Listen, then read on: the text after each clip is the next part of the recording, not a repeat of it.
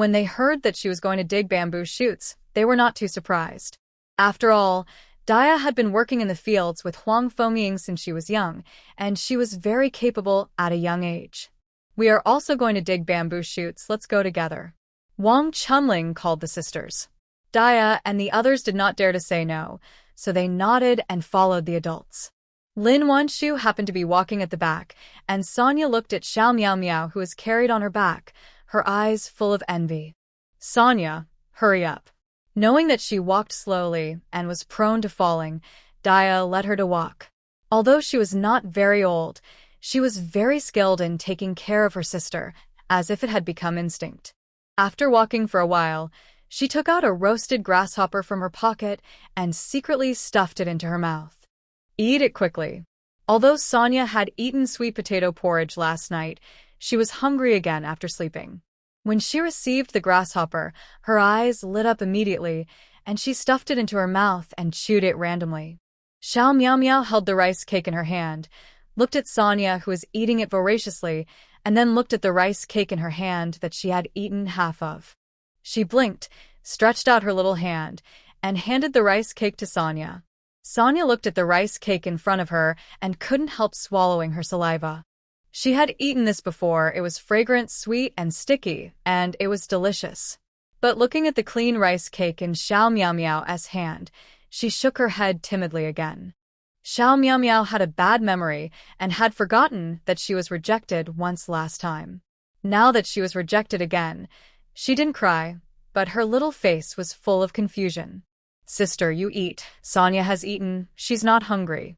Dia was older after all, and seeing that her sister didn't say a word, she quickly replied for her. Xiao Miao Miao heard her voice and turned her head curiously again.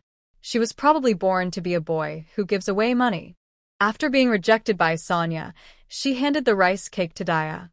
Lin Wanshu didn't interfere with her love of sharing food with others.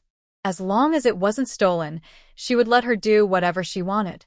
Dia used to live in fear every day and didn't pay much attention to Xiao Miao Miao. Now, seeing that this little sister is not only pretty, but also has the same good temper as Aunt Wanshu, she couldn't help but like her. "No, sister, I'm not hungry either, you eat quickly." Compared to before, she is indeed not so hungry now. After all, she also drank a bowl of thick porridge last night, which is different from the watery porridge before. Dia didn't dare to think of such a day before. Now she only prays that she can fill her stomach for a little longer and longer. For this reason, she dared not eat anything else except sweet potato porridge for fear of eating up her blessings. What's more, she would not ask for other people's things casually. Xiao Miao Miao was a little unhappy because the rice cake was not successfully delivered. Dia felt a little sorry when she saw her like this. Along the way, she kept looking for wild fruits for her to eat. After eating the wild fruit, Xiao Miao Miao soon forgot what happened just now. With her red little mouth, she kicked her hands and feet happily. Lin Wanshu was carrying someone on her back as she walked on the bumpy path. She almost fell down because of her kick. "Be quiet," Lin Wanshu warned, patting her little ace. Suppressed by her mother's blood, Xiao Miao Miao finally behaved herself. The people behind her didn't dare to kick anymore. The group walked all the way to Beilon Mountain. Yang Zheng had just been here yesterday. She led the way in front, and the others followed behind. Halfway up the mountain, they saw a large bamboo forest. There, Tang Qian was so excited that she ran towards the bamboo forest quickly with the dustpan on her shoulder, as if she was afraid that she would be robbed if she walked too slowly. The others didn't want to run at first, but seeing her running so fast, they had no choice but to run with her. Lin Wanshu was just making up the numbers, so she didn't plan to compete with them. She just carried Xiao Miao Miao on her back and walked slowly towards the bamboo forest. But as soon as they entered, they heard Tang Qian's disappointed voice. "Where are the bamboo shoots? Didn't they say there were a lot of them? Why are there none left?" Yang Zheng looked at the bamboos all over the ground, but didn't see a single bamboo shoot. She was also dumbfounded. Who is so quick? They dug them all up in a short time? She saw the bamboos all over the ground yesterday, and she couldn't carry so many, so she came back to tell others to dig together. Who would have thought that they would come up empty-handed? After finally coming here, everyone was still panting and disappointed. If I had known there were no bamboo shoots, I wouldn't have come this time. Tang Qian complained while fanning herself with her hands. She wasn't a bad person. She just liked to take advantage of others and had a bad mouth. Originally, everyone didn't plan to bring her here, but she insisted on following. Hearing this, Yongjung felt very uncomfortable. After all, they came here because they listened to her words. Now she made them come here in vain. How could she feel at ease? Tang Qian, we didn't call you. You insisted on coming here. Now that you've run away, you blame others. How can you be so embarrassed? Wang Chunling didn't tolerate her at all. She kept scolding her. Hearing this, Tang Qian felt a little embarrassed. I was just saying it casually. She shrank her neck and said, obviously she was afraid of Wang Chunling. Wang Chunling rolled her eyes and ignored her. She comforted Yongjung. It's probably the people from the nearby brigade who came to dig. You can't know about such a faraway thing in the family compound. Don't think too much. Let's see if there is any firewood here. Pick up some, and it won't be a wasted trip. The others thought the same. They did it right away. Several people put down the dustpan and started picking up dry bamboo and bamboo leaves. Dia and the others were also disappointed when they saw that there were no bamboo shoots. But they didn't dare to go back empty-handed, so they learned to pick up firewood like the military wives. At this moment, Lin Wanshu's surprised voice suddenly came from behind. There are bamboo fungi here. The military wives were all excited when they heard about bamboo fungi. That's bamboo fungi, delicious and nutritious. It's the best to take it home and cook soup. Where is it? Ji Hualan was closest to her, so she went over. Lin Wanshu carefully pulled apart the dry bamboo leaves, and everyone gasped at once. There are so many. It's not easy to pick up a few flowers at ordinary times, but there is a whole field here. It's too outrageous. Is this real? Just thinking about it, I saw Tang Qian had picked up the dustpan and picked the bamboo fungi quickly. Tang Qian, this is what Wanshu found. How can you pick it like this? Tang Qian pouted. Isn't this thing still growing on the ground? Whoever picks it first will get it. As she spoke, she picked it and her hands didn't stop moving. Everyone was shocked by her shamelessness. Tang Qian had just come back from her hometown after visiting her husband, and Lin Wanshu didn't know her well. She and several other military wives usually like to share the good things they come across with each other. Who would have thought that such a would appear today?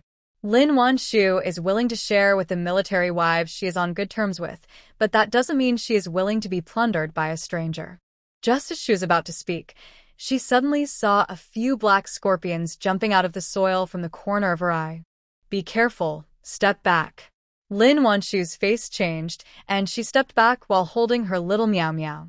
She said to the military wives next to her. Tang Qian was closest to the scorpion and had no time to hide. The next second, a pig-killing scream resounded through the bamboo forest. Was stung by a scorpion, and it wasn't just one, and there were more than one stings. When she was picking bamboo fungus, she happened to come across a scorpion nest. Several scorpions rushed out of the ground and stung anything they caught. Tang Qian was the first to be stung. She was stung several times, and her face was almost deformed in pain. The others were scared to death when they saw her like this. Lin Wanshu was relatively calm, and she was wearing thick rubber-soled shoes, so she stepped on two scorpions that rushed over to her. Wang Chunling was not much better. After the initial panic, she chased the scorpion and stepped on one to death. Seeing how brave they were, the others followed suit. Some smashed with hoes, some chopped with machetes, and even Dia picked up a stone and smashed it hard at a scorpion. 6 or 7 scorpions died after everyone's operation. Everyone was still gasping for air in shock. Tang Qian's hands were swollen like pig's trotters. It's all your fault. Did you do it on purpose? You called me here just to watch me get stung by a scorpion? Lin Wanshu thought that she must have some kind of brain problem to say such a ridiculous thing.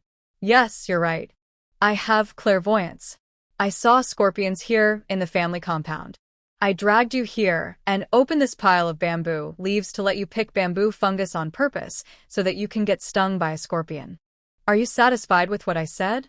Tang Qian's face turned from green to red, and then from red to black. It was so exciting. How could she not know that she was unlucky to get stung by a scorpion? But she was used to blaming others for all the mistakes. At this moment, she was squeezed by Lin Wanshu, and she was angry, embarrassed, and embarrassed. In the end, she didn't even know what mood she was in. The military wives were also speechless by Tang Qian's weird words. Originally, they felt a little sympathetic for her being stung so badly by a scorpion, but now they only felt happy. She deserved it. Tang Qian, please be kind enough not to follow us next time, okay? Otherwise, if you get bitten by something again, you will blame us later. Wang Chunling was so annoyed with her. Why didn't she stay longer in her hometown? Why did she come back so soon? Others also had disgusted expressions on their faces. Tang Qian immediately felt very wronged. Why are you all like this? Didn't you say that the family compound is a big family? I'm injured now, and you still scold me. I'm sorry. If there is such a shameless person in my family, I will beat you up sooner or later. Yang Zheng rubbed his fists and felt itchy. He really wanted to beat her dog head, to avoid being off by her sooner or later. We treat you as a family member so that you can treat us as a sucker? Ji Hualan, who was always good-tempered, was very angry. Every time the military wife said something, Tang Qian shrank her shoulders, and her face almost turned the color of liver. Don't say such harsh words. At most, I'll share some of the good things I find with you next time. Tang Qian felt pain even before she saw the legendary good things. No, I'm afraid that taking your things will shorten my life. Wang Chunling declined, fearing that she would curse her every day behind her back. I don't want it either. Get out of here as far as you can when you see me in the future. I'm afraid that I won't be able to control my hands one day. The former military wives didn't accept her, and the new Lin Wanshu ignored her. Tang Qian felt something was wrong. I was wrong, isn't it okay? I promise to be honest in the future. I won't take anything that's not mine. Tang Qian raised her swollen hand like a pig's hoof and swore to the sky. But no one believed her at all. Unless you return the bamboo fungus to Wanshu and apologize to her, I'll take your words as. It's useless to talk nicely to such a person. You have to be more forceful. Sure enough, after she said that, although Tang Qian was very reluctant, she still obediently poured the bamboo fungus into Lin Wanshu's backpack. I'm sorry. Tang Qian lowered her head and said sullenly. She didn't get the bamboo fungus, and her hands were swollen like pig's trotters. Tang Qian felt that she was at a loss. This is just this time. If you try to steal my things again next time, I won't be so easy to talk to. Lin Wanshu didn't like to deal with people who like to take advantage and put all the responsibilities on others. After saying this coldly, she took out a long stick and knocked on the place where she had just picked bamboo fungus. After making sure there were no other insects, she put Xiao Miao Miao down. Aunt Wanshu, let me help you look after my sister. Dia knew that she wanted to pick bamboo shoots, and she was worried about Xiao Miao Miao, so she took the initiative to speak. Thank you, Dia, I'll give you some bamboo fungus later. There were really a lot of bamboo fungus in this area. In addition to what Tang Qian had just picked, there were still 2/3 left. It seems that this piece of land must have been cut down before, and the remaining section has dried and rotted, which is why there are so many bamboo fungi. After what happened to Tang Qian just now, the other military wives were too embarrassed to pick the bamboo fungi she found. They were not Tang Qian, and they could not be so shameless. Since bamboo fungi were found here, they must be able to find others. The military wives went their separate ways to pick bamboo fungi, while Lin Wanshu concentrated on picking her own piece. Tang Qian felt even more aggrieved when she saw that everyone still ignored her. Didn't they agree to apologize and return the bamboo fungi? Couldn't they still play together? Why did they all run so far away now? Tang Qian didn't understand, and she felt a little depressed. She felt that she had really made a mistake. Kicking the mud on the ground sullenly, she looked at Lin Wanshu's basket that was getting fuller and fuller from time to time. Every time she looked at it, She felt a little more painful. But she didn't dare to run to grab those just now, because she was afraid that Wang Chunling and the others would really not let her follow them in the future. Lin Wanshu didn't know what was going on in Tang Qian's mind.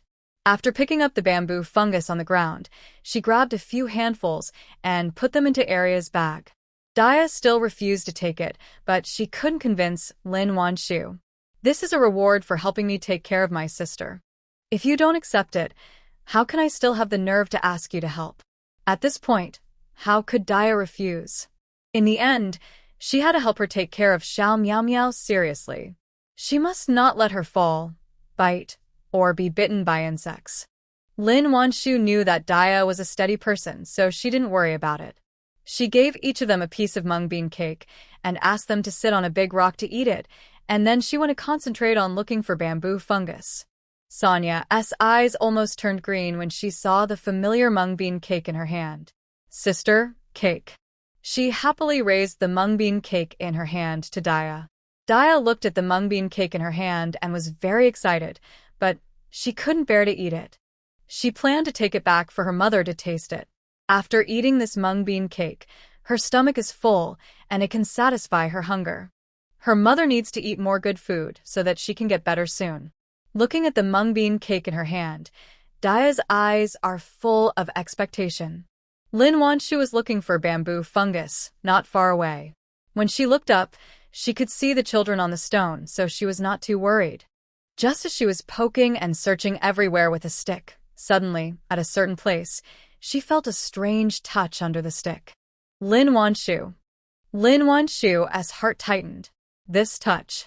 She swallowed her saliva, and with a trembling hand, she poked it gently again.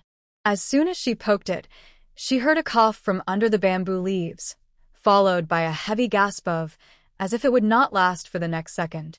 Lin Wanshu immediately realized that there was a person under the bamboo leaves, and he was half dead.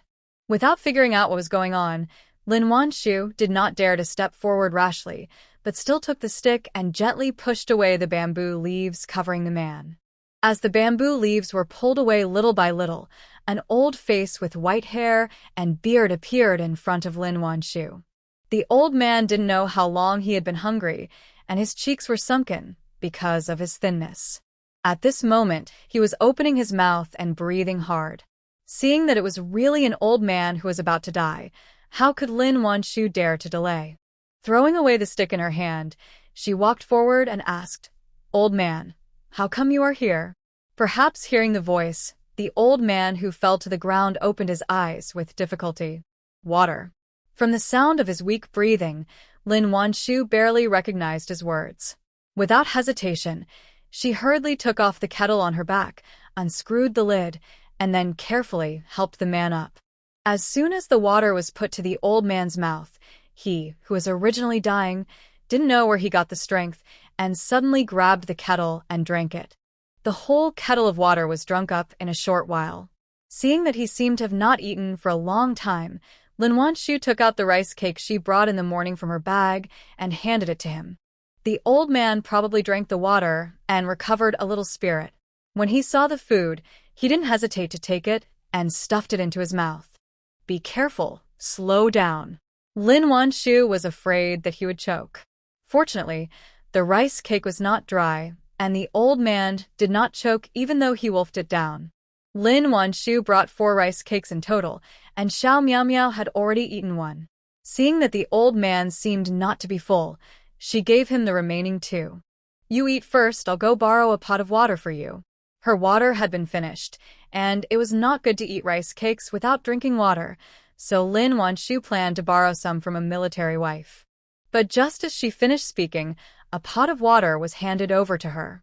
Lin Wanshu looked up and saw a red and swollen hand. Lin Wanshu. You don't even dislike my water, do you? Tang Qian was very hurt. She had always been like this, and they didn't say anything. Why did they dislike her now? Lin Wanshu did dislike her, and she didn't want to have anything to do with her. But when she looked around, she didn't know where the other military wives had gone. She didn't know how long it would take for her to find them to borrow water. She also had to check if the old man was injured, otherwise how could he fall here and almost starve to death? After hesitating for a while, she reached out to take Tang Qian's water. Now that you have accepted my water, you can't care about what happened just now. Besides, I didn't get a single bamboo fungus, and my hand was suffering. I didn't say anything, so you can't be so stingy. Tang Qian squatted beside Lin Wanshu and kept talking. Lin Wanshu. Is she still right? Unable to help it, she rolled her eyes.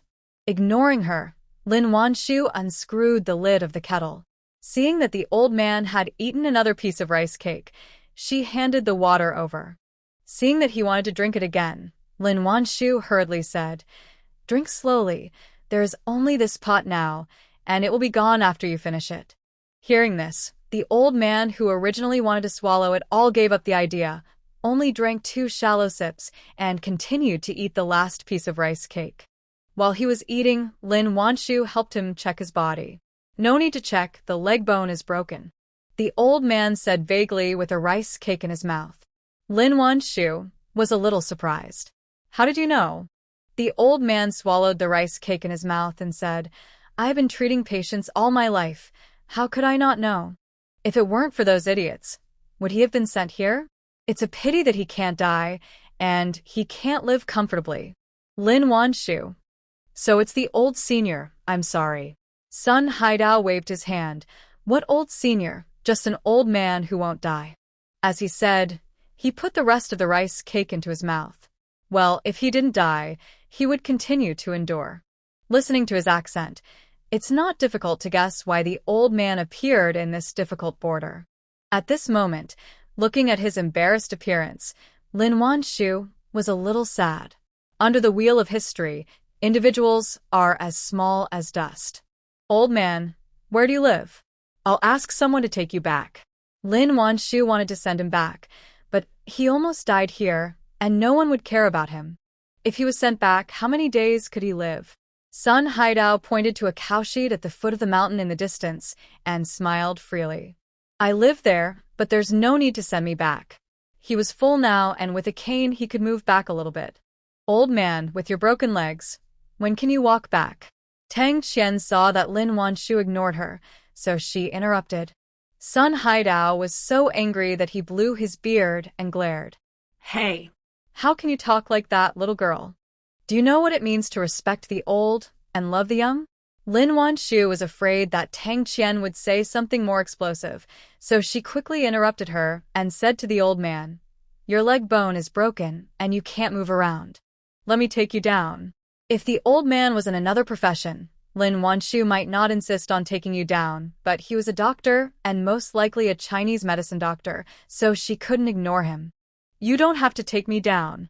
The old man was also stubborn and refused to let Lin Wanshu take him down no matter what. Tang Qian couldn't stand it anymore. "I said I'd take you down, so why are you talking so much?" As she said that, she reached out and picked up Sun Haidao from the pit. Lin Wanshu never thought that she would do this suddenly, and was shocked. "His leg is still injured. We can't just move him." Sun Haidao also screamed in pain, saying it. "It hurts me, an old man." Tang Qian never thought that there would be so many tricks to move an injured person. Seeing that one of them was frightened and the other was screaming, she suddenly felt embarrassed and wanted to put the man back into the pit. Before she put him down, she was stopped by Lin Wanshu again. "No, don't put it back, put it here," Lin Wanshu said as she wanted to help carry the man. "If we have already moved him, wouldn't it be a waste of suffering to put him back into the pit?" "Tang Qian. One moment this, one moment that, are you deliberately torturing me?" She muttered in dissatisfaction, and she didn't even wait for Lin Wanshu to get started, and directly put the old man to the place designated by Lin Wanshu. Lin Wanshu was shocked by her relaxed look. "Isn't this a female superhero?" Tang Qian, who had just put the old man down, couldn't help shaking her hands, obviously feeling very uncomfortable. Seeing that her hands seemed to be more swollen than before, Lin Wanshu frowned and took out a box of ointment from her pocket and handed it to her. "Use this to wipe your hands, it will reduce swelling." Hearing that it can reduce swelling, Tang Qian's eyes lit up and she grabbed the ointment without any courtesy. "Why didn't you take it out earlier?" After getting the ointment, she said something unforgiving. Lin Wanshu almost laughed out loud. Is it yours? If you keep complaining, give the medicine back to me. Hearing this, Tang Qian took a few steps back reflexively. I'm just talking. Don't be angry, I apologize. Isn't it okay for me to apologize? Lin Wanshu. What else can she say? Afraid of getting angry again, Lin Wanshu decided not to pay attention to her. Picking up the machete in the backpack, she picked a bamboo of suitable thickness and chopped it with a knife. Why did you cut this? Tang Qian asked while applying the medicine. Since it was free, she didn't hesitate to apply it thickly. Not to mention, after applying it, her hands, which were originally swollen and hot, were now cool and much more comfortable. Lin Wanshu didn't say anything. She measured the cut bamboo to a suitable length and cut it with a click, click, click sound. Then, she split the bamboo and polished it inside and out. Aren't you going to cut it back for firewood? Tang Qian continued to ask, as if she had no idea that she had just him off. Lin Wanshu. I don't want to listen, you rascal. After mumbling to herself, she picked up the cut bamboo and returned to the old man. I just happened to bring some medicine for your wounds. Now I'll help you apply the medicine and fix it with the bamboo board. Sun Haidao had been watching her busying around for him, and he felt very complicated. Since the accident, everyone treated him as a plague, and even his closest family members stayed away from him, afraid that if he got any closer, he would be in trouble. But she, a stranger, didn't care whether she would be implicated or not. She not only gave him food, but also applied medicine and bandaged him. Girl, don't bandage it. My old bones won't live for a few days. Sun Haidao sighed deeply. He was a man whose half-body was buried in the less. Why did he bother to harm a young man who still had a long way to go? Old man, don't say that. Even ants try to survive. As a human, how can we not cherish our lives? It's easy to die, but it's hard to live. Live uprightly. If you don't persist, how do you know that dawn won't suddenly come one day? The dawn was clearly ahead, but many people fell in the darkness. Dawn. Dawn? Sun Haido's old voice was filled with unspeakable confusion. Can he still see the dawn? Lin Wanshu didn't say anything else. Some words are enough to stop at the right time. Sure enough, after what he said just now, Sun Haidao didn't stop her from applying medicine to him. The new medicine has not been developed yet, and Lin Wanshu still uses the one she used to apply to Chen Yan. She still puts the powder in a black cloth bag, and after opening it, there is another layer of oil paper bag inside. Lin Wanshu took out the oil paper bag and opened it carefully. As soon as the bag was opened, a strange smell wafted away. Sun Haidao, who was still a little confused, suddenly sat up straight. This medicine. Looking at the strange colored powder in her oil paper bag, Sun Haido's voice trembled a little. Lin Wanshu thought his reaction was a little unusual, so she looked at him strangely. This prescription was left by my grandfather, and I found herbs to make it myself. Hearing this, Sun Haido's eyes suddenly widened, and his eyes stared at the young girl in front of him. You mean this prescription is from your grandfather? Sun Haido's breathing was rapid, his chest was heaving violently, and his voice was shaking so much that he couldn't form a sentence. Lin Wanshu saw that something was wrong and was afraid that he would pass out in one breath, so she hurriedly patted his back. Don't get excited, take care of yourself. But as soon as she finished speaking, Sun Haidao grabbed her arm. Is your grandpa called Tao Chiming? Seeing him like this, how could Lin Wanshu not know? This man must be an old acquaintance of Grandpa, and an old acquaintance with a special relationship. Otherwise, how could he know her grandpa's name just by a piece of medicine? Yes, my grandpa is indeed called Tao Chiming. As soon as she finished speaking, she saw Sun Haidao burst into tears. Senior brother, you made me look so hard. Sun Haidao held Lin Wanshu tightly with one hand, as if he was afraid that she would run away, and the other hand kept wiping tears. Hearing that he was actually the junior brother of Grandpa, Lin Wanshu was also shocked. You said, you are my grandpa's junior brother? It's true. This prescription was created by your grandpa. I knew it as soon as I smelled it. Sun Haidao was full of emotion. At that time, the whole country was in turmoil, and those who lived in the Taoist temple were not spared. Finally, under the call of the head, they decided to go down the mountain to resist the invaders.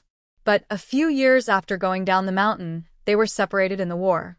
Over the years, he has never given up asking about the whereabouts of his senior brother, but there is no news.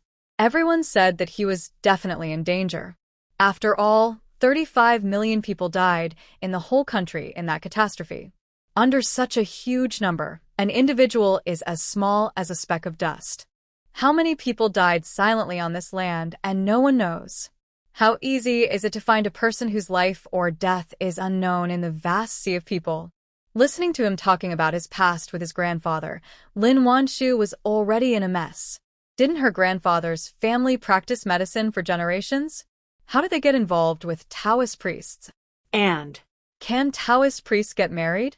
She couldn't help but ask curiously. Sun Haidao looked at her with contempt, as if he was dissatisfied with her lack of common sense. We are from the Jingyi sect. Of course we can get married. Not only can we get married and have children, but we can also eat meat.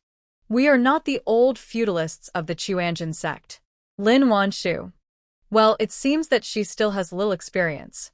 After listening to his popular science, Lin Wanshu curiously asked about her grandfather's past.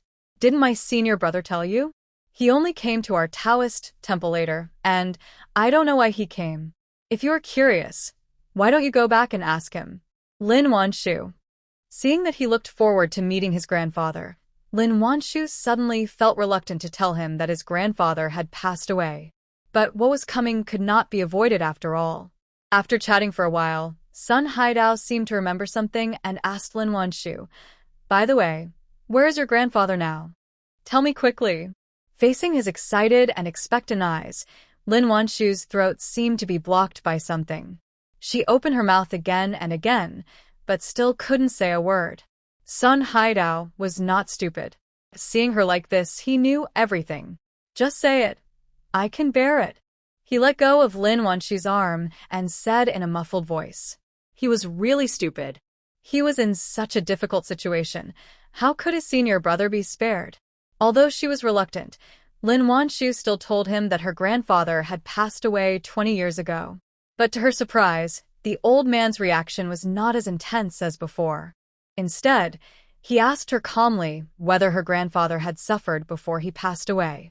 Lin Wanshu shook her head. No, everyone in our village is very grateful to him. Hearing that he left in a dignified manner, Sun Haidao nodded with red eyes and murmured, "That's good, that's good. Not dying under the knife of the devils, nor dying in the hands of those rascals, is not a bad thing." Lin Wanshu didn't expect that fate was so wonderful that she could meet her grandfather's junior brother here. She wanted to help him, even though she didn't know him.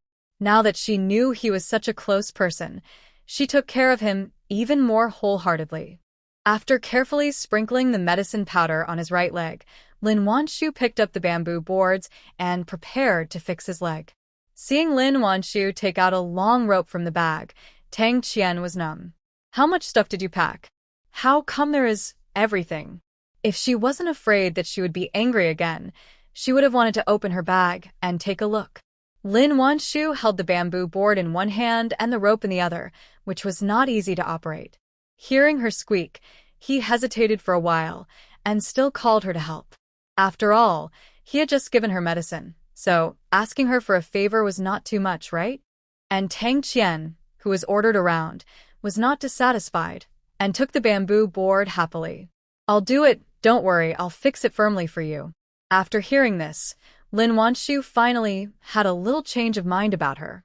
With the cooperation of the two, Sun Haidao's leg was fixed quickly. Lin Wanshu tied a knot and said to Sun Haidao, "I'll take you back first." This time, Sun Haidao did not refuse, but refused to let her take him to the cowshed and only let her take him to the fork in the road. "Get me a crutch, my left leg can still move, and it's no problem to go back." Knowing that this was the limit of his concession, Lin Wanshu didn't say anything else. She went to get him a sturdy crutch. But just when she found the crutch, Ji Hualon and others came back.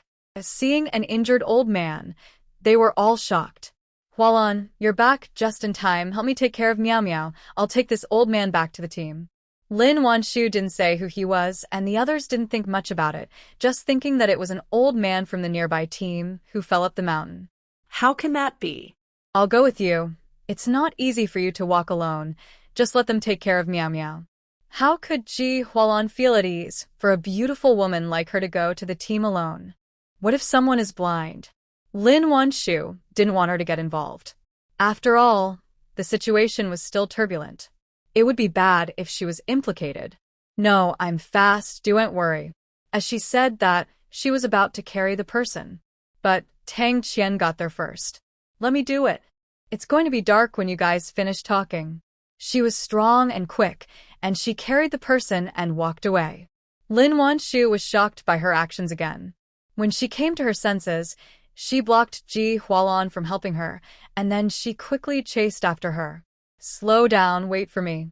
Everyone else knew that Tang Qian was very strong, and seeing that she had carried the person away, they didn't say anything. Tang Qian and Lin Wanshu were both used to walking on mountain roads, especially Tang Qian, who walked very fast with a person on her back, and Lin Wanshu almost couldn't catch up. Not long after, the two of them reached the foot of the mountain. It was about 400 or 500 meters from here to the cowshed. Lin Wanshu didn't want to let her carry the bamboo fungus alone, so she said, I'll do the rest of the way. You go back first. I'll give you half of the bamboo fungus later. Since she had done such a big favor, Lin Wanshu wasn't the kind of person who didn't know what was good for her and only wanted benefits without giving anything in return. So she offered to give her half of the bamboo fungus. Hearing this, Tang Qian narrowed her eyes and was obviously very satisfied. You don't have to carry it. I'm not tired. If you feel bad, you can give me a few pieces tomorrow. Oh no. 2 pieces of rice cake will be fine. She was so greedy just now, but she was embarrassed to ask because Lin Wanshu ignored her. Now that she saw that her attitude had softened, she took advantage of the situation. It's settled. I'll ask you for rice cakes tomorrow. Fearing that Lin Wanshu would not agree, she carried Sun Haidao on her back and walked quickly in front. Lin Wanshu. When they reached the fork in the road, Sun Haidao refused to let the two of them carry him anymore. Go back, go back. I can do it myself. Sun Haidao waved at the two of them. After all, he was a Taoist priest, and his body was much stronger than that of ordinary people. After eating a full stomach, he had recovered his spirits and could walk with a cane. Lin Wanshu did not leave, but took out the remaining medicine from her big bag, as well as a small bag of about 7 or 8 mung bean cakes, and stuffed them into his hands. Take this, and I will bring it to you after you finish eating. Don't refuse. Your legs are like this. If I don't take care of it, you will not have the face to see my grandfather when you die. She had said everything. What else could Sun Haidao say? Reaching out to take the bag, his eyes were a little red, and he urged again. Go back. Lin Wanshu knew that he was worried about her, so she didn't stay for long. She waved to him and left with Tang Qian. Along the way, Tang Qian's eyes never left her bag. Why do you bring so much food when you go out? The most important thing is there anything left? Lin Wanshu. No, it's all gone. Afraid that she would not believe it, she opened her bag. Tang Qian took a look and found that it was indeed empty.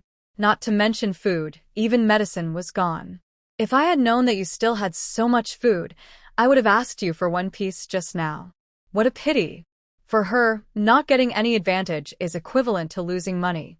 What else can Lin Wanshu say? After thinking for a while, she said, I will steam a pot of rice cakes for you tomorrow, but I need your help with something. Hearing this, Tang Qian's expression was very strange, as if she was in pain, but also as if she was alert, and she looked very entangled. You won't let me do anything that is against the will of heaven, right? Let me tell you, although I, Tang Qian, like to take advantage of small things, I will never do anything that loses my conscience. She looked like she was very principled. Lin Wanshu was angry and amused. What are you thinking? What evil thing can I ask you to do? Oh. Okay, tell me. Tang Qian was still worried. After all, it was just a pot of rice cakes. She didn't want to do anything against her conscience, so why would she spend so much money? Forget about a pot. Even if she was asked to give a piece, Tang Qian would be so painful that she couldn't sleep. Lin Wanshu had already figured out her temper, so she didn't keep it a secret. I asked you not to tell anyone what we just talked about. Although she was not afraid of trouble, it was best to avoid it if possible. I thought you were going to say something. Do you think I'm a big-mouthed person? Lin Wanshu. Not just like I'm a big-mouthed person. Tang Qian looked at her suspicious expression and choked. Don't look down on me. If you can steam a pot of rice cakes for me tomorrow, and I still talk nonsense everywhere, you will punish me so that I can't take any advantage in the future. Hearing this unique poisonous oath, Lin Wanshu almost choked on her saliva. But this oath was indeed very poisonous for her who loved to take advantage. Lin Wanshu was relieved. She had planned to tempt her with rice cakes to see how she would react. If she was unreliable, she would give her a warning. Unexpectedly, she was more reliable than she thought, which made Lin Wanshu feel a little bit like a mean person. Thinking of this, she decided to add some extra ingredients to her rice cakes tomorrow. Tang Qian didn't know what Lin Wanshu was thinking. At this moment, she was immersed in the joy of getting a pot of rice cakes. She was full of energy and walked like flying.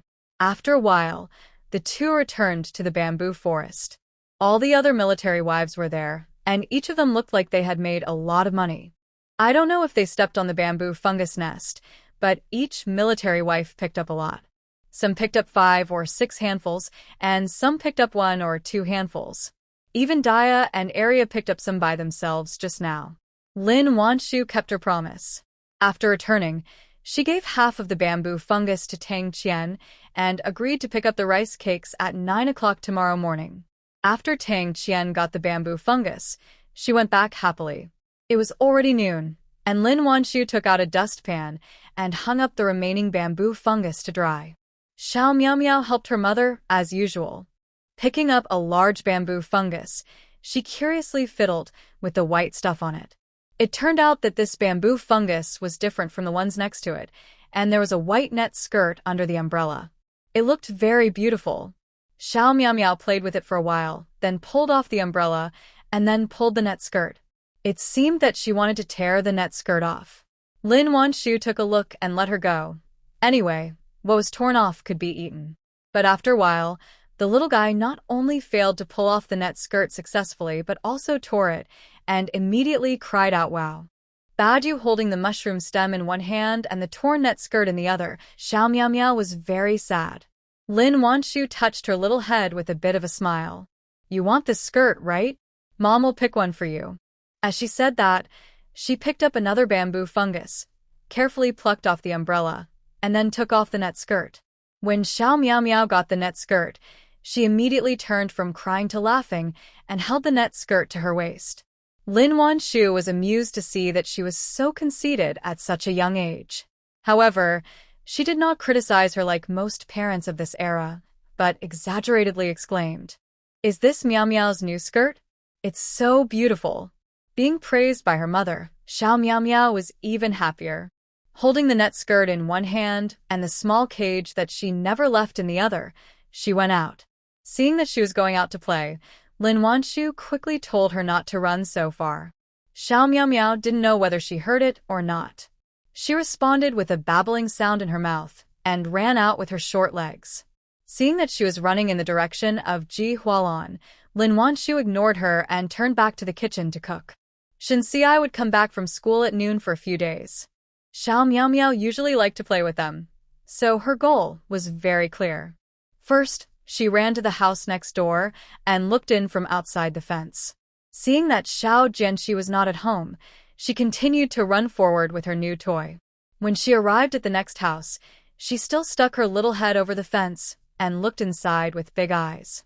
After seeing that the other 2 brothers were not at home, Xiao Miao Miao was very disappointed.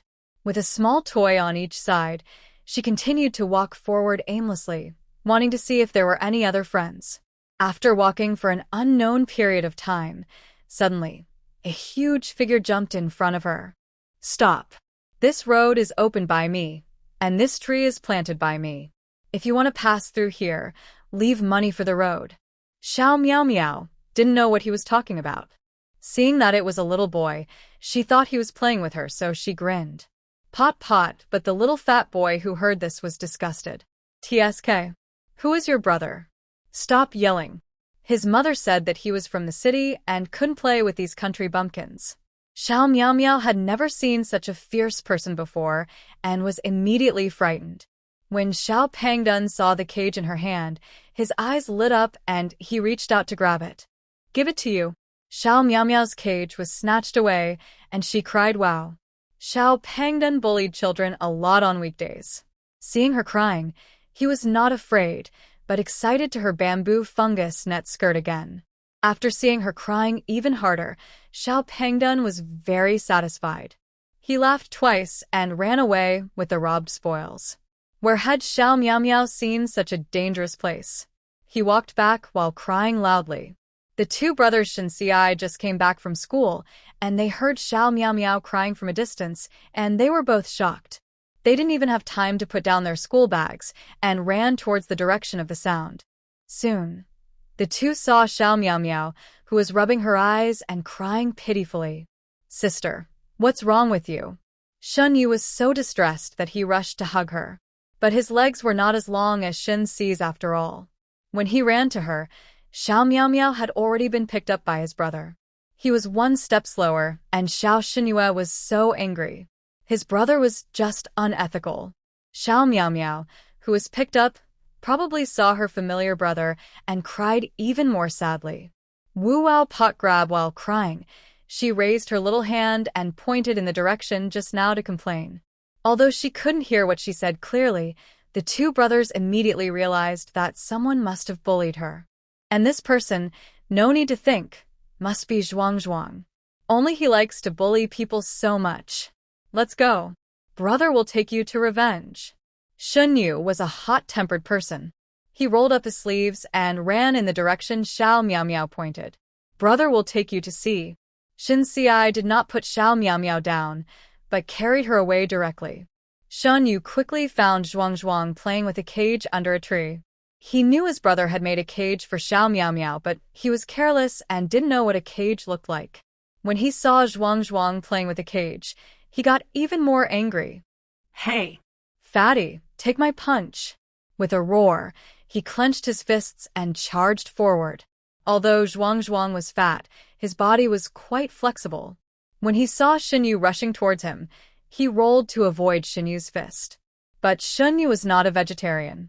If he couldn't succeed with one strike, he turned around and chased after him. Soon the two were fighting together. Zhuang Zhuang was strong and Xinyu was nimble, and the two of them fought evenly. When Shin Xi and Xiao Miao Miao came over, both sides were interested, but no one stopped. Without any hesitation, Shin Xi placed Xiao Miao Miao far away from the two of them, told her not to run around, and rushed forward. Different from Shenyu's rampage, Shin Xi learned from his father, and he basically punched people to the flesh. After a while, Zhuang Zhuang was beaten until he screamed, "It's not fair. You two are fighting against each other. How can you be considered a hero?" Zhuang Zhuang grinned after being beaten, but he had no intention of admitting defeat. He cursed angrily while resisting. "Why don't you act like a man when you things from girls? If I don't beat you down today, my surname will not be Shen." Shinyu yelled back while beating Zhuang Zhuang violently. 2-1, and there is Shen Ci with explosive fighting ability. Who is Zhuang Zhuang's opponent? After a while, he cried and gave up.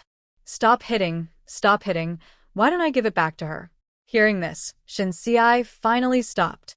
Shunyu wanted to continue hitting, but seeing his brother stop, he had no choice but to fight. He reluctantly stopped. But before he stopped, he secretly kicked Zhuang Zhuang. "Go and apologize to Miao Miao."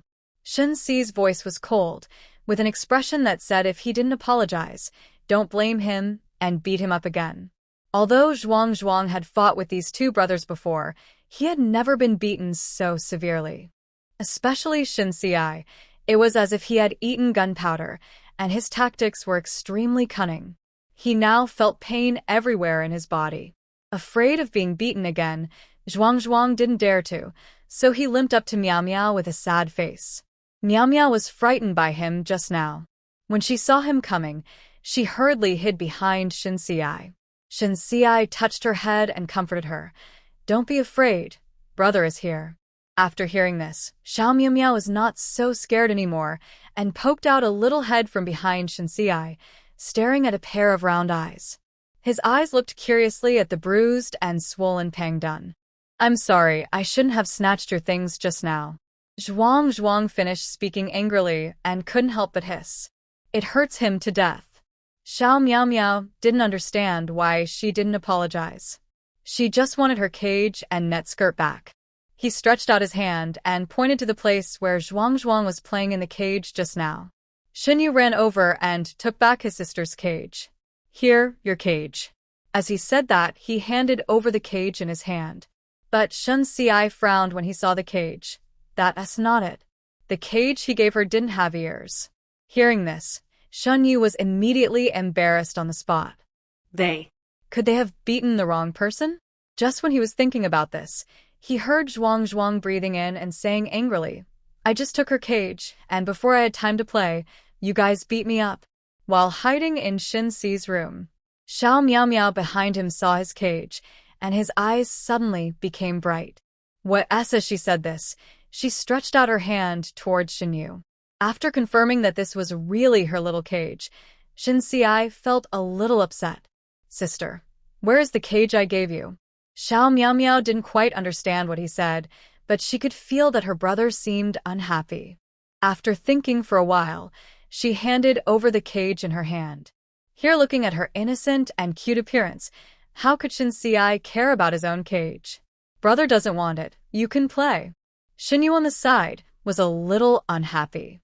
In order to avenge his sister, he got into a fight, and now his whole body hurts. As a result, Xiao Miao Miao actually gave the cage to her brother instead of him. "Sister, you are partial," he accused. Seeing that he was not happy either, Xiao Miao Miao looked a little embarrassed.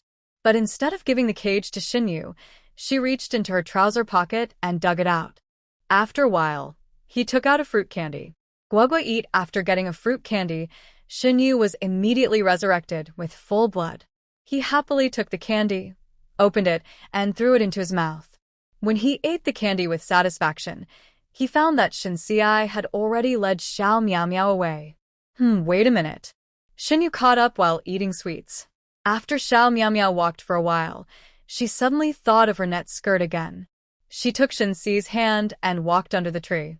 Shen Xi didn't know why, but he followed her to the tree without saying anything. Zhuang, who was not far away, saw something was wrong and left secretly. Sure enough, not far away, I heard that annoying cry again. Fan Fenghe. Hearing Shen Yu's roar, how could Zhuang dare to stop? He ran as fast as he could without his life. Finally, when I got home, I met my own mother. Seeing his bruised nose and swollen face, Du Fuling was immediately frightened. "Son, what happened? Who hit you?" Du Fulin screamed. "No one hit me. I hit myself." Zhuang waved his hand and said impatiently. He didn't have the shame to say it until he lost the fight. If his father finds out, he will have to fix him later. But Du Fuling didn't believe his rhetoric at all. He hugged her Zhuang, and she screamed heartily. "Who is it that beat you? Don't be afraid. Tell Mom, and Mom will go find his mother to argue with you. Du Fuling is just a son, and it doesn't hurt enough to hold him in the palm of his hand." Seeing him being beaten like this, how could he be so angry? "Have you already said it? Don't make blind guesses, okay?" Zhuang became more and more impatient. He was starving to death, and she was still nagging here. But when it came to the matter of his son being beaten, Du Fuling, who had always doted on his son, became very strong. "If you don't tell me, I will take you one by one to ask, and I will always be able to find out who hit you." Zhuang had no choice but to tell the truth. It's Shen Xi and Shen Yu." Du Fuling was furious when she heard that it was the two brothers who joined forces to beat her child. "Let's go. I'll take you to find them." On the other side, Shen Xi finally coaxed Xiao Miao Miao, and the two brothers were about to send her home. Who would have thought that he would meet Ji Hualan on the way? Ji Hualan was about to send bamboo shoots to Lin Wanshu. She dug several bamboo shoots on the mountain. When she saw the little guy crying so hard that his eyes were swollen, she was shocked. "Why are you crying, sister?" Ji Hualan usually loved Xiao Miao Miao very much, but when he heard her concerned voice, Xiao Miao Miao threw herself into her arms and started crying again. This made Ji Hualan, who only had a naughty boy at home and no cute daughter, feel heartbroken. "Miao Miao, tell aunt, did your brother bully you? I'll help you beat him up." As she said this, she glanced at her youngest son. When Chen Yu saw this look, he immediately became unhappy. "Mom, what do you mean? Do I look like someone who would bully my sister?" He had to grab her even if he wanted to play with her. Ji Hualan glanced at her troubled little son speechlessly, paused, and then said, "I don't know who made my sister cry last time." Hearing this, Chen Yu, who originally felt that he had been wronged, suddenly felt a little embarrassed. Then, "I didn't mean it on purpose. I just wanted to show my good friend's strength to my sister, who knew she would be frightened and cry. Have you ever seen anyone who would give a chameleon to a girl?" The more he talked, the more doubtful Ji Hualan became about who this idiot was following. His dad is not like him either. Chen Yu was still a little unconvinced. "That's because my sister doesn't understand my strength yet. If she is familiar with strength, she will definitely like it. It is so beautiful and can change color. How could anyone not like his strength?" Yehualan. As long as you are happy. She has given up trying to persuade this stupid son. It certainly didn't seem like he made his sister cry, so Ji Hualan didn't say anything. As for the bruise on his face, Ji Hualan was already used to it. She would feel weird if he didn't go out to fight someday. In a place like the military, where force is valued, it is normal for boys to get into fights. They are usually not serious and parents will not interfere. As for children, if they are beaten today, they will be fine tomorrow. "Shin Xiai, tell me, what's wrong with my sister?" Shin Xiai looked a little unhappy when he saw his sister crying again. He felt that the beating was too gentle just now. Hearing what his mother said, he was about to speak when he heard Du Fuling's voice coming from behind him. "Hey Ji Hualan, so you're here?" Hearing this, Ji Hualan turned around and saw Du Fuling looking like he was going to attack the enemy. Putting Xiao Miao Miao down and handing it to Shin Xiai, she spoke calmly. What do you want from me? Du Fuling pulled her son over and pointed at the bruises on his face and body, his eyes almost bursting with fire. "You still have the nerve to ask me. See for yourself what good things your son has done. They actually joined forces to beat my son like this." Ji Hualan didn't panic when he was accused in person. Instead, he said calmly, "Fighting is indeed not allowed, but my son has always been stable and sensible, and he will never hit anyone casually. It must have been something your son did that made them do it. After all, it is your son who is often complained about." Xiao Miao Miao cried when she thought about it. With such a pitiful appearance, it is not difficult to guess what just happened. Du Fuling didn't care if her son was the cause of the matter. She only knew that her son was beaten, and she would find someone to settle the score. "Stop arguing with me.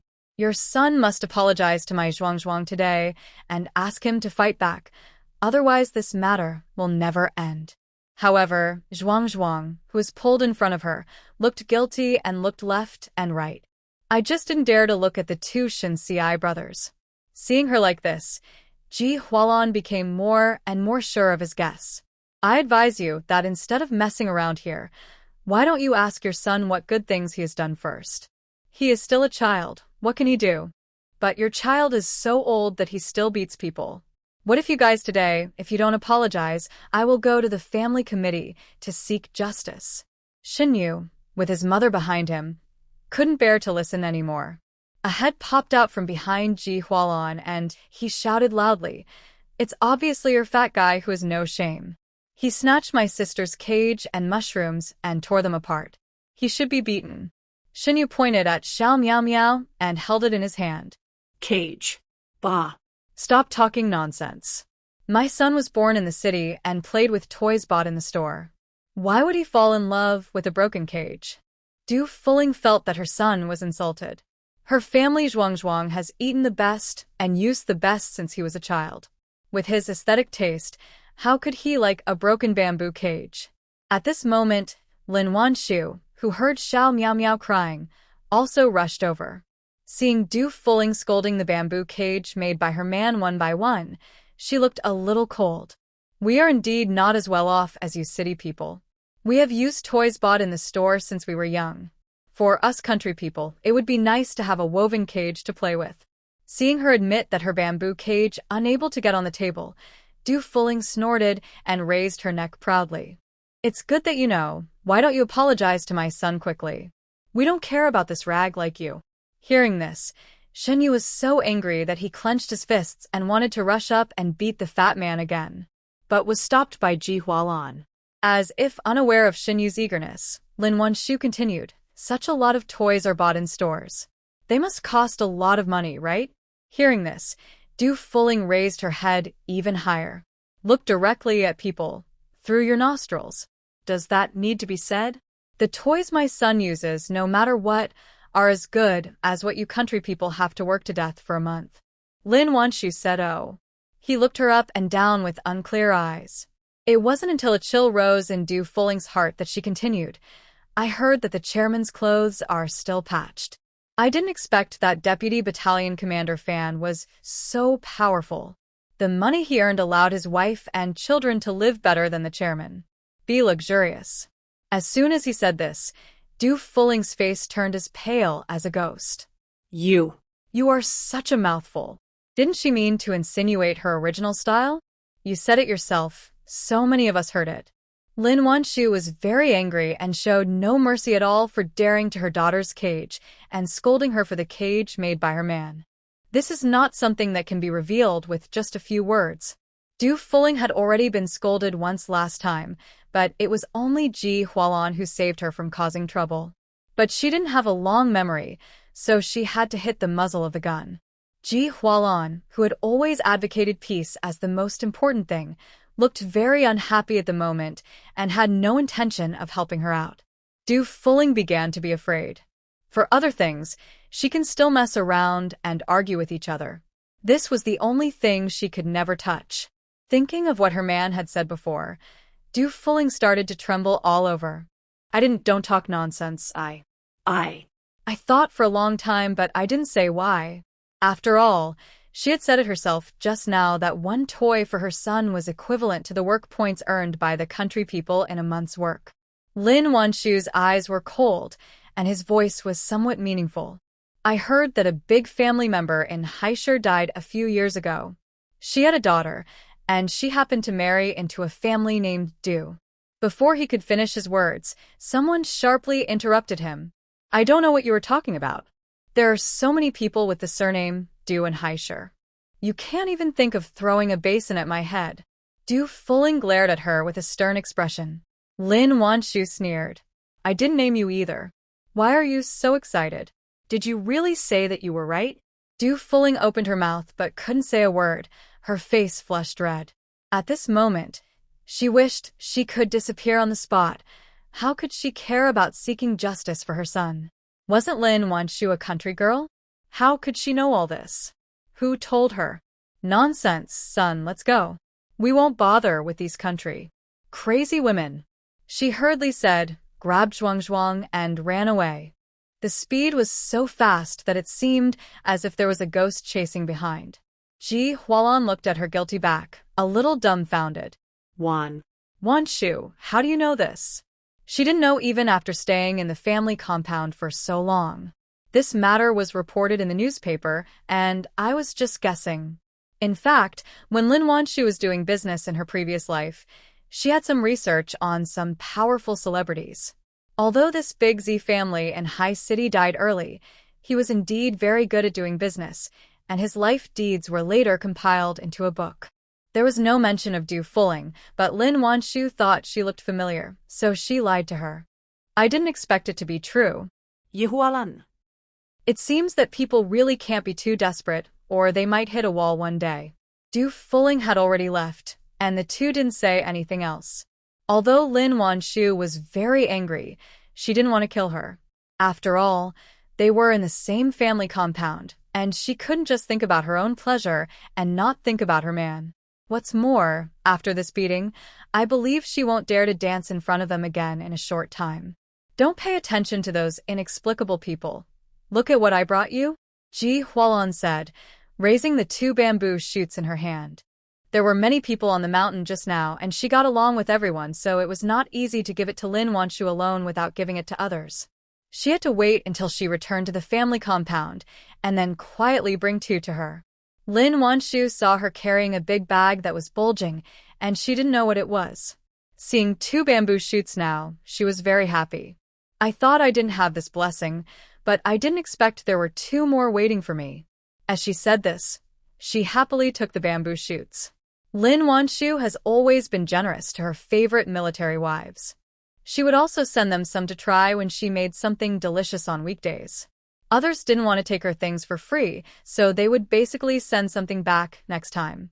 Therefore, Lin Wanshu accepted the bamboo shoots that Ji Hualon wanted to send to her without any psychological burden. After sending the bamboo shoots, Ji Hualon didn't stay for long. She had to go back to make lunch. Shenyi was about to follow him, but seeing that his brother didn't move, he stayed. He must want to play with his sister by himself. Insidious. Too insidious. Lin Wanshu held 2 bamboo shoots in her hand and couldn't hold a baby, so she put her down and promised to pull another net skirt for her. Xiao Miao Miao then happily came down. Here, the mother and daughter went home happily, followed by the 2 brothers of the Shin family, while on the other side, Chen Yan appeared on a train. The train was bound for the provincial capital. The whole carriage was full of people, and even the aisle could not fit in. Chen Yan stood at the junction of the 2 carriages, seemingly resting with his eyes closed, but in fact his attention was always on a group of strange people. Although their clothes were worn out and patched, they all had tendons. The leader wore a hat with the brim pressed down low, and his appearance could not be seen.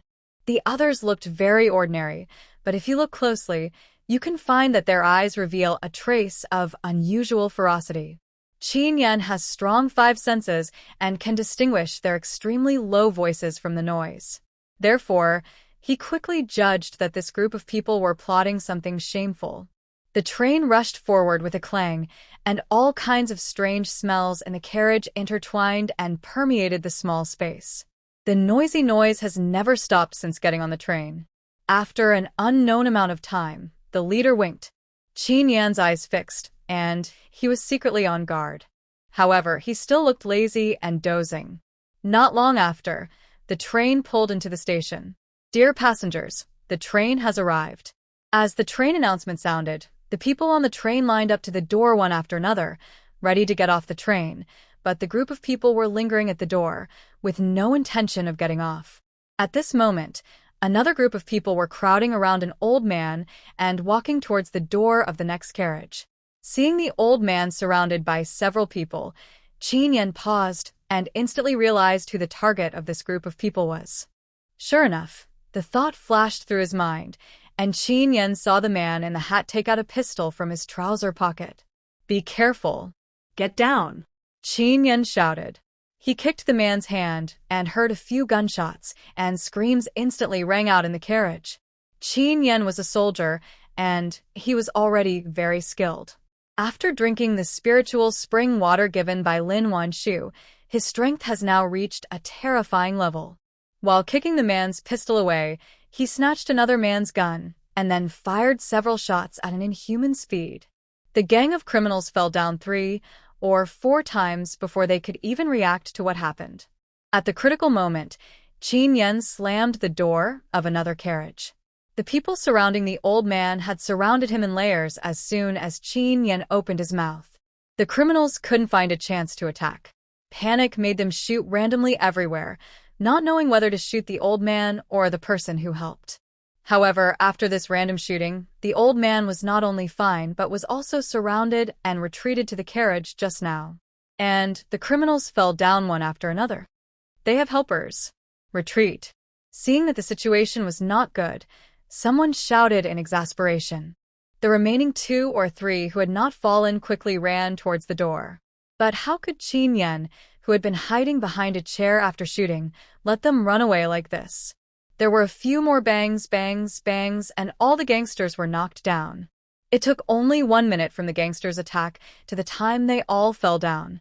Li Tisho, who sent the old man back to the carriage and turned back to help, looked at the gangsters lying on the ground, and his scalp was numb instantly. And the only person who was still standing didn't know whether he was an enemy or a friend.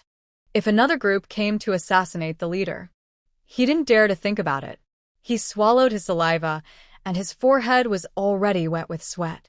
And at this moment, the tall man spoke. "Hello, comrade. I am a soldier of the 31st Regiment of the 12th Division of Wen City. My name is Chen Yan." Hearing that it was his own people, Li Tisho's heart was slightly relieved, but he did not completely let down his guard. Instead, he exchanged a few more secret codes, and seeing that he answered them all, he excitedly ran up and patted him on the shoulder. "Good boy. Your skills are really amazing." A group of 8 or 9 gangsters were dead or injured, and the carriage was filled with a strong smell of blood. Chen Yan confiscated all the pistols and simply bandaged those who were relatively lightly injured. Sparing his life was naturally for interrogation, so as to find the mastermind behind the scenes. After he bandaged and the man, Li Tisho also helped the old man out. "You said it was this young comrade who saved me just now?" Yu Chuanbai saw the agile young man, who had been used to the ups and downs, and his face was full of shock at this moment. Who on earth is this god who can fight 8 or 9 people with guns with his bare hands? "Yes, Chief, it's him. His name is Chen Yan, and he is from the Wunsher military region." Li Tisho had been shocked, but now he was much calmer. After all, they had seen many gods during the War of Resistance against Japan and the war to aid Korea. It is normal for a country as big as this to have some people with extraordinary abilities. When Chen Yan heard that Yu Chuanbai came out, he hurried forward and saluted. "Hello, Chief." Seeing the famous general during the anti-Japanese war, the usually calm man was full of excitement. Good. Little comrade, you're very good." Yu Chuanbai also patted his shoulder and was even more satisfied when he found that he was very strong. This is a good seedling. But unfortunately, he had to rush back to Beijing and couldn't stay for long. "Chief, I think we should let this little comrade go back to Beijing with us." With him, Li Tisho felt that the chief's safety would be more guaranteed.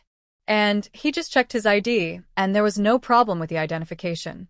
Yu Chuanbai was also a little tempted, but he still asked Chen Yan's opinion.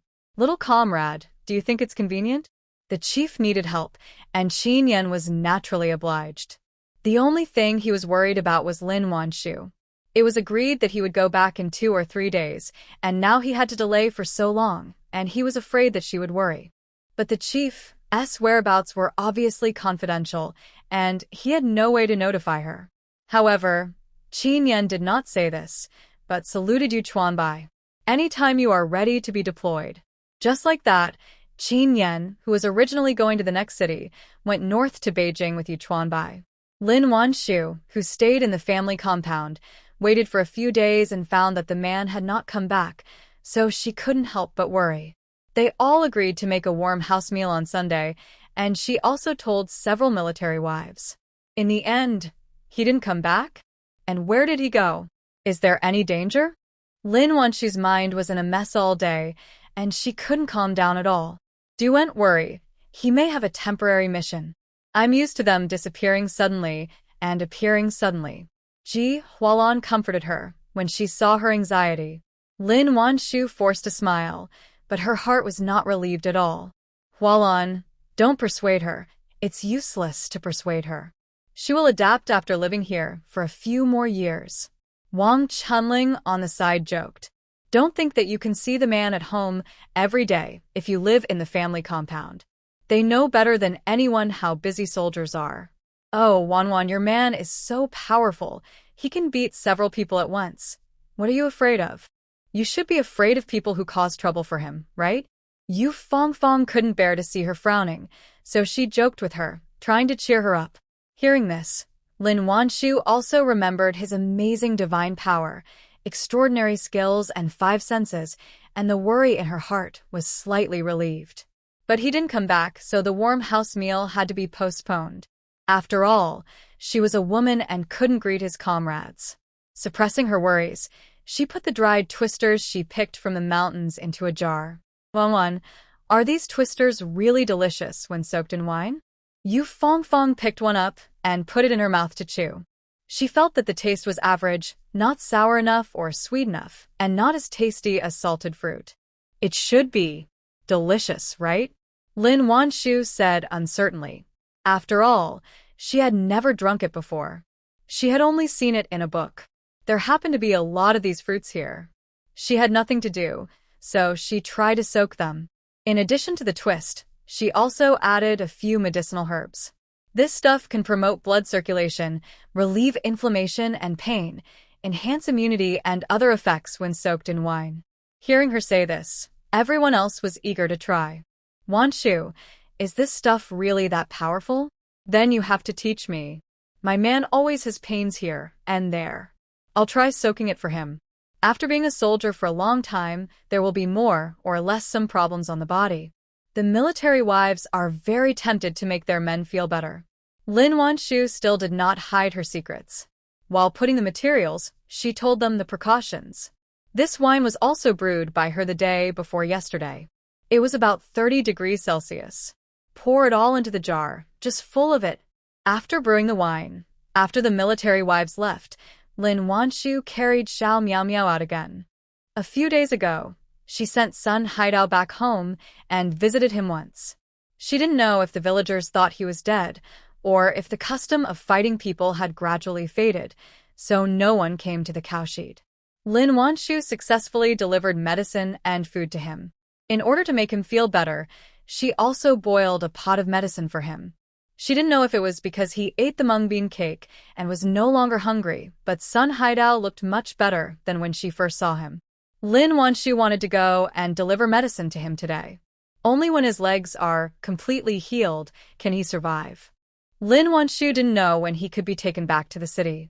Anyway, she had to take care of him for a day when he was here. Lin Wanshu had walked this road 2 or 3 times and was familiar with it. Xiao Miao didn't care where her mother was going. As long as she could go out, she was happy. Along the way, her 2 little feet swung as usual. Fortunately, Lin Wanshu didn't carry anything else today, so she didn't care about her, letting her swing her little feet freely and comfortably. Passing through the forest, birds chirped from time to time in the trees. Occasionally, there were 1 or 2 graves on the roadside. It would be a lie to say that you are not afraid walking on such a mountain road alone. Lin Wanshu could only walk along and sing red songs to Xiao Miao to give her courage. It is true that red songs are powerful. Once they start singing, there is no fear. Xiao Miao can't sing, but she also sings along with her mother at the top of her voice. More than half an hour later, Lin Wanshu finally arrived at the cowshed. It was working time, and there was still no shadow nearby. This cowshed has been abandoned for a year. There are no cows in it. Only Sun Haidao lives there. Last time, Lin Wanshu had helped him clean it, and it looks much cleaner now. Uncle, I'm here. Lin Wanshu shouted softly while knocking on the door of the cowshed. Sun Haidao is her grandfather's junior brother, so she can call him uncle.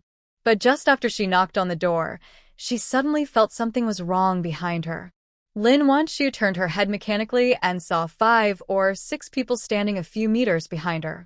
And Sun Haidao was held in the middle by them, 1 on each side.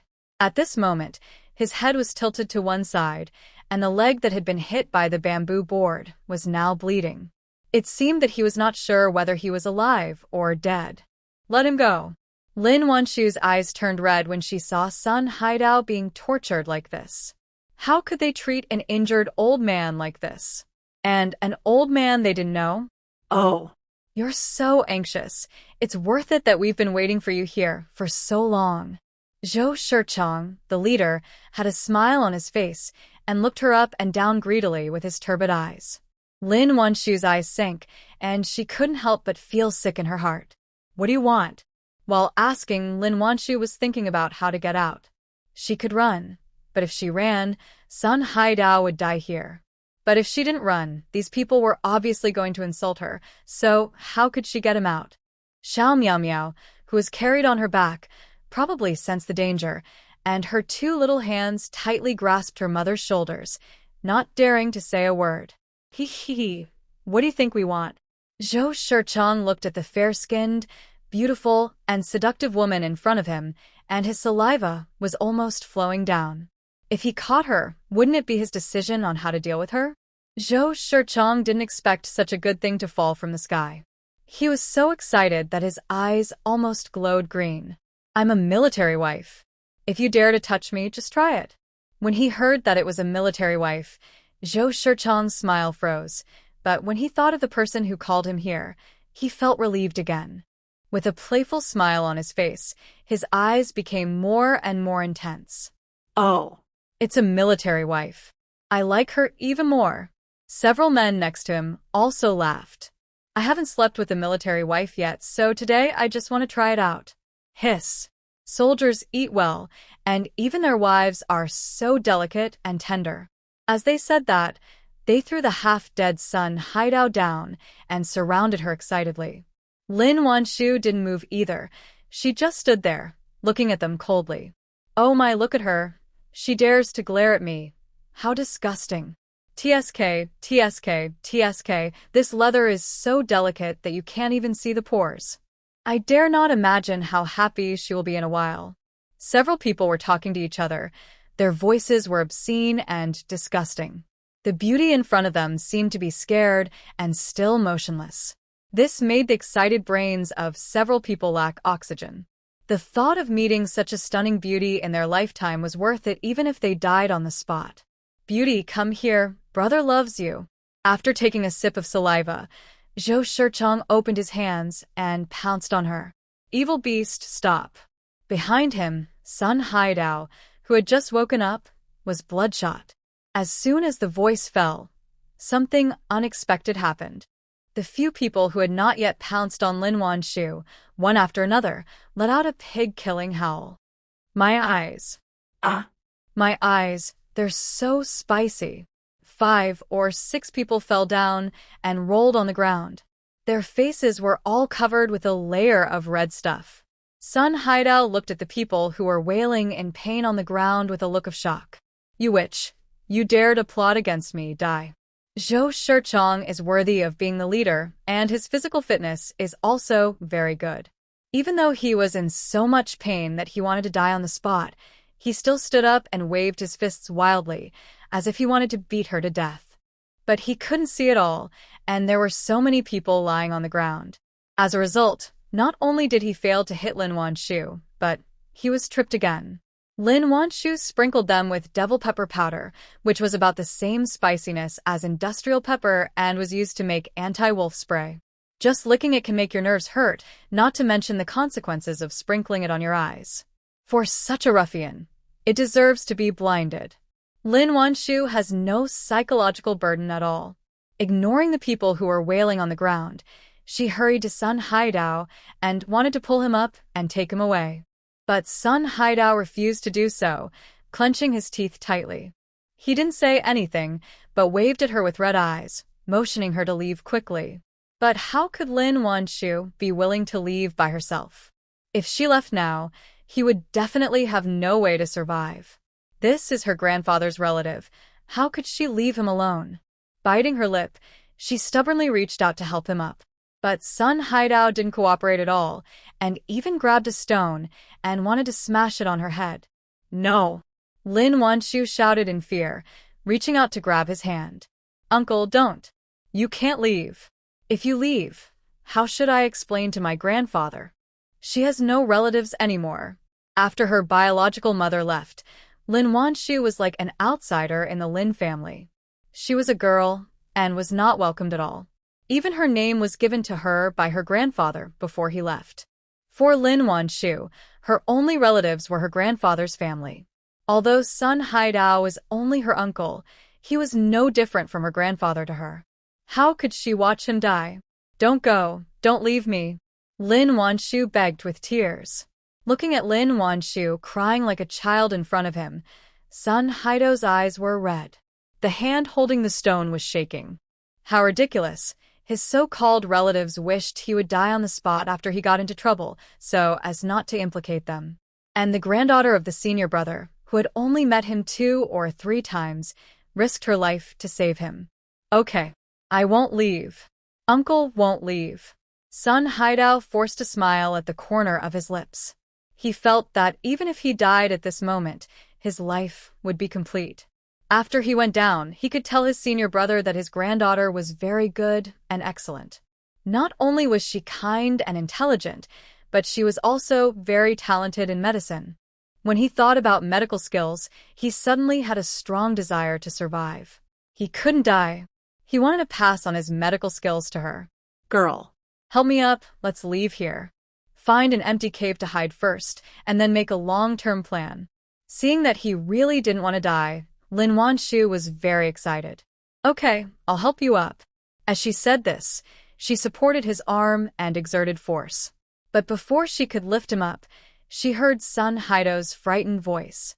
Girl, be careful.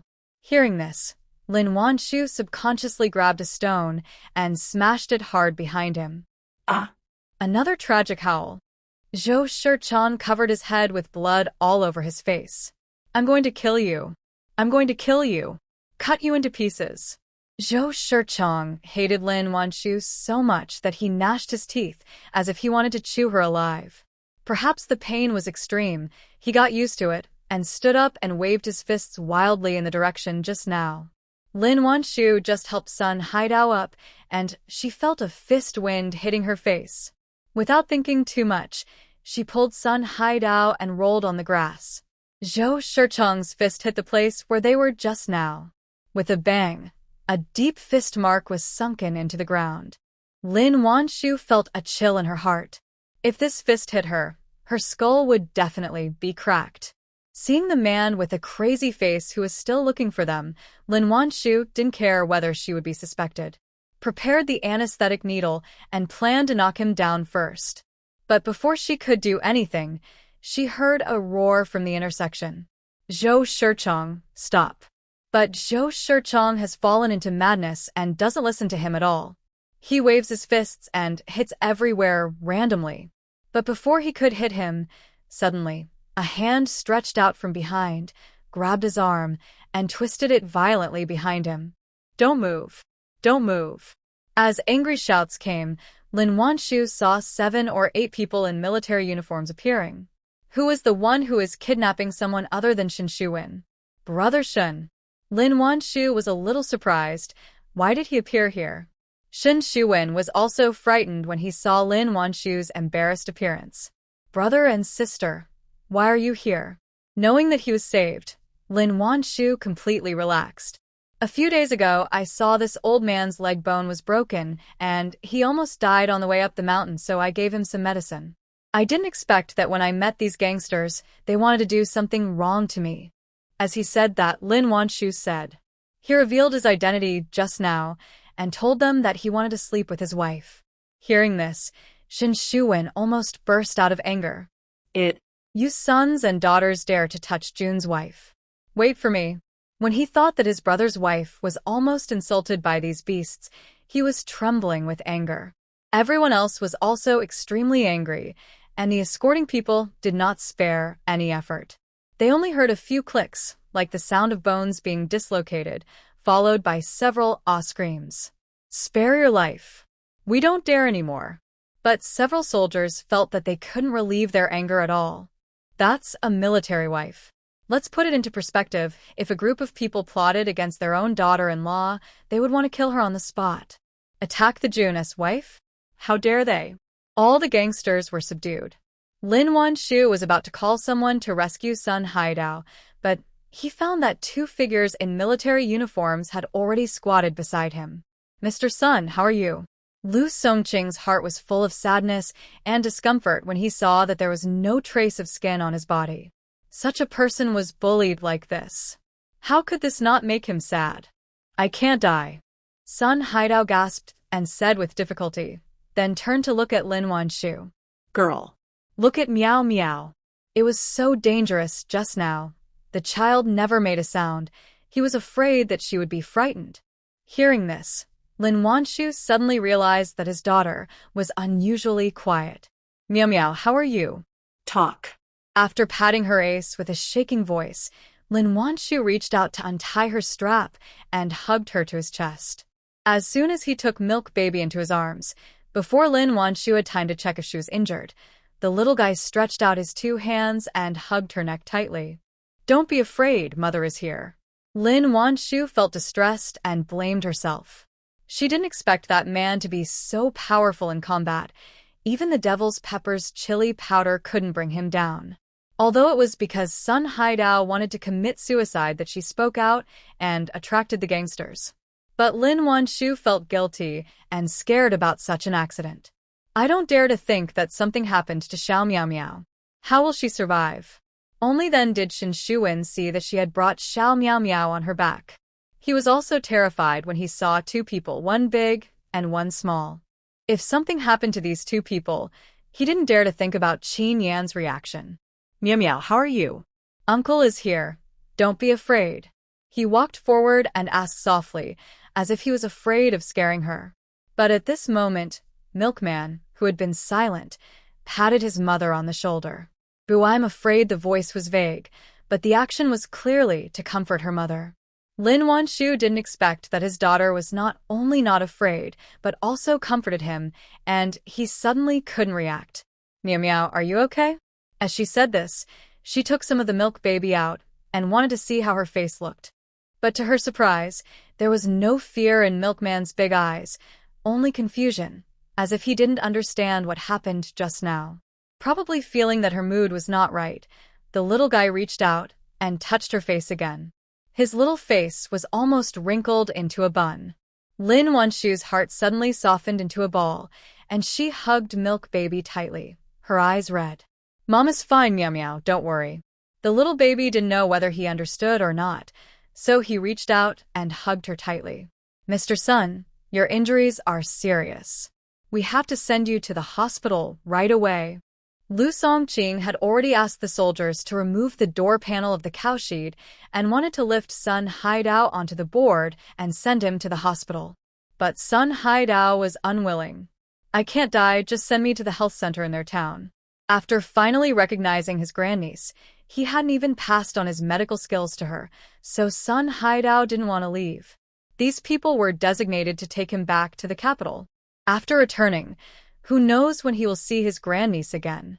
Lu Songqing was indeed going to take Sun Haidao back to the capital. Seeing that he refused to go with him, he looked a little embarrassed. "Mr. Sun, the health center is in poor condition. You should go to the county hospital with us to get bandaged first." However, Sun Haidao's attitude was very firm. "If you don't go, I will prescribe medicine myself. This injury won't kill me." No matter what, his grandniece is still here. Seeing that he really refused to go with them, Lu Songqing was a little anxious, but there was nothing he could do. After all, what he said is true. He is a miracle doctor. If he prescribes medicine at will, the treatment effect may be better than going to Wunshe Military Region Hospital. Lin Wanshu was originally here to give him medicine for his injuries, but this time it came in handy. "Uncle, drink this medicine first. I'll stop the bleeding in your leg. I'll go to the military health center later to disinfect the wound and apply medicine." She didn't know what these people were looking for him for. It can be heard that the officer with a Jingshi accent looked polite to Sun Haidao. She knew that he should be taken back to the capital. Shen Shuwen was shocked when he heard Lin Wanshu calling the old man uncle. "Brothers and sisters, you." He wanted to ask what their relationship was, but Sun Haidao's identity was still a bit sensitive now, so he swallowed his words in the end. "He is my grandpa's junior brother. I only found out a few days ago." Lin Wanshu knew that those who were sent to the bullpen in the past 2 years would be taken back one after another. Now that she saw that all the officers from Beijing and the city were here, she did not avoid their relationship. Before Shen Shuwen had time to be shocked by this legendary miracle doctor, he heard such explosive news near his station, and his jaw almost dropped. No wonder she cured Chen Yan's leg with just 2 patches of medicine. "My grandfather is the senior brother of a miracle doctor. How can he be so powerful?" Sun Haidao took the kettle and drank. The medicine in the kettle has been dried and is not very hot. Lin Wanshu asked the young soldiers to tear open Sun Haidao's trouser legs and sprinkle hemostatic powder on his wounds. I don't know what the formula of this medicinal powder is, but as soon as I sprinkled it on, the bleeding legs stopped instantly. The entire group was shocked and speechless. What kind of medicine is this? Is it even more powerful than the current hemostatic drugs? Seeing that Lin Wanshu's medicine was so powerful, Lu Songqing, who originally wanted to wait for Sun Haidao to treat him for a few days before taking him back to Beijing, began to think. The chief's health was getting worse and worse, and every day of delay would increase the danger. Thinking of this, he called Lin Wanshu aside, hoping that she could accompany Sun Haidao to Beijing. The chief's illness cannot be delayed. Only old Sun can help him. Because of this, they went to great lengths to clear Sun Haidao's charges just to take him back to Beijing to save the chief. They had seen all the famous doctors in major hospitals in Beijing, but it was useless. The only hope left was Sun Haidao. Originally, seeing that he was so seriously injured, Lu Songqing was mentally prepared to delay for a while. Unexpectedly, this military wife seemed to be a good doctor, so he had the idea of letting her accompany him to Beijing. Besides, he saw clearly just now that Sun Haidao clearly didn't want to be separated from his niece, so he refused to go with them. Hearing that he came to ask Sun Haidao to treat an important person, Lin Wanshu was not surprised. After all, his uncle was a doctor. What else could they want if not his medical skills?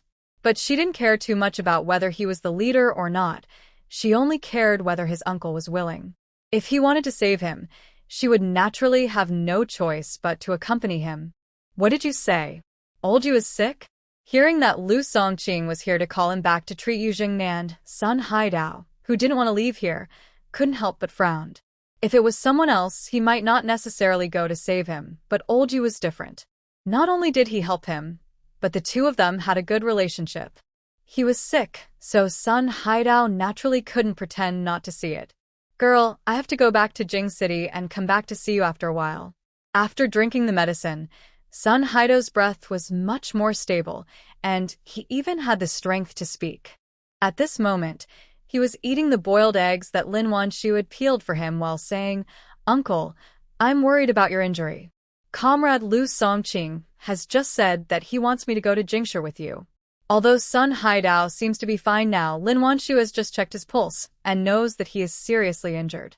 She is really worried about him going back after a long journey. Seeing that Sun Haidao is willing to go back, Lu Songqing was overjoyed and said, "Don't worry, Mr. Sun. We will definitely take good care of this comrade," and promised to send someone to send her back when the time comes. Sun Haidao didn't want to be separated from Lin Wanshu in the first place. Seeing that she was willing to go to Jingshi with him, he was happy and couldn't help but sigh. His senior brother left early, and he didn't enjoy the blessing of children and grandchildren, but he got to enjoy it. Good boy, you are thoughtful. Shen Shuwen didn't expect that he only brought people to pick up the miracle doctor, but he got to meet his brother's wife. He was suddenly sick, but she was going to rescue the head of Beijing City, and he couldn't ask her not to go. In the end, he had to hold back his words. "Sister-in-law, do you have anything to say to Lao Qin? I'll tell him when he comes back." Hearing this, Lin Wanshu thought of her man who had not come back yet, and her mood could not help but be depressed. She didn't know where he had gone. Yesterday, she asked Shen Shuwen, and he only said that he went to check something, and he didn't know where exactly.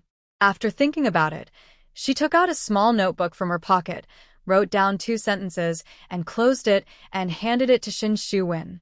"If he comes back, just give this to him." After saying that, she turned her gaze to the people who were being held, paused, and said, "What will happen to these people?" Zhou Shichang and others had their eyes sprayed with devil pepper and had not been cleaned, so they could no longer see anything. Hearing Lin Wanshu's words, they couldn't help trembling. "Have mercy. We were wrong. Please let me go. I was just possessed by a ghost." But it would have been better if they didn't say anything. Once they said that, the soldiers who were holding them became even more angry. The arm that was already dislocated was almost broken by them. After a few more screams of awe, Shen Shuwen said in a cold voice, "Being a hooligan is a serious crime. They knew that you were a military wife and still dared to do evil. It is a crime on top of a crime. Don't worry, sister-in-law, these will definitely be punished. Although they failed and could not be sentenced to death, they would definitely not be able to escape labor reform. Moreover, they were touching military wives, and it is easy to imagine what kind of life they could live in labor reform. Hearing this, the legs and feet of several people suddenly softened, and each of them was like a dead dog. But they did not dare to beg for mercy again, for fear that the people who were holding them would twist their arms off. Seeing their frightened faces, Lin Wanshu finally felt a little relieved. The criminals were taken away, and Sun Haidao was carried to the military clinic by several soldiers for bandaging. Lin Wanshu went back to the family compound to pack her and her baby's luggage. But just as she came out with the luggage bag, she saw Yu Fongfong rushing out of the yard with a pale face. "Fongfong, what's wrong with you?" Seeing that her expression was not right, Lin Wanshu hurriedly grabbed her and asked. Seeing that it was Lin Wanshu, Yu Fongfong immediately cried wow and threw herself into her arms. Wan. "My grandfather. He is sick. Very sick." Lin Wanshu had never seen her cry so miserably before. She felt very uncomfortable. "Fongfong, don't scare yourself. The medical conditions in Beijing are the best in the country. With so many great doctors here, he will definitely be fine." As she spoke, she patted her back to comfort her. Hearing this, Yu Fongfong finally felt a little comforted, but she was still worried. "No, I have to go back to see him. Her grandfather loved her so much, and now he was so seriously ill. She couldn't stay there for a moment, and wished she could fly to Jing City right away." "Are you going back to Jing City?" "I happen to be going too. Why don't we go together so that we can have someone to accompany us on the way?" Hearing this, Yu Fongfong was so shocked that she even forgot to cry. You're going to Jing City too? What are you going to Jing City for?" Lin Wanshu nodded. "It's a long story. My uncle is also going back to Beijing, but he is seriously injured now, and I have to take care of him on the way." "That's great." No, I mean it's great to be able to go back to Jing City with you." Yu Fongfong held Lin Wanshu's hand tightly, as if she had found a backer, and refused to let go. Xiao Miao Miao, whose mother was robbed, was unhappy. "Sister, I'll hold your hand, let's walk together." Feng Jianxi carried a backpack and a bag in his hand. When he saw his sister was unhappy, he took out one hand to hold her hand, like a little adult. With her brother by her side, Xiao Miao Miao soon became happy again. The two little ones walked hand in front, followed by their mothers. Perhaps because of Lin Wanshu's company, Yu Fongfong, who was originally at a loss, seemed to have found her backbone and looked much calmer. Several people walked out of the family compound and came to the military clinic. Sun Haidao was treating his wounds in the clinic. Knowing that he was Sun Haidao, the famous doctor in Beijing, Zhang Qingfeng's face was full of excitement. "Old son, I have heard of your name for a long time. It is a great honor to see you here." Almost no one knew where these people who were sent to the countryside would be sent. Although Sun Haidao was very close to their troops, due to the sensitive situation, not many people dared to inquire about these things. In addition, he had not been transferred to this brigade for a long time, so no one knew that the famous doctor was actually in the production team on the border. But Zhang Qingfeng's excitement turned into heartache when he saw him beaten all over his body. This is a miracle doctor. Do they know what a medical master means to the country? Some ignorant people actually took chicken feathers as a token of authority, and just based on a superstition, they negated everything they had in the past and beat the miracle doctor like this. "You have suffered." Zhang Qingfeng's eyes were wet, and he didn't dare to think about how the old man had survived until now. Sun Haidao was a free and easy person by nature. He knew that he would not die, and he didn't care about the wounds on his body. "It's okay." Knowing that he might have to deal with him in the future, Sun Haidao didn't ignore him like before. At least he replied briefly. But just this one sentence was enough to make Zhang Qingfeng excited. He talked to the miracle doctor and treated his wounds. Zhang Qingfeng could imagine how much his colleagues would envy him in the future. After disinfecting the wound, he sprinkled the powder given by the miracle doctor. Although he had never seen this powder, Zhang Qingfeng naturally couldn't doubt other people's medicine. After all, as long as you are a medical student, who doesn't know how powerful Sun Haidao is? After bandaging the wound, Zhang Qingfeng simply wiped his body and put on a new set of clothes. Sun Haido's messy hair was tied into a bun, and he looked like a fairy. When Fong Fong arrived at the clinic, she saw a familiar yet unfamiliar figure. When she saw who that person was, she couldn't help but widen her eyes. Grandpa's son. Grandpa's son? Why is he here? Sun Haidao saw Yu Fong Fong walking hand in hand with Lin Wanshu, and a loving smile appeared on his face. Fong girl. Lin Wanshu looked at Sun Haidao, then at Yu Fong Fong, a little surprised. You know each other too? Isn't this world too small? Yu Fong Fong didn't have time to answer her. When she saw Sun Haidao, she ran over. Grandpa's son, you're still alive. I knew you'd be fine. As she spoke, she wiped her tears, with tears and laughter on her face. When Yu Fong Fong was little, Sun Haidao often came to see her grandfather and brought her candies, so she was naturally very familiar with him. Later, Sun Haidao went out to travel, and she saw him less often. The next time she heard about him, he was escorted to the countryside. Yu Fong Fong was so anxious that she wanted to ask her grandfather for help. But the whole society was in a frenzy during that time, and anyone who got involved in Sun Haido's situation would be unlucky. It was not easy for Yu Zhengnan to ask someone to save his life. Later, the situation stabilized a little, but Sun Haidao lost contact. Seeing that he was still alive at this moment, how could Yu Fong Fong not be excited? I'm very lucky. How can I die so easily? Sun Haidao said happily. And Yu Fong Fong grabbed his hand. Grandpa's son, please go and save my grandfather. He is very ill now. Speaking of her grandfather, Yu Fong Fong couldn't help but shed tears again. Don't cry, Fong girl, I'm going back to see your grandpa this time. Hearing this, Yu Fong Fong was a little surprised and felt that something was wrong. But she didn't think much about it and said to Sun Haidao anxiously, What are we waiting for? Let's go quickly. Lin Wanshu, who finally figured out their relationship, had calmed down the shock in her heart. At this moment, hearing Yu Fong Fong's urging, she said helplessly, Fong Fong, my uncle is injured. There is no rush.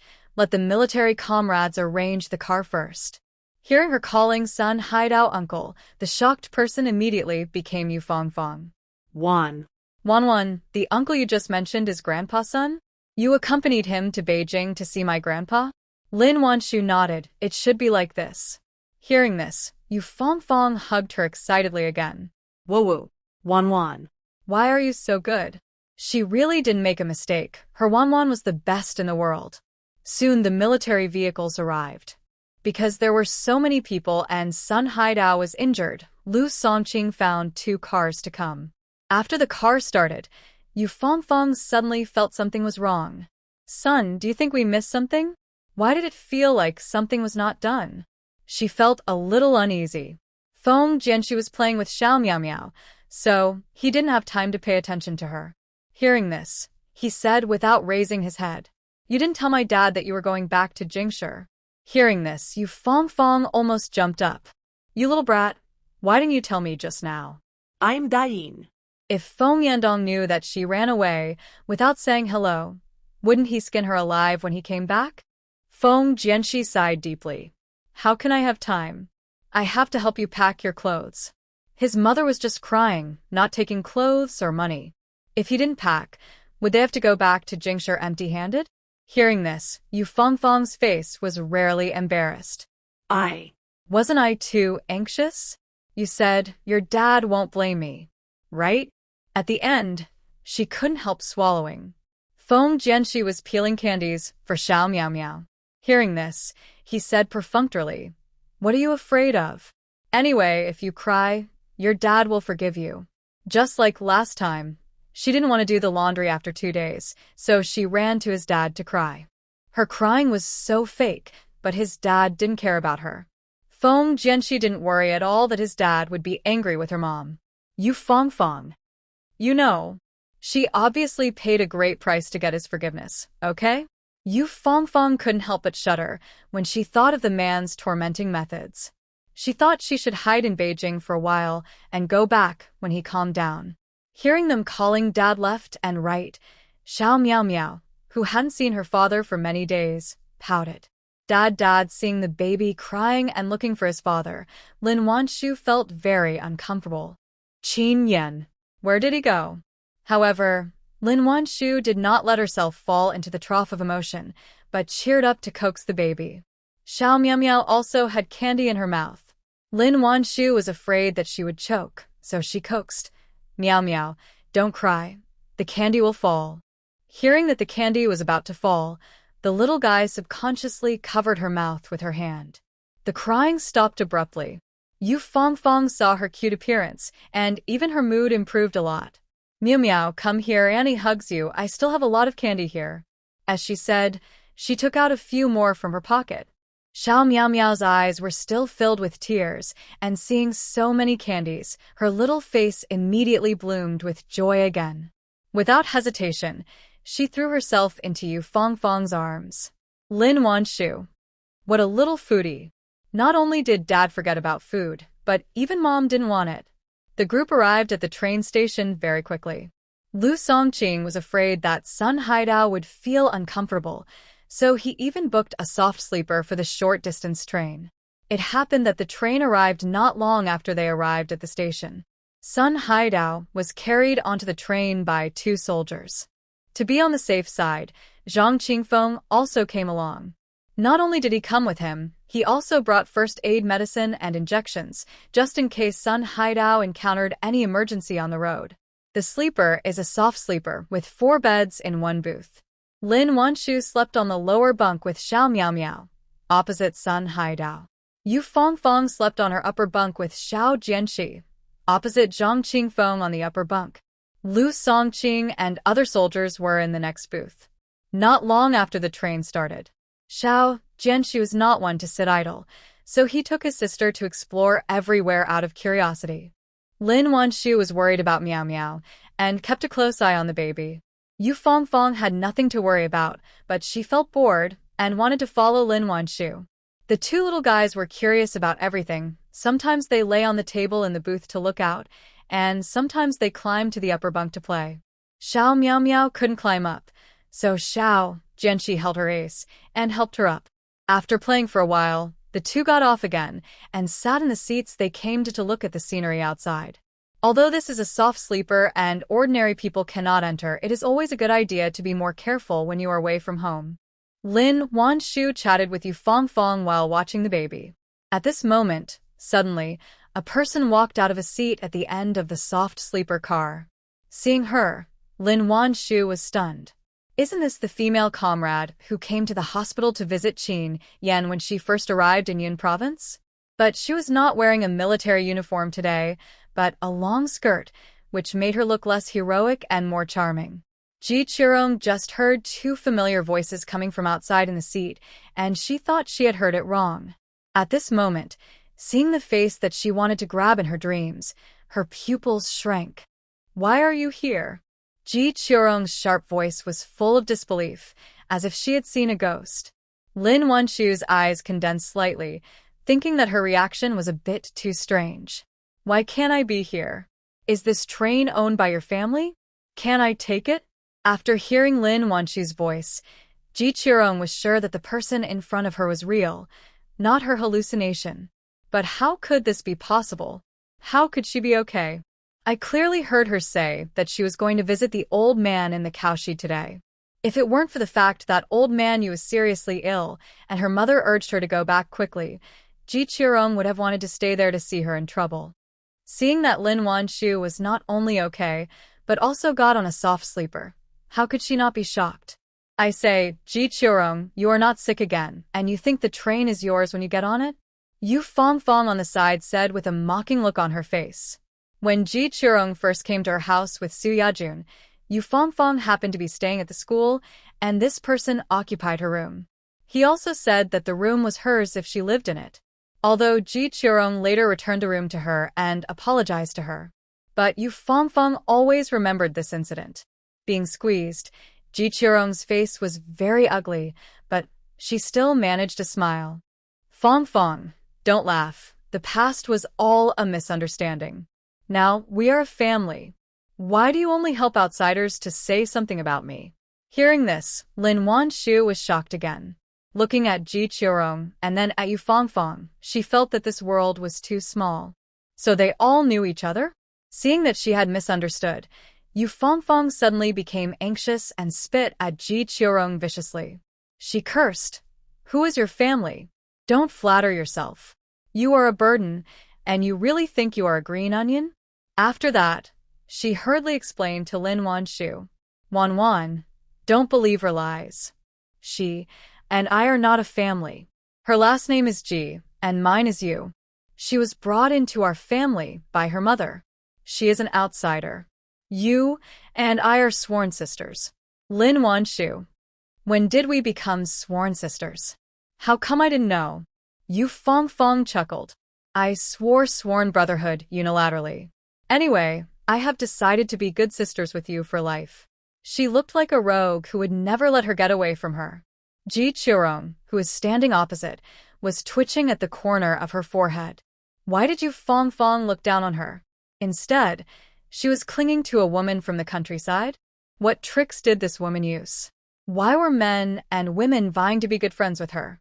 Looking at the two hands held together, Ji Qiurong felt it was dazzling.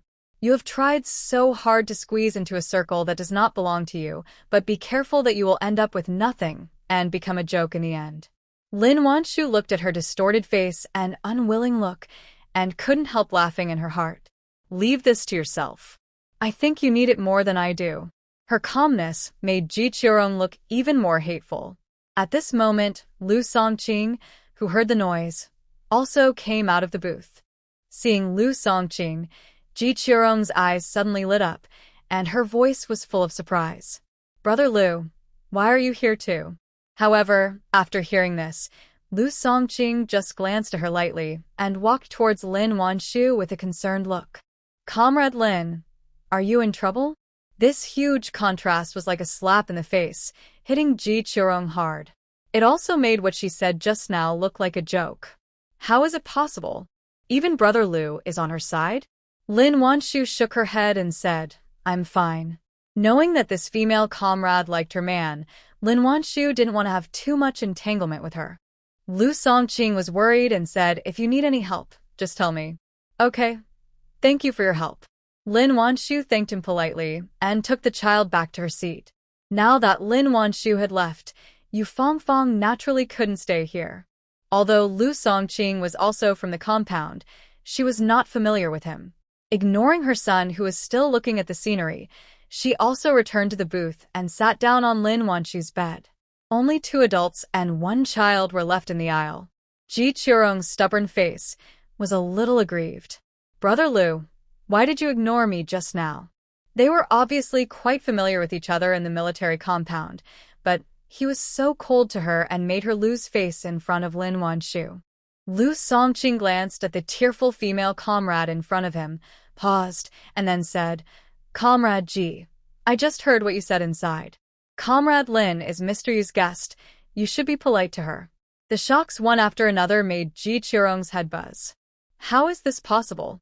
How could she, a countrywoman, be treated differently by Mr. Yu? Lu Songqing ignored her mumbling, nodded, and left.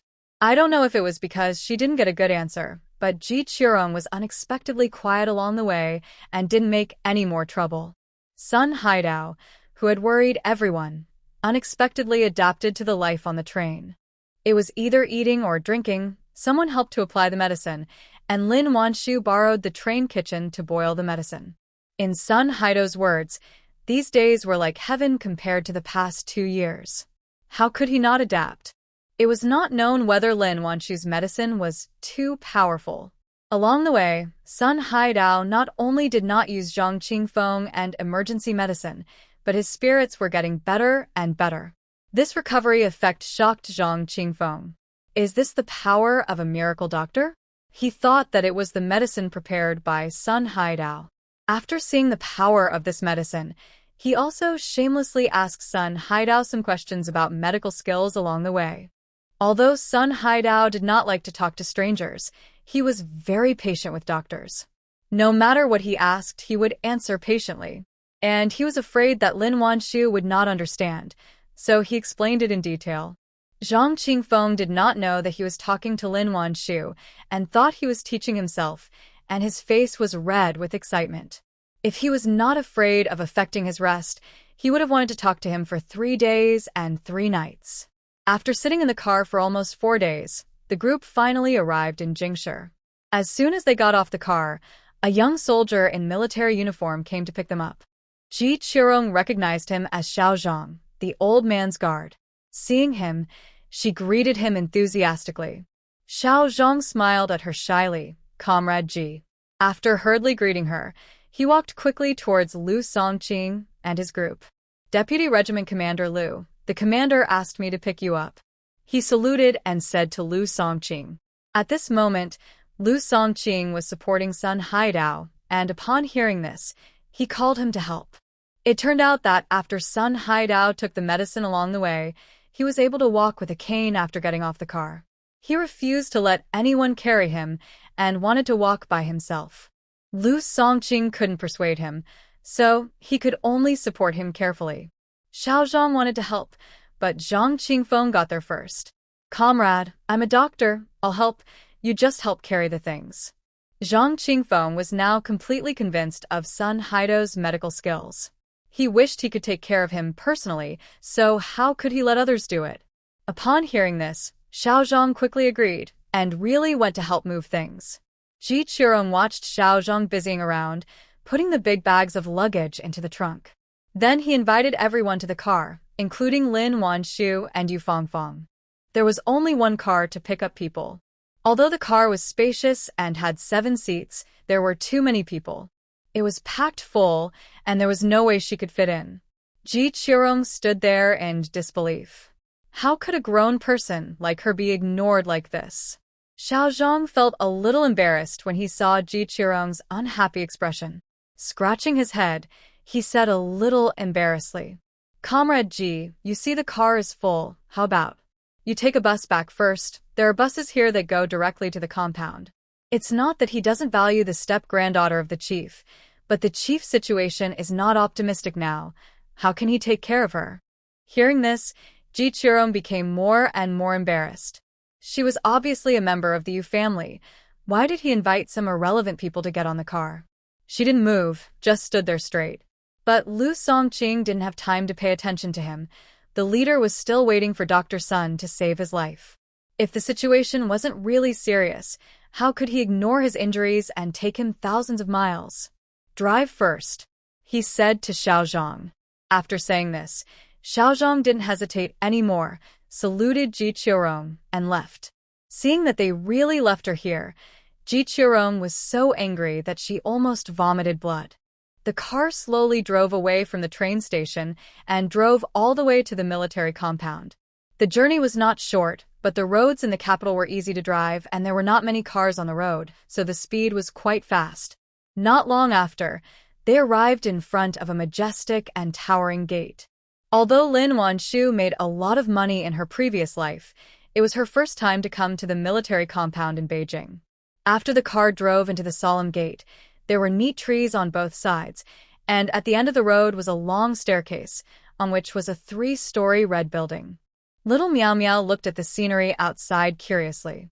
I don't know how long it took, but suddenly, her little hand pointed out the window, and she shouted excitedly, "Dad, Dad."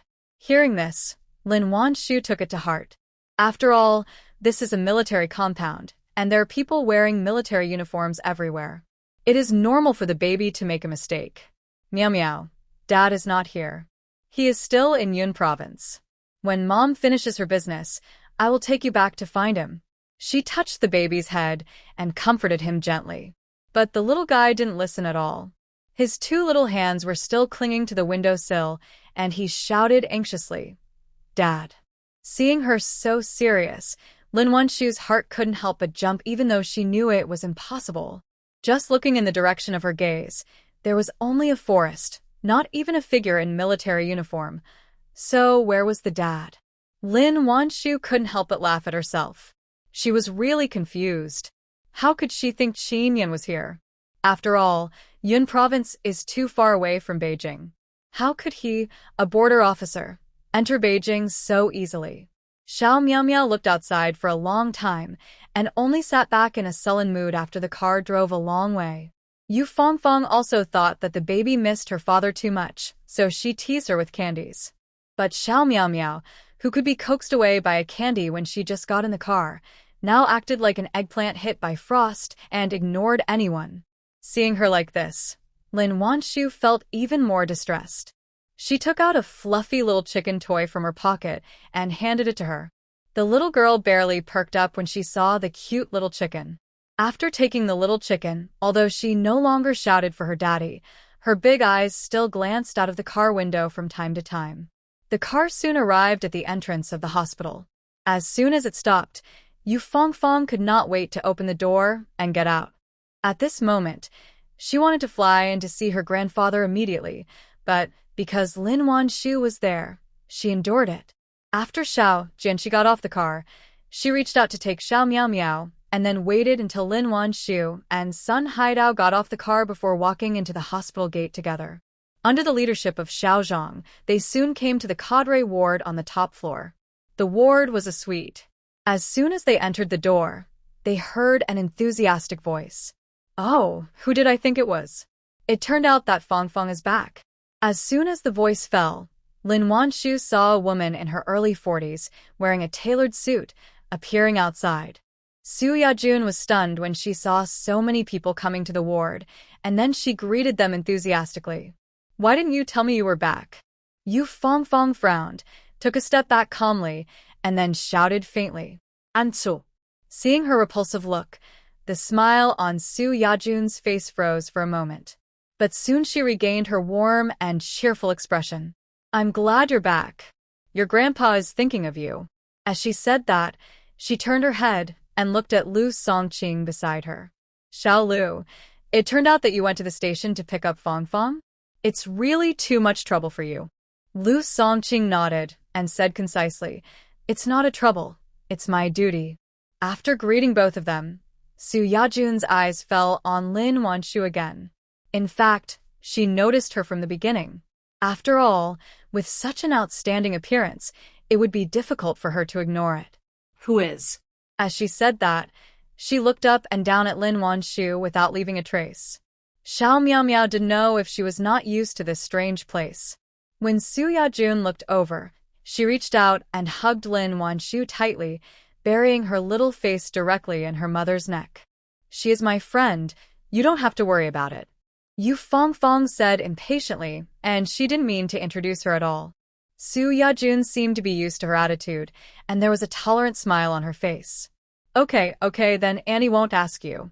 Since your friend is here, I will let Shali take some vegetables home and cook a meal for everyone later.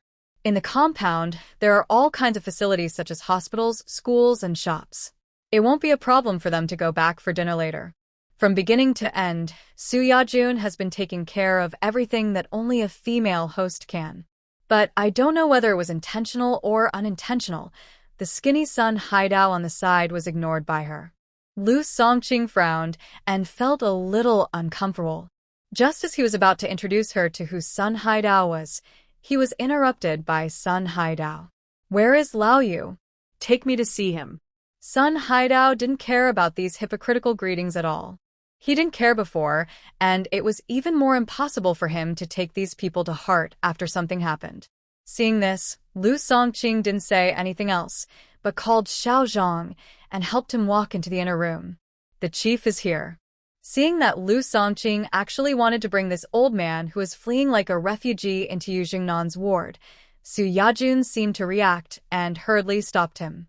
"Xiao Lu." The old man just rested with great difficulty. "If you go in like this, I'm afraid of disturbing his rest." The tone of her words was full of concern for her father-in-law, but no one could not see that she disliked Sun Haidao. Yu Fangfang looked very bad. Grandpa Sun is not some random person on the street. He is a close friend of my grandfather. He heard that my grandfather was sick, so he came to see him. Somehow, Yu Fangfang subconsciously concealed the fact that Sun Haidao would see a doctor. Su Yajun was a little surprised to hear that it was the old man's friend. Turning around subconsciously, she wanted to look at Sun Haidao, but met a pair of energetic eyes. Seeing his eyes that seemed to see through everything, Su Yajun's eyelids jumped uncontrollably. She subconsciously moved her feet to make way for them. Oh. Since you are the old man as friends, then you can go in. Seeing that she was sensible, Yu Fongfong said nothing more and led Sun Haidao and Lin Wanshu into Yu Jingnan's ward. Yu Zhongnan was lying on the bed at this time. His face was pale, his eyes were tightly closed, and he looked very bad. Yu Fongfong saw that her grandfather, who had always been healthy, had become like this, and her heart ached immediately, and she didn't know when her vision became blurred. Grandpa. She walked forward with a trembling voice, and tears fell before she spoke. Great-grandfather. Little Jianxi also walked to the bed, his little face full of worry and fear. Lu Songqing helped Sun Haidao to the bedside, and then brought a stool for him to sit on. Old Yu, I'm here to see you. How come you look more haggard than I do after not seeing you for so many years? As soon as he finished speaking, Yu Jingnan's eyes, which were originally tightly closed, trembled and opened. When he saw a familiar yet unfamiliar face, his eyes suddenly widened, and his throat made a heavy gasp. Old son. Although he already knew that going to the countryside would definitely be a hardship, Yu Zhongnan still felt very uncomfortable seeing his old friend become like this. He almost couldn't breathe. This scared Yu Fongfong. Grandpa, don't get excited. Grandpa-san is here, he's fine. Seeing his granddaughter and great-grandson also come back, Yu Zhongnan became even more excited. Seeing him like this, Xiao Zheng's first reaction was to call a doctor. But before he could leave, he heard Sun Haidao say, "Girl, take out your silver needles." Hearing this, Lin Wanshu moved quickly, handed the baby to Yu Fongfong, and took out the silver needles from her bag. Originally, everyone in the room thought that Sun Haidao was going to give Yu Zhongnan acupuncture, but he unexpectedly ordered Lin Wanshu to give acupuncture. Everyone couldn't help but sweat. Although Yu Fongfong had heard that Lin Wanshu knew medical skills, she had never seen it with her own eyes. Now that she saw that she was going to give her grandfather acupuncture, her heart was lifted. Others were in a similar mood. After all, this is the leader. If something goes wrong, it's not a joke. Xiao Zhang wanted to stop it, but when he saw that Lu Songqing didn't say anything, he held back. As everyone held their breath and concentrated, Lin Wanshu listened to Sun Haidao's instructions and inserted silver needles into several corresponding acupuncture points of Yu Jingnan. The room was so quiet that you could hear a needle drop. Even Xiao Miao Miao seemed to feel nervous and didn't say a word. As she moved, the silver needles pierced into Yu Jingnan's skin one by one. As the last silver needle fell, a miracle suddenly happened. Yu Jingnan, who seemed to be about to choke out his breath, gradually calmed down his breathing. Even his complexion seemed to have improved a bit. Yu Fongfong, who was watching the whole process, almost opened her mouth into an O shape. Her Wanwan, isn't she too well-rounded? She can cook, sew clothes, and walk, and now she also knows medical skills? What on earth is there that she can't do? Sun Haidao was also very satisfied with Lin Wanshu's performance. Girl, not bad. You did a great job. This gesture would never be so accurate and steady without years of hard practice. With talent and hard work, Sun Haidao was sure that someone would inherit his legacy. It's my uncle's guidance. You have to teach me more in the future. It was also the first time that Lin Wanshu gave acupuncture under someone's guidance. I have to say, it feels good to be guided by someone. Although she had memorized the books in the space and had done many experiments. But after all, she had never really practiced medicine, so she was a little less confident. It was different to have an elder to guide her.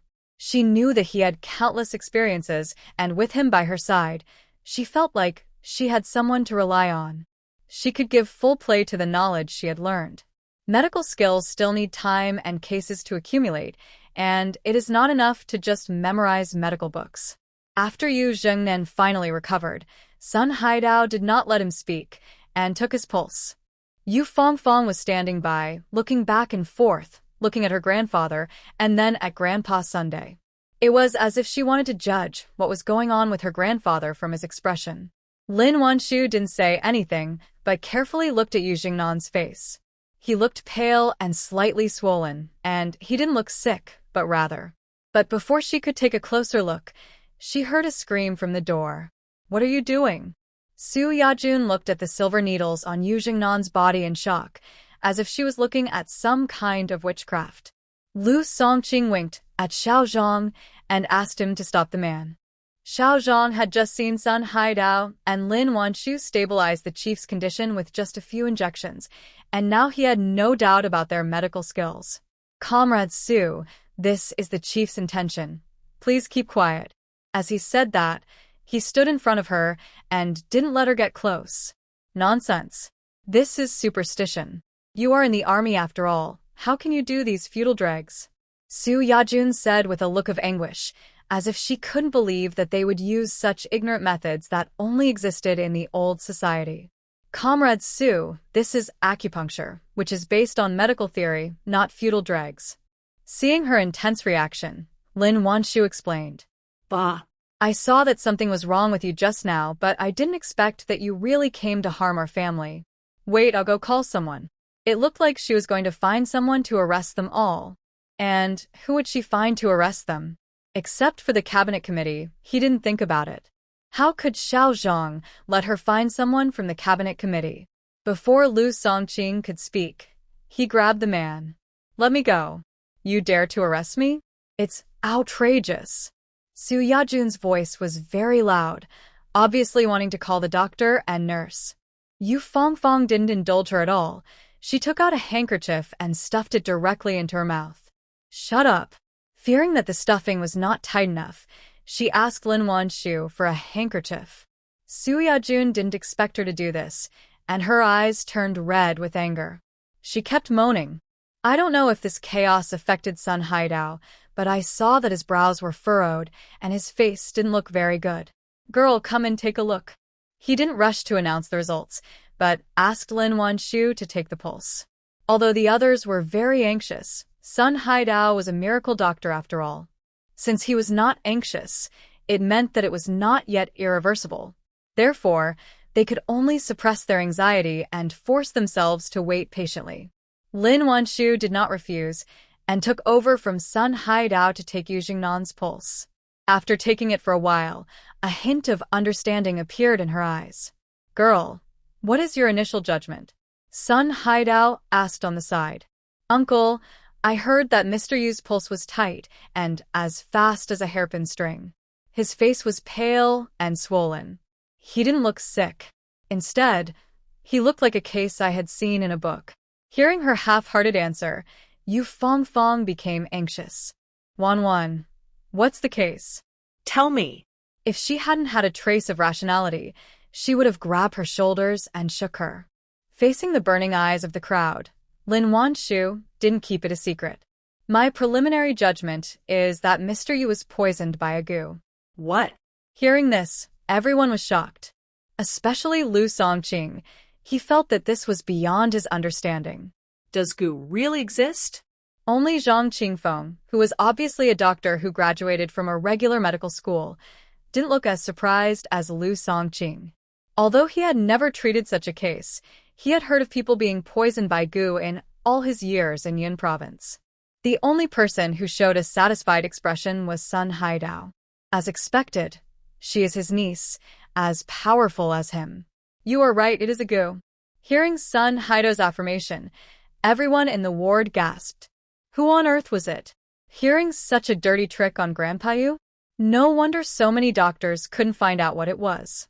It turned out that a goo was put in. Su Yajun, who was being held, reacted surprisingly strongly.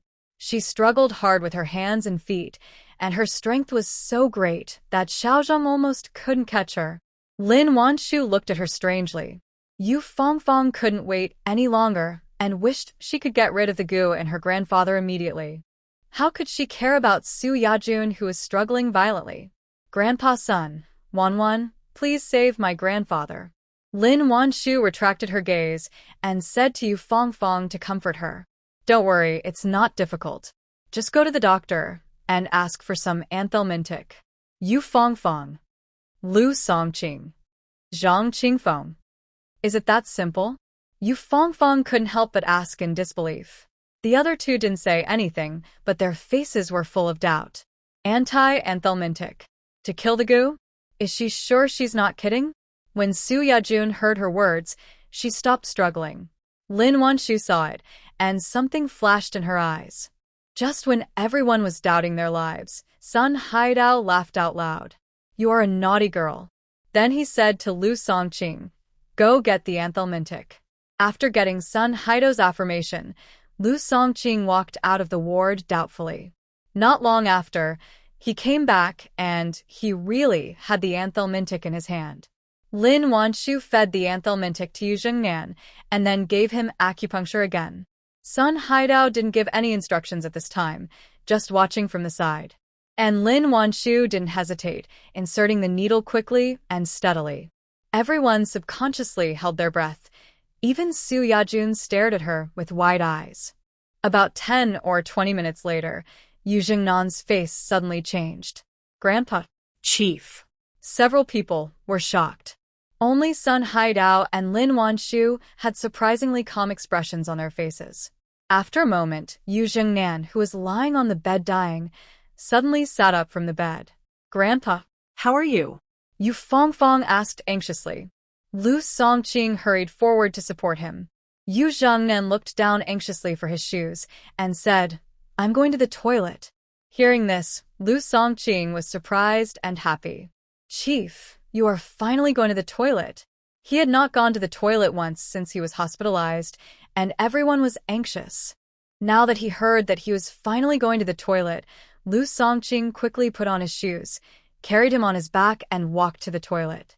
The rest of the people couldn't keep up, so they could only wait in the ward. Zhang Qingfeng, who watched Lin Wanshu treat the chief throughout the whole process, never closed his mouth. There was actually a military wife with such great medical skills in their military family compound. With such strength, not coming to work in their clinic is simply a loss to the army. Although she knew that Grandpa should be able to get rid of the poison soon, Yu Fongfong was still very nervous before she saw it with her own eyes. She walked back and forth at the door with Xiao Miao Miao in her arms, which almost made Feng Jianqi dizzy.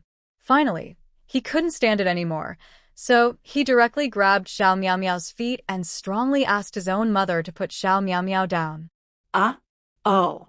Yu Fongfong responded mechanically and put Xiao Miao Miao down. Feng Jianqi was still a child after all, and he was very playful. He was very worried when he saw that his great-grandfather looked bad just now. But now that he was gone, he forgot about it and started playing with his sister instead. After an unknown amount of time, Xiaozhong came out of the toilet carrying Yu Zhengnan on his back.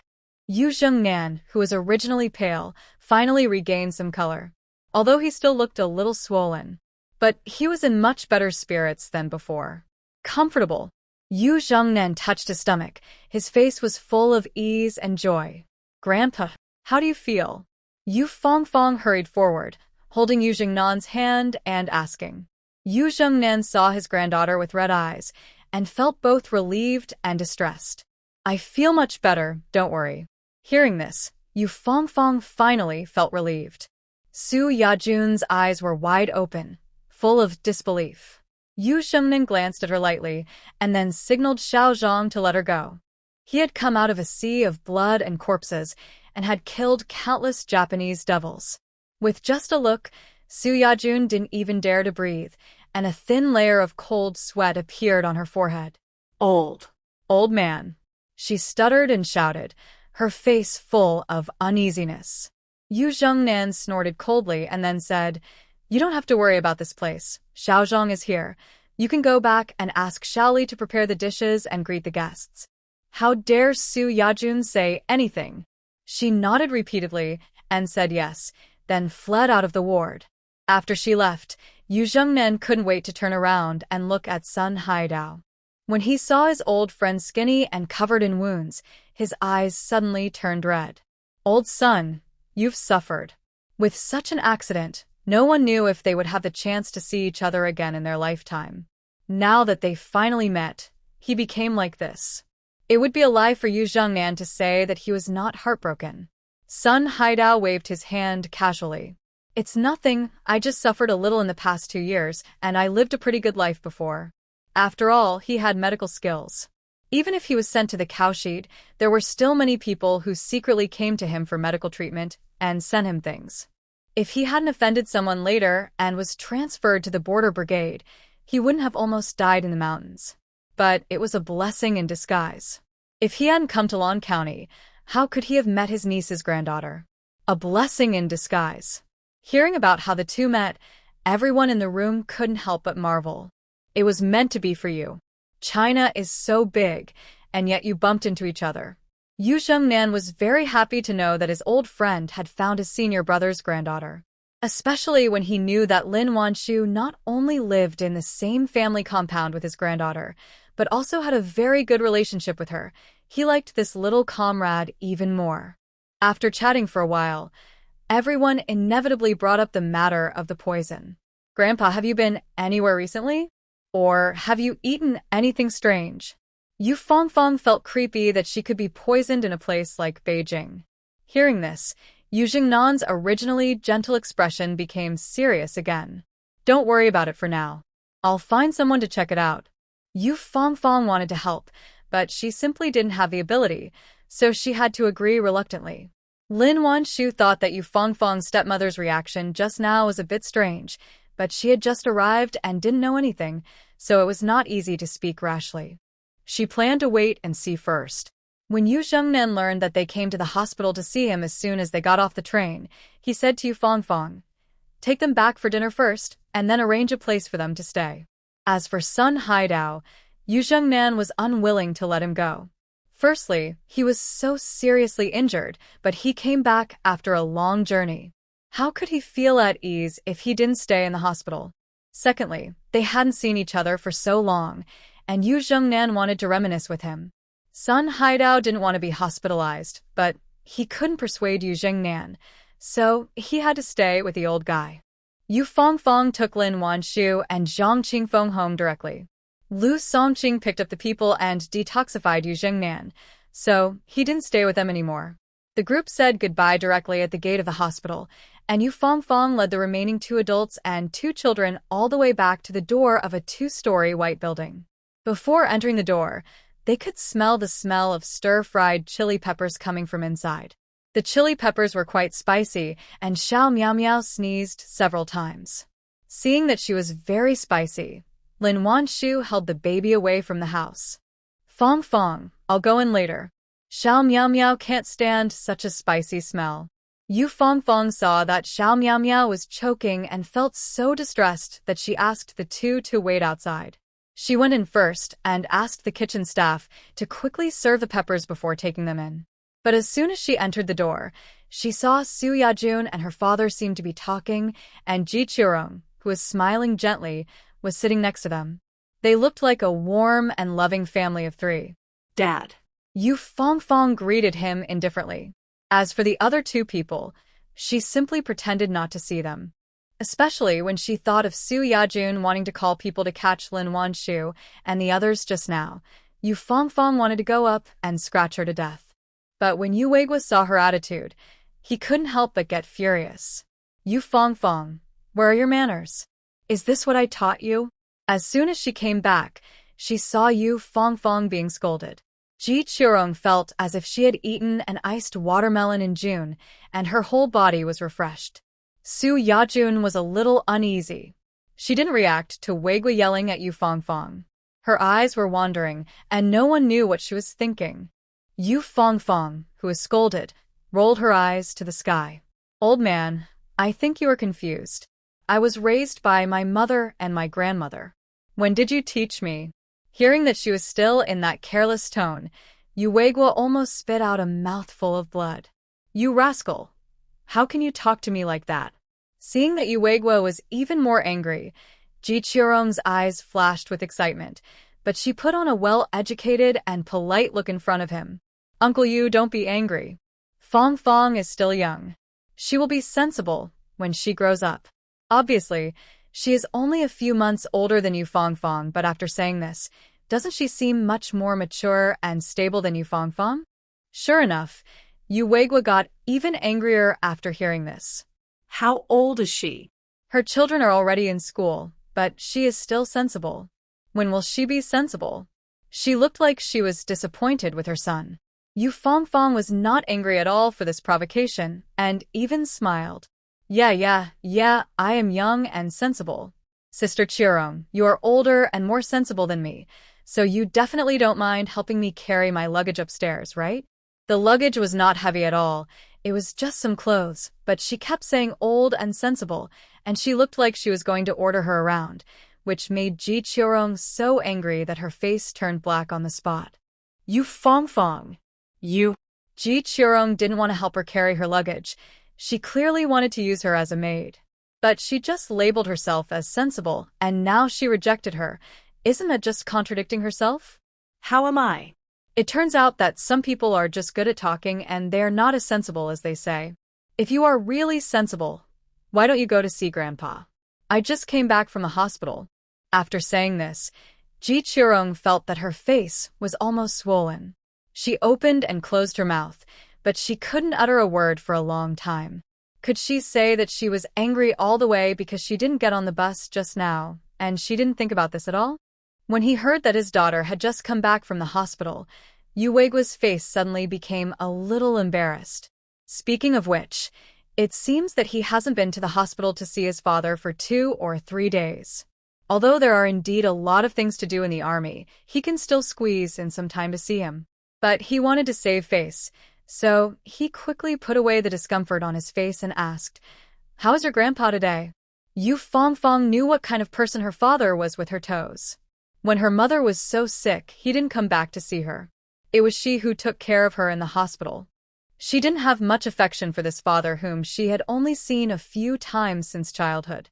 If she didn't care, she wouldn't be sad.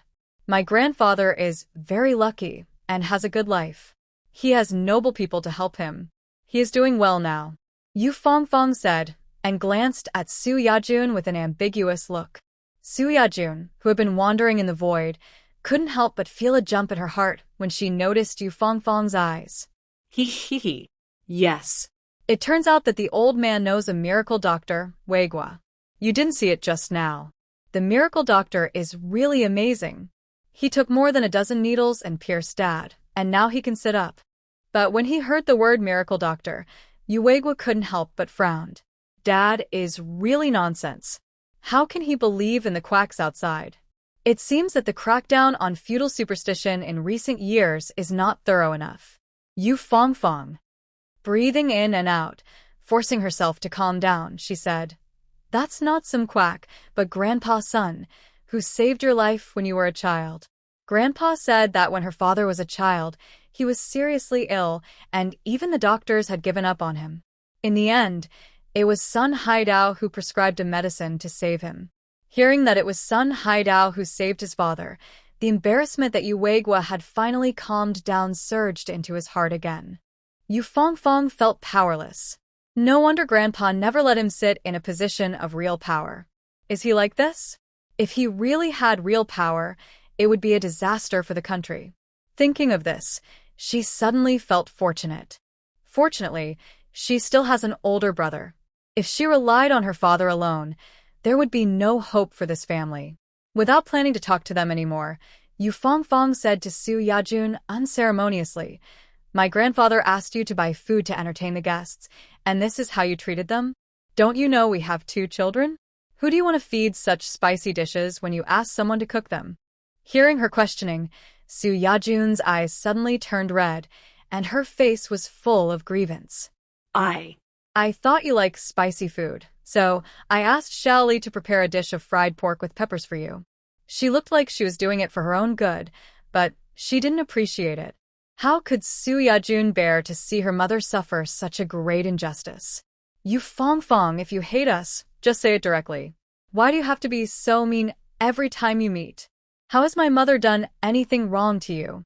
Why do you say that to her? Yu Weigua saw Su Yajun crying, and he got angry again. Yu Fangfang, how do you talk to your elders? The older you get, the more you don't know what you mean. Yu Fangfang sneered. Yu Weigua, I think you are older and more confused. Grandpa is sick. If you do and go to see it, You will have your gel's wife Ching Ching. If my grandpa is gone, you think the stool can sit in the buttocks for a few days? Aversion to a woman. Against the girl looking at the back of the turn, Yu Guo was angry, and his rolled with blood. When Su Yajun saw this, he quickly patted his chest to soothe. Wei Guo, don't get angry. Fong Fong has always been this temper, just for 2 days. However, some absent-mindedness looked at the door from time to time. You guys eat first, don't wait for me, I'll go out for a while. After saying that, he ran out in a hurry. Hey! Wei Guo, where are you going? Su Yajun didn't expect that Yu Wei Guo, who was always coaxed by her, would run away like this, and she was immediately anxious. Ji Qirong didn't expect that Uncle Yu, who was so caring to her just now, would just abandon them, and her face was full of colors. Why? Yu Fong clearly did this. Why did they still indulge her so much? Lin Wanshu was coaxing Xiao Miao Miao, and was a little surprised to see Yu Fong come out angrily. Fong, what's wrong with you? Yu Fong had just exchanged insults with the three, and her expression did not change at all, but when she saw Lin Wanshu, she could not help but redden her eyes. However, she was strong-willed and did not want to cry in front of Zhang Qingfeng, so she smiled and said to the two of them, Dr. Zhang Wanwan, let's go. I'll take you to a restaurant. Let me tell you, the food in our restaurant is delicious. Zhang Qingfeng also saw that Yu Fong was in a bad mood, but he did not ask her what was wrong. After all, their friendship had not reached that point. That's great. This is our first time in Beijing, and we haven't seen the difference between the restaurants here and ours. Today, thanks to you, we can broaden our horizons. Lin Wanshu did not ask her what was wrong, but just joked with her. Yu Fong patted her chest. Leave it to me. I'll make sure you have good food, drink, and fun. Without thinking about her annoying father, Yu Fong called Zhang Qingfeng and left with Lin Wanshu in her hand. Xiao Jianxi was still picking flowers for Xiao Miao Miao on the roadside. When he looked up, he saw that his mother had already walked a long way. Hey! Wait for me! He shouted loudly and ran after her. Xiao Miao Miao was lying on her mother's shoulder. Seeing her brother lagging behind, she got anxious. She stretched out a little paw towards Xiao Jianxi and shouted, Pot, hurry up. Hearing his sister's call, Xiao Jianxi was like a chicken blood, running so fast. Yu Wei Guo hurried out the door, but there was no sign of Yu Fong outside. Looking at the empty door, he felt a sense of loss in his heart. Old Yu, why are you standing at the door? I seem to hear your Fong's voice just now. Is she back? The aunt next door asked curiously. How could Yu Wei Guo say that his daughter did come back, but she ran away in anger? In the end, he could only respond vaguely and left in a daze. Seeing him like this, the aunt couldn't help but curl her lips and complain. Yu Wei Guo is also lucky. If he didn't have a powerful father and gave birth to 2 capable sons, he would have been chewed to pieces long ago. Who said it wasn't? I don't know what he was thinking. He actually married such a sweet-looking but bitter-hearted girl and made the family uneasy. Yu Wei Guo didn't walk far when the aunt's voice, which was not small, reached his ears. Thinking of his sons who came home less and less in recent years, he suddenly felt a little confused. Was he really wrong? After Yu Fong took Lin Wanshu and Zhang Qingfeng to have a meal in the hotel, she went to the guest house with them to get a room. Anyway, she had no intention of going home. Lin Wanshu met Su Yajun today, and it was not difficult to guess what kind of life Yu Fong spent at home. With the same life experience, she could naturally understand her feelings. She started chatting with Yu Fong about her childhood. Hearing that Lin Wanshu had a vicious stepmother like her, Yu Fong felt closer to her. Especially when she thought that she had to make a living under her stepmother at such a young age, Yu Fong felt very distressed. So how did you get by when you didn't have food when you were a child? Lin Wanshu smiled. Every day when I was working, I would find something to eat outside. It was not smooth at the beginning. I often couldn't catch a grasshopper for 2 or 3 days. Later, slowly, it became smooth, and I could find it every day. Before she finished speaking, a picture suddenly flashed in Lin Wanshu's mind. In the picture, a tall and thin figure was sitting behind a big tree. She was probably too hungry before, and she didn't have the mood to pay attention to anything else. But now she suddenly recalled that figure. Wasn't that the young Chen Yan? This figure was like a special switch. Once activated, several different pictures suddenly appeared in her mind. Without an exception, every time she has him, she will be able to find food. When Yu Fongfong saw her, her eyes became red, thinking that it was her own sad thing, and she was anxious. He even protected herself so early, but she didn't know anything. At this moment, how she wanted to go back to her previous life and tell that idiot that she liked him, too. Fong Fong, I miss my Yan. Lin Wanshu said, a little depressed, leaning on her shoulder. If she had wings, she really wanted to fly back to Yunnan province immediately. Lin Wanshu had never been so eager to see Chen Yan as she was at this moment. She wanted to hug him and make up for the deep love she had missed. Hearing this, Yu Fongfong couldn't help but feel a little depressed. To be honest, I miss my old Fong too. She suddenly returned to Beijing without telling Fong Yandong, and he must be very angry, right? Thinking of this, Yu Fongfong couldn't help but back off again. Forget it. She'd better not go back to see him so soon. What if he gets mad and punishes her? Wan, you can see your Chen Yan every day, but you can't see the scenery of Beijing every day. Since you're here, just have fun before going back. Mainly because she didn't dare to go back so soon, she instigated Lin Wanshu. How could Lin Wanshu know what she was thinking? Although she was eager to go back to see Chen Yan, it would not be appropriate for her to run away directly, because her old illness had not yet healed. Well, when your grandfather gets better, we'll go to the department store. I want to buy some things. It was a rare trip to Beijing, so of course she had to go shopping. Although she didn't lack anything, her parents-in-law, her elder brother, her elder sister-in-law, and her nephew would be very happy to get something from Beijing. The two discussed where to go in the guest house. On the other side, Li Tishou and Chen Yan came out of the restaurant one after another. Comrade Chen, you can consider what I said. Li Tishou patted him on the shoulder and said. Chen Yan nodded and was about to say something, but suddenly, he raised his head and looked towards the guest house across the street, which was more than 10 meters away. What's wrong? Seeing his strange expression, Li Tishou asked in surprise. Chen Yan pricked up his ears and listened for a while, but the familiar voice that he had vaguely heard just now did not sound again. He shook his head with a smile. Nothing. How could his wife be here? He was probably hallucinating. Hearing this, Li Tishou did not ask any more questions. By the way, the chief attaché's great importance to the things you handed over to him yesterday. Don't worry, none of that group of people will escape. Chen Yan was not surprised to get the answer. Originally, it was time for him to close the net. As long as he handed over the evidence to the Security Bureau, the matter would be considered a result. However, on the way to Jingshi, he happened to hear something. So he decided to hand the things in his hand to Yu Chuanbai, but he did not say this, but expressed his gratitude to Li Tishou. Thank you, Comrade Li. Hey, that's a polite word.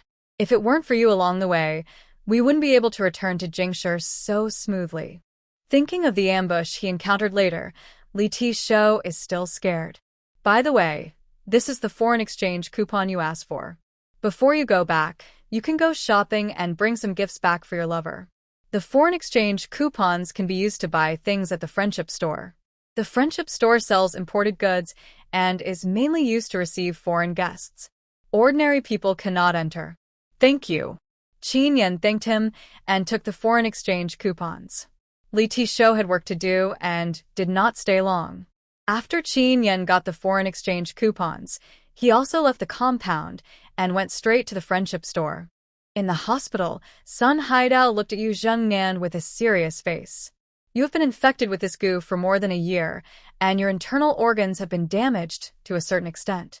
This goo did not have any symptoms at first, and it was not like the legendary thing that could control people. It was just a poisonous insect, but the attack time was very long, and it was difficult to detect it with existing means. Hearing this, Yu Zhengnan couldn't help but curse. You actually use such a vicious method. Don't let me catch you. In front of his old friend of many years, he didn't pretend to be magnanimous and was just free and easy, saying whatever he wanted. Sun Haidao was also used to being casual, and he didn't think there was anything wrong with these dirty words. He only analyzed with him the possible situation of being poisoned. Hearing Sun Haidao say that this poison can only be planted by people who have contact with his daily life, Sun Haidao's face became worse. I know, I'll ask Song Qing to check it for me later. The two were talking when Yu Weigua came in. Dad, how are you today? After entering the room, he walked to the bedside with some trepidation. Yu Weigua has been a little afraid of his father since he was a child.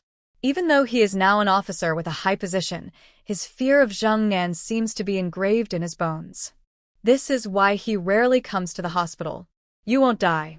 Yu Zhongnan snorted coldly, not liking to pay attention to his son. But seeing that he didn't even call Sun Haidao, he couldn't help but frown again.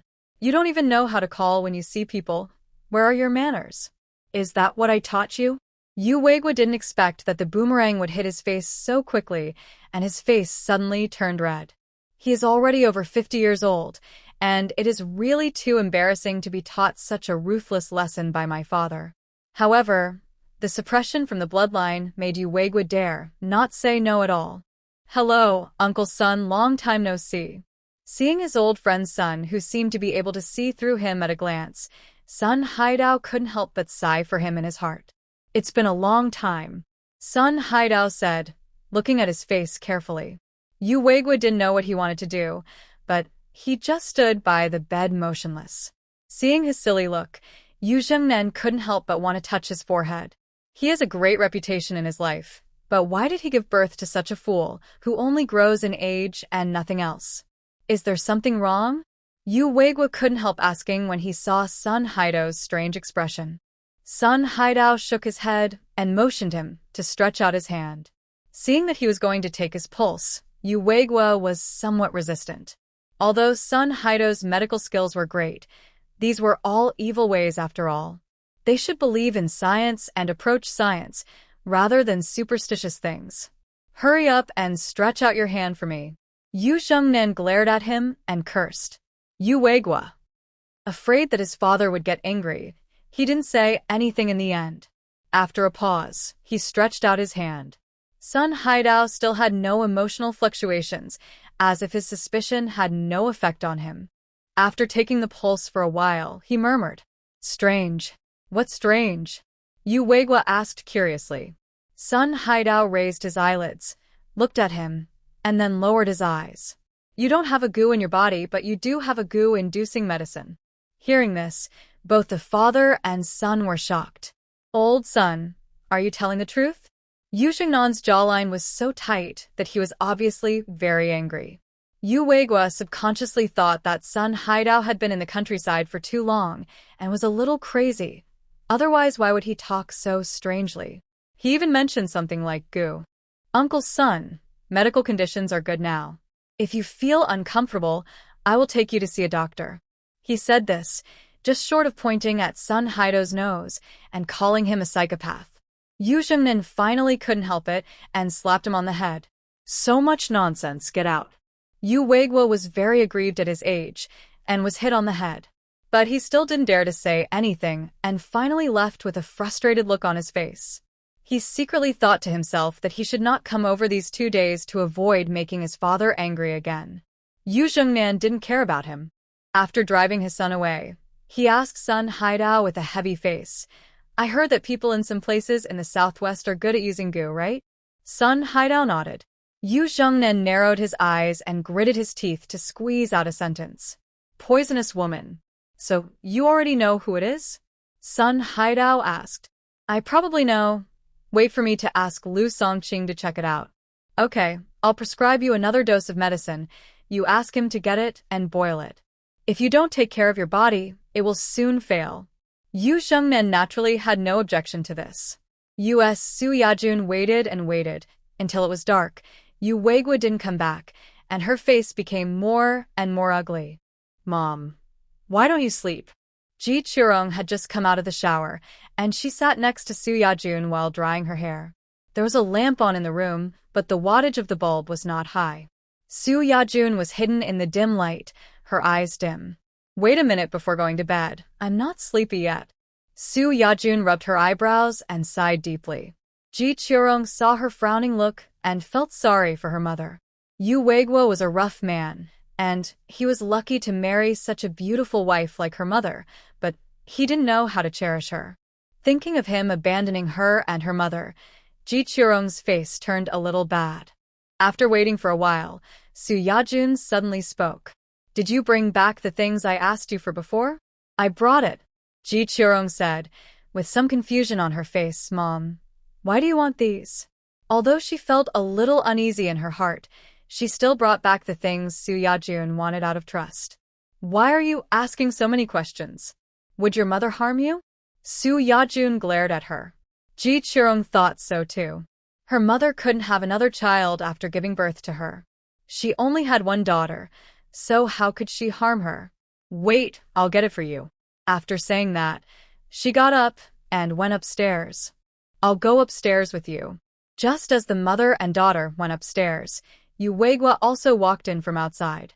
Taking off his hat and sitting on the sofa, his eyes fell on the glass of water on the table, and his eyes were dark.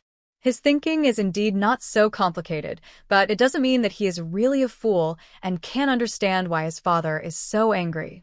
He was so angry that he was slapped at his age. Gu? Yu Weiguo wanted to persuade himself that this was futile superstition and could not be trusted at all.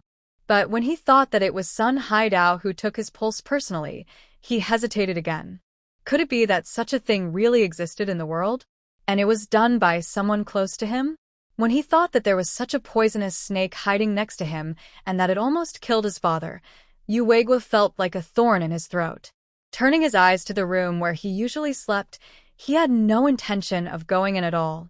The dark door was like an invisible big mouth, as if he would be swallowed up without leaving any bones as soon as he approached. Not knowing whether he was frightened by his own imagination, Yu Weiguo jumped up from the sofa. He picked up the brain on the table and put it on his head, and hurried out again. The mother and daughter did not notice that Yu Weiguo had come back. After handing the things to Su Yajun, Ji Qiurong felt more and more uneasy.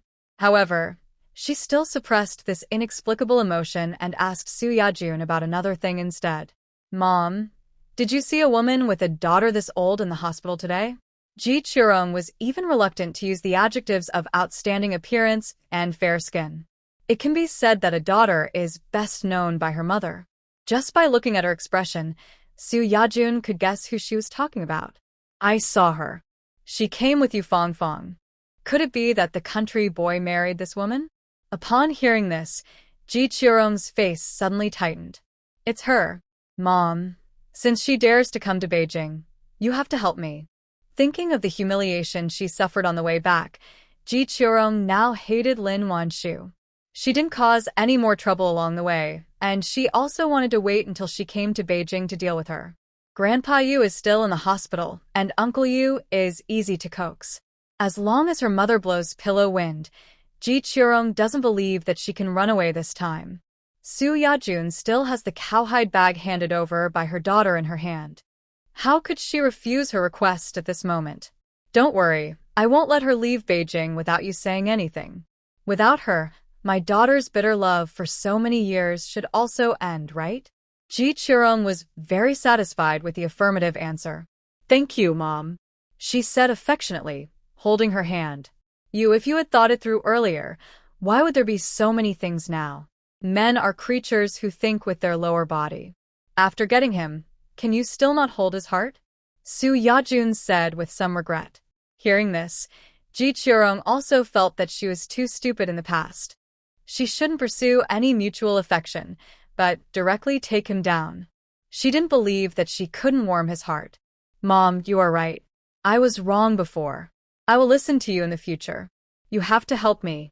Ji Qiurong shook Su Yajun's arm and said coquettishly, "Do you need to tell me?"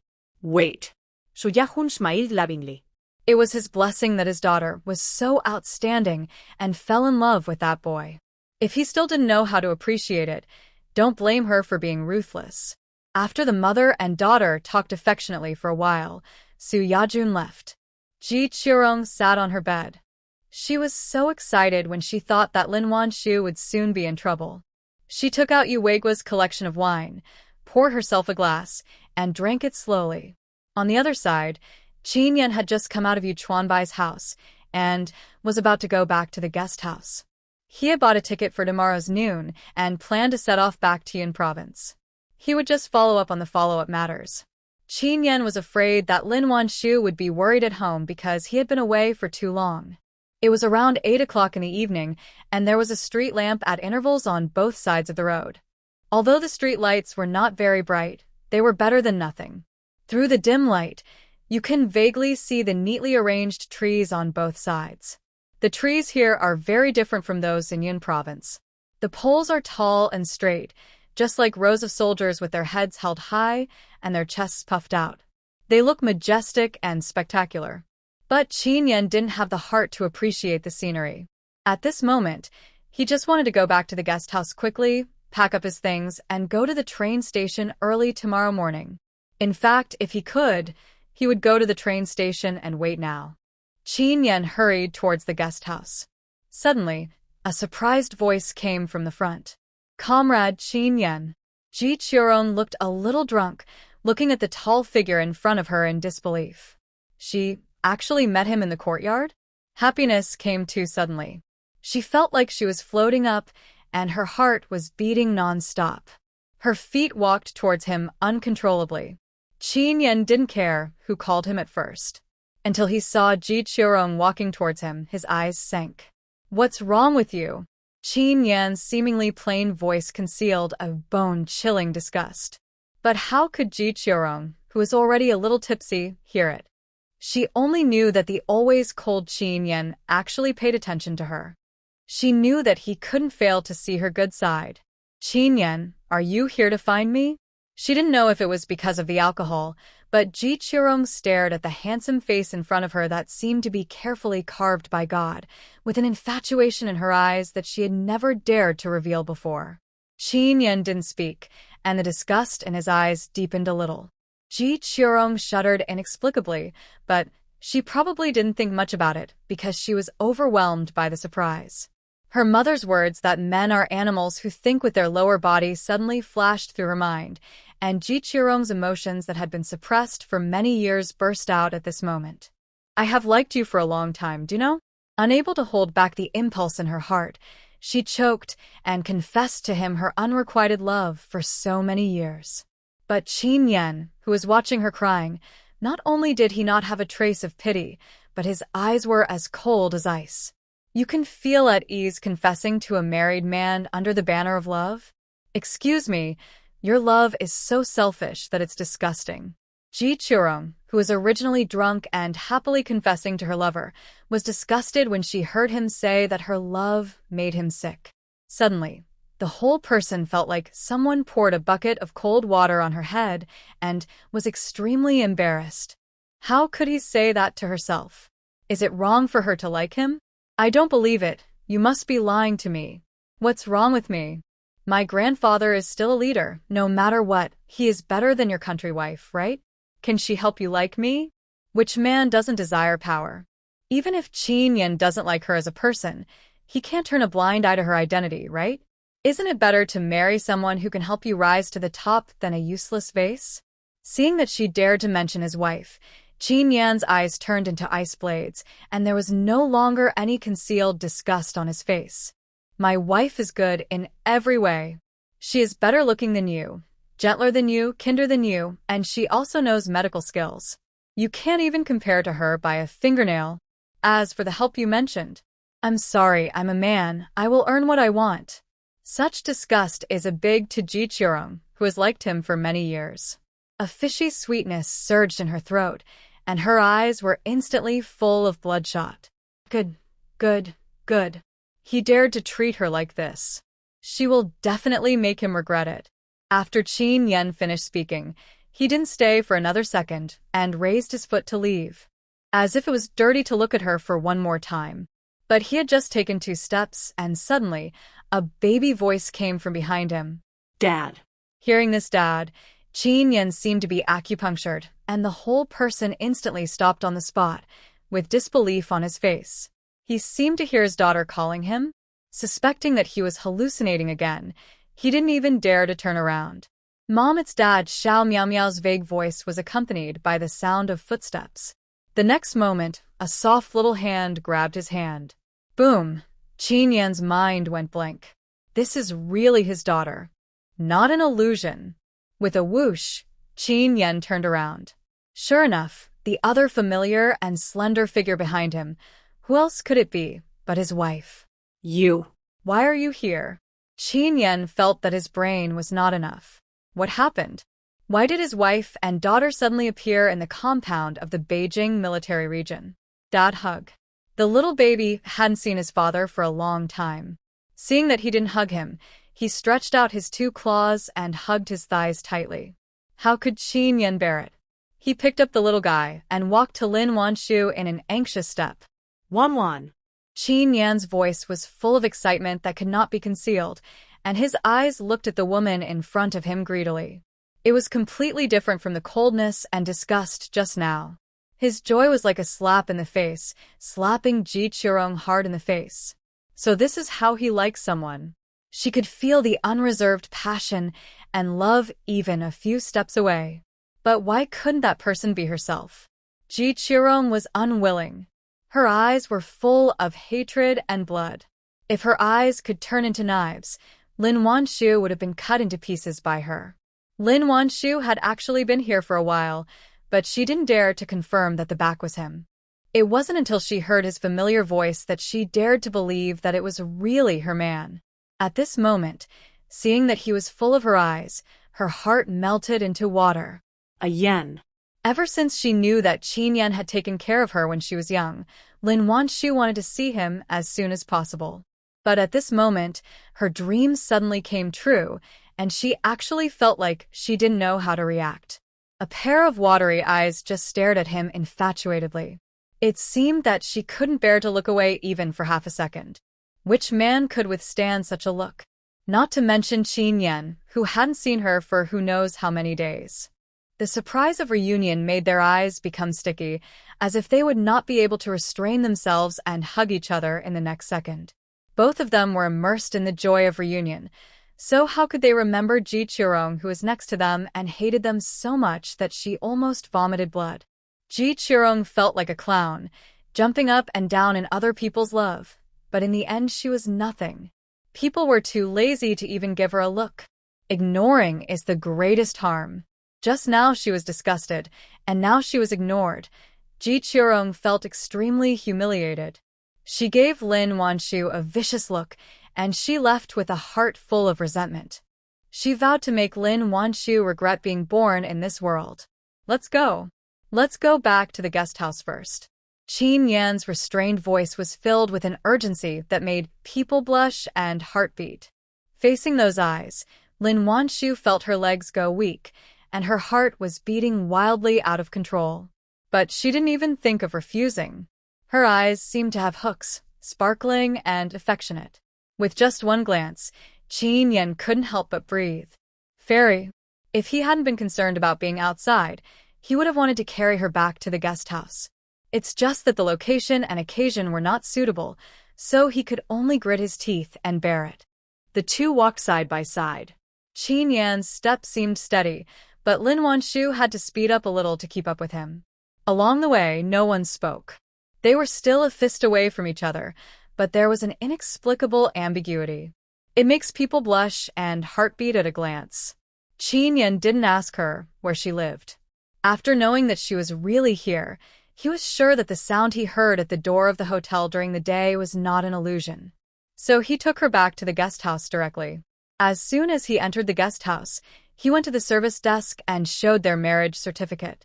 The atmosphere of this era was very conservative. Even in the guest house, they had to prove that they were husband and wife before they could enter the same room. Lin Wanshu looked at the marriage certificate in his hand, and her whole body was numb. Why do you take this out? Facing her shocked eyes, Chen Yan was silent for a moment, and then said, I'm used to it, so I always carry it with me. Lin Wanshu. Are you afraid that she will run away? She didn't have the opportunity to ask this question, because the man was already urging her to go up with his eyes. The heartbeat that had finally calmed down at this moment was beating wildly again. Lin Wanshu lived on the 3rd floor, and Chen Yan lived on the 4th floor. Knowing that Yu Fongfong and the others were also downstairs, Chen Yan took them directly to the 4th floor. It was already past 8 o'clock, and the corridor was silent, with only the sound of 2 footsteps, one deep and one shallow. Da-da-da. The closer she got to the room, the faster Lin Wanshu's heartbeat became. Especially when she thought of how he had just coaxed Xiao Miao Miao to sleep on the way, the temperature on her face seemed to be burning. After an unknown amount of time, the man stopped in front of a door. With a creak, the door was opened. Lin Wanshu's heart skipped a beat. The next second, her waist tightened, and she was hugged into the room. There was no light in the room, and it was pitch black. As the door closed, the man's heavy breathing became clearer. Lin Wanshu's breathing became disordered. After entering, Chen Yan let go of her hand. "Wait for me first." The man's hoarse voice sounded, and then the warm breath left her side. Lin Wanshu couldn't see clearly and could only judge from the footsteps that he was holding the baby and walking to the bed. The furnishings in the guest house were all similar. Lin Wanshu didn't stay there obediently. Instead, she groped her way to the bed.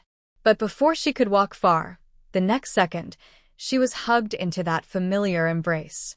Lin Wanshu's lips curled slightly, and she gently hugged his neck with her backhand. Then, she stood on tiptoe and kissed him on the lips. The beauty threw herself into his arms and took the initiative to give him a passionate kiss. Chen Yan, who originally just wanted to hug her, gasped instantly. "Wife." She groaned, unable to hold back, and tightened her hand, taking the initiative and domineeringly plundering her soft red lips. In an instant, the room was like a fire, and the temperature rose steadily. It was unknown how long it had been, so long that Lin Wanshu felt that she was almost out of breath, and then she reached out and pushed him. Chen Yan reluctantly let go, and kept calling his wife. It seemed that he was too surprised and didn't know what to do. Lin Wanshu didn't get impatient, and responded gently. After the excitement in his heart calmed down a little, Chen Yan lowered his voice and asked, "Why are you here?" Lin Wanshu told him what happened in the family compound a few days ago. Hearing that she met a hooligan, Chen Yan was shocked. "Are you injured?" Hearing this, Lin Wanshu was a little surprised that his first reaction was whether he was injured, not whether those people succeeded. Even though she knew how good this man was, Lin Wanshu was shocked by him again. What was she worthy of, to be favored by such a man? "I'm fine, don't worry, Brother Shen has brought people here." Lin Wanshu shook her head and comforted. But Chen Yan's face was still very ugly. When he thought that she was almost insulted by a gangster in a place where he couldn't see, he wanted to kill. Feeling his emotional fluctuations, Lin Wanshu could only change the subject. "What about you? Why are you here?" It has come to this point, and Chen Yan did not hide the matter of Ji Qirong. Hearing that it was she who intercepted Chen Yan's letter, Lin Wanshu's face was very bad. "I should have kicked her just now," she said a little angrily. How could Chen Yan bear to make her angry? He comforted her again. "Don't worry, she won't be able to jump for a few days." Originally, she could report the interception of the letter directly to the army and punish him. But Chen Yan felt that this was too easy for her. In addition, he found that there was something wrong with Li Heping, so he simply cleaned it up together to prevent future troubles. Hearing what he said, Lin Wanshu was finally relieved. Lin Wanshu hated the man who had interfered in her previous life and caused her and Chen Yan to miss each other, and she wished to see her suffer. Because Lin Wanshu was still in Beijing and Chen Yan had not officially returned from leave, he refunded the train ticket and planned to wait for her to go back together. Yu Fongfong didn't know Chen Yan was also in the compound until the next day, and she was so shocked that her eyes almost fell out. "I say, Chen Yan, you didn't fly here because you knew your wife missed you so much that she cried, did you?" She was not as introverted as people of this generation, and she was very bold when she teased people. Lin Wanshu was embarrassed by what she said, and she reached out and pinched her lightly, then said unhappily, "Do you want me to help you notify your deputy head Feng and ask him to come and see you?" Hearing this, Yu Fongfong immediately became timid. "No, no, no, can I stop teasing you?" She couldn't help trembling when she heard Lao Feng's name now, and she dreamed of him glaring at her. It's better to live one day at a time. But Chen Yan did want to call Shen Shu in. Lin Wanshu didn't know what he was going to say, so after arriving at the post office, she waited outside with Yu Fangfang. Zhang Qingfeng finally came to Beijing and went to the hospital early in the morning, saying that he wanted to study here. With Yu Zhengnan here, this is naturally not a problem. Xiao Miao Miao and Xiao Jianxi were playing on the side and didn't look for adults at all. After waiting for about 4 or 5 minutes, Chen Yan finally came back. But his face was frighteningly dark. "What's wrong?" Lin Wanshu walked up and asked. Old Shen said that those gangsters are related to Ji Qirong. Hearing this, Lin Wanshu and Yu Fangfang both gasped. Especially Yu Fangfang. Her hair was about to explode with anger. How dare she? She actually asked someone to insult Lin Wanshu? This vicious woman. I'll tell my grandfather right away. The more she thought about it, the angrier she got. She wished she could kick her out right now. It's a shame for their Yu family to have such a person. I'll go with you. I haven't met my uncle yet. Lin Wanshu traveled all the way to Beijing for her uncle, which shows how important he is in her heart. As Lin Wanshu's husband, it is reasonable for him to meet this elder. Hearing this, Lin Wanshu's heart warmed, and she smiled and said, "Uncle will definitely like you."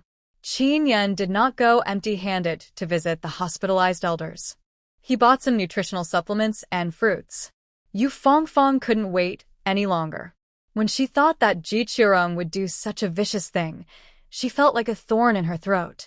The group arrived at the hospital quickly. But to Chen Yan's surprise, Yu Chuanbai was there too. Seeing him, Yu Chuanbai was a little surprised. "Xiao Qin, aren't you going back to Yin province today?" Replying to the commander, "I happened to meet my wife and daughter last night, so I plan to wait for them to go back together." Chen Yan glanced at Lin Wanshu before speaking to Yu Chuanbai. Hearing that this man was Lin Wanshu's husband, Sun Haidao, who was a little casual at first, sat up straight. "Girl, he is your man?" Lin Wanshu saw him looking Chen Yan up and down with a sharp gaze, and suddenly felt a little amused.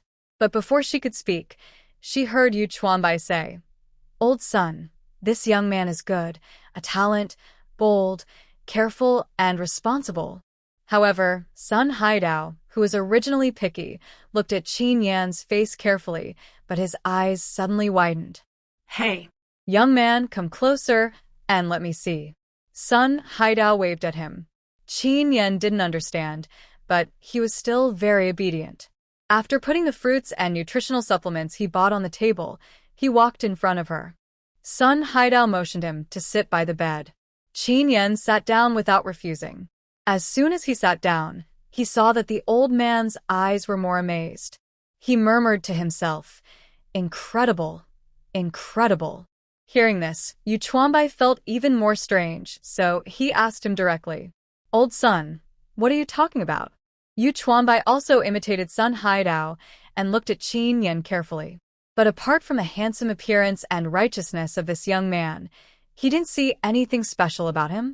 If you have to say something special, does his fighting power count? Sun Haidao didn't explain, just stroked his beard, with a satisfied expression on his face.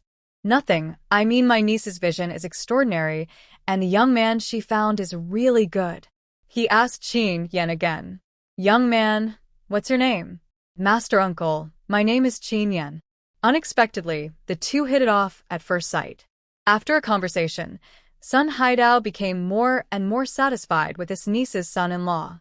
Yu Chuanbai had something else to do, so he didn't stay for too long and said goodbye and left. After he left, Yu Fangfang walked up to Yu Zhengnan with red eyes. "Grandpa, tell my dad to divorce Su Yajun quickly. His daughter is so vicious. If they continue to stay, our family will have no reputation in the future." As she said that, she revealed the fact that Ji Qirong instigated people to bully Lin Wanshu. Hearing this, Sun Haidao turned his head abruptly and looked at Yu Zhengnan. "Old Yu, is it your family again? Who on earth did your son marry? Doesn't he need a political review?" What Yu Chuanbai said just now was explosive enough. Now, it involves his own girl? Sun Haidao was unhappy, and his face was full of expressions that he wanted to seek justice for his niece. Yunnan, who was still lying on the bed and looked a little sick, was so angry that he almost vomited blood. Now hearing his granddaughter's words, his teeth were clenched. Scary. It's unfortunate for our family to marry such a scourge, Yunnan said with great sorrow. Yu Fongfong was afraid that her grandfather would pass out from anger, so she hurried forward to pat his back. Go. Tell your dad to come here right away. Hearing this, Yu Fongfong did not delay and ran out. After an unknown amount of time, Yu Weiguo was finally called. As soon as he entered the door, an enamel cup came bang at him. Dad, what's wrong? Who made you unhappy again? Yu Weiguo asked in confusion. Just now, his daughter came to him in a hurry and did not say what the matter was, but just said that her grandfather was looking for him. Yu Weiguo did not dare to delay and hurried over to the hospital. Who knew that he would be hit by his father again as soon as he entered the door? Fortunately, there was no one in the room at this time. Otherwise, he would be embarrassed to his grandmother's house. What a good thing you did, Yunnan said with gritted teeth and handed over the stack of papers that Yu Chuanbai had given him. Yu Weiguo took the stack of papers and flipped through them. At first, he didn't pay much attention to it until he saw the page about Li Heping. Beads of cold sweat suddenly appeared on his forehead. How is it possible? How are they related to the remnants of the National Army in Myanmar? If Su Yajun is really a member of the National Army, then hasn't he been sleeping with a spy for a long time? When he thought that his secrets might have been revealed quietly a long time ago, Yu Weiguo's legs and feet suddenly became weak. Stand up straight. Coward. What are you afraid of? Just cooperate with me next time. Hearing this, Yu Weiguo seemed to have found his backbone. Dad, what do you say we should do? I will cooperate with you. Ji Qirong suffered such a great that she felt dazed for 2 or 3 days and couldn't sleep well at night. After finally falling asleep for a while, it was already dawn when she woke up. After blinking for a while, she slowly woke up. She looked at the time, and it was almost 11 o'clock. The shame of that night flashed through her mind, and Ji Qirong's eyes were almost poisoned. No, she can't wait any longer. She has to find her mother and do it quickly. What if that witch runs back to Yunnan province? Wouldn't that be a bargain for her? Thinking of this, Ji Qirong didn't care about her messy hair and ran downstairs in a hurry. Just after going downstairs, she happened to meet Su Yajun, who came out of the study. She walked up quickly, grabbed Su Yajun's hand and said, Mom, you have to help me. That witch can't stay. However, what she didn't notice was that Su Yajun looked distraught at the moment, as if she didn't know what she was saying at all. Mom, did you hear me? I want you to find someone to help me deal with Lin Wanshu now. Ji Qirong shook her mother's hand again. And this time, Su Yajun finally responded. Looking at the girl in front of her with messy hair, like a crazy woman, she suddenly felt a surge of anger in her heart. She raised her hand and slapped her face hard. There was only a crisp sound of pop, and Ji Qirong's head was knocked to one side, and her ears were buzzing. She covered her face and looked at Su Yajun in disbelief. Mom, how could you hit me? But she was responded with another heavy slap. Hit you? I'll beat you lightly. Su Yajun was like crazy, grabbing her hair and cursing. Why did you provoke him? Why are you so mean that you have to provoke this man? It's all your fault. You killed your Uncle Heping. Anger made her completely lose her mind. When she thought that something happened to Li Heping, she was like an ant on a hot pot. Mom, what are you talking about? How could anything happen to Uncle Heping? He is so powerful that even the people in the government have to listen to him. Not caring about her burning face, Ji Qirong asked in a panic. He has just been arrested. What do you think? Su Yajun said, gritting her teeth, with an expression that she wanted to chew her alive. That is none of my business. Why did you hit me? Ji Qirong said, unconvinced. None of your business? Ha ha ha. Ji Qirong, I told you a long time ago to find a good man to marry in the city, but you didn't listen and had to provoke that man. It was him. He took revenge on your uncle. At the end, her voice was a little hysterical. Who could have thought? Such a small battalion commander with no background could actually treat Li Heping like this? If she hadn't planned to send the information out secretly, she would not have known that her cousin was in trouble. And the person behind the scenes actually pointed to the young battalion commander Chen Yan. Hearing that it was Chen Yan who did it, Ji Chirong was also shocked. Mom, how is it possible? Are you mistaken? Where did he get such great power to let people arrest his uncle? Chen Yan naturally didn't have this power. But they couldn't help but have a dirty ace, and they would find out the truth once they checked. No. I have to find Wei Guo. Ask him to help. Su Yajun stumbled out after saying that. When Ji Chirong saw her mother's crazy look, she felt an indescribable panic in her heart. It was as if the sky was about to fall. But Su Yajun had just gone out, and before she had walked far, and didn't even know where Yu Weiguo was, she ran into two people from the security bureau. Comrades Su Yajun, we have received a report that you are colluding with foreign forces. Please come with us. Hearing this, Su Yajun felt dizzy. I'm Yu Jingnan's daughter-in-law. Did you make a mistake? How could it be? Wasn't Li Heping just arrested? How did they find her so quickly? Su Yajun's blood seemed to be frozen. Comrade Su, if you don't want to make it known to everyone, I advise you not to struggle. One of the tall and thin comrades from the security bureau said. At this time, people coming and going had already noticed the movement here. One by one, they stopped and pointed at Su Yajun. Isn't that Yu Weiguo's daughter-in-law? Why are the security bureau looking for her? You have to know that one of the important functions of the security bureau is to catch spies and secret agents. I just heard that the comrades from the security bureau said that she was connected with foreign forces. Hearing this, everyone couldn't help but gasp. You mean Su Yajun is a spy? Oh my God. The spies have infiltrated their compound. For a moment, everyone who heard this was scared. When they thought that they had stayed in the same compound with a spy for such a long time and no one had discovered it, everyone felt a chill in their hearts. Listening to everyone as discussions, Su Yajun's face turned pale and blue, which looked very scary. The comrades from the security bureau didn't say any more nonsense and directly arrested her. Outside the crowd, Ji Chirong, who had just tried to catch up with her mother in a panic, collapsed on the ground. How is it possible? How could her mother be connected with foreign forces? Ji Chirong felt like she was listening to a book of heaven. But suddenly, she thought of the things she gave to her mother that day, and suddenly, she felt like she was falling into an ice cellar. How could she hurt herself like this? Isn't she her daughter? The huge made Ji Chirong feel a little dazed.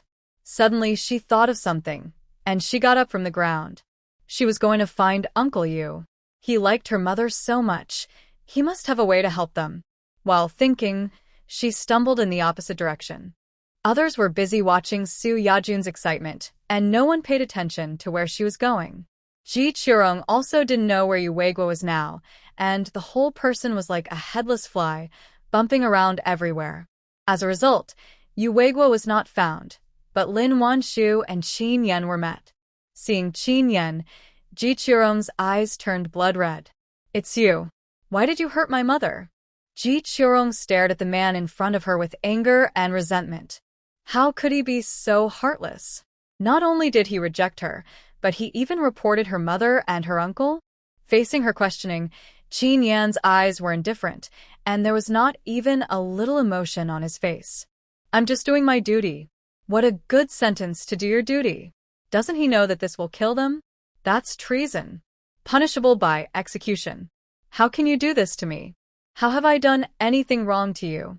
Why are you hurting me like this? Ji Chirong asked with a heartbroken face. The most despairing thing is to be killed without mercy by the man you love deeply.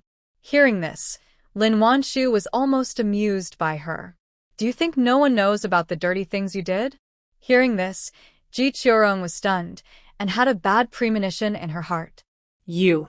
What do you mean? Lin Wanshu sneered.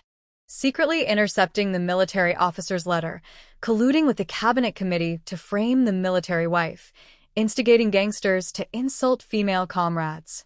Every time Lin Wanshu said a word, Ji Chirong's face turned paler. Non. Impossible. She did it so secretly. How could she know? Chen Yan, I didn't believe me. She is slandering me. At this moment, Ji Qiurong still didn't want to leave such a sinister and vicious image to Chen Yan. With tears in her eyes, she said with an expression that she was wronged. But Chen Yan felt uncomfortable when she looked at him like this, especially when he thought that she dared to find someone to insult his wife. He wanted to tear her into pieces. Whether you did it or not, you will explain it to the team in person when you go to the military court. Hearing this, Ji Qiurong was like a bolt from the blue. What did you do? Did you also report me to the team? How could you be so cruel? He actually wanted to send her to the military court? Cruel? Chen Yan smiled a little bloodthirsty. You should be glad that we are in a society ruled by law now. Otherwise, she would not have the opportunity to stand in front of him and speak. Facing his gaze that was like looking at a dead person, Ji Qiurong's heartbeat paused, and the whole person seemed to be shrouded in the shadow of death. She didn't even dare to breathe. Until this moment, Ji Qiurong realized that she was afraid. No. You can't do this. You can't send me to the military court. If she went to the military court, the things she gave to her mother would inevitably be exposed. Ji Qiurong's hair was disheveled, her eyes were unfocused, and she looked like she was crazy, muttering to herself. If you don't want people to know, then don't do it yourself. If you dare to do these things, you should have thought about this day. Seeing that she knew and was afraid, Lin Wanshu felt a little relieved. But it was not enough. Compared to the evil she had done, just going to jail was too easy for her. Seeing her standing next to Chen Yan, teaching her a lesson from a high position, the string in Ji Qiurong's mind suddenly broke. It's all your fault. If it weren't for you, how could I do these things? Why don't you die? Staring at Lin Wanshu with red eyes, she rushed towards her like a madman. Chen Yan had been on guard against her for a long time. Almost as soon as Ji Qiurong took a step, he protected Lin Wanshu behind him. But his actions made Ji Qiurong even crazier. Pulling out the knife she had just taken from home from her pocket, she stabbed the two of them viciously. Go to. All of you go to. From love to hate, knowing that there was no possibility with Chen Yan, she wanted to kill him. Anyway, she was not going to survive, so let them be buried with her. With this idea in mind, she did not show any mercy and stabbed Chen Yan's heart directly. But before her knife fell, she felt her hand was kicked hard. The severe pain made her hand loosen, and the knife flew out directly. Before Ji Qiurong could react, there was also a severe pain under her feet. She felt that she was tripped, and the whole person rushed forward fiercely. Everything happened in a flash. Ji Qiurong didn't even touch the corner of Chen Yan's clothes, and the whole person fell heavily to the ground. There was only a sizzle sound, which was the sound of the knife cutting through the flesh. Ji Qiurong realized what was happening. She stood up from the ground with a somersault. As soon as she stood firm, she felt a stream of heat flowing down her cheek. She subconsciously reached out to catch it with her hand, but found that her hand had already been rubbed bloody. The blood that slid down was even more frighteningly red. My face! Ji Qiurong screamed when she found that her face was cut by a knife with a long cut. At this moment, her face and hands were covered with blood, and her hair was messy, which looked very scary. Chen Yan frowned, as if he was afraid of scaring Lin Wanshu, and stood in front of her directly. His love that was so meticulous to the bone also hurt Ji Qiurong's eyes. She should have known it long ago. Even though there was no reply, he still wrote to this woman again and again. How could he be indifferent by nature? It was clearly too infatuated. But the person he liked was not her, and all her efforts were in vain. He probably didn't even realize that she had performed on stage for him, right? The fantasy of deceiving herself for many years was completely shattered at this moment, and Ji Qiurong was a little dazed. Why can't it be me? Why can't he give her even a glance? She was unwilling. But thinking like this, Ji Qiurong found desperately that what really made her fall in love was his infatuation and self-discipline. Otherwise, there were thousands of men in the military camp. Why did she like him alone? Seeing her crazy mumbling, Chen Yan's heart was still calm. He didn't even want to waste his words to respond to her words. If you have the time, why don't you think about how to explain to the team later that you gave the list of our soldiers to Su Yajun? Chen Yan's voice was like a death warrant from. When Ji Qiurong heard it, her legs and feet softened, and she sat down on the ground. How? How could it be? How did he know so quickly? Her mother was just taken away. Without thinking too much, she got up in a hurry and wanted to escape. But before she took a few steps, a stone rolled out from under her feet. Ji Qiurong stepped on it, without noticing. She fell heavily to the ground again with a bang. At this moment, a loud shout came from behind her. Stop! Don't move! As soon as the voice fell, 7 or 8 people with guns surrounded her. Seeing the clothes of these people, Ji Qiurong's pupils shrank, and her blood seemed to be frozen in an instant. The arrest of Su Yajun and her daughter caused an uproar in the compound. I felt that Su Yajun was not a good person. She said one thing in front of you and another behind your back. As expected, I guessed it right. Although she was instigated by Li Heping, it was enough to be disgusting. Who said it wasn't? I heard that Mr. Yu almost died at her hands. I wonder if Yu Weiguo regretted marrying such a troublemaker? Need I say more? I think he must be regretting it so much. I heard that the higher-ups are suspending him from his post. Although he was also a victim of Su Yajun's defection, as a senior official in Beijing, he had to bear the blame for negligence when his partner was a spy. Just being suspended from his post was the best outcome. However, these discussions were soon drowned out by another wave of more explosive gossip. You said that Su Yajun's daughter even intercepted the officer's letter in order to steal a man? Everyone in the compound was shocked when they heard this gossip. What kind of love-brained person is this to do such a thing? That was an officer's letter. Are you kidding? She has done more than these wicked things. I heard that she has hired someone to frame someone else's wife twice. A few days ago, the old Luo family caught her confessing to someone else's man. Bah! How shameless.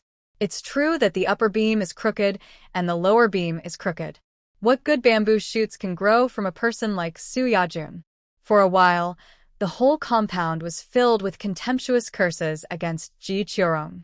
Those who have daughters also taught them not to do such shameless things. Otherwise, if they were found out, a beating would be the least of their punishment. Yu Fongfong, who successfully drove the mother and daughter out of the house, was not happy at all. Listening to Yu Weiguo's voice outside the door begging her to go home, Yu Fongfong rolled her eyes. I will go back when Grandpa is back. Don't bother me if you have nothing to do. She must be crazy to go home at this time. If Grandpa was not still in the hospital, she would have wanted to take Lin Wanshu to the courtyard, to avoid being gossiped about as soon as she went out. She had no good temper towards his father, who had provoked 2 troublemakers. Yu Weiguo was filled with regret when he saw that she really refused to go back with him. He shouldn't have been so obsessed with it and listened to the instigation of the mother and daughter, which made his daughter run away in anger. Until today, he hasn't even been able to see his grandson. How could he not feel uncomfortable? But now he didn't dare to provoke Yu Fongfong at all, for fear that she would get angry and run back to Yun province directly. Okay, Dad won't bother you. If you want anything, just tell me, and I'll send it to you right away. Yu Weiguo said humbly. But the people inside didn't say anything. In the end, he had no choice but to leave in disappointment. Seeing that Sun Haidao was fine, Lin Wanshu planned to say goodbye and return to Yun province. After all, Chen Yan had to report back to the army, so he couldn't delay too long. But before the two of them set off, they met a special visitor. Comrade Lin Wanshu, I am Professor Zhang Liuguang from Beijing University of Traditional Chinese Medicine. I am here on someone's behalf. Zhang Liuguang was dressed in shabby clothes, his gray hair was a little messy, and he wore a pair of thick glasses on his nose. Although he looked a little down and out, his gestures still showed his elegant demeanor. Lin Wanshu quickly invited him to sit in the house. Professor Zhang, please sit down. Chen Yan brought him a stool. Zhang Liuguang nodded to thank him, but did not sit down. I will leave after a few words. Hearing this, Lin Wanshu did not force it. I wonder what Professor Zhang wants to talk to me about? Zhang Liuguang did not waste words and directly opened the bag in his hand. The person who asked me to do this knows that you have inherited the legacy of Mr. Tao, so he asked me to give you these notes. Lin Wanshu looked down and saw that there were actually 2 or 3 thick books in the bag. The pages of the books were a little yellow, and you could tell at a glance that they were quite old. As her grandfather's name was mentioned, it was obvious that this must be the life's work of another Chinese medicine practitioner. Professor Zhang, this is too valuable. How could Lin Wanshu dare to take it? This was not something that could be bought with money. Zhang Liuguang seemed to have predicted her reaction and was not surprised. He just sighed deeply. Comrade Lin, what we consider to be extremely precious may not be the same in the eyes of others. If you don't take it, you may not know if it will be there next time you see it. Hearing this, Lin Wanshu felt a little bitter. Although dawn was ahead, the short period before dawn was often the darkest. Finally, she did not refuse and reached out to take it. Professor Zhang, don't worry, I will keep these in good care. Whenever you need them, just find me. After handing over the things, Zhang Liuguang smiled with relief.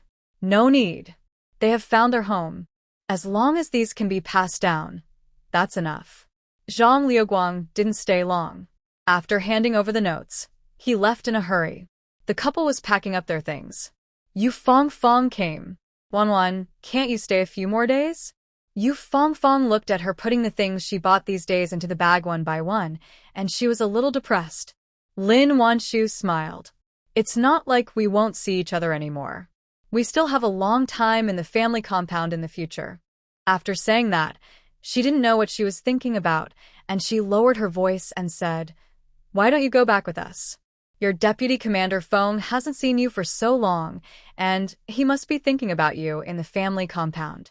Hearing her mention Feng Yandong, Yu Fongfong, who was just clingy and reluctant to leave her, sat up straight immediately.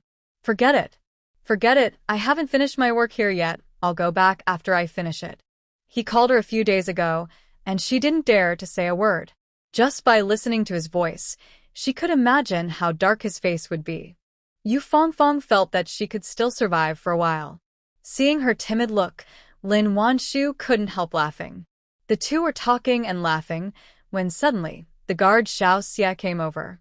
Xiao Xie was Yu Chuanbai's guard. Chen Yan had dealt with him a lot during this period, and was already very familiar with him.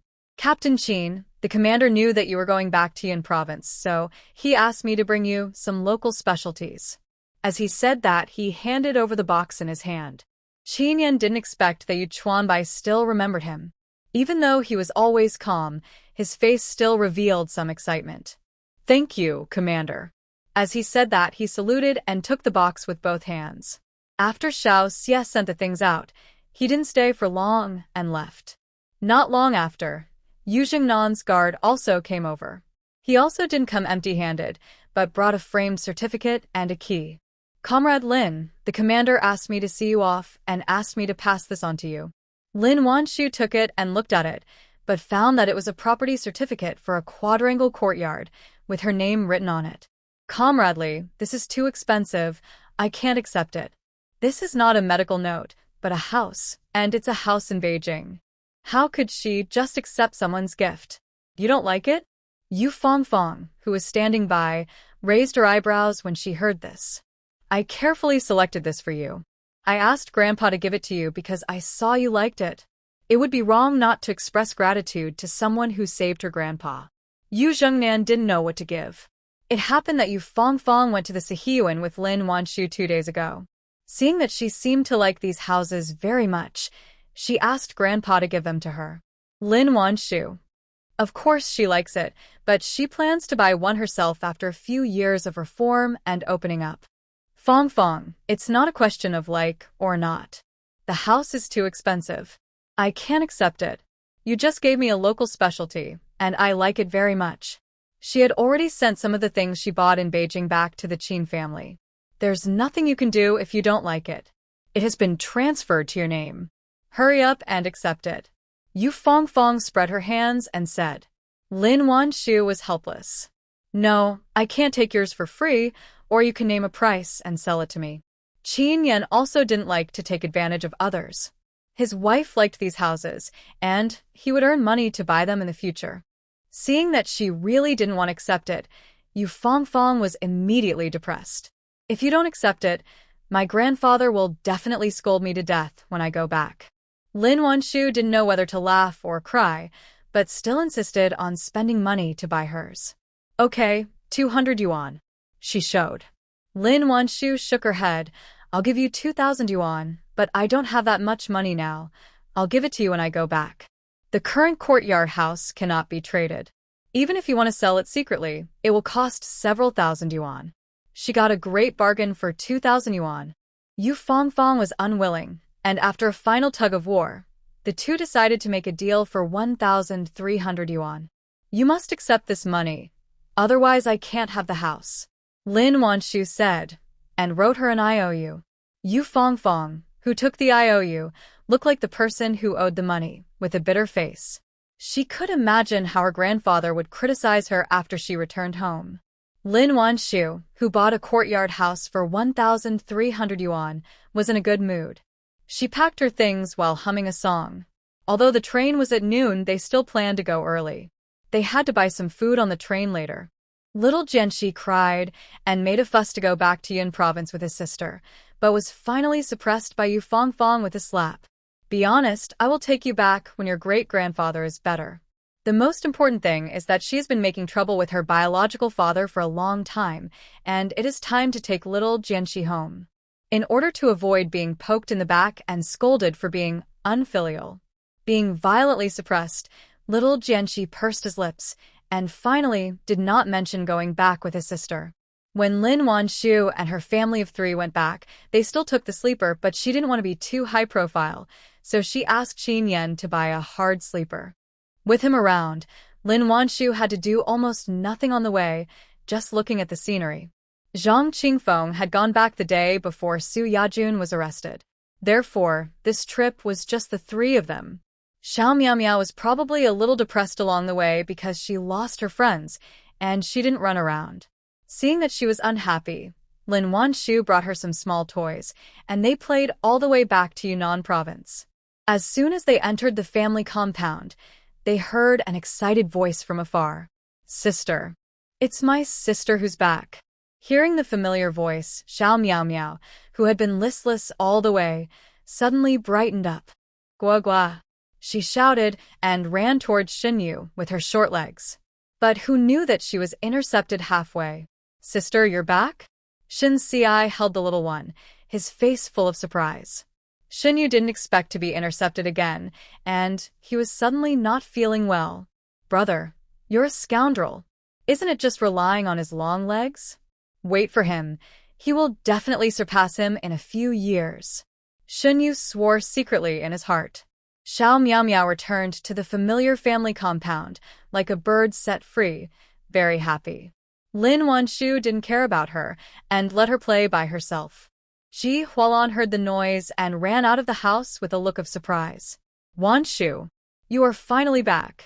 Obviously, she has not been in the family compound for a long time, but Ji Hualan feels that she is bored as soon as she leaves. Now that she sees someone back, how can she not be happy? Lin Wanshu, you are back from Beijing. Did you bring any specialties? Suddenly, a noisy voice came from behind. Lin Wanshu turned her head and saw who else it was, but Tang Qian? I did. Here, this is preserved fruit. Try it. As she said, she grabbed a handful and handed it to her. Give me more. Don't be so stingy. Lin Wanshu. People really laugh when they are speechless. Yang Zheng, who was standing next to her, could no longer bear it and slapped her on the head. She angrily said, Tang Qian, can you be more ambitious? Your man has enough food and clothes for you. Why do you always want his things? After being beaten, Tang Qian finally stopped asking for excessive things. But she couldn't help but look a little aggrieved. It's just a few preserved fruits. If you don't want to give it, then don't give it. Is it necessary to hit me? She muttered while touching her head. The few people hadn't seen each other for a long time, so they started chatting outside. The main reason was that they were very curious about Beijing. Seeing that they couldn't finish talking for a while, Lin Wanshu planned to invite them to her home. But she didn't expect that as soon as the group arrived at her door, they heard a scream from the front. Help! Hu Yindi beat her daughter-in-law. Hearing Huang Fengying's call for help, they were all shocked. Thinking that Hu Yindi was crazy and beating her daughter-in-law again, they hurried over to see. When the Zhou family heard Huang Fengying's cry for help, Hu Yindi was furious. When did I beat you? Why are you barking like a dog? Zhou Xiaoyan's face turned black. I just asked you to transfer the work to me. Why are you crazy? But in response to them, Huang Fengying pulled her hair into a mess and slapped herself on both sides of her face. After slapping, she sat on the ground, slapping her thighs, crying and shouting for help. I can't live anymore. The eggs my sisters-in-law sent me were snatched away by my mother-in-law. Now my sister-in-law forced me to give her my job. I disagreed, and they beat me like this. Everyone, come and help me judge. Just after she finished crying, a group of people came in at the door. Tang Qian saw Huang Fengying with messy hair and swollen cheeks on the ground, and she immediately got angry. I advise you not to go too far. She married into your family, not sold to you. How can you treat her like this? People in this era are enthusiastic. As long as there is no conflict, any family will help. Not to mention this kind of military wife being beaten and crying for help, people who encounter it will definitely not stand idly by. This is different from the habit of city people in later generations who only live behind closed doors. Lin Wanshu had just returned to the family compound, and before she even entered the house, she was pulled over by the military wives. Tang Qian had already helped Huang Fengying up, and others also stepped forward to separate Hu Yindi and her daughter. Aunt Hu, why did you hit your daughter-in-law again? Yeah, Fengying's wound hasn't healed yet. How could you hit her? What if she gets hurt? The military wives said one after another. Hu Yindi and Zhou Xiaoyan were so angry that smoke was about to come out of their heads. We didn't hit her. She was mad and beat herself. Hu Yindi really wanted to hit her, but before she could do anything, she shouted for help. She took the blame without even hitting anyone. How could she swallow this? But Yang Zheng, who heard this, immediately turned cold. If you want to lie, think of a better reason. How could someone beat herself? How often did she beat Huang Fengying in the past? And they were mother and daughter against one another. If she said they didn't beat her, no one would believe it. That's right. Look at her. Her body is covered with bruises. If you didn't beat her, then did she pinch herself? Huang Fengying covered her face and sobbed softly, looking like a poor little thing that was persecuted.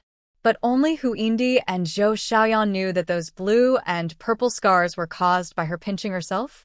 Seeing that she was still pretending to be pitiful, the mother and daughter almost vomited blood. Witch! You framed me. When did I hit you? Hu Yindi was so angry that she raised her foot and wanted to kick her. But before she could kick anyone, an angry shout came from the door. Enough! Stop it! But Tang Qian had already pulled Huang Fengying away, and Hu Yindi didn't kick her at all. Seeing Zhou Tianju coming back, she couldn't help but pointed at his nose and cursed. Zhou Tianju, are you still a man? Your wife was stabbed because of you, and now she is being beaten by your mother and your sister. Do you still have a conscience? Zhou Xiaoyan didn't even touch her finger, and now she was framed by her, and she was angry and furious. Seeing Zhou Tianju coming back, she was furious and said, Brother, you should divorce her quickly. Our family can't afford such a vicious woman. I didn't touch her at all. She beat herself like this. However, no one believed her words. Zhou Tianju looked at Huang Fengying, who was in a miserable state, and felt a headache. Can't you cause less trouble for me? Even Zhou Tianju didn't believe that the red marks on Huang Fengying's face were caused by her. What's more, when he entered the door, his mother wanted to kick Huang Fengying in public. With so many people watching, he couldn't pretend to be confused. Seeing that even her own son didn't believe her, Hu Yindi felt a blackness in front of her eyes. Evil creature. How can you help her to scold me? I'm your mother. Zhou Tianju's head hurt even more. Mom, please stop making trouble, okay? He has been criticized twice in a row recently. If it happens twice again, he will not stay in the army. But Hu Yindi was wronged in the first place, and now her son is talking about her in turn. How can she bear it? You don't believe me? You just believe this little witch? Hu Indi's eyes seemed to be spitting fire. Huang Fengming on the ground was still muttering to herself.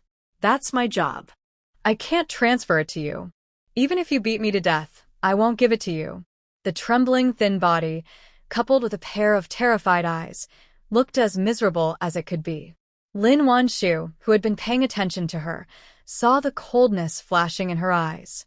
How could that icy cold look like a pitiful little thing? Lin Wanshu. She didn't say anything. She just stood aside and continued to watch. The military wives who heard this were even more angry. Zhou Xiaoyan, your sister-in-law lent you the job and earned so much salary. She can't even afford an egg to eat. How dare you let her transfer the job to you? I've never seen such a thick-skinned person in the world. You've been doing the job for a long time and you really think it's your own? That's right. You even dared to ask your brother to divorce your sister-in-law. How can you say that? You are the ungrateful wolf, right?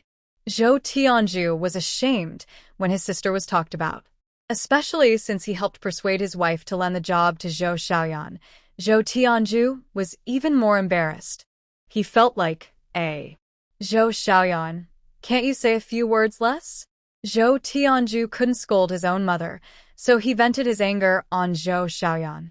Zhou Xiaoyan didn't expect that her brother, who always loved her, would scold her, and she felt wronged. She was obviously doing it for his own good. How could he say that to her? Brother, you have changed. Have you forgotten who raised us after our father left? Mom suffered so much injustice and you don't care about it. Now you scold me for an outsider. Are you still my brother? Hearing this, everyone subconsciously glanced at Hu Indi, who was fat and dressed brightly, and they were all speechless. Does she look like she is wronged? But after hearing Zhou Xiaoyan's words, Zhou Tianzhu was silent, and there was a trace of guilt on his face. Huang Fengming, who was huddled in the corner, knew what the man was thinking just by looking at his expression. He was really guilty. He shouldn't blame his mother for an outsider. Huang Fengming felt that there was nothing more ridiculous than this. She married him, gave birth to 3 children, but in the end she was still an outsider. Since I am an outsider and have no relationship with you, please give me my job back, Comrade Zhou Xiaoyan. As soon as these words fell, the noisy kitchen suddenly became quiet. Everyone looked at the embarrassed woman. She looked sad, and she looked strong, as if she had been oppressed to the extreme and had to resist. People couldn't help but feel sympathy, especially the word outsider, which deeply hurt the hearts of every military wife. They are all daughters-in-law, who is not like Huang Fengming. They are outsiders in their husband's house, and they are also outsiders in their parents' house. Just because they are women, do they deserve to have no place that belongs to them? For a while, the military wives looked at Zhou Xiaoyan with something wrong. When Zhou Xiaoyan heard that Huang Fengming dared to ask her for a job again, she was shocked and angry. Want a job? Dream on. I am the one working at the post now, and everyone only recognizes me. If you know what's good for you, give up your job, and I won't care about your slander against me just now. How could she give her the job back? If she spit out her job, where would she stand in her husband's house? Zhou Tianzhu didn't say anything. He didn't even dare to look at Huang Fengming. Hu Indi was cursing at the side, saying that Huang Fengming was dreaming. The military wife next to him was about to get her fists hard. Huang Fengming's eyes became colder and colder as she cursed. When Hu Indi finally stopped, a smile without sadness or joy appeared at the corner of her lips. It's okay if you don't return it. I'll go to the army leaders to reason with this look. Hearing that she was going to the army to find the leaders, Zhou Tianzhu, who had been silent just now, finally responded. Fengming, let's talk it out. Xiaoyan is just a little bit bad-mouthed. She is a good person. We are all family. Saying this is too hurtful. But his honest persuasion fell into Huang Fengming's ears, and she felt more and more ironic. When Zhou Xiaoyan scolded her as an outsider just now, why didn't she say that they were a family? Now that her own interests have been damaged, she remembered that she and he were a family? It's just that she didn't want to say these words anymore. When she was disappointed, she even found it hard to argue. If you want me not to go to the leader, you can ask her to give me my job back. Zhou Xiaoyan got angry again after hearing this. Brother, you can't agree to her. Zhou Tianju was also embarrassed, foaming. Don't say that. Xiaoyan's husband doesn't have a high salary. The couple only make 40 or 50 yuan a month, and I'm still here at home. Be obedient. Don't ask for this job, okay? Looking at his rare, tender look, Huang Fengming wanted to laugh for some reason. Does your salary have anything to do with me? Have you ever given me even $1 in all these years of marriage? Zhou Tianju was embarrassed and blushed with questions one after another. Especially when he noticed the disdainful eyes of the military wives, he felt even more ashamed. That's all in the past. I'll give you 10 yuan a month from now on. As soon as he finished speaking, Hu Yindi was unhappy. No. Why should I give her 10 yuan? I don't agree. If I give her 10 yuan, won't I be 10 yuan less? That's 10 yuan. She can't think about it. She feels painful when she thinks about it. Huang Fengming laughed even more sarcastically. It's just right, I don't care about your 10 yuan. I just want my job back. After all, my monthly salary is 25 yuan. 25 yuan is enough to support her and her 3 children. In the end, they live worse than dogs.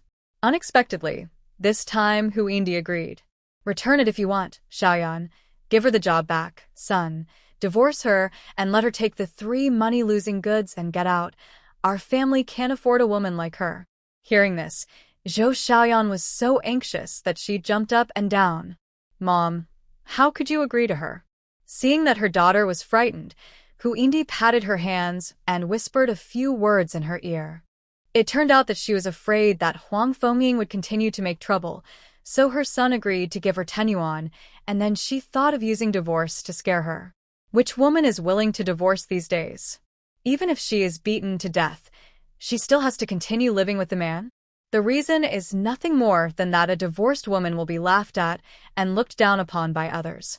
The spit alone can drown her. Hu Yindi was sure that Huang Fengming was cowardly and would definitely not agree to a divorce. At that time, she would naturally not ask for the 10 yuan again. Hearing her mother say this, Zhou Xiaoyan's heart was put back in her stomach. Yes. Brother, if you divorce her, I will give her the job back, and you can go back and marry someone who can give birth to a son. As she said, she looked at Huang Fengming triumphantly. It was as if she was waiting for her to beg for mercy. Zhou Tianju didn't think about divorcing Huang Fengming. After all, military marriage is not a joke. But seeing his mother and sister quarreling with Huang Fengming like this, he felt extremely annoyed. In the end, he didn't know what he was thinking, but he didn't say anything. When the military wives heard that the mother and daughter were so vicious that they urged Zhou Tianju and Huang Fengming to divorce, they couldn't help but gasp. If they really divorced, how would Huang Fengming live? But before they could persuade her, they heard Huang Fengming's decisive voice. Divorce if you want to. Whoever doesn't divorce is a rascal. Hu Yindi and Zhou Xiaoyan were dumbfounded when they didn't expect her to agree. This was different from what they thought. Shouldn't she kneel down in horror and admit her mistake? How could she agree to a divorce? For a moment, both of them doubted whether there was something wrong with their ears. When the military wives who were watching on the side heard what Huang Fengming said, they all became anxious. Fengming, don't say angry words. Yes, husband and wife fight at the head of the bed and make up at the foot of the bed. If there is anything, just talk it out. Why do you have to get to the point of divorce? Although they couldn't stand this family tossing people like this, they didn't think of instigating them to divorce. As the old saying goes, it is better to demolish a temple than to destroy a marriage. Now that the two of them are actually getting divorced, how can they not be anxious? Looking at those concerned faces, Huang Fengming felt a warm feeling in her heart. Looking at everyone with a fixed gaze, there was no confusion and cowardice in her eyes. There was only decisiveness and fortitude. Thank you for your kindness, sisters-in-law, but I have made up my mind. Today, please be a witness. I want to divorce Zhou Tianju, give Zhou Xiaoyan's job back to me, and the 3 children can stay if they want them, or take them away if they don't want them. Huang Fengming didn't dare to ask for the children directly, for fear that Hu Yindi would interfere to make her angry. Zhou Tianju didn't expect her to be so determined. She would rather be ridiculed by everyone than divorce him. This made him feel ashamed. He glared at the disheveled woman in front of him, his jawline tensed. Huang Fengying, have you thought it through? Once you divorce, it will be too late to regret. Huang Fengying looked straight at the man who had already become a stranger in front of her, and she nodded without hesitation. I've thought it through. You go and file a divorce report, and Zhou Xiaoyan and I will hand over the work. We will go our separate ways in the future. Since she had already decided to go this far, she would not give herself a chance to regret it. Zhou Xiaoyan saw that she was serious, and she was immediately like an ant on a hot pot. She had just been urging her brother to divorce, but she immediately changed her mind. She didn't care about being slapped in the face, and she said anxiously, I don't agree. This job is mine, don't even think about taking it back. But Hu Yindi still felt that Huang Fengying was just scaring them in order to control her son. Let her divorce. Divorce now. Whoever doesn't divorce is a rascal. Son, go write a report. She didn't believe it. Did Huang Fengying still want to make trouble? Dare to scare her with the matter of divorce, she would let her taste the consequences. In order to prevent her from being ignorant of the world. But Huang Fengying was not afraid at all when she heard this. She just looked at Zhou Xiaoyan and said, You have to hand over your work to me now. If you don't. As she said this, she pointed at the bruises on her arms, and the threat was self-evident. Seeing the bruises on her arms, Zhou Tianju's first reaction was not heartache, but anger. He was angry that she was making a fuss and wanted to divorce him for such a small matter. She also ignored her future and repeatedly threatened him to report it to the leader. Okay, you want to get a divorce. I hope you won't regret it when the time comes. Zhou Tianju looked at her with a heavy look. Huang Fengying was too lazy to look at him again. At this moment, she only cared about whether she could get her job back. As for this place, she wanted to run as far away as possible. I won't regret it. Hurry up and don't dawdle. My patience is limited. Seeing her resolute look, the military wives were all stunned. She wanted to say something, but seeing the ferocious Hu Yindi standing by, she couldn't say anything to persuade him. To be honest, if it were them, they would rather be drowned by spit than stay in this suffocating place. Hearing her impatient words to leave him, Zhou Tianju became more and more angry. He felt that she was too willful. He didn't know whether he was angry or something. He said coldly, As you wish, I will go to report later. Then, he turned to look at Zhou Xiaoyan. You go, and hand over the work to her now. Zhou Tianju believed that Huang Fengying would regret it in a few days. I won't go. Zhou Xiaoyan was furious when she saw that they were going to take away her job in a few words. I won't go. She can sue if she wants. The injuries on her body were not caused by me. It's none of my business. She was about to lose her job. How could she care whether her brother would be persuaded to leave the army? At this moment, she just wanted to leave here quickly. As long as she didn't come to the army, Huang Fengying would not be able to get her job back. After saying that, Zhou Xiaoyan wanted to run out. But Tang Qian quickly blocked her. She was strong and tall, and she was standing at the door. How could Zhou Xiaoyan get through? Get out of the way. Zhou Xiaoyan stretched out her hands and tried to push Tang Qian away. But Tang Qian restrained both of her hands with one hand. I won't let you, unless you go to hand over your work to Huang Fengying. Tang Qian is a contradictory person. On the one hand, she likes to take advantage of small things, and on the other hand, she hates evil as much as her enemies. This is why the military wives can neither love nor hate her. Hu Yindi was angry and anxious when she saw her daughter being caught. This is our family's business. What does it have to do with you? Let my daughter go. Tang Qian rolled her eyes. You bullied a military wife and beat her up like that. I was just helping her out when I saw injustice. She didn't believe in that it was difficult for an honest official to judge family affairs. Women are also human beings. Just because she married a man, can she be legally abused by the man and his family? Just because of a family matter, can they watch a woman being bullied with peace of mind? She decided to take care of this trivial matter today.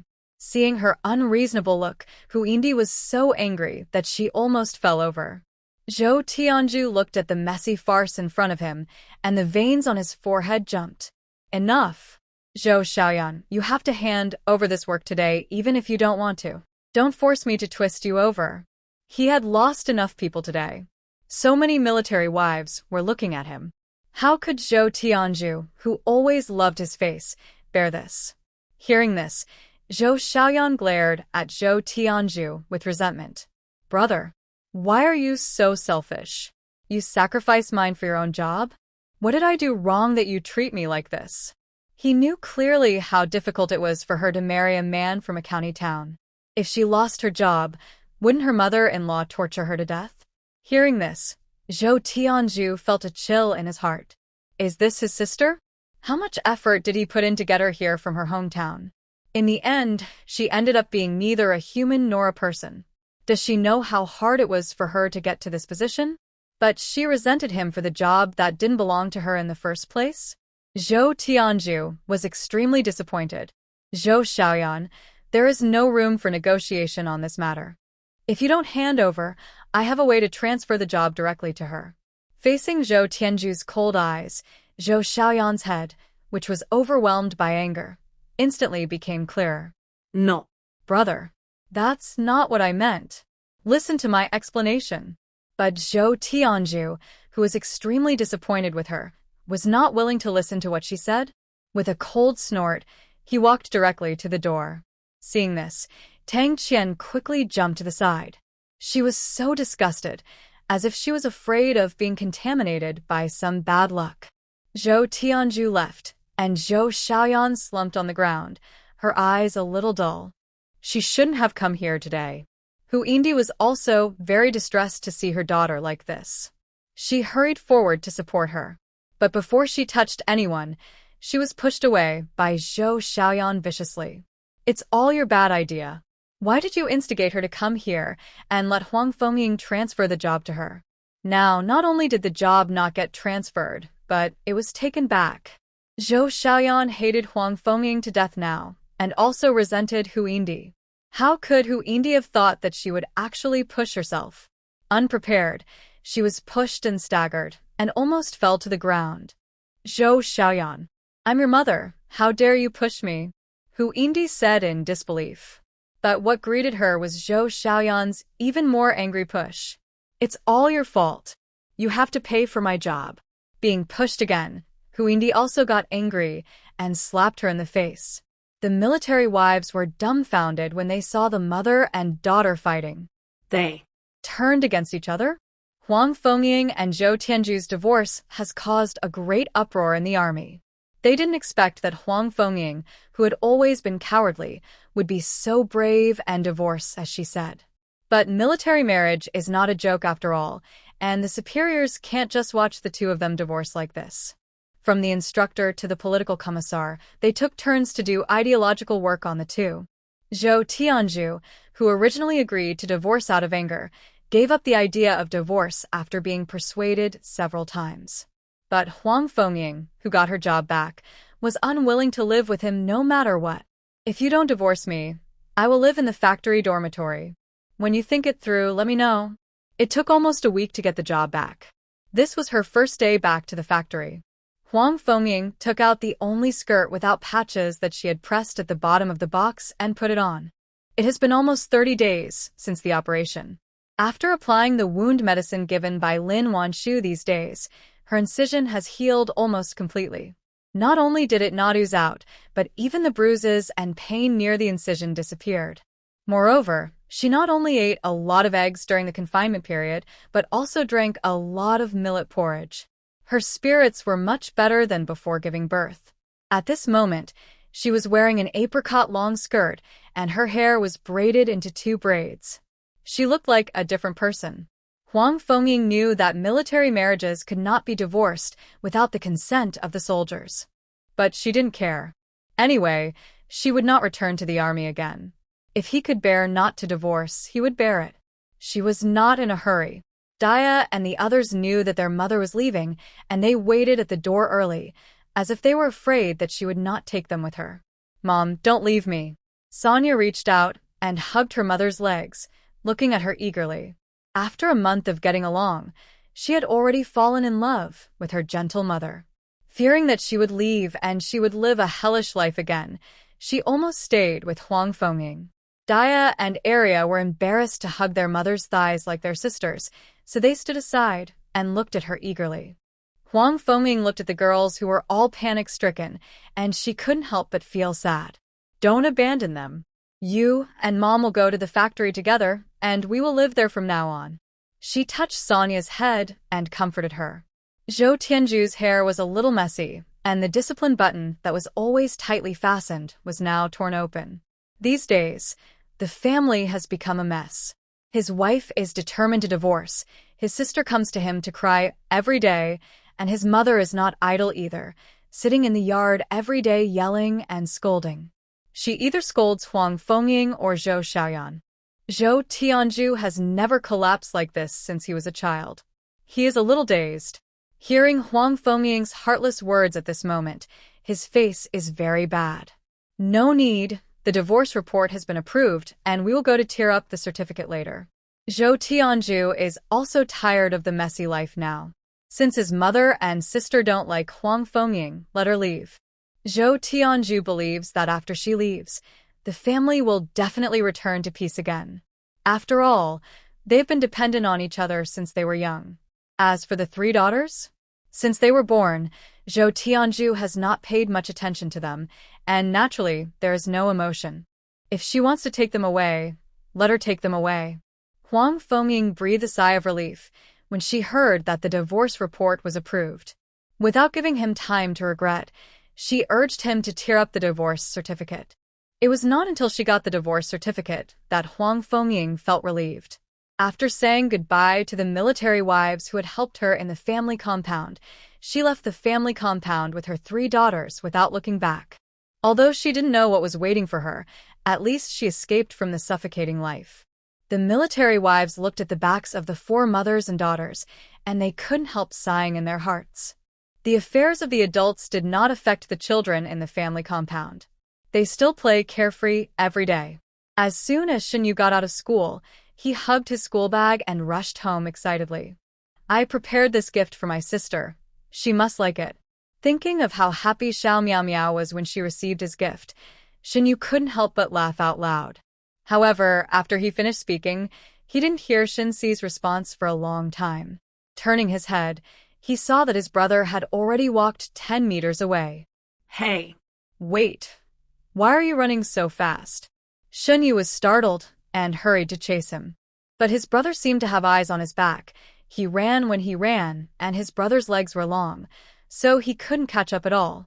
After finally returning to the family compound, he saw a little kid sitting under the tree at the door from a distance. Sister. Seeing her, Shen Yu's depressed mood was immediately swept away, and with a big smile on his face, he ran towards her. Are you waiting for me here? But in response, the little kid opened his arms and rushed towards Shen Xiai. But. Shen Yu? No. He is such a big living person standing here, didn't she see it? Sister. You are partial to her. Shen Yu said bitterly, but was glared at by Shen Xiai. Sister is still young. What does she know? As he said that, he picked up the little one and walked towards home. Shen Yu scratched his head and felt that what his brother said made sense. How could his sister be partial to her when she was so young? Thinking of this, he happily chased after her. Sister, I have prepared a surprise for you. When I go to school, I will let it play with you. As he said that, he took out a strange-looking cage from his school bag.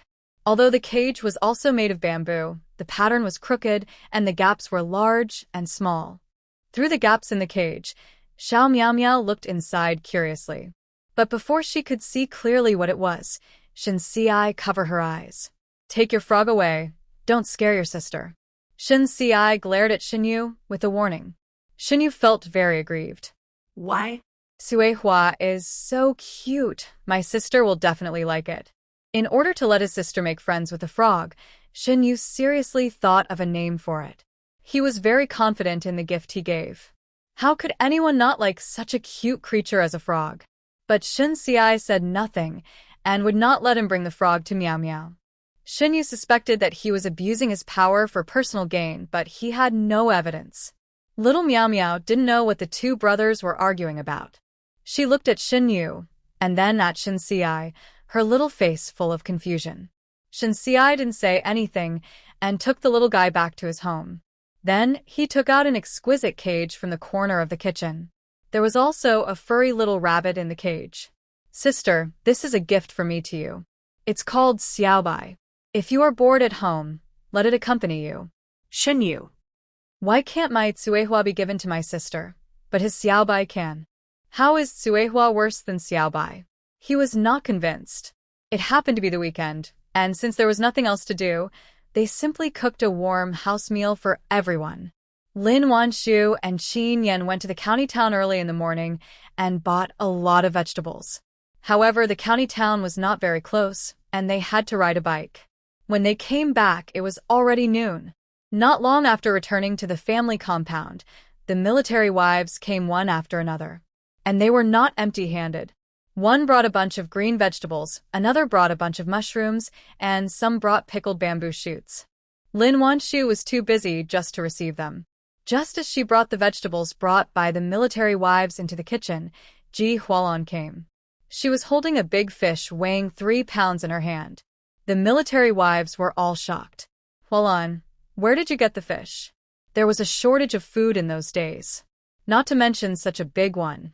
Even the palm-sized ones had been caught by others. My husband Shen happened to meet a fellow villager who caught one the day before yesterday, and he exchanged it with him for meat tickets. In order to raise this fish, she even emptied the water tank. Hearing that it was caught by a fellow villager, the military wives did not find it strange. After all, they go to the river to fish every day, and it is not strange to occasionally find a leak. This is the border. The mountains are high and the emperor is far away, and some policies are not as strict as other places. For picking up things in the mountains and fishing in the river, the brigade turns a blind eye. Lin Wanshu, who had just come out of the kitchen, was also shocked when she saw the fish that Ji Hualan brought over. Hualan, this is not allowed. It's too expensive. Take it back and cook it for Shenxiai and others. How could she accept such a big fish directly? Hearing this, Ji Hualan glared at her in feigned anger. Who said this fish is for you? I'm giving it to everyone to eat. Don't stop me. As she spoke, she carried the fish to the water tank. Knowing that she was well-intentioned, Lin Wanshu was a little moved and a little helpless. In the end, she didn't say any more polite words, but replied half-jokingly. Oh, so you came to borrow my land to show your courtesy to the sisters-in-law. I dare not stop you. I'm afraid you will get angry with me. After a few words and laughter, the atmosphere soon became warm again. Although Lin Wanshu has been here for less than 2 months, she has become friends with most of the military wives. Therefore, there are quite a few people coming. Including the children, there are probably 3 or 4 tables. The military wives are helping to wash and pick vegetables in the kitchen and yard, while the children are running around the yard. Everyone knows that Lin Wanshu is a good cook, and they didn't compete with her for cooking. They all helped spontaneously. There were too many people, and not enough work to do. Lin Wanshu simply went to kill the fish. She killed a lot of this thing in her previous life, so she was not afraid at all. As soon as Chen Yan entered the door, he saw his wife holding a kitchen knife in one hand and a big fish in the other. Seeing the big fish jumping around in her hand, Chen Yan couldn't help but jump. Do you want to kill the fish? Let me do it. Without bothering to greet his comrades, he walked forward quickly. Yes, sister-in-law, let us do this. Gao Wangjin also spoke hurriedly. Are you kidding? Her hands look white and tender. How can she kill fish? Don't cut her hands by accident. Chen Yan will be heartbroken later.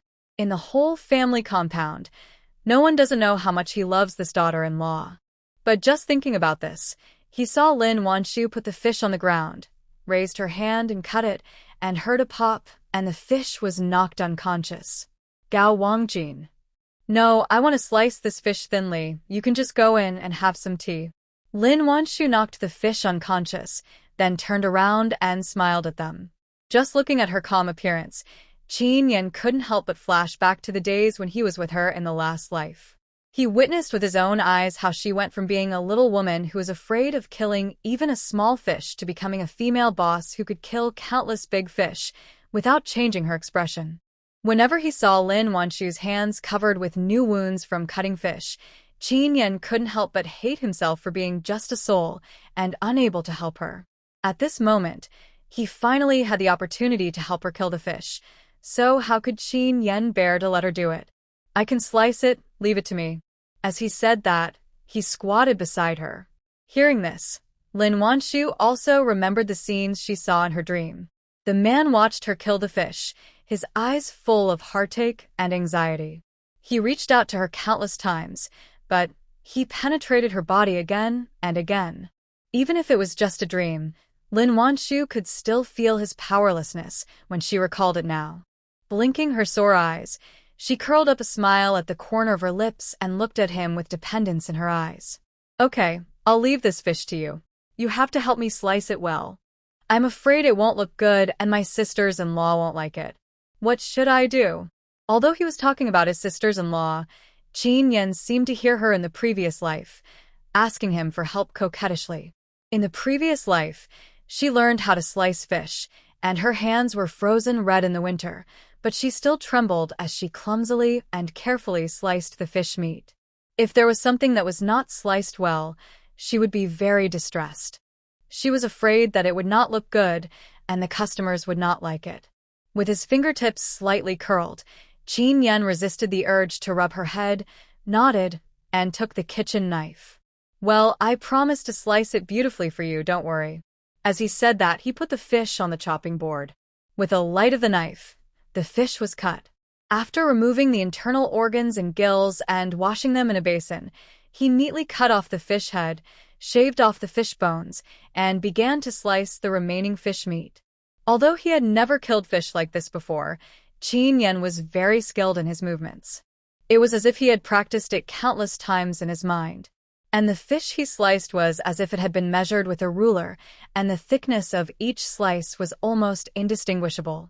Lin Wanshu looked at his gestures that were exactly the same as hers, and her heart was sour and swollen, with a myriad of tastes. Although Ji Chirong got the retribution she deserved. But the regrets of the previous life could not be redeemed. Fortunately, this life is still long.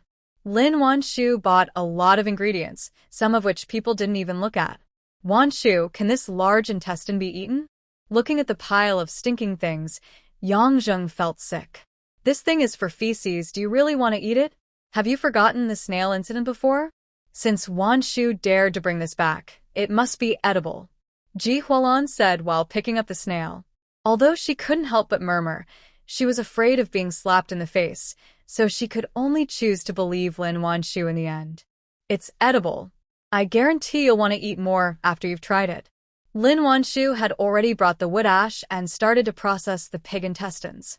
Although the military wives were all skeptical, they still studied hard. By 3 o'clock in the afternoon, the whole yard was filled with an indescribable fragrance. Xiao Miao Miao was originally playing games with her brothers and sisters, but as soon as the fragrance wafted out, everyone around her ran away.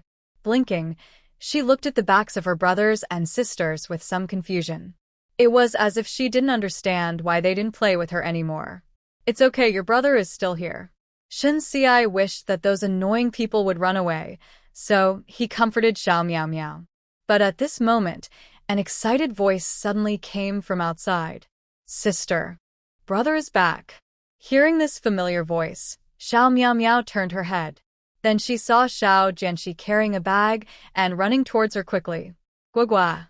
Miao Miao was also very excited after not seeing Xiao Jianxi for a long time. Throwing down the small shovel in her hand, she ran towards him. The two little ones held hands and jumped happily. Shenqi. And Yu Fongfong, who was following behind, hadn't even returned home yet. As soon as she entered the door, she looked everywhere for Lin Wanshu. As a result, Lin Wanshu didn't find it, but met a pair of dark eyes. "Yu Fongfong. I'm going to die. Why is he here?" Hee. "Didn't the top 3 say you went to the provincial capital? Why are you back so soon?" Yu Fongfong shrank her neck and said with some embarrassment, "Fong Yandong, I finished my work and just came back." Yu Fongfong. Oh, what a terrible rascal. D. He was very angry. How could she justify not answering the phone? Fortunately, Feng Yandong didn't let the air conditioner go for long before he went out with Chen Yan. It seemed like he had something to say. Yu Fongfong patted her chest, feeling like she was surviving a disaster. Feng Yandong went out, and she felt like she was okay again. Carrying a bag of things, she ran into the kitchen happily. Wan Wan. I'm back. Do you miss me? She arrived before anyone else, and when they heard her voice, the military wives in the kitchen felt nostalgic. Fong Fong, you are really good at picking the time. You will be back when the meal is ready. Yang Seng Joket Half jokingly. She didn't like Yu Fong Fong before. But since playing with Lin Wanshu, she has had more contact with Yu Fong Fong, and now she also likes her straight temperament. During this period of time when Yu Fong Fong was not in the family home, she felt that the family home was much quieter. I just guessed that she was going to cook for the greenhouse, so I hurried back. In fact, she hurried back because she accidentally heard that Feng Yandong was on a mission. How could I have imagined that I would bump into him as soon as I returned here? Yu Fong Fong couldn't help feeling frightened when she thought of his cold gaze just now. But Lin Wanshu was so busy that he had no time to chat with her. Seeing Yu Fong Fong coming back, he took a chicken foot and handed it to her. You must be hungry after riding in the car. Let's eat it first. It will take half an hour for me to feel better.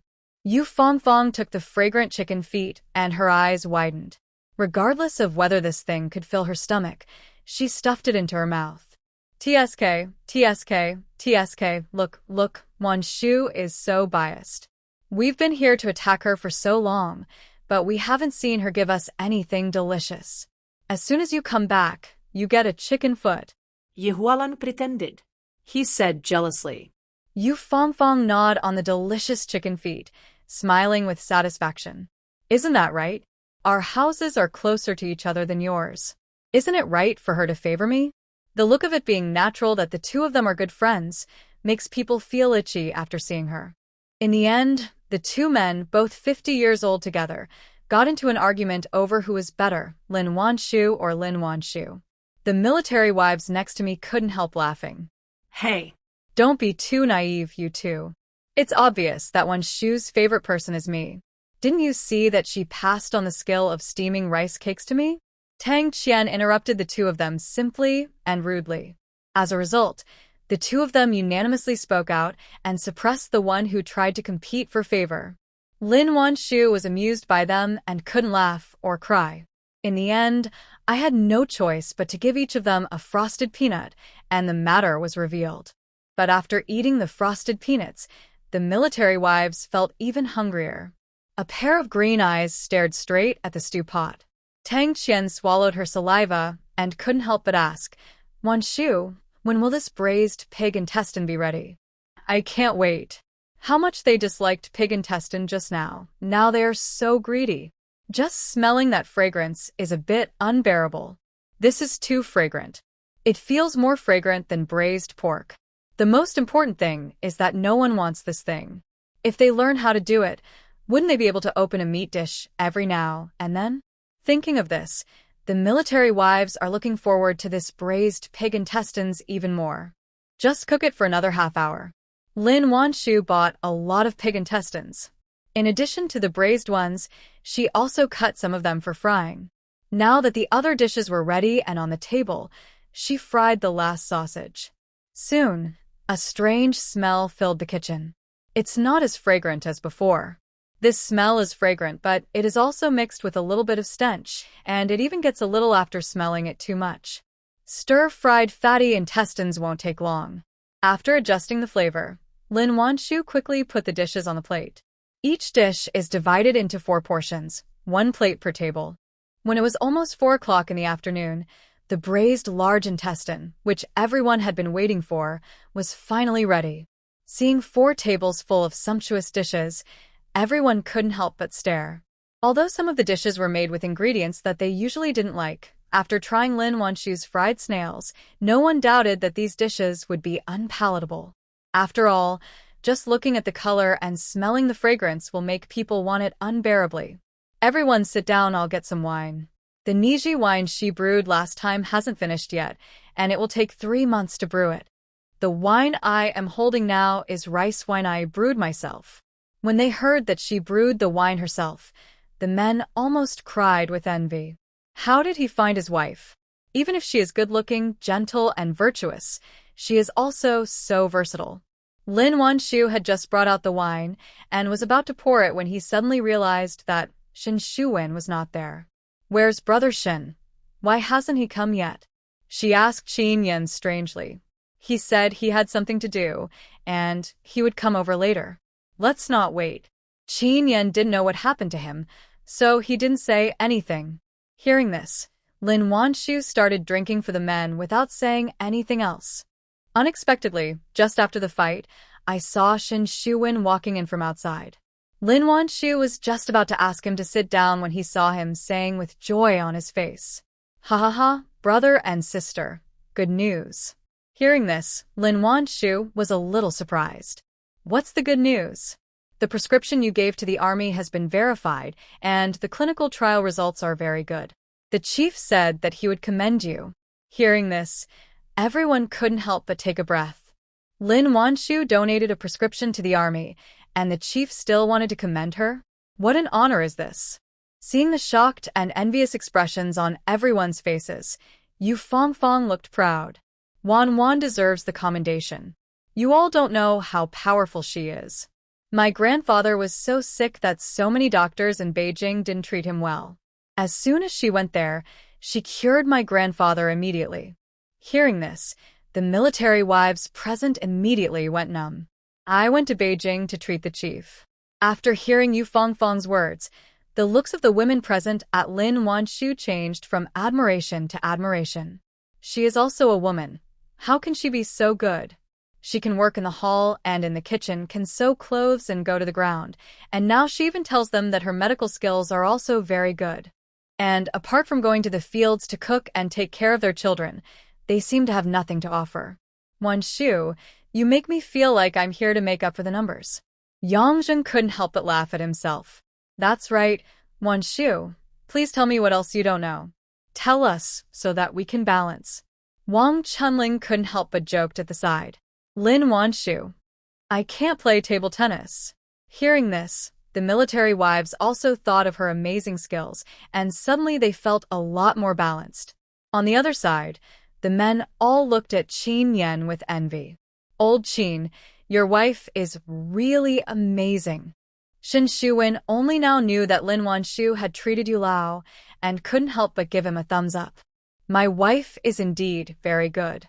Chen Yan's eyes were full of pride and not modest at all. These words happened to fall on Lin Wanshu's ears, and she couldn't help but blush. When no one was paying attention, she glanced at him secretly, telling him to keep a low profile. Chen Yan's eyes were smiling, but he had no intention of restraining himself. He would accept anyone who praised his wife. Lin Wanshu. Seeing that she couldn't stop it, she didn't say anything in the end. Instead, he picked up a bottle of fruit wine and poured it for the military wives. "I brought this back from Jingshi. The alcohol content is not high. Let's have a try."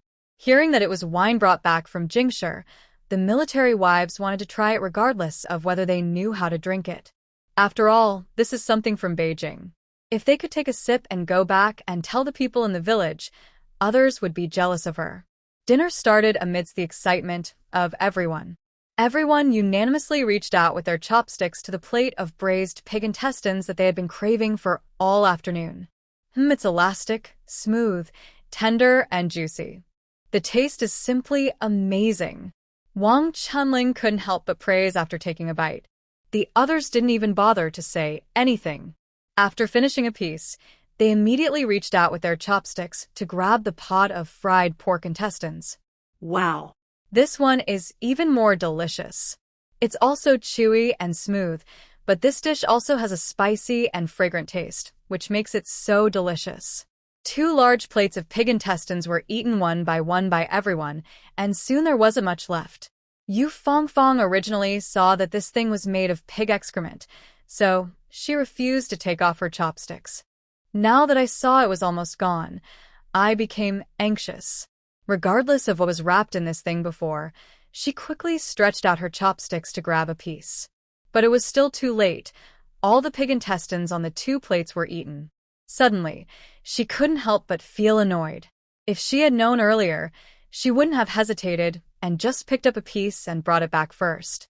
If she really can't eat it, she might as well give it to Feng Yandong. It's too late to say anything now. The less she could eat, the more she kept thinking about it. Yu Fongfong felt that even her favorite snail was no longer tasty.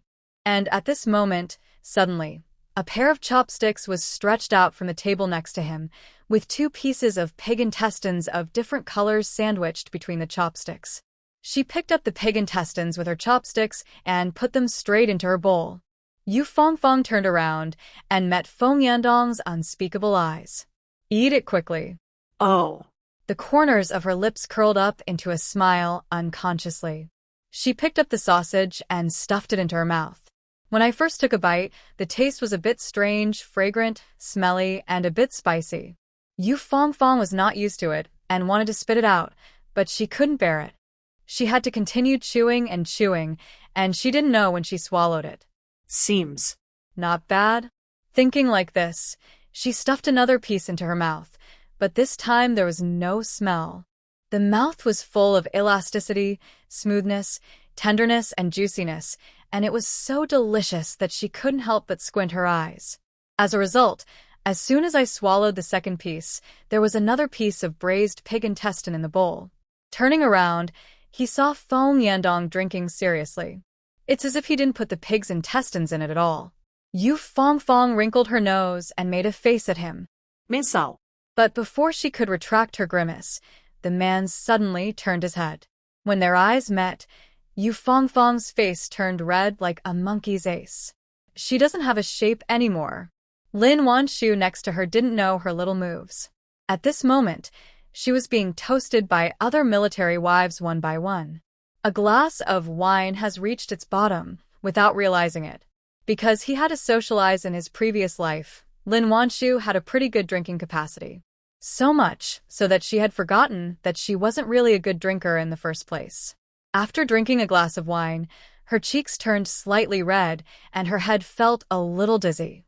However, her consciousness was still very clear, so she did not displease the military wives. She continued to drink slowly and pick up vegetables from time to time. Most of the military wives were also heavy drinkers. After a few sips, they fainted, worse than Lin Wanshu, so no one noticed her strangeness. Except Chen Yan. He had been paying attention to his wife, and soon found that her eyes became a little blurry. But she likes to look at herself. Those flickering eyes seemed to have hooks. Chen Yan swallowed the wine in his mouth, and an indescribable heat instantly filled his body.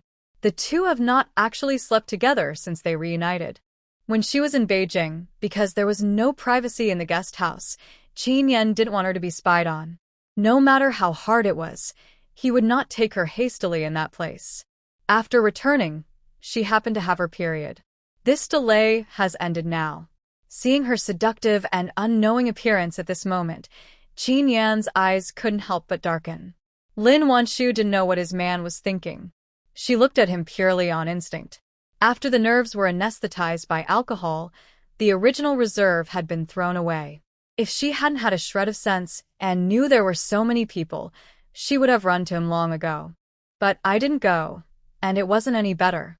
After taking the last sip of wine, Lin Wanshu stared straight at the man opposite. The vague ambiguity in his eyes made Chen Yan take a breath. Pick up the wine in the bowl and drink it in one gulp. The fire all over his body seemed to be burning him. Knowing that she had drunk too much, Lin Wanshu stopped drinking afterwards.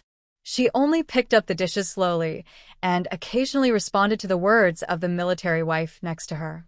Although her tone was a little slow, her logic was still there. Chen Yan was relieved to see that she had stopped drinking. But the following time was inexplicably a bit tormenting. After finally waiting until dark, the meal was almost finished. The men were all good at drinking, and since they were still in the army, they did not dare to drink too much. After dinner, they helped their wives back home and automatically cleaned up the pots and pans. Although Lin Wanshu was a little dizzy, she was still quite sober and planned to help clean up the dishes. But before she could do anything, she was stopped by Chen Yan. "You've drunk too much.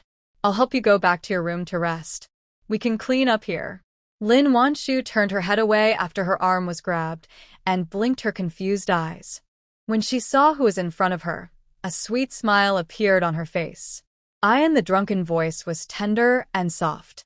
Listening to the men helping to clean up next to him, his tailbone couldn't help but feel numb. Chen Yan's eyes were slightly gloomy, as if he was afraid that she would attract more attention. He half supported and half hugged her and took her back to the house. Just as he was about to reach out to turn on the light, he felt two soft hands around his neck. Chen Yan's heart skipped a beat. The next second, the woman's equally soft body came up to him. Ian, it was still that soft voice, as if it contained honey. Chen Yan felt his heart melt in his ears. But when he thought of so many people outside, he forced himself to calm down. "My dear wife, let go of your hand first. I'll go see someone off and be back soon." He lowered his voice and coaxed her, his body stiff and not daring to move. But the drunk Lin Wanshu was not as easy to talk to as usual. Not only did she not let go, but her little face was buried in his chest, rubbing and rubbing. Even without saying anything, Chen Yan could feel her joy. How could he bear this? But before he could make any move, the little woman who was acting coquettishly just now let go of his hand. "Go ahead." After saying that, she turned around and groped her way to the bed without stopping. Chen Yan. I didn't expect that she would be like this when she was drunk.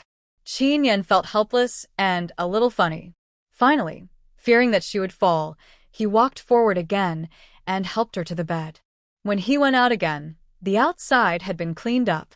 Xiao Miao Miao was still playing with Shen Xi and the others. Chen Yan didn't care and cleaned up the debris and garbage in the yard first. When they finally finished cleaning up, it was almost 8 o'clock.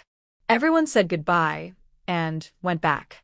Xiao Miao Miao was still a little reluctant to leave her brothers. Seeing that Shen Xi and the others were about to leave, she followed with a rabbit cage in one hand and a new cricket cage in the other. Chen Yan felt a little uncomfortable when he saw his daughter, who was so young and had an elbow outward. "Meow Meow, it's getting dark. Where are you going?" Little Meow Meow didn't look back and followed her brother happily. "Guogua home." Shin Shuwen looked at him and smiled proudly. "Old Chen, your daughter said she wants to go with me, so don't send her off." As he said that, he waved at him, asking him not to be tactless. But how could Chen Yan let his precious daughter be abducted? In the end, he persuaded the little girl to come back. After returning home, Chen Yan fetched some water and washed her face and feet.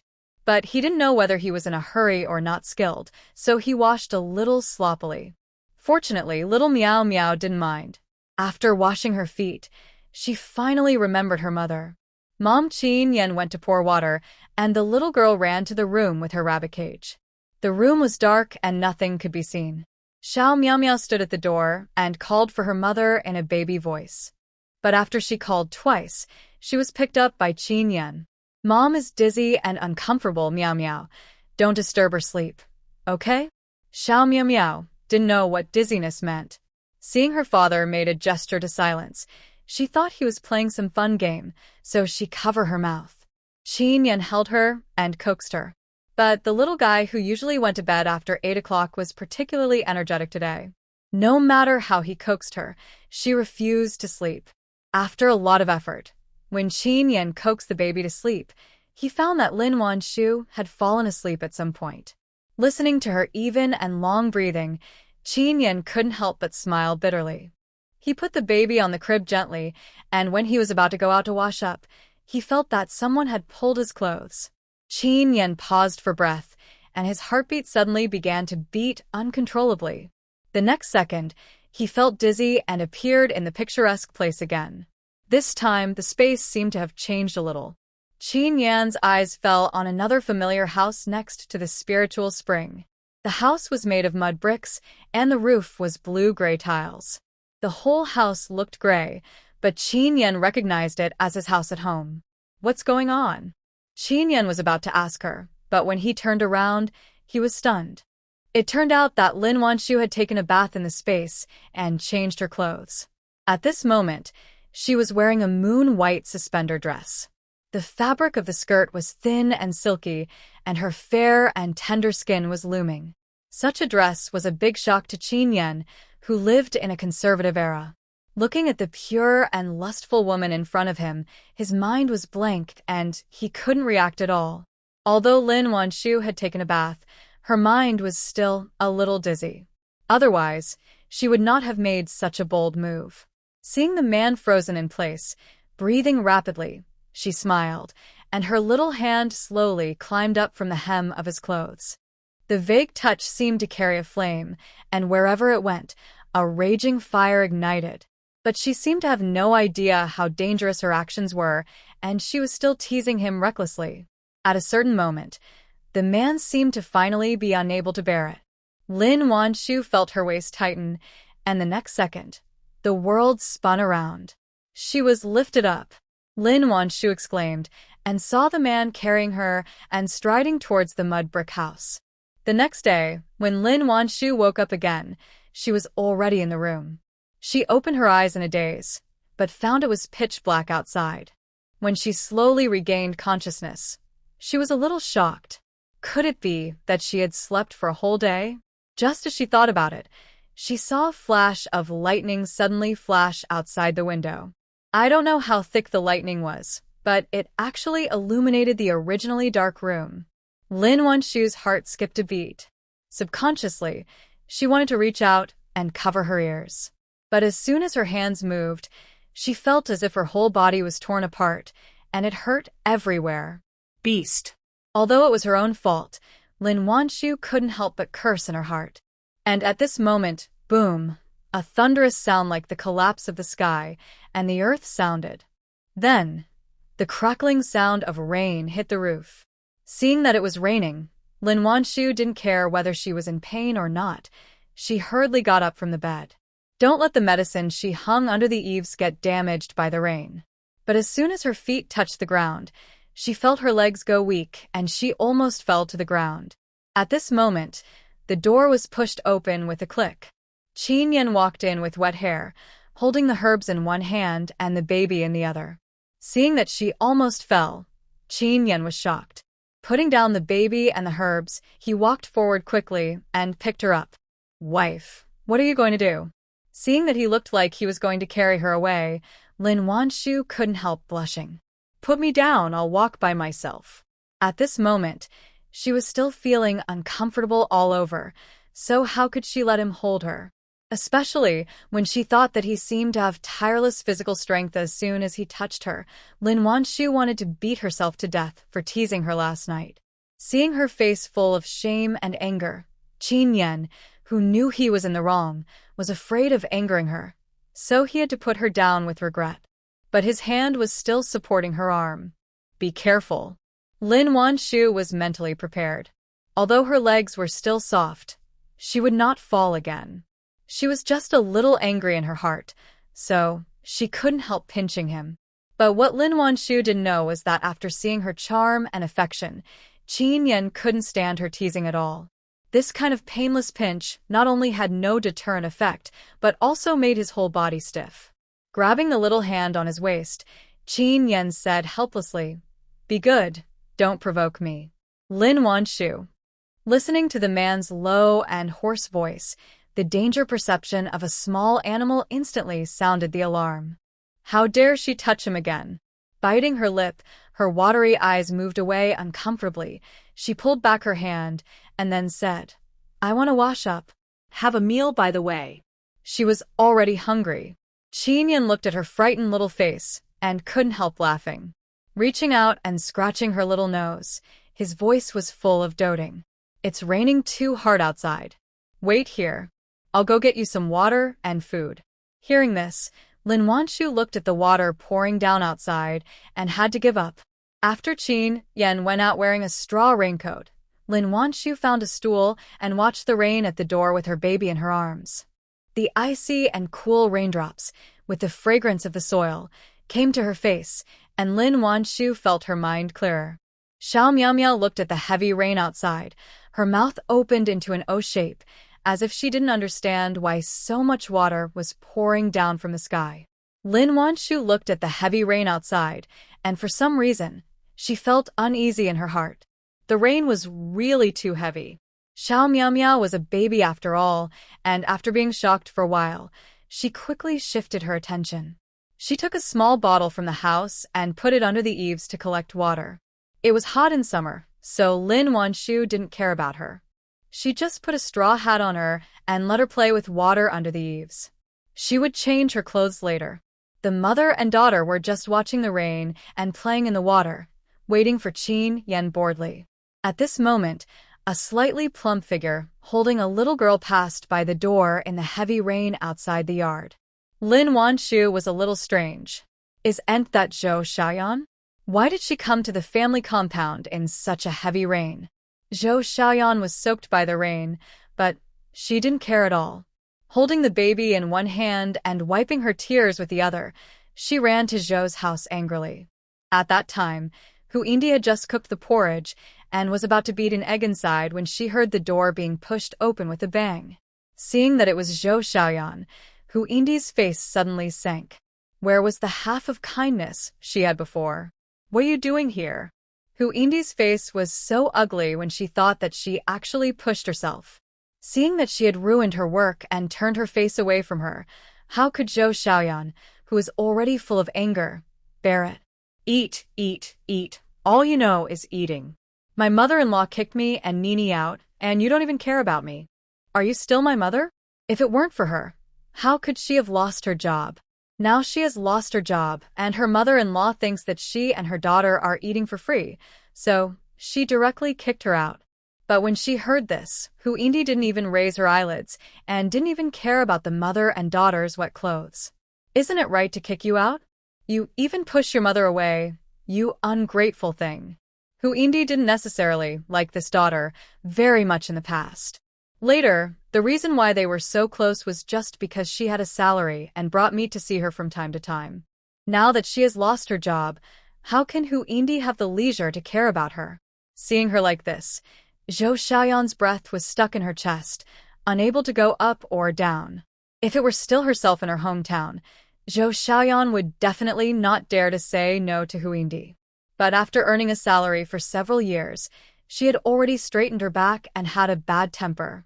Seeing that Huindi not only didn't care about her, but also drank porridge leisurely, she was furious and directly reached out to grab Huindi's egg porridge. We got up early in the morning, mother and daughter, and were kicked out without eating a bite of food, but you're enjoying yourself here? Don't drink this porridge. Huindi was already very dissatisfied with Zhou Xiaoyan. Now seeing that she dared to her porridge, she was immediately furious. Without hesitation, she raised her hand and slapped her hard. Useless money loser. Dare to my porridge? You want to eat my egg porridge, but you don't even and look in the mirror. Are you worthy? When Nini got up in the morning, her grandmother pointed at her nose and scolded her as a money loser and told her to get out. Originally thought that coming to Grandma's house with her mother would get Grandma's comfort, who knew that what she waited for was Grandma's disgust. How could Nini, who had lived in the county town since she was a child and was full of superiority, bear this? Zhou Xiaoyan didn't expect that she would hit her. She was caught off guard, and her face was hit with a slap sound. The burning pain made her head buzz. You hit me? Zhou Xiaoyan's eyes were red, and her face was full of disbelief. Huindi snatched back her porridge viciously and said, "Pooh. What if I beat you? I should have drowned you in the bucket to save you from getting angry with me." As she said that, she picked up her egg porridge again and drank it. Hearing this, Zhou Xiaoyan couldn't stop shaking all over. She remembered that when she was young, she heard from the villagers that her mother did throw her into the bucket after giving birth to her. It was the aunt next door, who couldn't bear to see her, so she fished her out. Zhou Xiaoyan has never had a good day since she was a child. Until her brother brought her here, she got a job and married a man from the county. Overnight, she went from a little village girl to a factory worker. And Huindi began to become amiable. But everything was based on her having a job. Now that she has no job, it's like she has been beaten back to her original form. She is still the money loser despised by her own mother. She is a country bumpkin who is not presentable in the eyes of her mother-in-law. No. I'm not a money loser. I can make money. It's all your fault. If you hadn't caused so many problems, how could I have lost my job? Zhou Xiaoyan walked towards Hu Indi step by step, her eyes filled with resentment. Hu Indi looked at her crazy look and felt a little scared. Holding the porridge, she stepped back step by step. What do you want to do? I tell you, don't mess around. Otherwise, I'll tell your brother not to let you in the future. What do I want to do? Zhou Xiaoyan laughed. I don't want to do anything. Either you go and tell your brother to give me my job back, or Nini and I will live here in the future. Hearing that she was going to stay here, Hu Indi's face turned black. Don't even think about it. Get away from me. As she said that, she reached out to push her, as if she wanted to drive her out. She didn't care that it was raining heavily outside.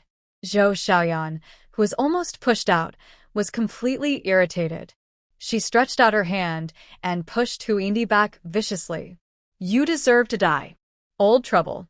Hu Indi was prepared and even half bent her body, afraid that she would push her. But she never expected that the ground under her feet would be wet by the rain. When Zhou Xiaoyan pushed her, Hu Indi slipped, and with a bang, she fell heavily on the threshold, followed by another click. Severe pain came from her waist and thighs, and Hu Indi's face turned pale with pain. Murder. Zhou Xiaoyan wants to kill her own mother, help. However, it was raining heavily, and no one heard her cry for help. Even if someone heard it, no one would be willing to make this trip on a rainy day. After all, Huang Fengming was no longer in the family compound. Hu Indi and Zhou Xiaoyan were mother and daughter, so how could they fight? Just like that, Hu Indi, who had fallen and injured her coccyx, lay on the ground, and no one paid any attention to her screaming for a long time.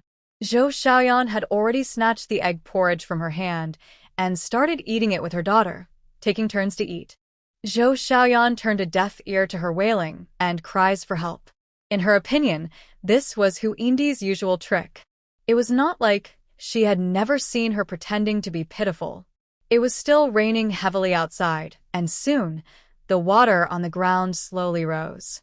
The kitchen floor here is lower than the yard, and soon, the rain flowed into the kitchen. Zhou Xiaoyan had finished her meal long ago and went back to Hu Indi's room to search for dry clothes for herself and Nini to change into. Fortunately, Dia still left a set of torn clothes.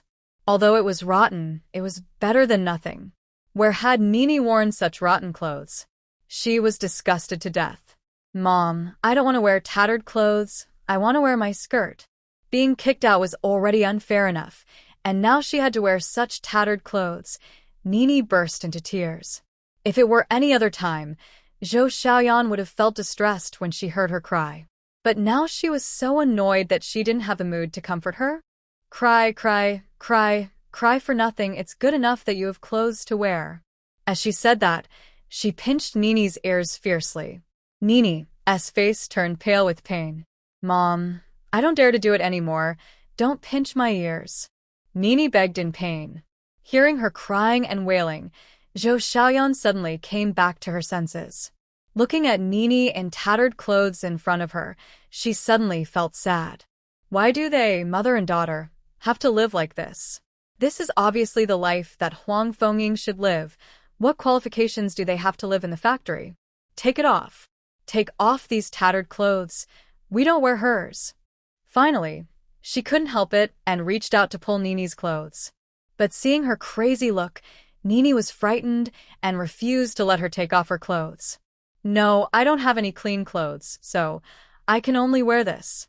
As she said this, Nini stepped back. Zhou Xiaoyan was like a madman, insisting that she take off her clothes. While stripping her clothes, she also said that her Nini was from the county town and couldn't wear country clothes. It was unlucky. Nini was a child after all. How could she beat Zhou Xiaoyan, an adult? In the end, she had to let her tear off her tattered clothes and put on the wet clothes again. Zhou Tianzhu went home in the heavy rain, thinking that his mother must have prepared lunch for him. In the end, not only did he not have lunch, but his mother also fell to the ground, and her clothes were soaked by the rain. There was water everywhere on the ground. Mom, What's the matter? Why are you here? Zhou Tianju looked at his mother's embarrassed appearance and felt very distressed. Hu Yindi burst into tears when she saw her son finally came back. Son, you are finally back. If you don't come back, I will die here. She cried and complained about Zhou Xiaoyan's evil deeds. Get rid of her quickly, and don't let her come here again. Hu Yindi felt a pain in her coccyx when she was excited. She couldn't help but wail a few more times. Zhou Tianju's eyes went dark when he heard that it was Zhou Xiaoyan who pushed his mother to the ground. Evil creature. How dare she? Zhou Tianju was shocked and angry when he didn't expect that she could even kill her own mother. But she couldn't take care of her now. She had to send Hu Yindi to the clinic first. After all, at this age, falling is no joke. Hu Yindi was also afraid of death. When he heard him say to see a doctor first, she naturally had no objection. But she didn't know where her waist was twisted, and it hurt a lot when she was touched. It was hard to carry her on his back, but it was raining and windy outside, and there was no way to hold an umbrella. Finally, Hu Yindi had to wear a hat herself, and Zhou Tianju braved the heavy rain and carried her to the clinic. They finally arrived at the clinic, and their clothes were soaked. The person on duty was Zhang Qingfeng. I don't know if it was because of the exchanges in Beijing, but his medical skills have improved a lot. It took him almost half an hour to check Hu Yindi. How is it? Zhou Tianju asked nervously. Not optimistic. Zhang Qingfeng looked a little solemn. The spinal injury is serious. If you are not sent to the county hospital for treatment in time, there may be sequelae. At first, he did not clearly say what the sequelae were. After Zhou Tianju's questioning, he said there were signs of paralysis. Impossible. Hu Yindi reacted violently when she heard that she might be paralyzed. You are talking nonsense. How could I be paralyzed? Zhou Tianju couldn't believe it either. His mother was so healthy. How could she be paralyzed after a fall?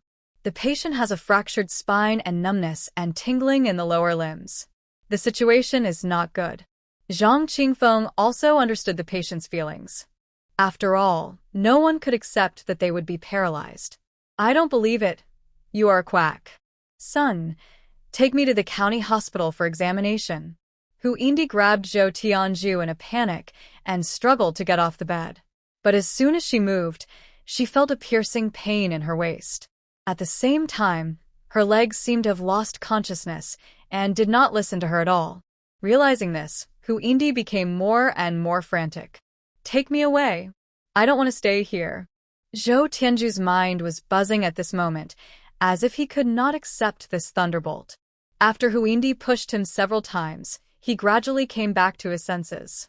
His lips moved, and he wanted to say that Zhang Qingfeng was already an outstanding orthopedic surgeon, and even if he went to the county, the results of the examination might not be as accurate as here. But emotionally, he couldn't accept this result either. Okay. I'll take you to the county when the rain stops, Zhou Tianju said in a dry voice. But how could Hu Yindi wait? At this moment, she just wished she could grow a pair of wings, fly to the county for an examination immediately, and then throw the examination report in the face of this quack doctor. Tell him that it is impossible for him to be paralyzed. Zhou Tianju also wanted to send her to the county immediately, but the rain outside was too heavy. Even a four-wheeled car could not travel on such a rainy day. But Hu Yindi didn't listen at all, and just kept urging him. Go to the leader to ask for a car to take me to the hospital. She shouted hysterically. Zhou Tianju was so annoyed that he had to rush out in the rain. After his son left, Hu Yindi reached out and grabbed the pillow and threw it at Zhang Qingfeng fiercely. Get out of here. I don't want to see you. Zhang Qingfeng was afraid that she would be too emotional, so he had to go out first, leaving only a nurse to keep an eye on her situation at any time. The heavy rain outside still showed no signs of stopping. The whole world seemed to be shrouded in a vast expanse of white. Zhang Qingfeng looked at the heavy rain outside and couldn't help but sigh heavily. It's not a good thing to have such a heavy rain in the mountains. Zhang Qingfeng in the hall of the clinic was worried, and Hu Yindi in the ward was hysterical. In this weird atmosphere, Hu Yindi heard a sound like a landslide in the distance before Zhou Tianju came. The huge noise caused the nurses and patients in the clinic to rush out of the door. What happened? Someone asked in horror. Zhang Qingfeng was also still in shock. After hearing the nurse's question, he replied with a serious face. Such a big noise, it's either a mudslide or a landslide. No matter which one it is a huge natural disaster. Hearing that it might be a landslide or a mudslide, everyone's face was exactly the same. What if the mudslide rushed here? Not long after, Zhou Tianzhu came back. But his face was a little uglier than before. A mudslide disaster occurred in the direction of the uphill brigade. The news was brought back by the soldiers from the front. Hearing this, everyone's face looked a little bad. But Huindi in the ward was still making a fuss. Son, are you back? Has the car arrived? Take me to the hospital quickly. Huindi couldn't wait any longer. Hearing her son's voice, it was like grabbing a life-saving straw. Zhou Tianzhu hurried into the ward. Mom, the Shampa brigade was hit by a mudslide. We can't go anywhere now. Let Dr. Zhang straighten your bones and apply some medicine. The road to the county must pass through the Shampa brigade. Now that the Shampa brigade has been hit by a mudslide, how can they get out? Hearing that the road was hit by a mudslide, Huindi's eyes went dark. My legs! My legs! I can't be paralyzed. I have to go to the hospital. She knew she couldn't go, but she still couldn't help crying. She looked so miserable and pitiful. Zhang Qingfeng saw it from the side and couldn't help feeling a little sad. There is a military wife in the family compound who is a good doctor. You can go and see her if there is any way to treat her. Hearing this, Zhou Tianzhu was a little excited. Who is it? I'll take my mother to find her now. She is Comrade Lin Wanshu, the wife of Battalion Commander Qian. After seeing how she easily removed the poison from Yunnan and hearing that she also cured Chen Yan's leg, Zhang Qingfeng was full of admiration for Lin Wanshu's medical skills. If there was anyone else in the entire army who could treat Huindi's injury, it would be Lin Wanshu. Hearing that it was the beautiful military wife behind the house, Zhou Tianzhu was a little skeptical. However, since she was recommended by Zhang Qingfeng, he took a try attitude and said to Huindi, Mom, I'll carry you to see a doctor. But Huindi was resistant and refused to let him carry her. I won't go. Don't listen to him. If that woman's medical skills are really that great, why doesn't she go to work in the hospital? Not to mention that they had so many conflicts. Even if there weren't, Huindi didn't believe that she, who looked like a foxy woman, would have any great medical skills. Who wouldn't find a job to earn a salary if they have the ability?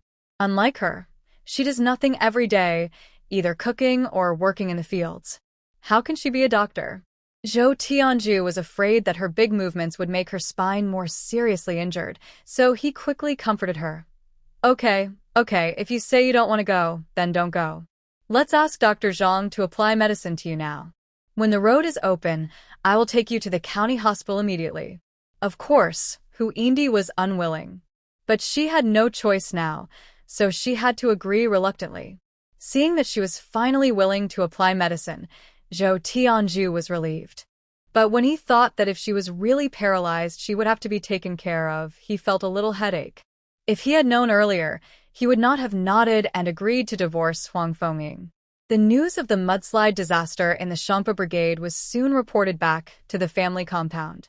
At that time, the heavy rain had gradually stopped, and Lin Wanshu was in the kitchen making a fire and instructing Chen Yan to make lunch. But before the meal was ready, he heard a little soldier shouting outside. Battalion Commander, the regiment is calling you to return to the team as soon as possible. The uphill team was hit by a mudslide, and we need to rescue them as soon as possible. Hearing this, Chen Yan hurriedly put down the spatula and said to Lin Wanshu, Wife, I'll go back to the troops to take a look. You take Miao Miao to eat first. Before he finished speaking, he had already run out. Lin Wanshu was shocked when he heard that a mudslide occurred in the uphill brigade. When she came to her senses, she shoveled up the vegetables in the pot, poured a ladle of water into it, picked up Xiao Miao Miao, went back to the house to get her backpack, and hurried out the door. When passing Ji Hualan's house, she shouted inside, Hualan, please help me take a look at Miao Miao. I heard something happened to the uphill brigade. I'll go take a look. As soon as Ji Hualon finished speaking, the two brothers Shen Xi rushed out of the room before Ji Hualon came out. Shen Xi was tall and had long legs, so he still walked in the front. Auntie, just leave her to me, and I will take care of her for you. Hearing this, Lin Wanshu didn't feel uneasy and handed the milk baby to him. In addition to Milkman, she also handed over a bag she was carrying. There is delicious food here. You can take it and eat it together for 3 of us. As soon as Xin Yu saw the delicious food, his eyes suddenly lit up. Regardless of his sister's depression at being taken away, he happily reached out and took the bag. Don't worry, Auntie. My brother and I promise to help you take good care of your sister. As he said this, he gave a decent salute. Lin Wanshu didn't have time to wait for Ji Hualon, quickly gave the two brothers a few words of advice, and ran away with the bag on his back. And her destination was simple and crude. She went straight to the health center. Sure enough, when she arrived at the health center, the doctors and nurses had already gathered. She didn't waste any time and walked directly towards Zhang Qingfeng. Dr. Zhang, I just heard that the uphill brigade needs rescue. I also know a little bit about medical skills and I hope I can do my best. He said he was going to rescue, but in fact, Lin Wanshu just didn't trust Chen Yan. I thought that if he was in any situation, I would be able to help him in time if I was there. But the Dr. Chen Yan, who heard this, disapproved. Comrade, you have a good intention, but rescuing someone is not a trivial matter, and if you don't do it right, someone may die. How can just anyone join their medical team? Others had the same idea. They felt that Lin Wanshu was just messing around, so they simply opened their mouths and chased the people away. Comrade, we are about to leave. Please don't block us here. There are still people affected by the disaster waiting for rescue ahead, and they cannot delay. Amidst the opposition, Zhang Qingfeng finally spoke. Comrades, please be quiet and listen to what I have to say. Although they are from the health center, they are also soldiers and obeying orders has become instinctive. After hearing Zhang Qingfeng's words, the team instantly became quiet. Perhaps you have all heard that Comrade Chen Yan's leg was almost amputated, but he was finally rescued, right? Then let me tell you now, it was none other than Comrade Lin Wanshu who saved him. People from the health center, everyone has heard that Chen Yan's leg was cured by his wife. But after all, Lin Wanshu had not been here long, and they didn't know who he was. Now that I heard that the man in front of me was the comrade who made Chen Yan's leg return to normal, the doctors and nurses looked a little embarrassed. People can save a leg that is declared to be amputated, but is it possible that they can't do simple bandaging and first aid? I'm sorry, Comrade Lin Wanshu. It was my fault just now. I shouldn't have looked at people through colored glasses. Chen Yan is a straightforward person who admits her mistakes without any ambiguity at all. Others also expressed their apologies to her. Lin Wanshu naturally wouldn't care about this trivial matter, not to mention that she now has no theoretical knowledge and lacks a lot of treatment experience. No matter from any angle, she should lower her profile. Seeing her friendly attitude, everyone had a better impression of her. Nurse Li Xiaowan even waved to her enthusiastically. Comrade Wanshu, stand here, and I will help you later. Lin Wanshu did not refuse her kindness and walked quickly to her side. Of course, there were some in the team who were skeptical of Lin Wanshu's medical skills, but seeing that everyone accepted her, they couldn't say anything else. After the medical team was assembled, Zhang Qingfeng led the team to find the large army to gather. Among the white team, Lin Wanshu's aqua blue shirt stands out particularly. As soon as the medical team walked in front of the main force, Chen Yan saw his wife at a glance. Seeing that she wanted to rescue her, he pursed his lips unconsciously, and his face became visibly serious. The soldiers in the battalion didn't know what was going on. When they saw something wrong on the battalion commander's face, they all subconsciously tensed up. Lin Wanshu saw his man in the army for the first time. I saw him standing tall and straight, with a majestic aura, standing quietly in front of the team, and there was a powerful aura that could not be ignored. His eyebrows may seem plain, but his calm and majestic aura is like a majestic mountain, making people want to crawl under his aura. Seeing the man's appearance, which he had never seen before, Lin Wanshu's heart beat unexpectedly. At this moment, she suddenly realized that she was also a uniform controller. But her heartbeat, which was too fast, quickly calmed down after meeting the man's disapproving gaze. Lin Wanshu turned his head and pretended not to see him, urging him to go home. Chen Yan's brows furrowed even more tightly, but since they were still gathering, it was inconvenient for him to talk to her in private. Moreover, the situation was urgent and they had no time to talk at all. After the hurried gathering, under the command of the deputy captain, the team set off in great force. According to reports from the inquiring soldiers, it was not just the uphill brigade that was destroyed by the mudslide ahead. The troops did not dare to take it lightly and directly dispatched 3 battalions of troops to help the affected people out of danger as much as possible. It was Lin Wanshu's first time participating in such a rescue, so he would be lying if he said he wasn't nervous. After a heavy rain, the road surface became wet and slippery. After the loose soil was stained with water, it turned directly into mud. When you stepped on it, half a kilogram of soil was stuck to the bottom of your shoes. After walking for a while, one shoe may weigh 2 to 3 kilograms. The soil particles of the Red Star Brigade are relatively large, so even if it rains, the soil will not stick to the shoes. It was Lin Wanshu's first time trying to walk on such a mud road. Before he had gone 200 meters, he felt a little bad. Fortunately, she drank the spiritual spring water not long after she got up, otherwise it would only be more difficult for her to walk now. The others were probably used to the dirt roads here, and since they had to go to the rescue, they couldn't follow her slowly. Unknowingly, Lin Wanshu fell behind the team. However, she did not think about giving up. Instead, she picked up a wooden stick from the roadside and used it as a crutch to support herself. Probably because of the crutches, she was much faster this time. Fortunately, the team in front did not go too far. Lin Wanshu used crutches to speed up and catch up. But before he could catch up with the person, he was blocked by a tall figure. "You shouldn't be here." Chen Yan looked at the embarrassed woman, his face full of disapproval, and his eyes showed both distress and helplessness. Lin Wanshu was a little surprised to see him turn back. However, she was well aware of his objection to her rescue. After thinking for a while, she said, I know what you are worried about, but there are so many people waiting for us to rescue them. If I have no medical skills, but choose to stand by and watch, who will I be?" With that said, Lin Wanshu reached out and held his hand. "You know, I can protect myself, don't worry."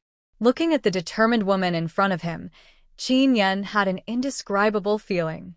I thought she was a delicate girl, but she didn't expect that she would break her own impression with her actions time and time again. Whether it was the smart boss lady in the previous life or the gentle but decisive her in this life, he couldn't take his eyes away. And wasn't she the one he liked? In the end, Chen Yan didn't say anything against it and just said, "Don't run around later, just help bandage in a safe area." Seeing that he agreed, Lin Wanshu breathed a sigh of relief. After patting her chest to ensure that she wouldn't run away, she urged him to catch up with the team quickly. Chen Yan nodded. Without saying anything else, he just put his arm around her waist, pinched her to the side, and walked forward quickly. Lin Wanshu. In a short while, the two of them caught up with the main force. Lin Wanshu waved his hand and told him to leave quickly, then walked back to Li Xiaowan on crutches. Everyone was rushing to rescue her, and no one noticed where she had just gone. Lin Wanshu didn't say a word, so he picked up his crutches and followed the team at a faster pace. I don't know how long I walked, but there were gradually more rocks, mud and garbage on the road. The sound of rumbling water came from the front. Lin Wanshu's walking became increasingly difficult. After finally crossing a section of the road, I heard an excited voice coming from the front. "It's a soldier. Comrades, soldiers are here. We are saved." Lin Wanshu hurriedly followed the team. After walking through a large area of muddy ground, what caught her eye was a river covered in mud and sand. The river was about 5 or 6 meters wide, and the water looked like it was rushing down from the mountain. On both sides were ruins of buildings washed away by mudslides. On this side of the river stood dozens of people covered in mud and water, and on the other side, On a house that was half washed away by mudslides, there were still 5 or 6 people standing.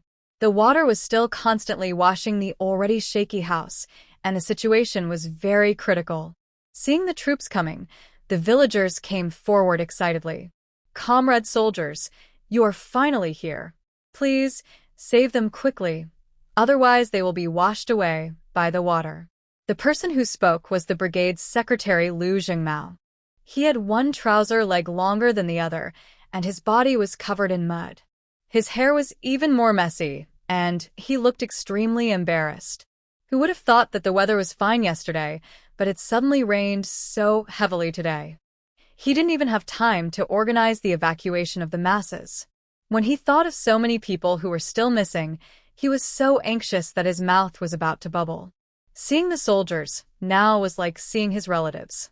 He didn't care that his arm was still bleeding. He held Chen Yan's hand and said with red eyes. The others were also very excited, as if they had seen a savior. "Don't worry, fellow villagers. We will find a way to save them immediately." Chen Yan patted his hand soothingly, and then began to organize people for rescue. The others did not delay. After discussing the plan, they immediately started the rescue. However, there was no life-searching equipment in this era, and everything depended on manpower. Under the leadership of the villagers, they began to search one by one. But the harm of the mudslide was too great. Many of the places where houses originally stood were flattened. If it weren't for the villagers' identification, it would be unimaginable that there were so many houses here. Lin Wanshu was not idle either. She followed the medical team to a clean and safe place to set up a tent. After the tent was set up, many villagers stood outside. Lin Wanshu did not stay in the tent, but followed other nurses to disinfect and bandage the wounded who had not been transferred to the tent in time. Fortunately, most of the people who escaped had minor injuries and abrasions, but there were also serious injuries. I don't know what scratched them, and they kept bleeding. The army clinic itself focuses on surgery, so this amount of bleeding is naturally not a problem. Seeing that the injuries of these people were not serious, Lin Wanshu did not use her own medicine. But in the eyes of some people, her actions seemed like fishing in troubled waters. Everyone says that her medical skills are great. Why don't I see where they are great? Isn't it that she used the medicine we brought? Someone curled his lips in disdain. Don't say that. They are just some minor injuries. Why do they need any advanced medical skills? Although he said so, it still sounded like he was denying Lin Wanshu's level. Chen Yan couldn't help but roll her eyes at the two of them after hearing this. Have the injured been bandaged? You have time to chat. I advise you to hurry up. Don't you see that there are still many people waiting for treatment over there? Hearing this, the people who spoke were a little embarrassed. Although they were still not convinced, they didn't say anything else. Rescue and treatment are in full swing. Chen Yan has already thrown a thick rope across the river. After signaling the man on the opposite side to find a big tree to tie the rope, Chen Yan also fixed this end of the rope to the beam that was not washed away. The rope was quickly fixed, one side high and the other side low, and the strength was just enough to withstand a weight of 400 or 500 kilograms. After fixing it, Chen Yan tied 2 circles with another rope and put his legs on it. You guys support here, I'll go over there.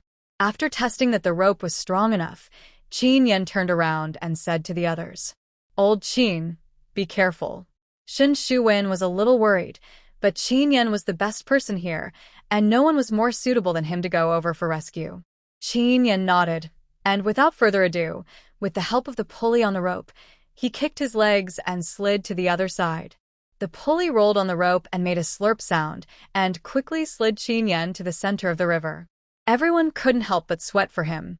But Chen Yan had already determined the height difference between the two sides and the bearing capacity of the rope by intuition, and slid to the other side easily. Seeing the soldiers who seemed to have fallen from the sky, several people were so excited that they burst into tears. But the problem is that only one person can be taken at a time. Who goes first? Let me go first. I'm old and can't swim. An old man pushed the others aside and walked in front of Chen Yan. I say, Lao Lai, why are you like this? Everything has a first come, first served. I am closer to the military comrades, so I should go first. It is already very unsafe here, and the house may be washed away by water at any time. It is instinctive to be afraid of death, and no one is willing to stay and wait for the last one. At this moment, a strong man came up with a thin woman. "Comrade soldier, can you send my wife over first? She is 3 months pregnant. I can go last." Hearing this, the pregnant woman became anxious. "I won't go. I'll go with you." Others disagreed, thinking that the strong man was lying. "I never heard you say your wife was pregnant. Now that the comrade soldiers have come to rescue us, you say she is pregnant? I don't believe it." The old man called Lao Lai glared at the strong man. Chen Yan didn't say anything. He took the rope apart, found a higher position, and tied it up again. After fixing it, he said, "Pregnant women are given priority. Please wait a moment."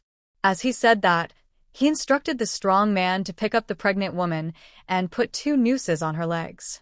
The soldiers said so. How could others dare to have any objections? They could only wait anxiously. When the strong man heard that his wife could go back first, his eyes were red with excitement. "Xiumei, hold on tight. Don't let go, understand?" He kept telling her after putting the person on. But the pregnant woman still didn't want to go over by herself and struggled to get down. Chen Yan looked at the mud that was constantly washed down by the water, his expression a little serious. "Hold on tight. Hurry up. Otherwise we will all be washed away by the water. Where can ordinary people see soldiers on weekdays? And he has such a strong aura." Just one sentence. The originally noisy pregnant woman instantly calmed down, and she didn't dare to struggle anymore. Chen Yan didn't say anything nonsense, shouted to Shen Shuwen, and pushed her over. Under the nervous eyes of everyone, the pregnant woman was successfully brought to the other side by the pulley. Several soldiers quickly untied her. Seeing that someone was saved, the people on the opposite side were very excited. Chen Yan untied the rope again, adjusted the height difference, and signaled the opposite side to slide the pulley over. After sending 4 more people over in the same way, only the strong man and Chen Yan were left. But as soon as the strong man put on the rope, something unexpected happened. The water flow suddenly became more turbulent. "Oh no! There is another flood coming. Lao Qin, be careful." Shen Shuwen's heart was in his throat, and he shouted to the other side, "Dagong, come here quickly." The pregnant woman was also anxious when she saw her man just put on the rope. But how could the strong man watch Chen Yan stay here alone? "Comrade soldier, come with me." He turned around and shouted at him. But what responded to him was Chen Yan's steady voice. "Hold on." Then suddenly pushed him to the other side. And at this moment, the mountain torrent came surging. Lao Qin. Shen Shuwen's eyes were bloodshot. Lin Wanshu, who heard the voice, looked back and saw that the house where her man was standing was washed away by the water. A yen. Lin Wanshu's heart stopped beating. "Evacuate. Leave quickly." Shen Shuwen didn't know how big the water would be next, so he yelled at the people present. Others had already seen the horror of mudslides, and when the flood came, they all ran to higher ground. At the critical moment, the strong man also slipped over here. But where is Chen Yan on the other side? Chen Yan. Lin Wanshu couldn't believe what he saw. What about others? Shen Shuwen took her arm and stepped back. "Brother and sister, come up." How could Lin Wanshu be willing? Staring at the house that was washed away by the flood, her eyes had turned blood red. "Let me go. I'm going to find Chen Yan," she shouted while trying to struggle. Shen Shuwen almost couldn't hold back such a fragile person. "Brother and sister, calm down. The water is so big. What can you do if you get there?" Shen Shuwen's eyes were also red, and he bit his lip to prevent himself from losing his composure. However, all Lin Wanshu could think about was the house that was washed away. He was already in a frenzy and couldn't listen to his words at all. Couldn't she change the outcome of his sacrifice? The box she had been brought back from her previous life flashed through her mind, and she was instantly swallowed up by immense pain and despair. Lin Wanshu didn't believe it. He was just washed away by the flood. She is going to find him. As long as there is a glimmer of hope, She will never give up. Thinking of this, she did not run forward anymore, but forcefully broke away from Qin Shuwen's hand and ran towards the direction of the water flow. Brother and sister. Qin Shuwen shouted in surprise and urgency, and chased after him. The soldiers who just heard Qin Shuwen's roar had already followed the current and ran away. While running, they shouted Chen Yan's name. It's just that the current is too fast, and the river is full of messy garbage, so it's impossible to see anyone. The land washed over by mudslides is full of silt and garbage. But Lin Wanshu, who had been stumbling when he walked just now, seemed to not feel how difficult the road was at this moment. She ran desperately on the muddy road with 2 legs. However, after all, the road is objectively slippery and does not depend on human will. Lin Wanshu was wrestling while running. Her hands were bloody at some point, but she seemed to feel no pain. Chen Yan. Where are you? She shouted at the top of her lungs while chasing. However, the sound of huge water flow completely swallowed up her voice. The soldiers who also went to look for Chen Yan were shocked by her crazy and embarrassed appearance. But they didn't dare stop to persuade her. One by one, they subconsciously speeded up. The battalion commander was washed away by the water, and they were no less anxious than she was. After all, they are all brothers from life to death. In this way, several soldiers, together with Lin Wanwan, seemed to be competing, each running faster than the other. However, no matter how fast they were, they could not beat the flood. After tracing out for an unknown number of kilometers, the floodwaters merged directly into a wider river. A big river is different from a torrent. The river surface is wide, and the current is not so fast. You can see clearly the situation on the river surface at a glance. After seeing the empty river clearly, everyone was in despair. Lin Wanshu's blood-red eyes quickly searched the river. But no, there is still no sign of Chen Yan. Lin Wanshu didn't believe that he just disappeared. Regardless of the soldiers' obstruction, she continued running down the river. It's just that the vast river is filled with turbid, muddy water and garbage. Where is Chen Yan's figure? Sister-in-law, go back first. Maybe the battalion commander has not been washed away by the water. The soldiers were afraid that she would do something drastic, so they advised her. Hearing this, Lin Wanshu's heart ignited hope again. Yes, maybe he has climbed ashore. Come back and look for it. He is so powerful. Lin Wanshu couldn't believe that he was washed away by the water like this. But she was afraid that he had really been rushed here. If she didn't look for him here, what if she missed the chance to save him? Finally, the 4 soldiers split into 2 groups. 2 of them went back to search, while the other 2 accompanied Lin Wanshu to continue searching down the river. Not long after walking, a soldier suddenly noticed that Lin Wanshu's feet were bleeding. If he looked carefully, he could see that one of her trouser legs was stained red with blood. Sister-in-law, you can't go any further. Your foot is bleeding. You have to go back and bandage it quickly. Seeing her leg bleeding, the little soldier became anxious. Hearing this, Lin Wanshu lowered his head and glanced at his legs. Only then did he realize that the leg of his trousers had been scratched at some point, revealing a bloody wound inside. No, I have medicine. As she said this, she mechanically wanted to take the medicine out of her bag. But it was all in vain. It turned out that Lin Wanshu had just handed the bag of medicine to the nurse in order to tie up the wooden planks for the villagers. Is there any medicine on you at this time? The soldier thought she had been severely stimulated and was a little out of her mind. In addition, her wounds were bleeding so much. How dare she continue to stay here? Sister-in-law, you must go back and bandage your wounds now. The little soldier's attitude became much tougher. Lin Wanshu didn't want to go back yet, but how could the soldiers leave her wounds alone? Finally, he forced her to walk back. How could Lin Wanshu resist 2 people by himself? In the end, I could only walk back half supported and half carried by them. But her eyes never left the vast expanse of river. The eyes are empty after suffering great pain. Could it be that she was reborn just to watch him die in front of her after knowing the truth? How cruel is this to her? Lin Wanshu raised his head and glanced at the gray sky. His mind was filled with emptiness. At this moment, there was a strange movement in the space. Lin Wanshu's heart skipped a beat. The next moment, Chen Yan's voice was heard from behind. Wan. Ahem. Wan. Were all startled when they heard Chen Yan's voice. Battalion commander. Yu Tsong saw Chen Yan lying on the shore, all wet, with disbelief in his eyes. Lin Wanshu didn't even dare to blink, as if she was afraid that he would disappear if she closed her eyes. Ah. Yan? She shouted in a somewhat dry voice.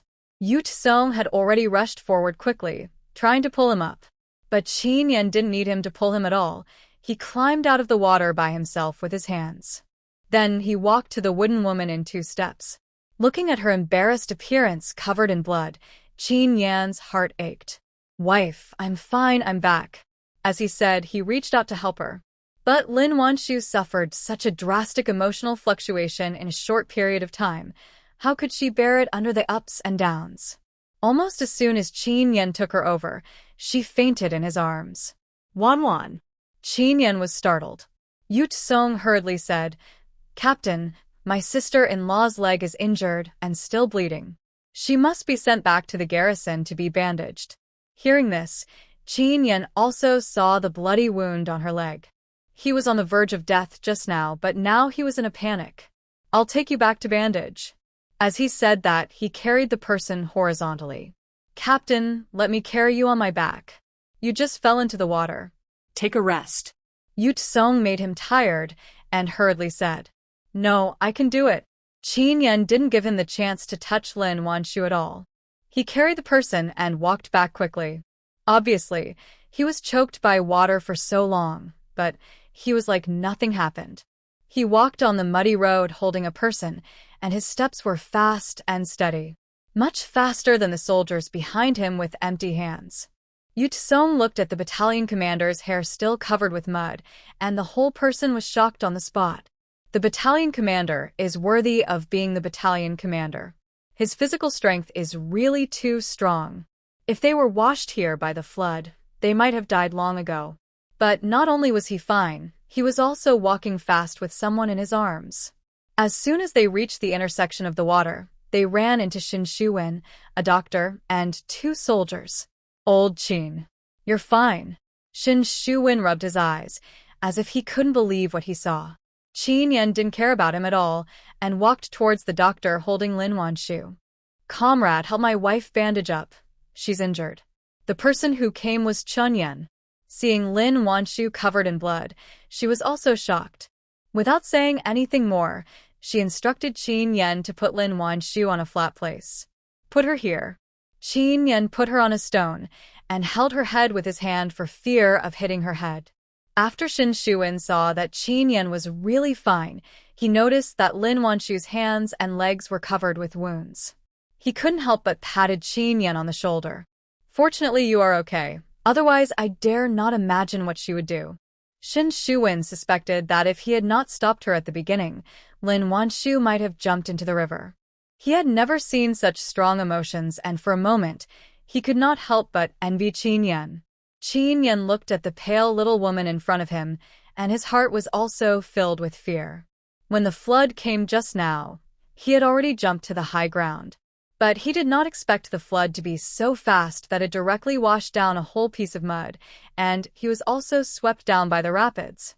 In the torrent full of mud and garbage, people were as small as ants, and what was even more terrifying was that there were undercurrents in the torrent. Chen Yan was in without warning. Even though he had supernatural powers and was good at water, he could not break free from the power of nature. Chen Yan held his breath to the extreme and finally choked on several mouthfuls of water. Just when he thought he was going to drown in the undercurrent, suddenly, he saw Lin Wanshu's space in his mind. He had discovered this mysterious feeling when he woke up in the morning. It seemed that after being intimate with Lin Wanshu, he could feel her space. Chen Yan remembered that when she had a car accident in her previous life, a force suddenly appeared and pulled him away directly. And that mysterious force, now thinking about it, isn't it her space? Thinking of this, Chen Yan did not hesitate and tried to enter her space without hesitation. Unexpectedly, When he was on the verge of death, he really succeeded in entering Lin Wanshu's space. It was just that he had just taken a few breaths, and he felt her great sadness and pain. Knowing that his wife must be scared, Chen Yan found the right time to get himself out of the space. He was not the owner of the space. Wherever he entered, he would still be in the same position when he came out. But this time he was prepared and successfully got himself out of the undercurrent. Chen Yan's technique was very professional. After a while, she treated all of Lin Wanshu's wounds. The scratch on the leg was directly bandaged. Although Chen Yan was almost drowned, he didn't have any injuries. He was relieved to see his wife bandaged. Shin Shuwen had just looked at Chen Yan, and seeing that he was fine, he felt scared. Lao Qin, don't do such thrilling things next time. You almost scared me to death. With his ability, if he hadn't let the strong man slide over and climb to high ground early, such a dangerous situation would not have happened. No. Chen Yan looked at the woman covered in blood in front of him, and his heart couldn't stop hurting. He was scared at the moment of death, just now. He had finally been with her, and he died like this. How could he be willing? The villagers were still waiting for rescue, and several people didn't stay here for long. They rested for a while and went back.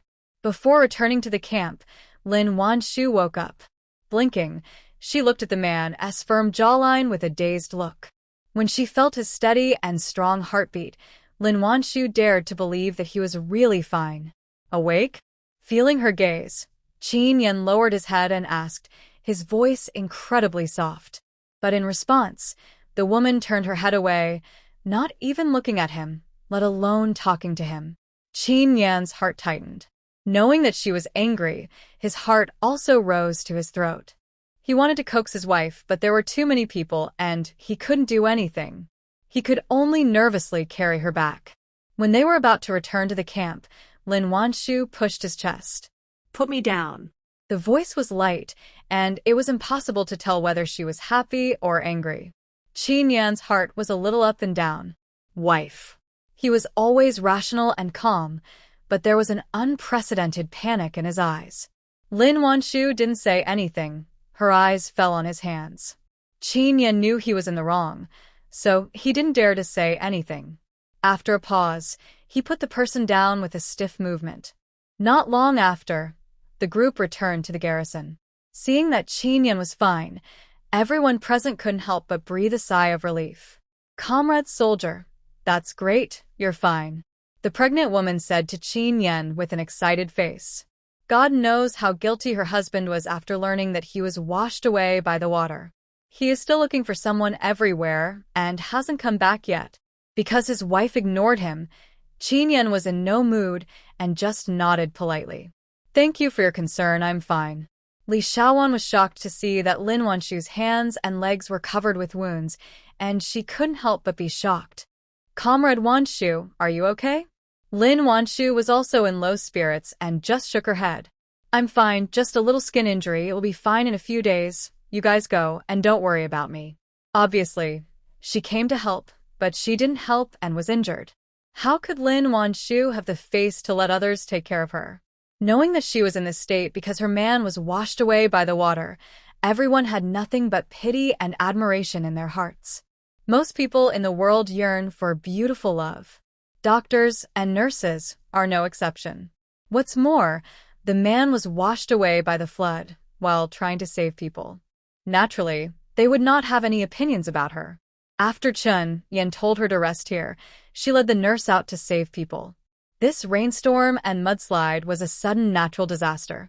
Many people did not have time to run and were crushed under the mud and water. After people were dug out one after another, there were bursts of sad cries from the scene. That was the pain of a loved one's death, and others could only sympathize and comfort with a word of condolences, but could not empathize with them at all. Only Lin Wanshu was still immersed in the pain of the man who almost died in front of her. Hearing those mournful cries, her heart could not help but twitch.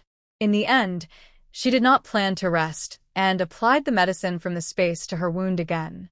After it didn't hurt much, she wrapped it with gauze and put on a glove. The glove looked ordinary on the outside, but it was waterproof on the inside. After doing all this, Lin Wanshu picked up her bag and went out again. The rescue outside was still in full swing. Even Chen Yan, who had just escaped from the gates of, re-entered the rescue. Although he had 1,000 thoughts in his mind, now is not the time to be sentimental. Especially Chen Yan had extraordinary hearing and could hear the slightest movement. This also provided favorable conditions for finding life. Under his guidance, the team quickly rescued another 6 or 7 people. Quick, tie his legs and apply hemostatics. The wounded is bleeding. Zhang Qingfeng commanded with a serious face. The nurse quickly brought gauze and tied the wounded's legs tightly to prevent the blood from losing too quickly. However, he should have scraped the artery when he struggled just now. Even if he was, and sprinkled with hemostatics, he still bled. Lin Wanshu walked forward, with a limp. "Try my hemostatics." As she said, she took out a bag. After opening the bag, there was a bag of gray-brown powder inside. "Where did this medicine come from? Are you qualified? Don't damage the wounded's leg." Although Zhang Qingfeng had already said that Chen Yan's leg was cured by Lin Wanshu, some people still had doubts. Especially the color of the powder. It didn't look like a proper Western medicine. How could they dare to give it to the wounded casually? Others were also a little hesitant. Only Zhang Qingfeng took the powder without hesitation and sprinkled it directly on the patient's wound. The speed was so fast that the opponents had no time to stop it. But soon, a magical scene appeared. The wound that was bleeding just now, after sprinkling this powder, slowly began to stop bleeding. The effect of this medicine made everyone present gasp. "Comrade Wan. Wanshu, where did you get this medicine?" Li Xiaowan swallowed her saliva and asked in a dry voice. "I made it myself and handed it over to the army. I believe your infirmary will have it soon." Hearing that she made this medicine herself, the people who had just questioned Lin Wanshu were directly slapped in the face. This medicine was researched by the other party, and it was directly handed over to the army. Such selflessness made them feel ashamed. Lin Wanshu didn't care. After all, she was not a RMB, so how could everyone like her? It was normal for some people to look down on her. Because there was such a magical hemostatic medicine, no one questioned Lin Wanshu's medical skills in the following rescue. Because she not only knew how to make medicine, but also had superb acupuncture skills. Direct acupuncture can also help the wounded stop bleeding. After asking, I found out that acupuncture can also quickly stimulate acupuncture points to accelerate blood coagulation, thereby achieving the effect of stopping bleeding. Obviously, she looked like a charlatan, but her effect was surprisingly good. This made those who questioned her completely speechless. Not only that, they even hid far away, for fear of being laughed at. Lin Wanshu was nervously treating the wounded all day. Except for eating dry food, she hardly rested. Although she had many wounds on her hands and legs, it did not affect her participation in the rescue. Chen Yan was also very busy. Apart from sending her some dry food and water, he had almost no time to say a word to her. The couple was busy with their own things until it was dark, and finally went home. Another team took over and continued the rescue. On the way back, Lin Wanshu's leg was injured, making it even harder for her to walk. Chen Yan didn't give her a chance to refuse, and just carried her on his back. The team was handed over to Shin Shuwen to take back. How could Lin Wanshu have thought that he would do this? At this moment, she was a little stiff on his back. The couple didn't speak all the way. The main reason was that Chen Yan was afraid that he would say something wrong and make his wife unhappy again. And every time Lin Wanshu thought of the endless despair at noon, she felt a blockage in her heart. She felt that Chen Yan didn't value her life too much. Didn't he even think about what she and Miao Miao would do if something happened to him? The more she thought about it, the angrier she became. She turned her head away, without looking at him. It was already a little gray at this time, but Chen Yan seemed not to be affected at all. He walked smoothly and steadily all the way, and soon returned to the family compound. Chen Yan did not go to pick up Xiao Miao Miao, but directly carried his wife back to the house. As soon as he entered the room, he carefully put the person down, and then went out. Lin Wanshu didn't know what he was going to do. A whole day of rescue made her exhausted. As soon as she sat on the chair, she couldn't help but doze off. Not long after, Chen Yan came back with a basin in his hand. Seeing Lin Wanshu squinting her eyes and looking tired, his eyes were full of pity. He walked forward lightly, put down the water, and reached out to unbutton her clothes. Lin Wanshu's eyelashes trembled slightly, but she didn't move or say anything. The room was quiet, with only rustling sounds. After a while, Lin Wanshu felt a chill on her body. Then, there was the sound of dripping water, and the warm towel gently wiped her hands and arms.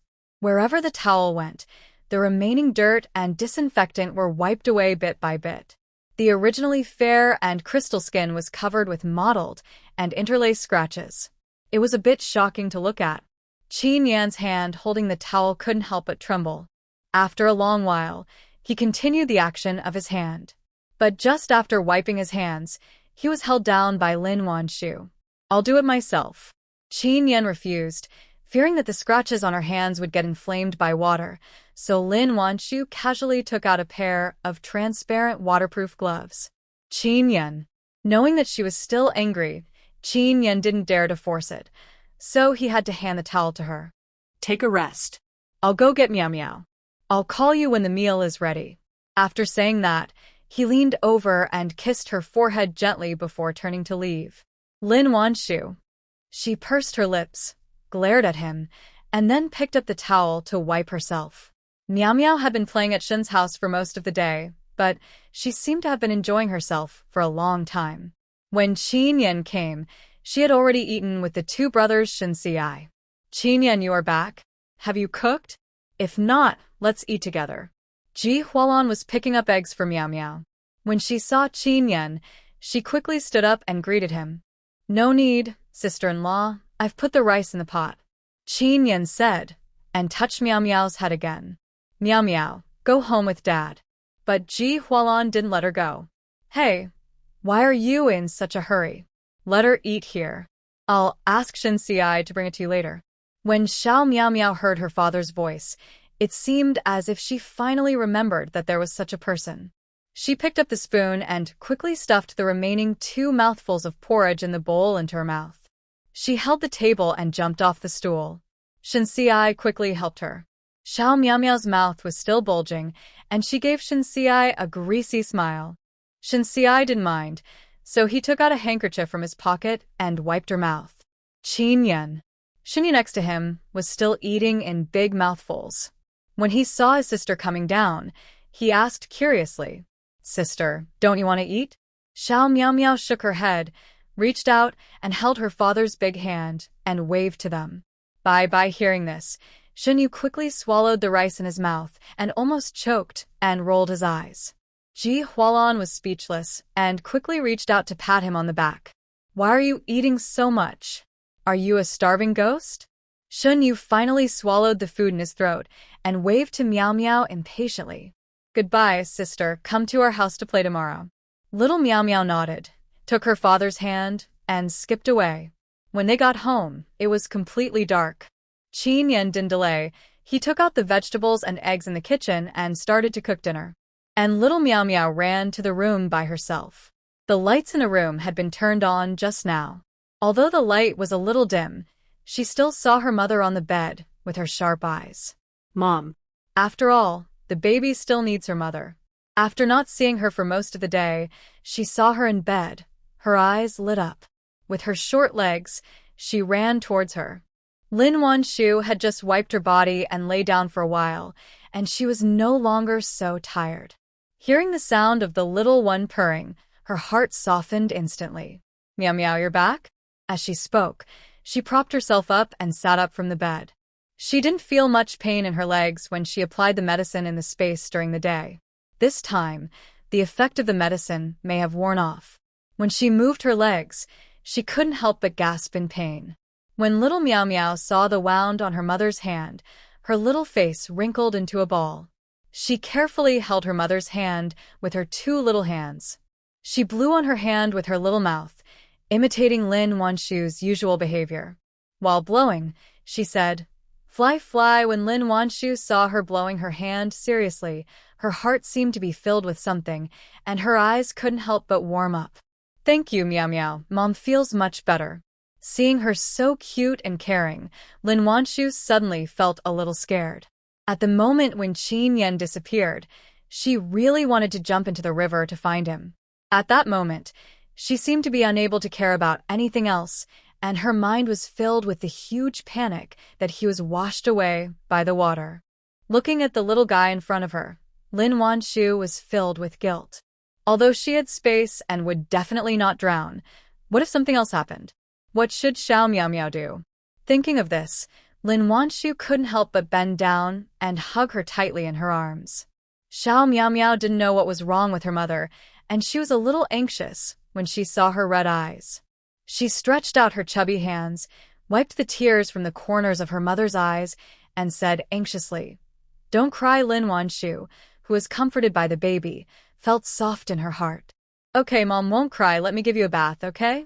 Ignoring Chen Yan's words of help, she filled a basin of water for the baby, poured some boiling water into it, and started to bathe the baby. Chen Yan. Knowing that his wife was furious, Chen Yan was in a big headache. But he couldn't do anything about her. He knew that she had used waterproof gloves. In the end, he didn't say anything and could only let her bathe Xiao Miao Miao. Because she didn't use the medicine in the space just now, her hands were a little painful. Lin Wanshu didn't wash for a long time. She quickly wiped her whole body with a towel and picked up the baby. Not long after changing clothes, Chen Yan finished the meal. Xiao Miao Miao had eaten just now, so she was not hungry at this time. She just sat on the chair to accompany her parents to eat. But the parents who usually talked and laughed were particularly silent today. Xiao Miao Miao looked at her father, who was hesitant to speak, and then looked at her mother, who was eating without appetite, with doubts in her big eyes. Chen Yan's cooking skills were not good. He could only say that it was cooked. Lin Wanshu didn't have much appetite either. After barely finishing a bowl, she put down the bowl and chopsticks. "Let me wash it. You coax Meow Meow to sleep first, it's dark."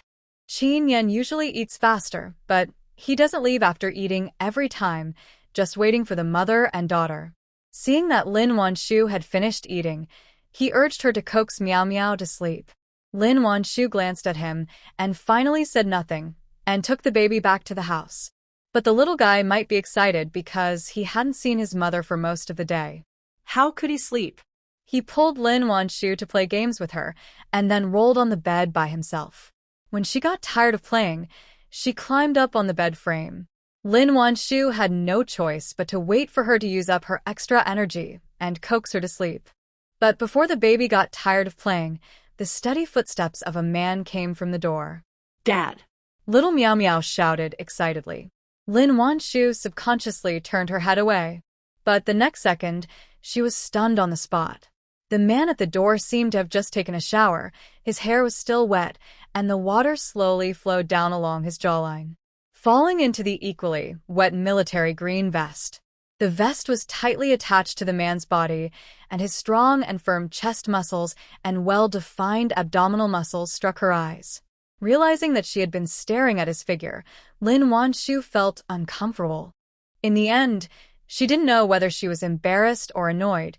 She retracted her gaze and refused to look at him again. Chen Yan's eyes moved slightly, and after a pause, he slowly walked into the room. He slowly passed by the bed and walked towards the closet. I don't know whether it was intentional or unintentional, but the man's chest muscles and abdominal muscles were always within her sight. Lin Wanshu was almost amused by him. In the end, she simply lay down facing the wall with the baby in her arms. The man, who had been hesitating for a long time, just now took out a set of clothes from the closet and went out. But when passing by the bed, Lin Wanshu could still feel his eager gaze. She buried her head in the pillowcase and pretended not to know. Behind her, the man sighed regretfully and went out. Xiao Miao Miao was probably tired from the tossing and turning just now. After a while, she fell asleep and didn't make a fuss about drinking milk. The room soon fell into silence. There was no nightlife at this time. Once it was night, the whole world was incredibly quiet. All that could be heard were the sounds of frogs and crickets in the distance. In such silence, the slightest movement seemed particularly abrupt. Not long after, the man walked back into the room again. With a creak, the door was closed. Then, the familiar footsteps came step by step towards the bed. Lin Wanshu subconsciously wanted to hug the baby tightly. But the next second, she was picked up. Lin Wanshu was startled. Her hands subconsciously clung to his clothes. "What are you doing?" She was angry and anxious. "Wanwan, let's talk." The man was very domineering and didn't give her a chance to resist. He directly carried her off the bed. Lin Wanshu, is this the attitude for a conversation? Even more angry. "Put me down first." No. Chen Yan said, and he held her and sat on the stool. Lin Wanshu was so angry that she couldn't help but punched him in the chest. Chen Yan didn't feel any pain from her strength, but he was afraid of hurting her hand. "Be careful. Don't hurt your hand again." As he said that, he took her hand and looked at it carefully. Lin Wanshu, seeing him like this, she felt a breath stuck in her chest, unable to move. Finally, she could only turn her head away angrily. "I'm sorry, wife, I was wrong." Chen Yan apologized seriously, but in return, the woman snorted fiercely. Seeing her rare coquettish look, Chen Yan laughed softly. Finally, he couldn't help but kiss the ear that looked like a white jade carving. "I promise you, I won't take risks like this again in the future." He was indeed careless today. Hearing this, Lin Wanshu finally turned her head, but her face was still irritated.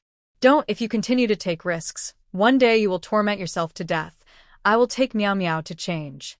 Before she could even say the word marry, she was interrupted by the man's gnashing teeth. Lin Wanshu. Lin Wanshu raised her eyes and met the man's slightly red eyes. Seeing him like this, Lin Wanshu's heart skipped a beat. She immediately regretted that she shouldn't have said such nonsense just now. "Wanwan, if I am wrong, you can punish me, but you can't say such words, you know. I can't stand it." Just listening to her say that, Chen Yan felt a breathless feeling, especially thinking that he almost died during the day. Thinking of this, Chen Yan couldn't help but rub the woman into his arms. The force was so strong that it seemed as if he wanted to rub her into his bones and blood. "I'm sorry. I'm sorry." Lin Wanshu was very distressed. How could she use such words to hurt a man who loved her deeply? Even if she was really angry that he disregarded his own safety and took risks to save people, she shouldn't say such words. "I'm sorry."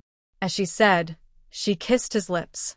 Lin Wanshu knew in her heart that if he was gone, even if she continued to live for Meow Meow, the rest of her life would definitely be black and white. After experiencing such a strong love, she didn't think she could accept another man. Lin Wanshu's apologetic kiss gently penetrated his lips. As the breath blended, Chen Yan's heart, which was about to be crushed, was soothed little by little. The fragrant and soft lips were just like her, delicate and lingering. How could Chen Yan bear it? Unknowingly, the two entered the space again. When Lin Wanshu regained consciousness again, it was unknown how long it had passed. Although he didn't take the last step out of consideration for her injury. But what should have happened happened. Lin Wanshu didn't expect that the man who looked cold and unpredictable would be so reckless. When she thought of the scene just now, the temperature on her face couldn't help but rise. Chen Yan loved her shy look.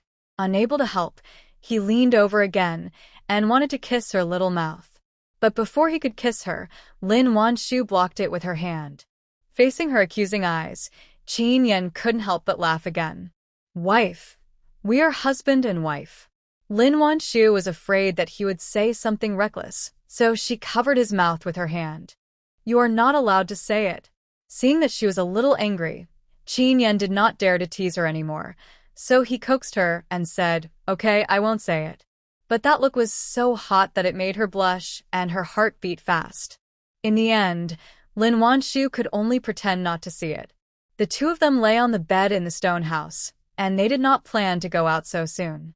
Although the house is just an inconspicuous mud brick house from the outside, it is a different scene inside. The floor is paved with wooden boards, and the walls are painted with soft wall paint. Although the decoration is simple, it has all the modern functions it should have. The bathroom, toilet, and wash basin are all available. The bed was taken directly from the warehouse, and the bedding on it was not made of any precious fabrics, but pure cotton, for fear that Chen Yan would not be used to it. These were all arranged by Lin Wanshu when she had nothing to do. Anyway, she can control the things in the space at will, and it is not difficult to build a house, but it is a bit mentally consuming. After resting for a while, Lin Wanshu finally spoke. What happened during the day? I felt your presence in the space. Hearing this, Chen Yan did not hide it and told her that he could feel her space and enter her space. Hearing this, Lin Wanshu subconsciously raised her left hand. But she found that the small bright red mole on her wrist had turned into a flower at some point. The flower was only the size of a fingernail, and the color was light, as if it was a small birthmark. It was not only not abrupt, but also had a kind of cold beauty. Such a change surprised Lin Wanshu. Lin Wanshu studied it carefully and found that except for the change on her wrist, there were no other changes in the space.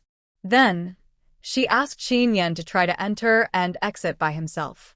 Soon, the two of them figured out that Chen Yan could really enter and exit the space freely. However, it was not clear how large the range of entry and exit was, so they could only. Regarding the fact that Chen Yan could enter her space, Lin Wanshu was a little surprised, but she did not feel offended. Everything in the space, including life, is under her control. With just one thought, she can decide the life and death of the animals in it. His entry into the space is tantamount to handing his life over to her. Aren't you afraid? After explaining the situation in the space, Lin Wanshu asked curiously.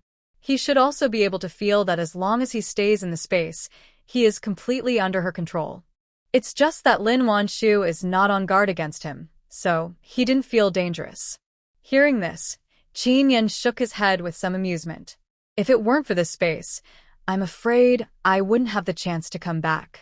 What's there to be afraid of? What's more, this is her space. How could he be afraid? Chen Yan had figured it out. The reason why he could go back to the past was because he was brought back by the energy of her space. But the space was not his. After he came back, he had no memory of his previous life. If he hadn't been stimulated by the mushroom, he didn't know when he would be able to remember it. After saying that, Chen Yan lowered his eyes and looked at her again, jokingly saying, Besides, are you willing to do it? Lin Wanshu. She naturally couldn't use the space to harm others, not to mention that he was the man she held in her heart. However, her eyes moved, and she smiled at the corners of her lips, and her fingertips vaguely brushed across the bulging chest muscles. Of course I don't want to hurt you, but I can't guarantee anything else. Lin Wanshu didn't say anything else, but that radiant and affectionate look made Chen Yan's heart skip a beat.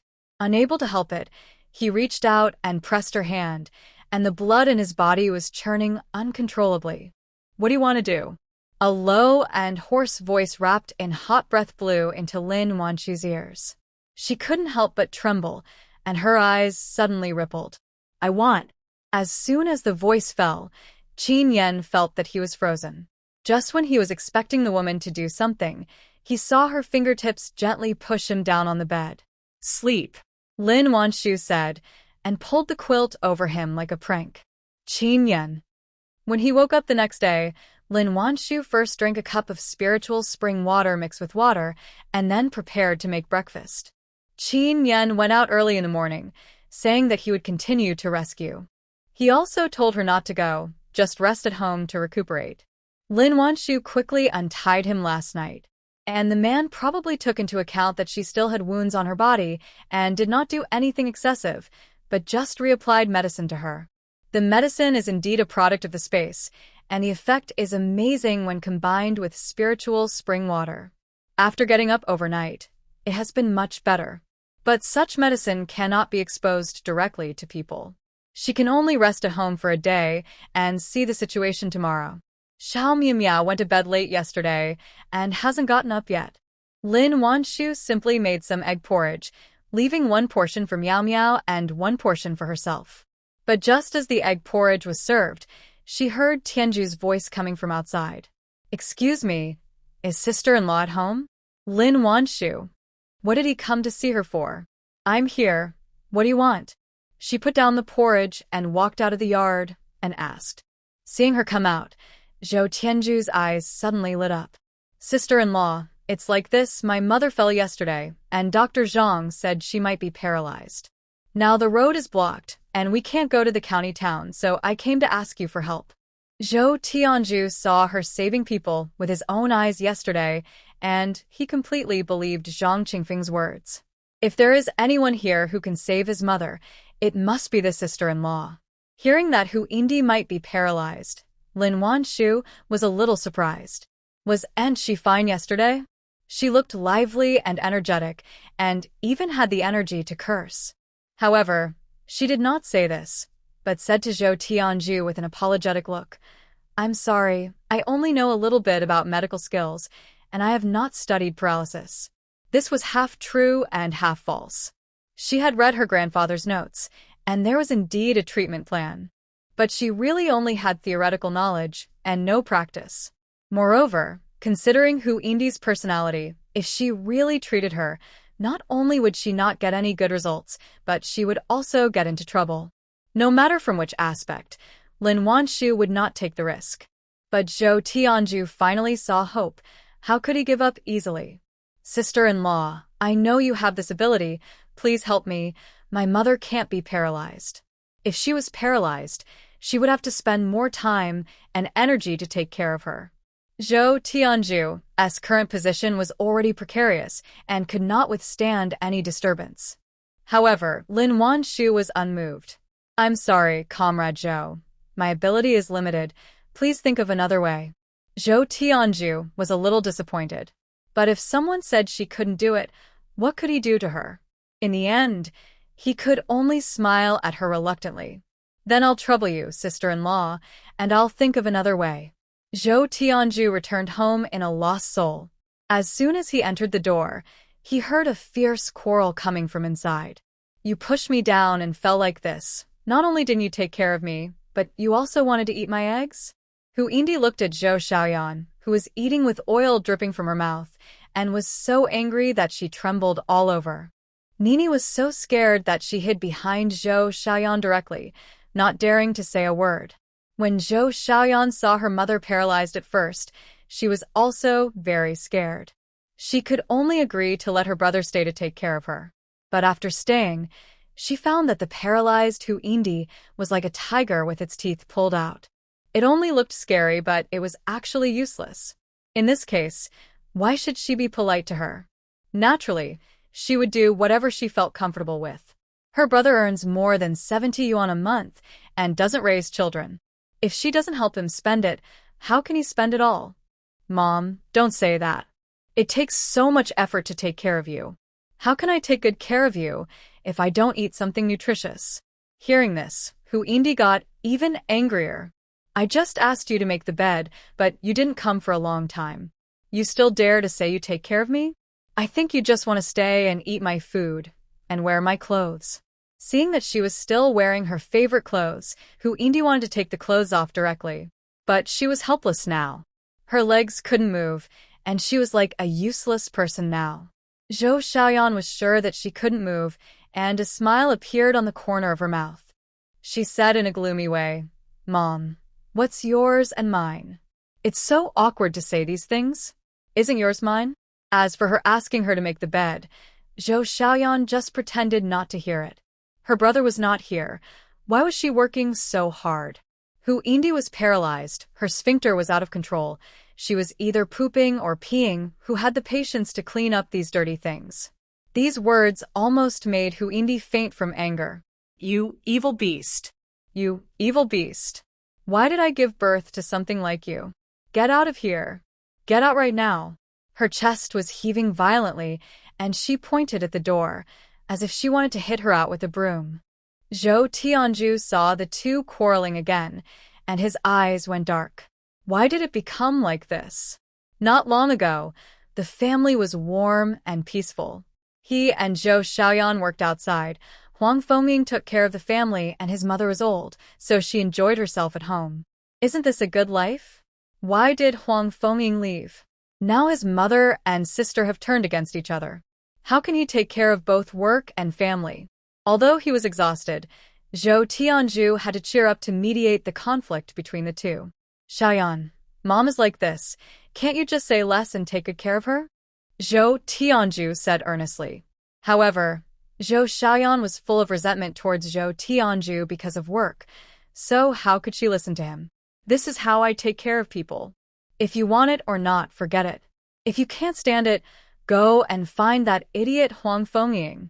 She was sure that her brother was busy in the army and had no energy to take care of Huindi, so she could only compromise with her and do what she wanted. Zhou Tianzhu really didn't dare to confront her head-on. After all, he really needed her to take care of his mother here. What if he said too much and she gave up? What would he do? Sure enough, seeing that Zhou Tianzhu didn't say anything, Zhou Xiaoyan smiled with satisfaction. Huindi was so angry when she saw her arrogant look. She grabbed something nearby and threw it at her. Zhou Xiaoyan was hit by the enamel cup with a loud bang, and she jumped in pain.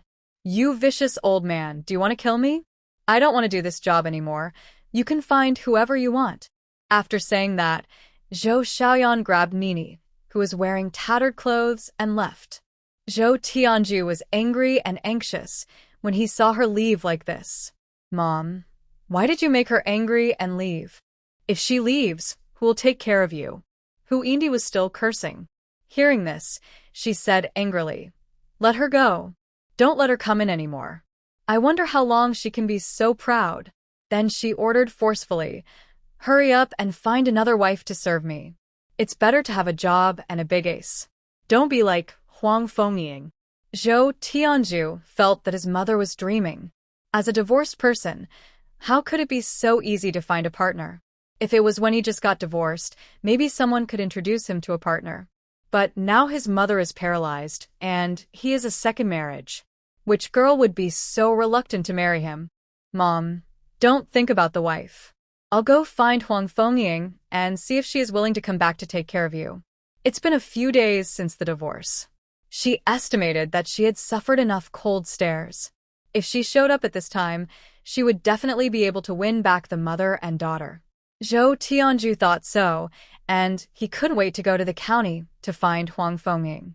As long as she was willing to admit her mistake, he could give her another chance. But he couldn't get out until the road was repaired. In the end, he had no choice but to find Zhou Xiaoyan, and promised her some benefits. Zhou Xiaoyan reluctantly went back to take care of Huindi. Seeing Zhou Xiaoyan go to take care of people, Zhou Tianzhu hurriedly said that the army was busy and went out. Out of sight, out of mind. As long as he was not at home, they could quarrel as much as they wanted. On the other side, the rescue work was still in full swing. Although they knew that most of the remaining people who had not been found were in danger, they still did not give up the search. But how could the mudslide rushing down the mountain be so easy to dig? The soldiers of the army carried shovels and hoes and carefully dug the soil bit by bit. Whether there are signs of life or not, there are people below, so they have to be careful. Chen Yan led people to clear a road to the county. After all, this mudslide disaster was not small, and they had to spread the news as soon as possible to increase the rescue force. After a day of rest, Lin Wanshu felt that the injuries on her body were not a big deal, so she went to the front line to help again. The victims had been placed in temporary tents. The food was transported by the troops. However, after all, supplies were scarce, and the troops did not have much surplus food. If the road to the outside could not be dug in time, the victims and the troops would be in big trouble. But there was too much silt, and digging the road would not be a matter of a moment.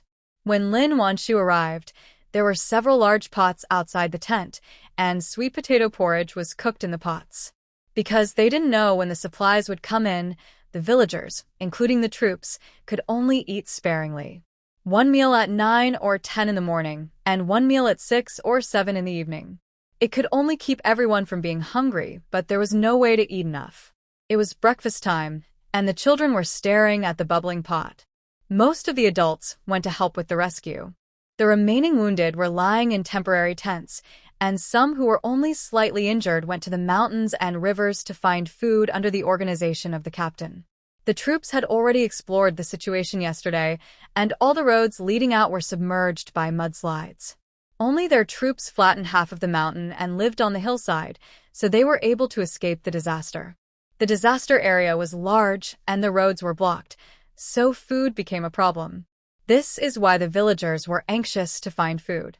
There were no new wounded today, so Lin Wanshu helped change the dressings for the wounded in the tent and check the wounds. The focus was on applying medicine to a wounded whose arm was almost crushed to death. "Doctor, can my hand be healed?" The wounded was an auntie. When the mudslide came, she was trapped under the beam. When she was rescued, her arm had turned black and purple. It was Lin Wanshu who applied medicine to her the day before yesterday. Lin Wanshu was removing the bandage that was wrapped around her arm. Hearing this, she comforted her. "It's okay, don't worry." After the bandage was untied, a black and swollen arm was exposed. Smelling a strange smell, Lin Wanshu frowned slightly. "Did you change the medicine yesterday?" Seeing that her face was not right, Wang Che's heart tightened. I don't know, a nurse changed it for me. Is this medicine not good?" No wonder she felt that her hand was more swollen today. Lin Wanshu's face sank slightly when she saw the wound that had begun to fester. "It's already inflamed. You have to get an anti-inflammatory drug." Li Xiaowan, who was standing by, was also shocked when she saw that the aunt's arm was so swollen. Without delay, she hurriedly took out the needle and water from the medicine shelf. Because there were many injured people, the anti-inflammatory needle and water were also prepared in sufficient quantities. After Li Xiaowan prepared the medicine, she gave the aunt an injection in the buttocks. Seeing their expressions so solemn, the aunt was about to cry. "Doctor, please help me. I can't cut my hand off. How can I work after I cut it off? If she can't work, her parents-in-law will eat her." "Don't worry. You don't have to cut your hand off." Lin Wanshu comforted her and cleaned her wound, preparing to apply medicine again. But just after she sprinkled the powder on, she heard a stern voice from the side. Who are you? "What kind of powder is this? How can you sprinkle it on the patient's wound casually? Do you want to cause her to have an amputation?" Lin Wanshu turned her head and saw a serious face. Seeing her, Li Xiaowan straightened her back reflexively. Qi. Director Qi. It turned out that Qi Honglian had just been parachuted into their clinic some time ago. It was said that he graduated from Beijing University. Although he is young, he has been practicing medicine in Beijing Municipal Hospital for 5 years. Look, he was just transferred to the clinic and became the director directly. Lin Wanshu was a little speechless. Why do you have to question every time someone comes? But then she thought that if her medicine list was not made public for 1 day, she would be questioned for 1 more day, so Lin Wanshu felt relieved. Finally, she retracted her gaze and ignored her, holding the powder and continuing to sprinkle it on the aunt's arm. Qi Honglian was ignored, and his face suddenly became a little ugly. "I'm talking to you." "What's wrong with you? Why do you give patients medicine indiscriminately?" Wang Chunyi looked at Lin Wanshu, then at the serious-looking doctor, with some hesitation on her face, and her hand couldn't help but shrink back. Doctor. Why don't you just stop spreading the powder? I'm afraid my hand will be amputated." It's no wonder she hesitated. After all, the short-haired doctor looked like a professional. Lin Wanshu looked young and looked like a girl from a family who came here to help. Lin Wanshu didn't mind her hesitation. After all, she didn't know her and it was normal for her to have concerns. "Don't worry, Auntie. This is a drug that has just passed clinical trials in the army. It works very well." Hearing this, Wang Chunyi didn't shrink back, but she still looked a little worried. You mean that if I apply this medicine, I don't have to amputate my hand?" Lin Wanshu didn't dare to guarantee it. After all, any medicine has a certain probability of success. It can only be said that the probability of this prescription being cured is very high. But her expression looked a little guilty in Qi Honglian's eyes. "You said it passed the clinical trial? Where is the report? Please take it out and let me see it." Li Xiaowan glanced at the aggressive Qi Honglian and couldn't help but sweat for Lin Wanshu. But Lin Wanshu's expression remained indifferent, and she ignored her and went straight to re-bandage the aunt's wound. After being ignored many times, Qi Honglian's face turned black. Which department are you from? I need to report to my superiors. How did an unprofessional person like you get into our medical team? Lin Wanshu finally bandaged the aunt's arm, then stood up and looked at Qi Honglian. Did you suggest changing the medicine yesterday? Hearing this, Qi Honglian raised his chin slightly and said with a somewhat arrogant look, I changed it, so what? Lin Wanshu sneered. The wound on her arm is so big, and you still used red medicine on her. Are you unprofessional, or am I unprofessional? Qi Honglian glared back at her without showing any weakness. Who knows if it's because of the messy medicines you used that caused the bacterial infection? Lin Wanshu ignored her and asked the aunt directly, Aunt, was your arm inflamed yesterday?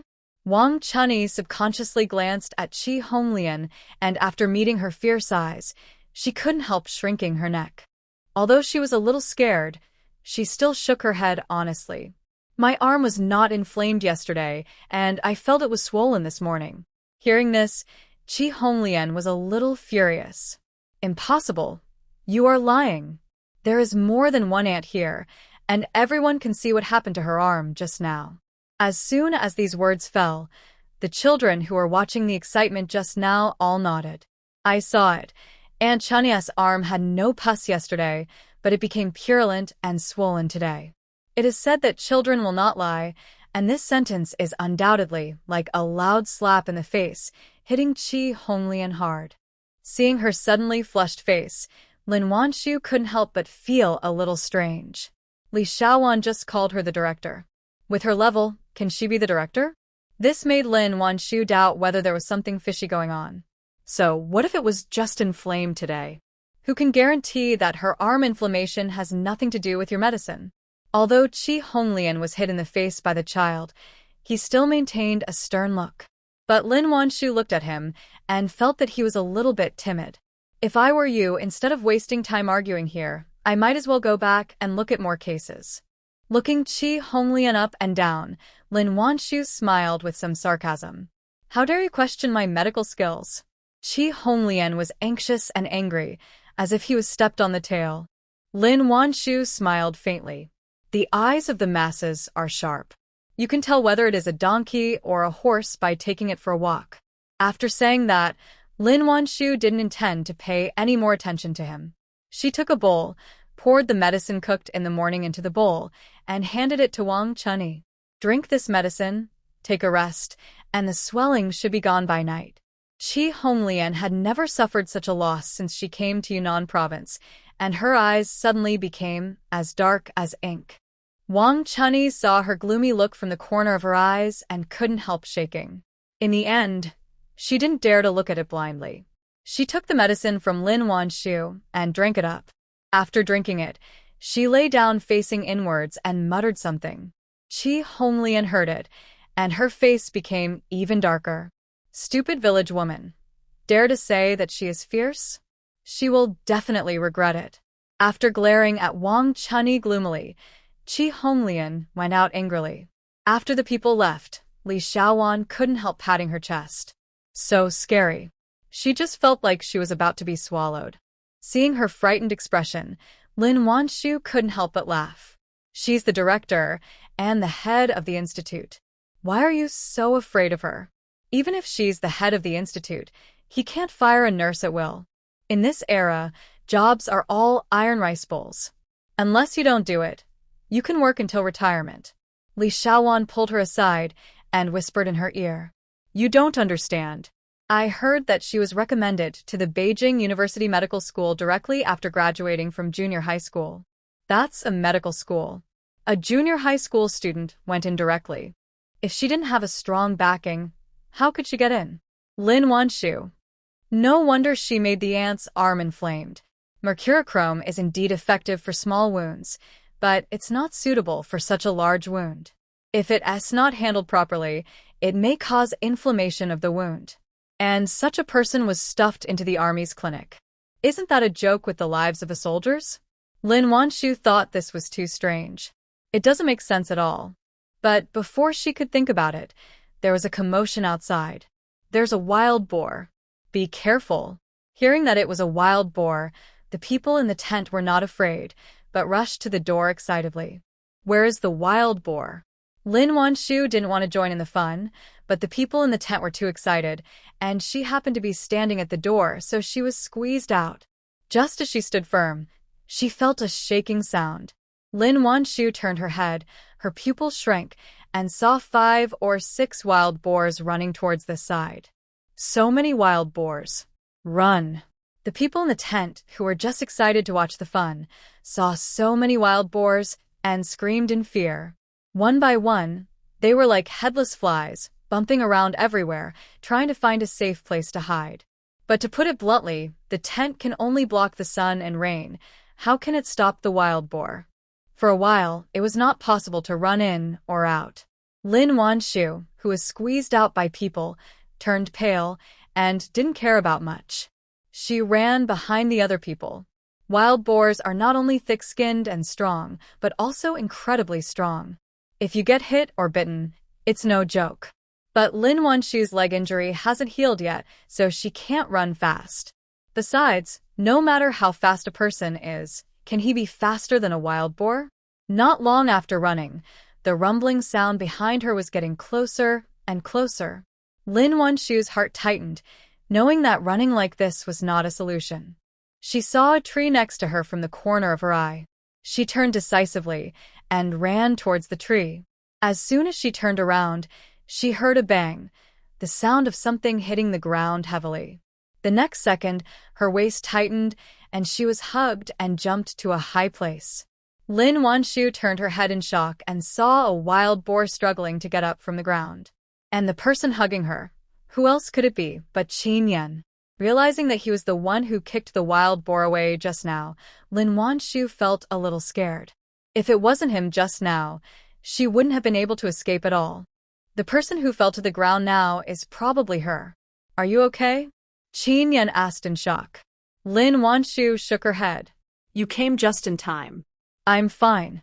Chen Yan had already taken a quick look at her and found that she was really fine, so he took her to the tree. "Hold on tight, you wait here, I'll be back soon." Hearing this, Lin Wanshu immediately realized that he was going to save someone else. Her hand grabbed his arm involuntarily. "Don't worry, I'll pay attention to safety and won't take risks again." Chen Yan knew that she was scared, but he was not impatient, so he patted her back to comfort her. Lin Wanshu knew in her heart that it was impossible not to let him go to save people. He was a soldier, and this was his duty. Thinking of this, she reluctantly forced herself to let go. "You be careful." Okay. Chen Yan responded and jumped directly from the tree. Although she knew that he was extraordinary, Lin Wanshu still couldn't help sweating. Her eyes followed the man closely.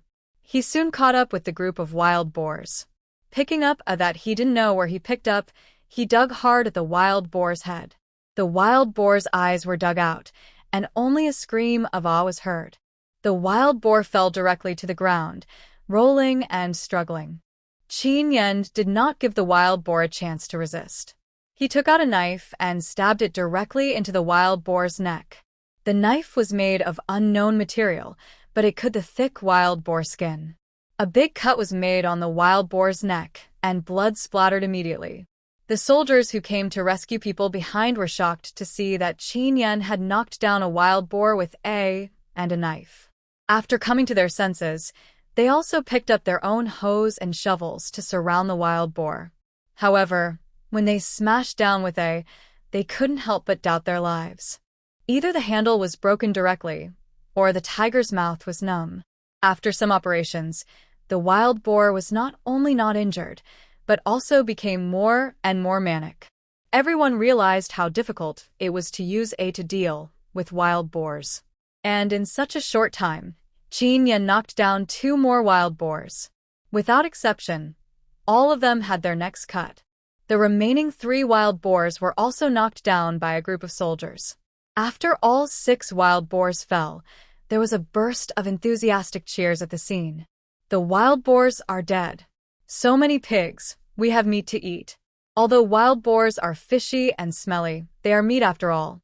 They are now facing the crisis of food shortage. How can they not be happy about the wild boars that are delivered to their door? After Chen Yan knocked down all the wild boars, he did not stay for long, but walked to the tree just now. Lin Wanshu was still clinging to the tree tightly, looking down at the man with wild boar blood on his face.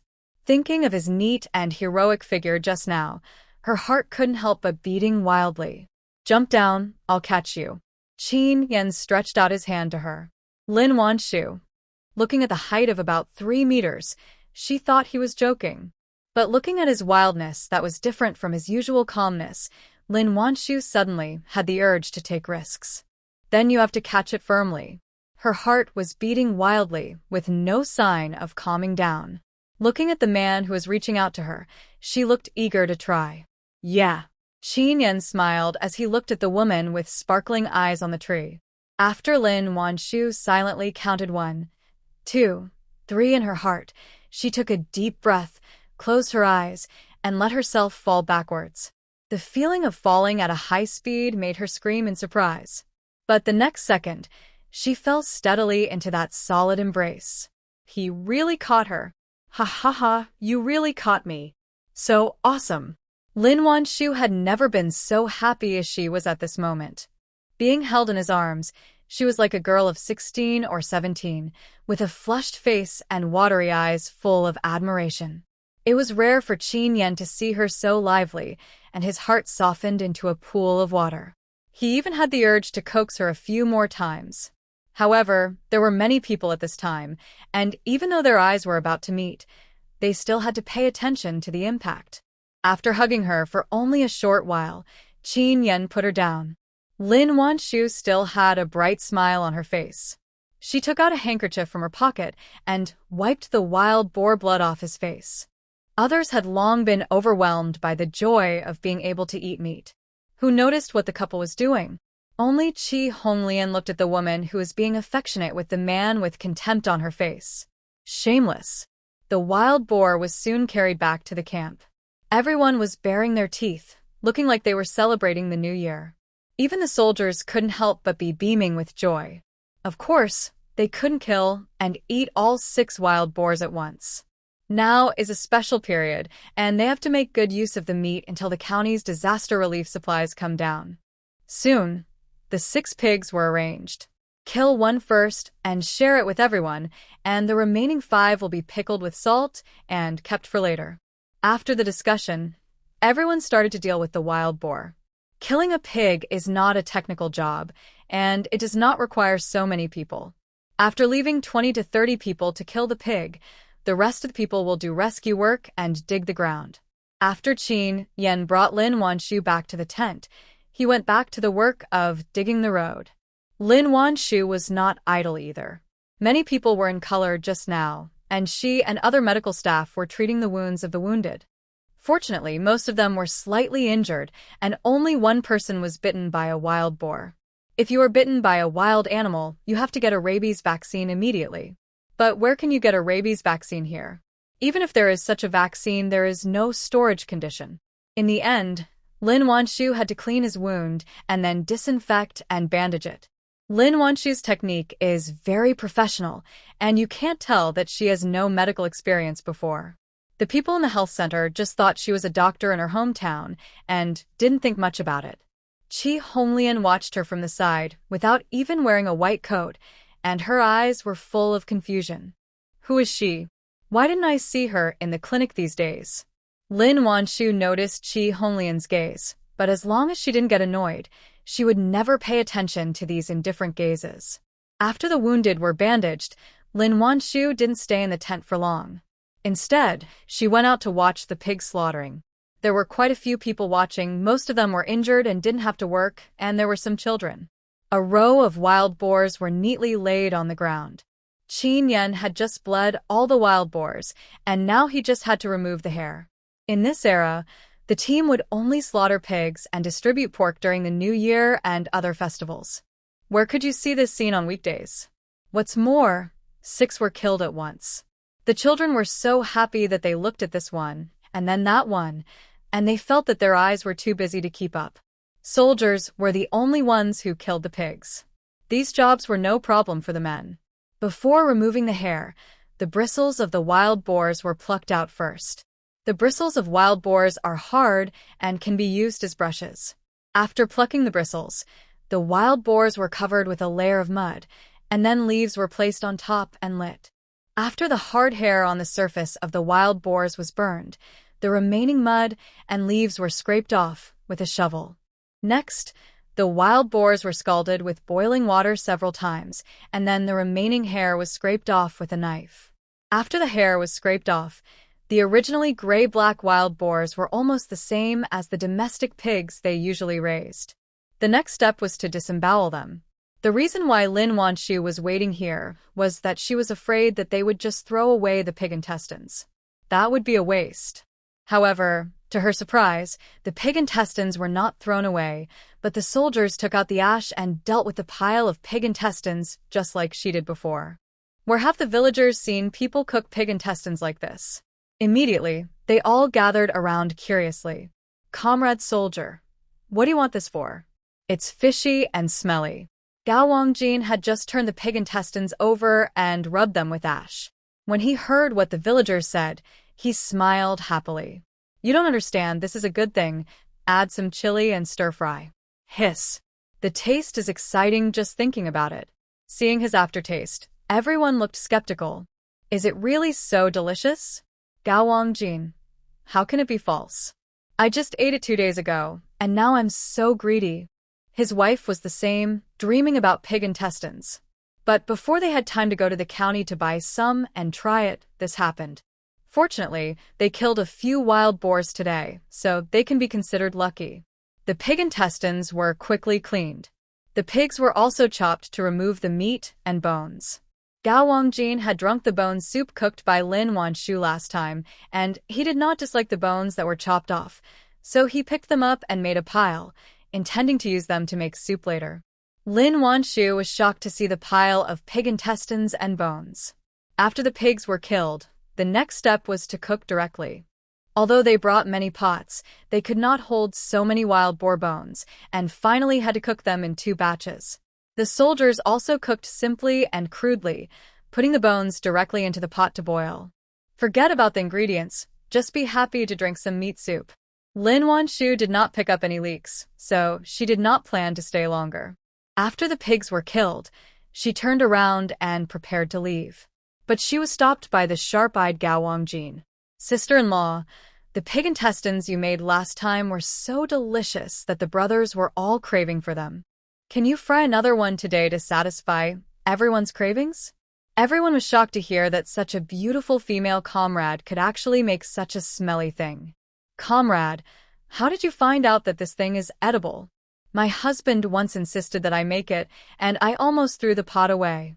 Qi Honglian looked at the pig intestines in the basin with disgust and couldn't help pinching her nose. Her face was full of superiority. Of course, they must be too poor to open the pot. Otherwise, who would eat this thing? Lin Wanshu was a little amused. Why do these people always like to use poverty to attack others? Don't they know what era this is? There's nothing shameful about being poor. I don't steal or rob. I also bought the pig intestines with my own money. I found a way to make it delicious. What's wrong? Which villager present is not poor? Just now, they heard that the doctor actually mocked the poor, and they were all holding their breath. Seeing Lin Wanshu say this, the scale in her heart naturally tilted towards her. That's right. How does our poverty bother you? Eat your rice? More than 10 years ago, when people were starving to death, tree barks were eaten up, so why can't pig intestines be eaten? You are so noble. Don't eat the rice grown by us poor people. Everyone said one after another, and Qi Honglian's face was red. I didn't mean that, fellow villagers, you misunderstood. She just wanted to take the opportunity to ridicule Lin Wanshu, but she didn't know that things turned out like this. For a moment, Qi Honglian felt like vomiting blood. Bah! We don't believe your nonsense.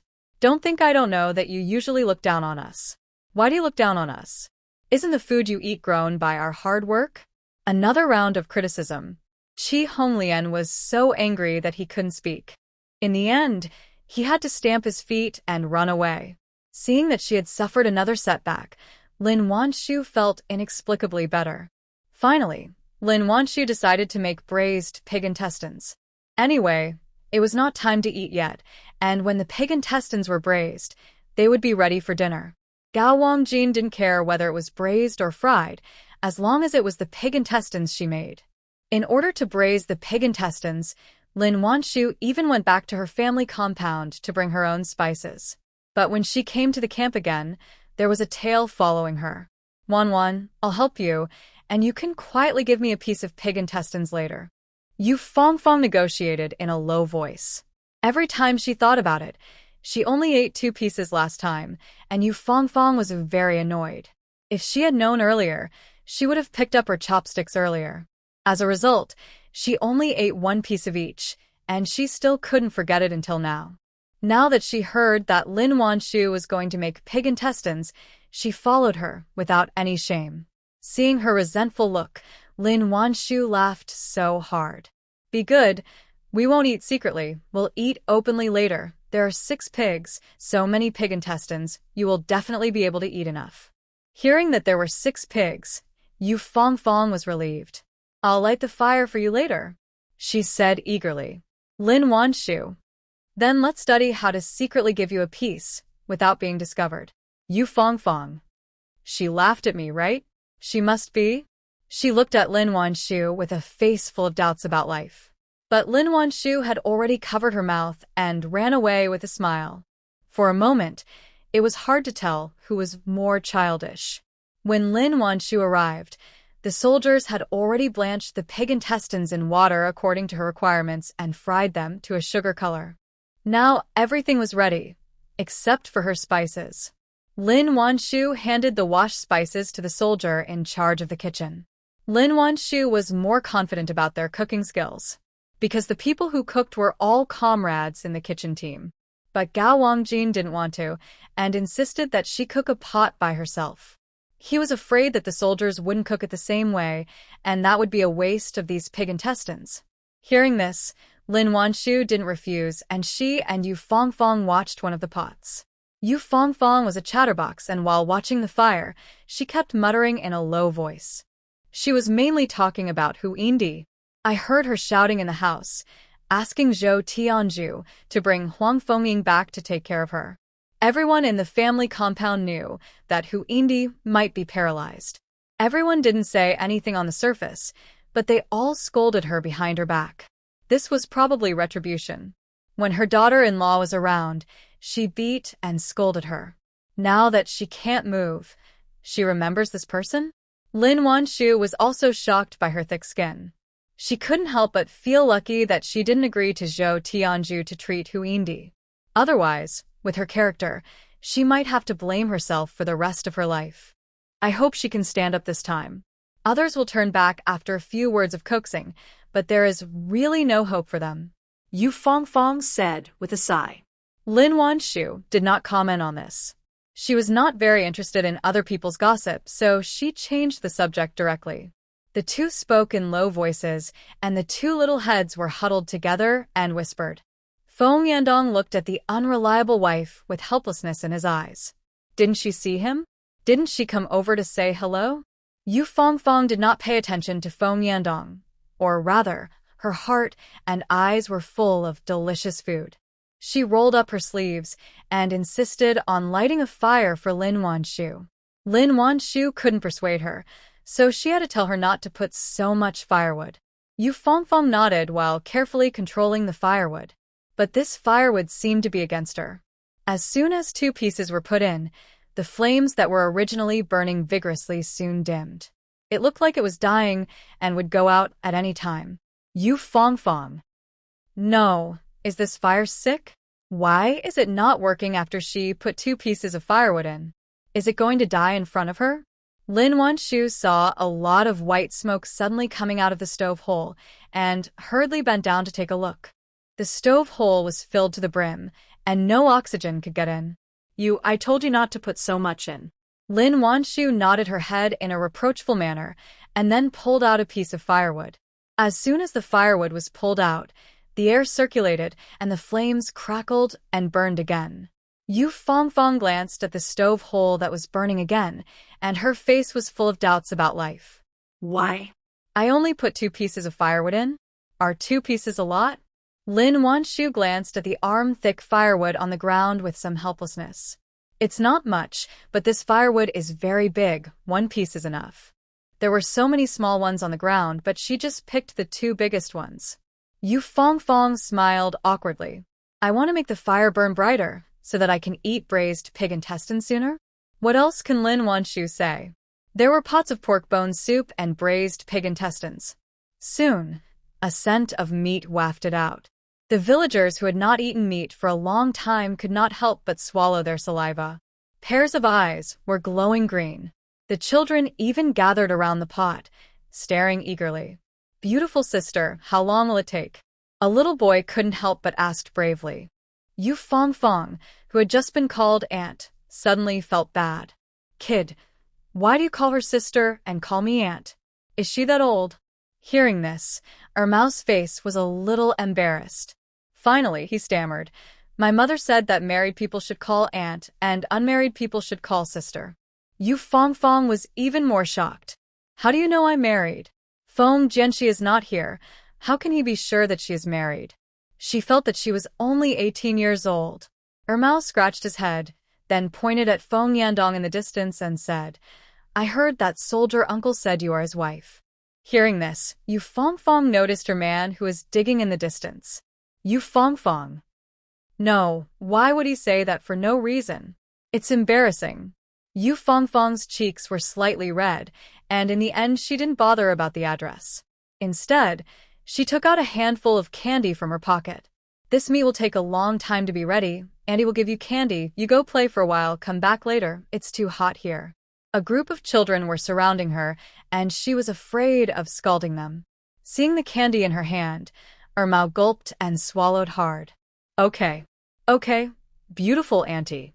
Hearing this beautiful auntie, Yu Fongfong was immediately coaxed into a happy mood. The candies were given as if they were free, and each child got one. Lin Wanshu. Fongfong, how many candies did you buy? If she hadn't known that her grandfather was the head of the compound, Lin Wanshu would have suspected that her family ran a candy factory. Yu Fongfong made a hushed gesture to her. She glanced at Feng Yandong furtively and said, my grandfather bought them for me. She didn't even dare to tell old Feng. Hearing this, Lin Wanshu did not have the heart to tell Yu Fongfong that her husband Feng Yandong had seen it a long time ago. Yu Fongfong still felt that she had concealed it well. There were 2 candies left. She peeled one and stuffed it into Lin Wanshu's mouth, and then peeled another and stuffed it into her own mouth, and ate it happily. In the distance, Feng Yandong saw Yu Fongfong eating candies secretly again, and his face turned black. Can't she let him worry less? Yu Fongfong was very careless and didn't know that her man was angry. After eating the candy, she worked hard to light the fire for Lin Wanshu. Under her guidance, the fire finally obeyed and no longer died for her. The 2 worked together to cook braised pig intestines, and the domineering aroma became more and more intense. The whole camp was filled with a fragrant smell. What smells so good? Qi Honglian, who was on duty in the tent, sniffed and said, it is said that food is the first necessity of the people, and even doctors cannot avoid eating, drinking, defecating, and urinating.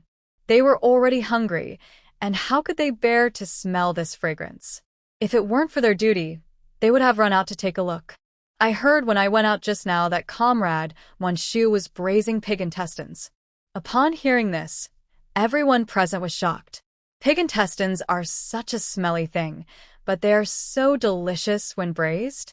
They couldn't help drooling before they even ate it. As soon as these words fell, Qi Honglian, who was still sniffing her nose, froze on the spot as if acupuncture points were pressed, and her face turned red. Seeing her like this, others also remembered what she had said just now, that Lin Wanshu ate pig intestines because she was poor. For a moment, everyone looked at her with a strange look in their eyes. I don't know who was complaining about others cooking pig intestines just now, and now they changed their words so quickly? Chen Meng didn't indulge her at all, and said something sarcastically. Qi Honglian was even more embarrassed, but she had a mask on her face, so nothing could be seen. TSK. I don't want it.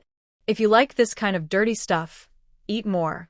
As she said that, She lowered her head and pretended to read the report in her hand, pretending that the person who sniffed her nose just now was not her. Chen Meng snorted and said nothing more. After all, there are many patients here, and it would not be nice to make a fuss. Outside, the children who had just been given candy to play returned to the big pot again. They were drooling around the pot. The soldiers who were digging mud in the distance were not much better. Everyone's mind was affected by the braised pig intestines. At this time, Lu Jingmao led 5 or 6 people and came back dejectedly. Secretary Lu, how is it? Are there many fish in the river? It had just rained heavily, and it should be a lot of fish now. The villagers asked expectantly. Lu Jingmao shook his head and sighed. There are not many fish, only about 10 pounds. This was caught by Wang Dagan, who often catches fish in the village. When he fled for his life, when the mudslide broke out, he also brought his fishing net out.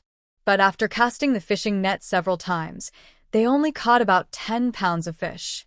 With so many people, this amount of fish is not enough to fill their teeth. Hearing this, the villagers couldn't help but feel disappointed. Let's wait for the captain to come back and see what happens.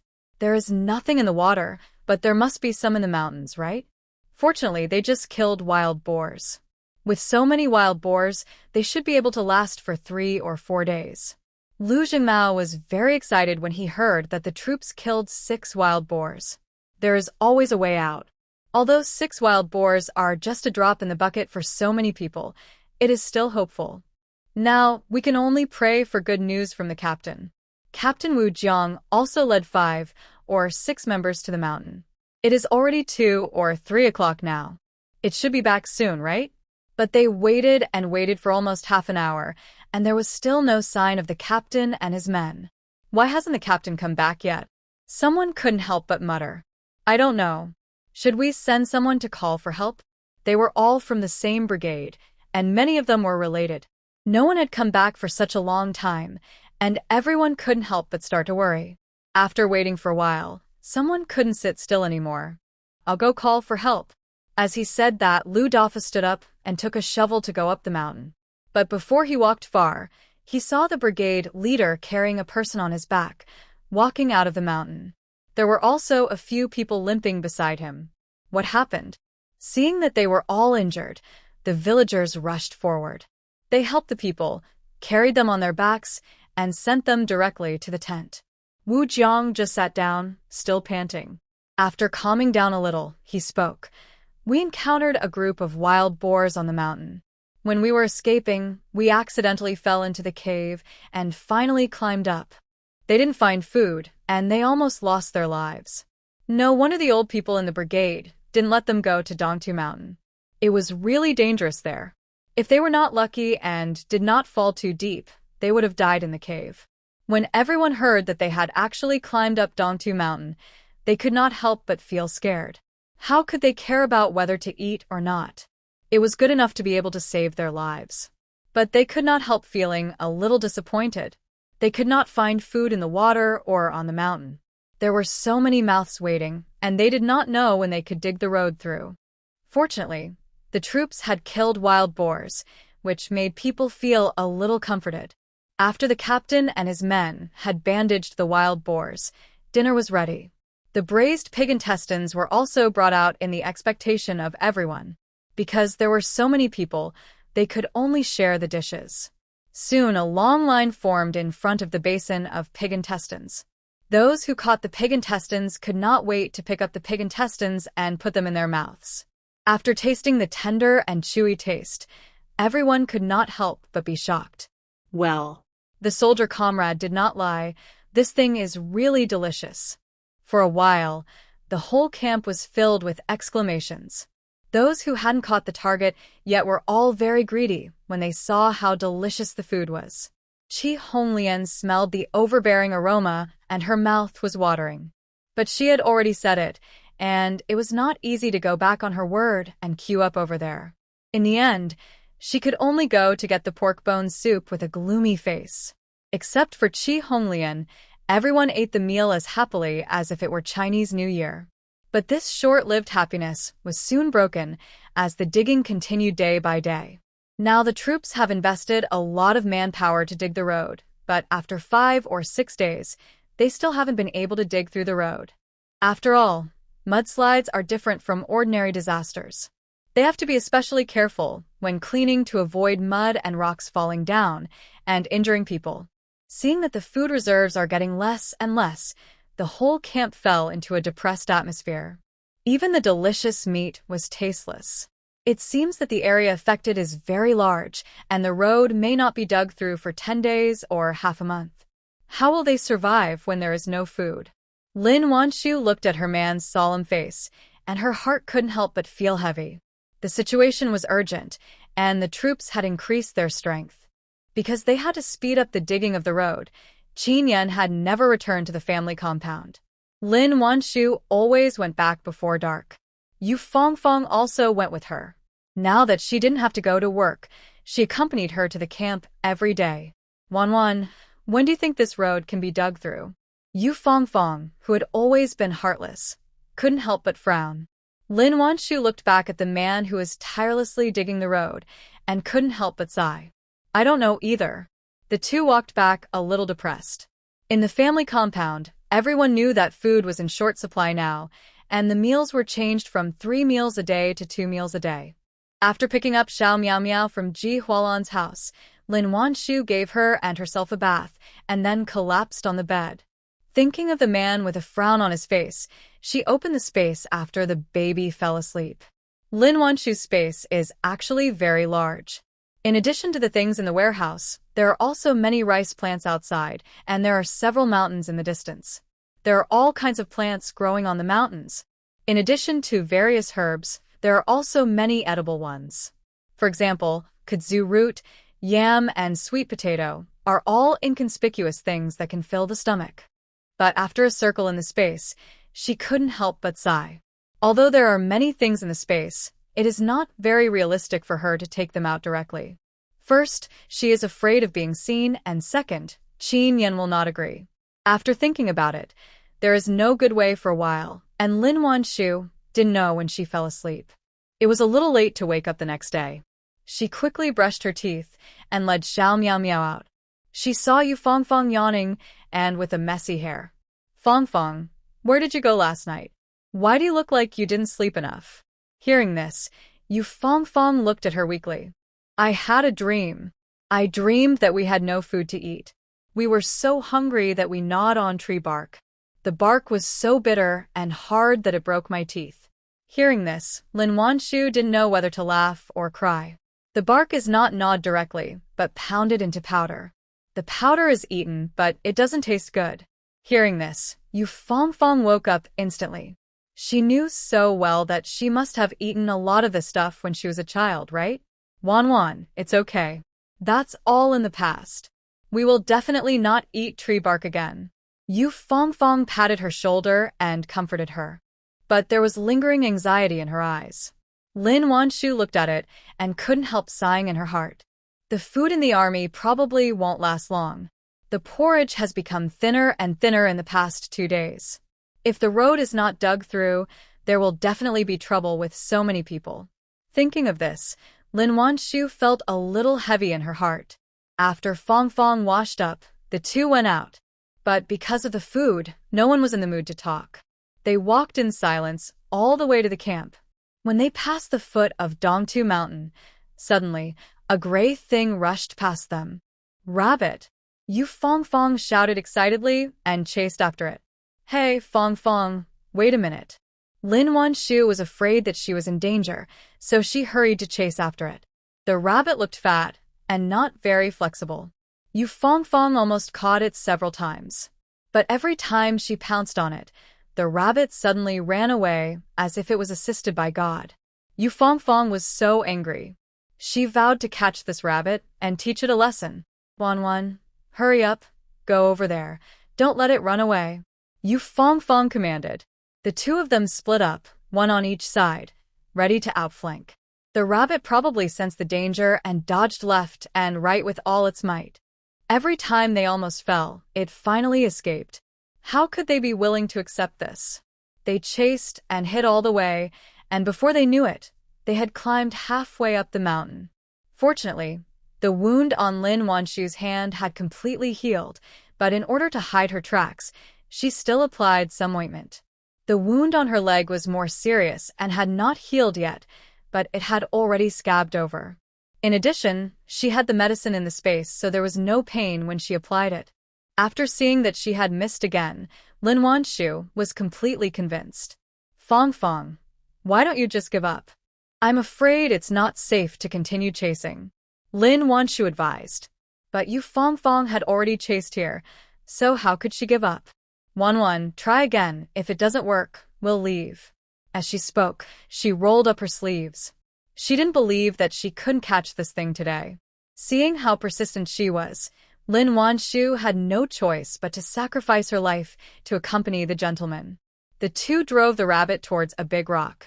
The rabbit ran and found that there was no road ahead. It stopped in front of the rock, with a pair of ears erected high, as if listening to something. Yu Fong's eyes lit up when she saw it stopped running. Holding her breath, she slowly walked towards the rabbit step by step. Lin Wanshu was also on the other side, slowly approaching the rabbit. 1 step, 2 steps, 3 steps. Seeing that there was only 1 step away, Yu Fong opened her hand and wanted to pounce on the rabbit. But at this moment, the big rock actually moved. Be careful. Lin Wanshu was startled. Without hesitation, she rushed forward, grabbed Yu Fong's arm, and pulled it to the side. Yu Fong was caught off guard, and the inertia of her body took Lin Wanshu back several steps. As soon as the two of them stepped back, they heard a loud rumbling sound, and the big rock actually rolled down in the direction they had just gone. Yu Fong's face turned pale when she saw the terrible scene. If Lin Wanshu hadn't pulled her just now, she would probably be dead now. Her heart was pounding with fear, and her hands and feet were cold. It's okay. Seeing that she was shaking with fear, Lin Wanshu quickly patted her back to comfort her. Wow, I was so scared. I almost died. Yu Fong came to her senses and hugged Lin Wanshu and cried loudly. Lin Wanshu was about to comfort her, but suddenly saw a small bunch of familiar vine leaves behind the big rock. Lin Wanshu's heart skipped a beat. Fong, let go of your hand first. I think I saw something good. What good thing? Hearing about the good thing, Yu Fong forgot her fear. With tears in her eyes, she looked in the direction of her sight. But she didn't know what plants were, so it was useless to look at them. However, she still let go of the hand holding Lin Wanshu, just grabbed her clothes and followed her closely. Lin Wanshu took her slowly to the place where the stone had stood just now. The closer she got, the faster her heart beat. When she saw the things that looked like quail eggs hidden under the leaves, she was sure that she was not mistaken. There are foot potatoes here. Hearing this, Yu Fong was confused. Wan, what are foot potatoes? Foot potatoes are a special kind of potato, and the taste is similar to yam, but it is a little powderier and softer than yam. It stands to reason that many people in Yunnan province should grow this. But Lin Wanshu has been here for so long, but she has only seen military wives grow sweet potatoes and has never seen anyone grow this. How could she not be excited to see foot potatoes? Hearing that it is a kind of potato that looks like yam, Yu Fong was also excited. Quick, let's dig it up. If we can't catch the rabbit, it's good to have foot potatoes. After finding something to eat, Yu Fong was no longer afraid and rolled up her sleeves to dig foot potatoes with her bare hands. Lin Wanshu ignored her and continued to walk forward along the vines of foot potatoes. After about 20 to 30 meters, a huge pit suddenly appeared in front of her. Looking at the big pit that almost occupied half of the hilltop, the whole person was stunned. The point is not that it's big, the point is that it's a large area of potato washed out by the mudslide. Fong, come quickly. She swallowed her saliva and shouted to Yu Fong. Yu Fong had already dug a small pit and vaguely saw something gray underneath. Hearing Lin Wanshu's voice, she had to reluctantly put down the potato in her hand and walked towards her. What is it? Wan, tell me quickly. She still had to go back to dig potato. Lin Wanshu pointed to the big pit and said to her, Look. Hearing this, Yu Fongfong realized that there was such a big pit in front of her. What a big pit. Isn't this an air raid shelter? After all, it was normal for villagers to dig holes everywhere to avoid disasters during wars. Lin Wanshu. Is this the point? Look at what's in the pit. What? Yu Fongfong heard this and curiously leaned over the pit. When she saw the large area of gray things in the pit that were washed away by the mudslide, she swallowed her saliva. One. This is the foot potato you're talking about, right? Such a big potato? It's twice as big as her head. She estimated that one would be enough for the three of them. Yes, this is the foot potato. And there were so many foot potatoes. Hearing this, Yu Fongfong screamed again. There are so many foot potatoes. We don't have to chew the bark. She was so excited that she hugged Lin Wanshu and jumped up and down. Lin Wanshu was afraid that this place would collapse again, so she quickly pulled her away from the edge of the pit. Let's go down and tell them first. Yu Fongfong naturally had no objection. When she thought that they had found so many foot potatoes, she was so excited that she felt dizzy. On the other side, the team leader had just taken people to the river to catch fish again. Today was better than the previous few days, but they only caught about 30 to 40 kilograms. Maybe they caught too much fish on weekdays, which led to no fish to catch after the heavy rain. Looking at the fish brought back by the captain and his men, everyone was a little worried. The food was getting less and less every day. If the road was not dug well, they would soon be hungry. Chen Yan had been digging the road for a whole morning, but he had not seen his wife. He searched the crowd with his eyes, and his brows could not help but frown. Old Shin, have you seen my wife? Chen Yan retracted his gaze and asked Shin Shuwen, who was sweating profusely. Shin Shuwen drank several sips of water before handing him the kettle. No. Did your sister-in-law tell you that she would come today? Chen Yan took the water, raised his head and gulped several sips, and then he felt the heat in his throat relieved a little. She didn't say. But Chen Yan was used to her coming every day, and suddenly he didn't see her, so he couldn't help but worry. It should be fine, don't worry, if there is any situation, my wife will definitely come to tell. After all, Lin Wanshu went to his house to pick up the baby every day. If she didn't go back to the family compound, Hualan would be so anxious. Although he said so, Chen Yan was still worried without seeing anyone. But he had a mission to do, and it was not easy for him to leave the team to go back and find someone. For a moment, he couldn't help feeling a little anxious, and he picked up and dug the ground again, with a little more ruthlessness. He was originally strong and physically strong, and he could do the work of several people alone. The little soldier, who dug the road with him, was almost crying because of him these days. Now he exerted so much effort that the little soldier next to him was in front of his eyes. But they didn't dare to complain and finally had to speed up, swinging the desperately again and again. This roll directly increased the speed of digging the road. Shin Shuwen couldn't hold back when he saw his brutal digging method. Old Chen slowed down. He was not afraid of tiring himself, but he was afraid that the little soldiers next to him couldn't bear it. Hearing this, Chen Yan saw the soldiers on both sides who were panting with exhaustion, pursed his lips, and then slowed down. The little soldiers couldn't help but quietly breathe a sigh of relief. Seeing that the battalion commander had been working for so long and was still at ease, they all doubted their lives. We are all the same. Why are there so many differences? Chen Yan just slowed down and suddenly heard Lin Wanshu's excited voice behind him. We found food, a lot. Enough for us to eat for 2 or 3 days. Hearing this, the little soldiers next to him couldn't help but gasp. Enough for them to eat for 2 or 3 days. How much would that be? After hearing Lin Wanshu's words, Chen Yan's face suddenly became very serious.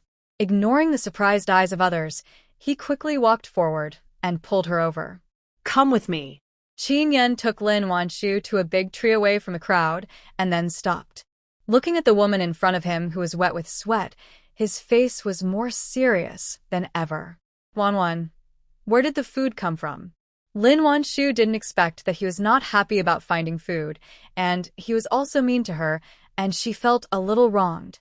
Her eyes were slightly red, and she turned her head away and ignored him.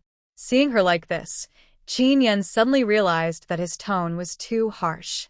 The man who was always fearless suddenly panicked. Wan. Wan, I'm not being mean to you, don't cry. But Lin Wanshu refused to pay attention to him and snorted and turned away. Seeing her like this, Chen Yan became anxious.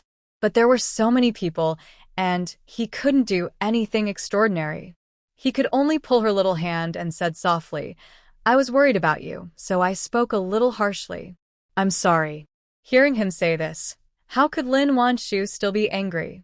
But she was a little angry when she was asked to lose face like this.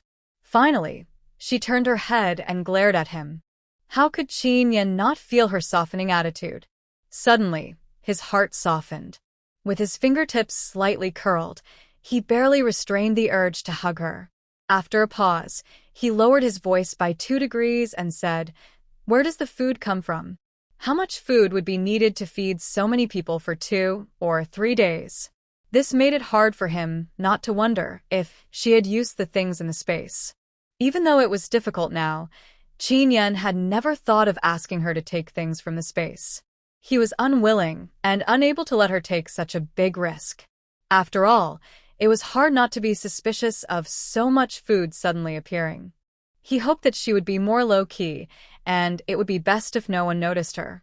Although the man did not say it explicitly, Lin Wanshu still sensed his concern. Suddenly, the awkward feeling in his heart disappeared. Fong and I were chasing a rabbit and accidentally chased it to Dongtu Mountain. We found a big pit with a lot of foot potatoes in the pit. Fearing that he didn't know what foot potatoes were, Lin Wanshu explained the characteristics of foot potatoes to him again. Hearing that it was a particularly filling potato, Chen Yan was no longer calm. Let's go, find someone to pick up the yams. Some have been washed out, and some need to be dug. Lin Wanshu couldn't wait to lead people up the mountain. Okay, I'll go find someone. Chen Yan nodded and went out to find someone. The young soldiers had just heard Lin Wanshu say that she had found a lot of food, and they were all looking forward to her. Now that they saw her coming back, their eyes lit up. Where is the food, sister-in-law? Lead the way, we'll go pick it up. Sister-in-law, what did you find, and how much is there? The young soldiers asked around her. Lin Wanshu didn't keep them in suspense. It's yams, estimated to be 3,000 or 4,000 kilograms, washed out by the mudslide. Hearing that there were 3,000 or 4,000 kilograms of some kind of yams, the soldiers were immediately excited. We have food. We have food. It can last for a few more days. But after cheering, many people were confused. What kind of potato is a foot potato?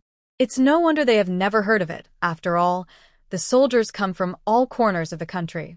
Many people have never seen this kind of thing. Foot potato is a foot potato. It looks like a foot, and the largest one is this big. Someone opened his hand and compared the size of about 30 to 40 centimeters, which made the soldiers who had never seen a foot potato couldn't help but gasp. Such a big potato. One must feed several people? When they thought of such a big potato on the mountain, they wanted to fly up immediately and dig it back. Yu Fong saw Lin Wanshu coming out and hurried forward. Hey, Wan, did your old Chen scold you? Why did she see Chen Yan's face not very good just now? Lin Wanshu nodded. Yeah, he said a few words. Hearing this, Yu Fong's mouth almost opened into an O shape. How incredible! Who in the family compound doesn't know how much Chen Yan loves his wife? Would he be willing to scold someone? It's not her old Fong. Lin Wanshu. He said it was too dangerous for me to go up the mountain rashly. Hearing this, Yu Fong immediately understood. It was also a good thing that her husband Fong was not here, otherwise she would definitely be scolded. When she thought of Fong Yandong's stern face, she couldn't help shrinking her neck. Lin Wanshu saw that she was so cowardly when she mentioned Fong Yandong, and couldn't help but laugh. Is your deputy commander Fong so scary? Why are you so afraid of him? Obviously, he not only cooks but also washes clothes. There is no military wife in the whole family compound who lives a more carefree life than Yu Fong. Hearing this, Yu Fong's face looked a little uncomfortable. You don't understand. How could she be afraid of him? She was afraid that he would get angry and torment her endlessly at night. Hearing her bold words in her ear, Lin Wanshu's face suddenly flushed. What do you mean by afraid of being unable to walk like her that day? She is not that miserable, is she? Bah. Is this the point? The point is, when did she see it? It seems that the vines planted on the fence are still growing too slowly, and she has no privacy. Soon, Chen Yan led a team of soldiers over. Seeing his wife's rosy cheeks, he couldn't help but feel a little strange. But he didn't think much about it, and let her walk beside him to lead the way. Wan, wait for me, I'll go too. Yu Fong picked up and hurried to catch up. The few yams she had just dug out haven't been dug out yet. The villagers were far away just now and didn't hear what they said. Seeing them go up the mountain in such a big way, everyone was very curious. What happened? Why did they all go up the mountain? Someone asked, his face full of eagerness, wanting to catch up. I was close just now, and I heard that the military wife said that she found a lot of yams on the mountain. Hearing that she found yams, the villagers couldn't help but boil. Are you telling the truth? She just found the foot potato? It turns out that they used to have foot potatoes here, but there was a famine in those years, and the bark of the trees was almost eaten up. Where could there be any foot potatoes left? The seeds were all eaten up, and no one has planted foot potatoes here for more than 10 years. Now that they heard that the military wife had found foot potatoes, how could they not be excited? Quick, let us go up the mountain and cut some heads back. This time they have to preserve the seeds of the foot potatoes well. After all, this thing is not only filling but also has high yields and is easy to plant. It can be planted on both flat land and mountainous land. As long as their team plants this thing, why worry about hunger? Thinking of this, the villagers couldn't stay and ran up the mountain one by one. Soon, they followed the team to the cave of Dongtu Mountain. After seeing the large area of foot potatoes that were washed out, everyone was shocked. So many foot potatoes. The team leader picked up a foot potato that was 20 to 30 centimeters big, and his voice trembled a little. Others couldn't help but cheer. Thank you, military wives. You are really the benefactors of our Shangpa brigade, the captain said to Lin Wanshu and Yu Fong with a grateful face. With these foot potato seeds, even if they suffered such a big disaster, they would be able to recover soon. After all, this thing is so easy to grow and has a high yield.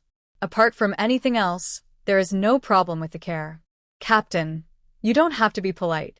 We just ran into it by accident. Lin Wanshu replied quickly.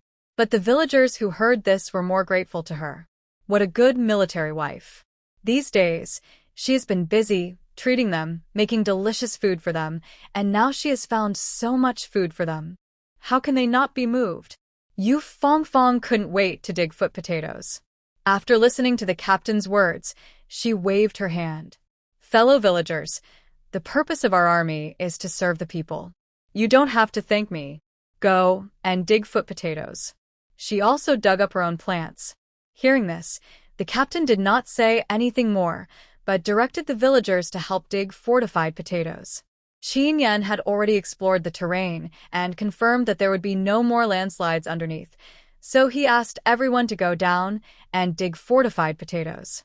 Battalion commander, how come there are so many fortified potatoes here? And it looks like they are piled up here. A soldier felt strange and asked. Chen Yan was standing in front of a broken mud wall at this time, and when he heard this, he casually replied, "It's probably the black market." Hearing this, the villagers couldn't help but gasp. Comrade, soldier, you said this is the black market? No wonder this pit is so big. How many people can it accommodate in here? The captain heard that there was a black market in the hilltop of his brigade. His face suddenly became very bad. No wonder the team has been saying that this place is very dangerous. It turns out that they are the ones who are doing this. The villagers said angrily. In the past 10 years, everyone has privately said that there are ghosts and wild beasts here, and 2 people really got into trouble here. Later, no one dared to come here again. Now think about it, isn't it just those things they made up to cover up their tracks? Chen Yan didn't say anything, just knocked around with a. When he heard a different sound, he turned around and said to everyone, "There is a hole in here. You go up first, I will dig it up here." After getting along with each other for these days, no one didn't know how powerful this officer was. Hearing his words, everyone climbed out of the pit without hesitation. After making sure that everyone had climbed out, Chen Yan raised to reach the soil above. Lin Wanshu looked at it and couldn't help but feel nervous. Ian, be careful. She was afraid that the soil would collapse and bury him in it. Don't worry, I know what's going on. Chen Yan pushed and found that the soil was quite solid, so he put it in the middle of the mud wall and poked it hard. With a loud bang, the mud wall collapsed inward. A huge black hole suddenly appeared in front of everyone. Seeing the black hole, everyone couldn't help but open their mouths wide. Could those people have hollowed out the mountain? Chen Yan knocked on the soil around him again and found that it was still very solid, so he walked into the cave. Lin Wanshu couldn't help but sweat. Seeing Chen Yan go in, the soldiers followed him into the cave. The remaining villagers knew they couldn't help, so they continued to dig for potatoes outside. Unexpectedly, the cave was not very dark. Probably because of the heavy rain, it was wet inside, and there was a dripping sound of water. Chen Yan walked in the cave, not affected by the light, and soon found that there were many compartments inside. And each compartment had a door. When they went up the mountain, they were afraid of encountering wild animals, so they all brought guns. Before Chen Yanshu kicked the door, he took off the gun on his back and raised his hands. There were 2 soldiers next to him who also held guns to cover Chen Yan. Chen Yan winked at the 2 and kicked the door open. As soon as the door was kicked open, a soldier immediately pointed his gun at the room. After finding that there was no one inside, the 3 of them covered each other and went into the house. The other soldiers did not need to be commanded, and they searched the house one by one in groups of 3. The strange thing was that no one knew what was painted in the room. It was so wet outside, but it was dry inside. It was perfect for storing things. I don't know how long it took, but suddenly, a surprised voice came from one of the houses. Battalion commander, there is rice here. Hearing this, everyone else was shocked. They hurried over to see. Sure enough, the 4th room was piled with bags. What else could it be if not rice? After a while, there was a cry from a house opposite. There are also soybeans here. This discovery made the soldiers a little numb. How many things are hidden here? And where did they get these black market things from? Where did those people go? How could they leave so much food here? Chen Yan continued to move forward, and then he found that there was no room in front of him. Only an iron door. He stretched out his hand and directly broke the iron lock, and he continued to move forward with a few soldiers. As he expected, the front was a large empty cave.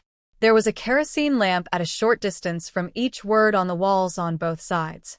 But the lights were off at this time, and the cave seemed a little dark. The soldiers couldn't see clearly, so they could only follow Chen Yan and up their ears to cover him. However, to their surprise, the cave was also quiet. However, they did not relax their vigilance, but searched it in a carpet style. It seemed that this place was just a place for trading, and no supplies were found, let alone a person. After the search, the soldiers were a little disappointed. Chen Yan asked them to carry the food they had just found out first. He continued to explore the cave. Outside, the villagers who were digging for yams were shocked to see the soldiers blocking the rice from coming out. Oh my God, there is rice here? They had to tighten their stomachs to make ends meet, but these black market people could hide so much rice. For a moment, the villagers couldn't help cursing. Even if they didn't know who was running the black market here, it didn't affect their hatred for that person. After all, everyone was hungry, but he had so much food in his hands. Isn't this a source of hatred? There were more than a dozen bags of rice and 2 or 3 bags of soybeans. With the yams worth a few thousand yuan, they were confident that they could wait for the disaster relief supplies. Maybe there would be some left, so that they wouldn't have such a miserable life in the second half of the year. Thinking of this, the villagers were full of energy.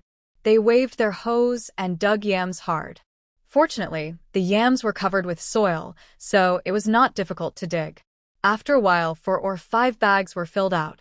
The soldiers had already carried the rice down the mountain. After the villagers had packed several bags of yams, the captain led several people to carry yams down the mountain. Seeing that Chen Yan had not come out, Lin Wanshu could not help but feel a little anxious. Sister-in-law, don't worry. We have just checked. There is no danger inside. Seeing that she was worried, the little soldier comforted her. On the other side, Yu Fangfang was digging yams so hard that she could hardly lift her hands, but the yams still did not reveal their entire appearance. In the end, she had no choice but to ask Lin Wanshu for help. Wan, come and help me. I can't dig anymore. Lin Wanshu didn't want to go over. She wanted to stay here and wait for Chen Yan. But Yu Fangfang urged her so much that she could only go over to help her. Fortunately, it was not far away, only about 20 meters. As soon as she arrived at the ground, Lin Wanshu took and helped her dig. And she was worthy of being used to farm work and knew how to dig to quickly dig out the yams. Yu Fangfang squatted aside and watched. Seeing the hole she dug getting bigger and bigger, her mouth opened wider and wider. What? What did this foot potato eat to grow so big? This one should be enough for their family of 3 to eat for 3 meals, right? Lin Wanshu was also a little surprised. This foot potato looked like it should be wild, and it didn't look like it had been fertilized. How could it grow so big? Suspicious, she continued to dig. But when she dug another, she suddenly felt something was wrong. This seemed to have dug something and bounced up. Just thinking about this, she heard Yu Fangfang's somewhat frightened voice. Wan. You seem to have dug up clothes. These days, cloth is in short supply, and no one is willing to throw away even torn clothes. It is normal to use them as patches or rags. Clothes appearing in the ground, which makes people have to shudder. Lin Wanshu as scalp numbs. Swallowing her saliva, she gently scraped the soil on it with the next second, a section of bones appeared in front of the two. Ah! Someone's dead. Yu Fangfang was so scared that her soul almost dropped out of her body. She screamed and pulled Lin Wanshu back. When the others heard the noise, how could they care about moving food? They picked up their weapons and ran over. At this moment, a gunshot was heard from the cave. Chen Yan. Lin Wanshu's face turned pale. She didn't care about Yu Fangfang. She hurried to the big pit. As soon as the soldiers in the pit climbed up, they heard gunshots from inside. She jumped back into the pit and ran towards the cave. Although Lin Wanshu knew that Chen Yan had extraordinary 5 senses and could enter her own space, she couldn't help but worry when she heard the gunshots. Without hesitation, she jumped down the pit, prepared her anesthetic needle, and then she walked into the cave. As soon as she entered, a cold wind blew towards her. Lin Wanshu couldn't help but shudder. After a pause, she continued to move forward. The houses on both sides were opened by the soldiers, and the things inside were also moved out. The soldiers were obviously very skilled and soon disappeared. Fortunately, there was no fork in the road, so she walked forward along the house step by step. But before she reached the iron gate, she heard another burst of gunfire from inside. Lin Wanshu's heart skipped a beat and she dodged and hid in a room. Holding the tranquilizer gun, her palms were already full of sweat. Not long after, several messy footsteps ran towards the side. Lin Wanshu held her breath and did not move. Realizing that there was more than one person, she directly changed to the forehead tranquilizer gun made for her by Chen Yan. Holding the tranquilizer gun in her hand, she looked at the door intently. She counted the footsteps silently in her heart. 5, 4, 3, 2. Just after counting 1, several unfamiliar figures suddenly appeared outside the door. Lin Wanshu almost did not hesitate and calmly pulled the trigger. There were only a few muffled bang bang bang sounds, and more than a dozen anesthetic needles were shot out. How could the men have thought that there was an ambush here? Not checking, all of them were shot. Lin Wanshu was equipped with a powerful anesthetic needle, and she would fall down on the spot as long as she was stabbed with one. Sure enough, several people fell to the ground one after another without even making a sound. Just as they fell, several army green figures appeared at the door. Seeing people lying on the ground, the soldiers were shocked. What's going on? Lin Wanshu was still hiding in the dark, and the soldiers didn't see it. Seeing that the few people who had just chased her had all fallen, Everyone's heart was in their throat. They were afraid that the person who suddenly appeared was a traitor. I beat him. Lin Wanshu spoke in time to avoid misunderstanding. Seeing that it was Lin Wanshu, the soldier's jaws almost dropped to the ground. Sister-in-law, how did you do it? Knocked down 4 people at once. What kind of magical skill is this?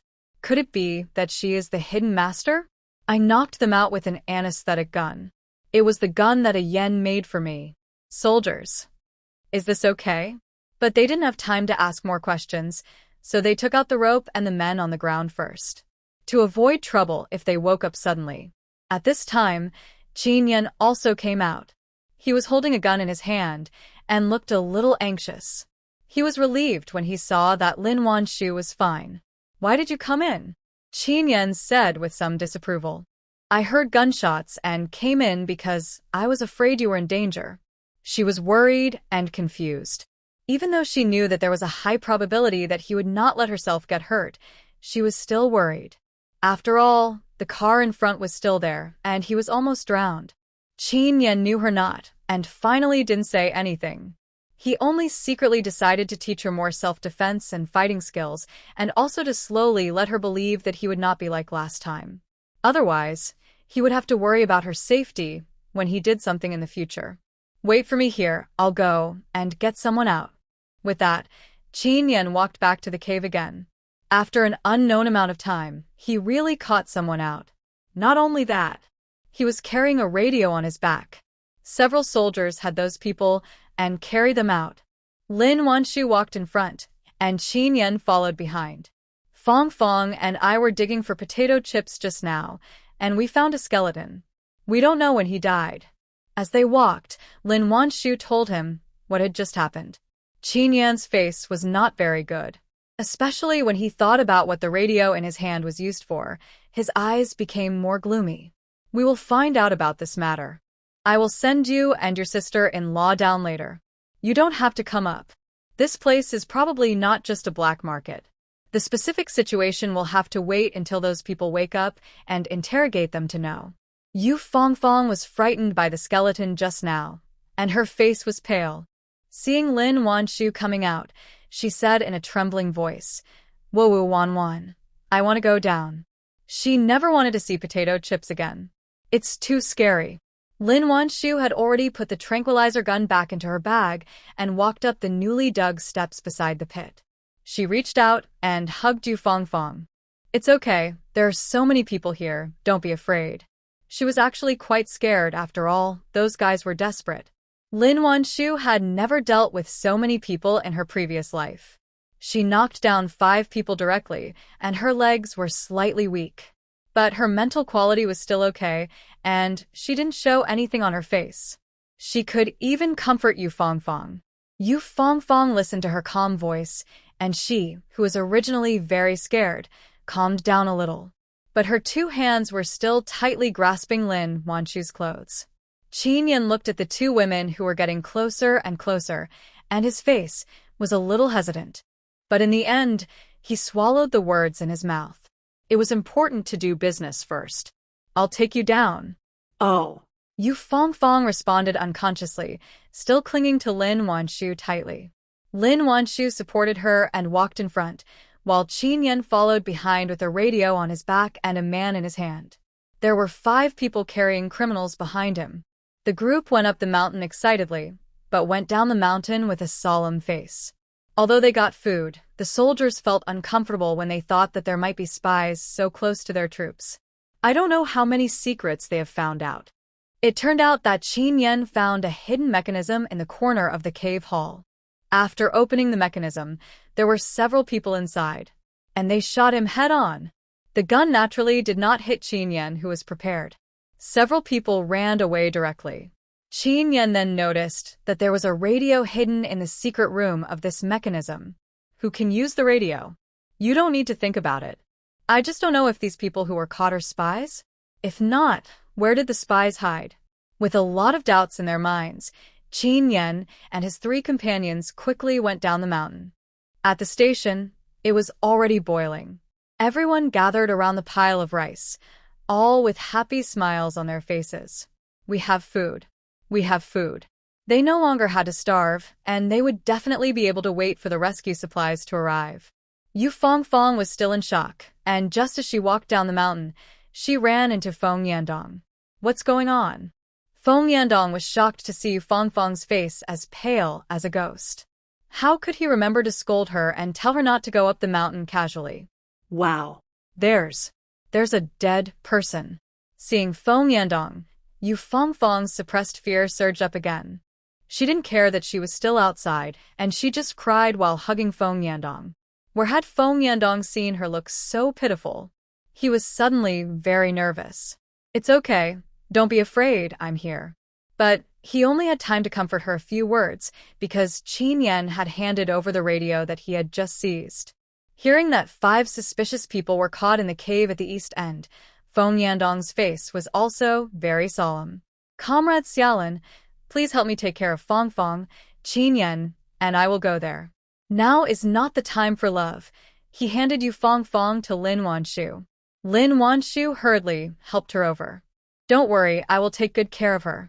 Feng Yandong nodded and left in a hurry with Chen Yan.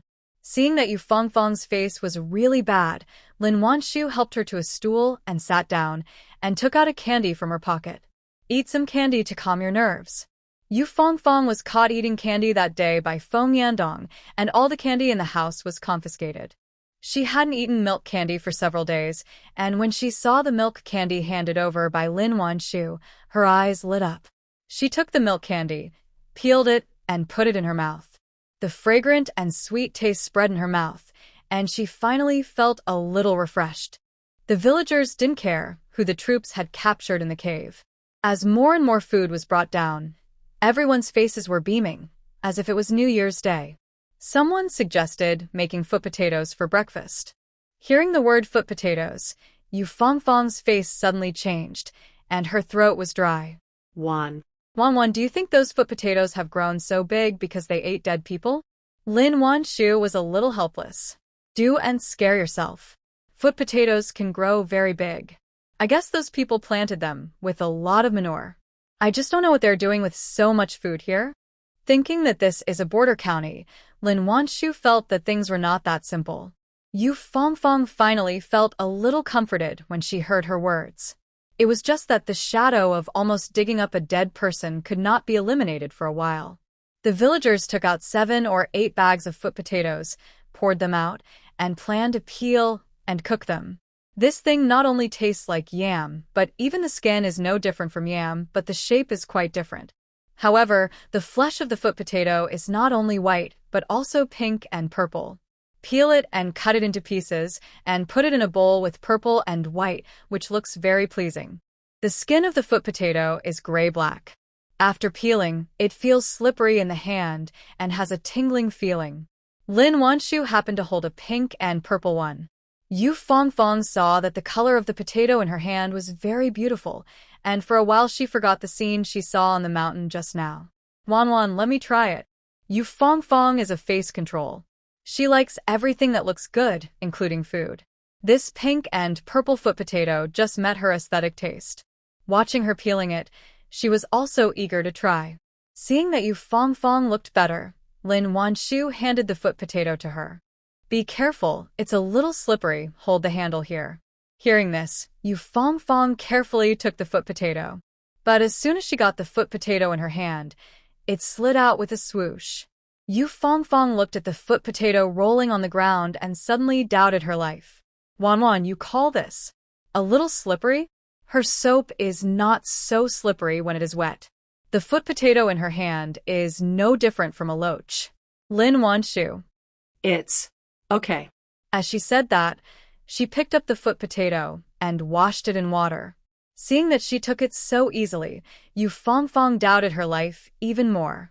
Unconvinced, she reached out to pick it up again, but found that the foot potato was even more slippery after being wet.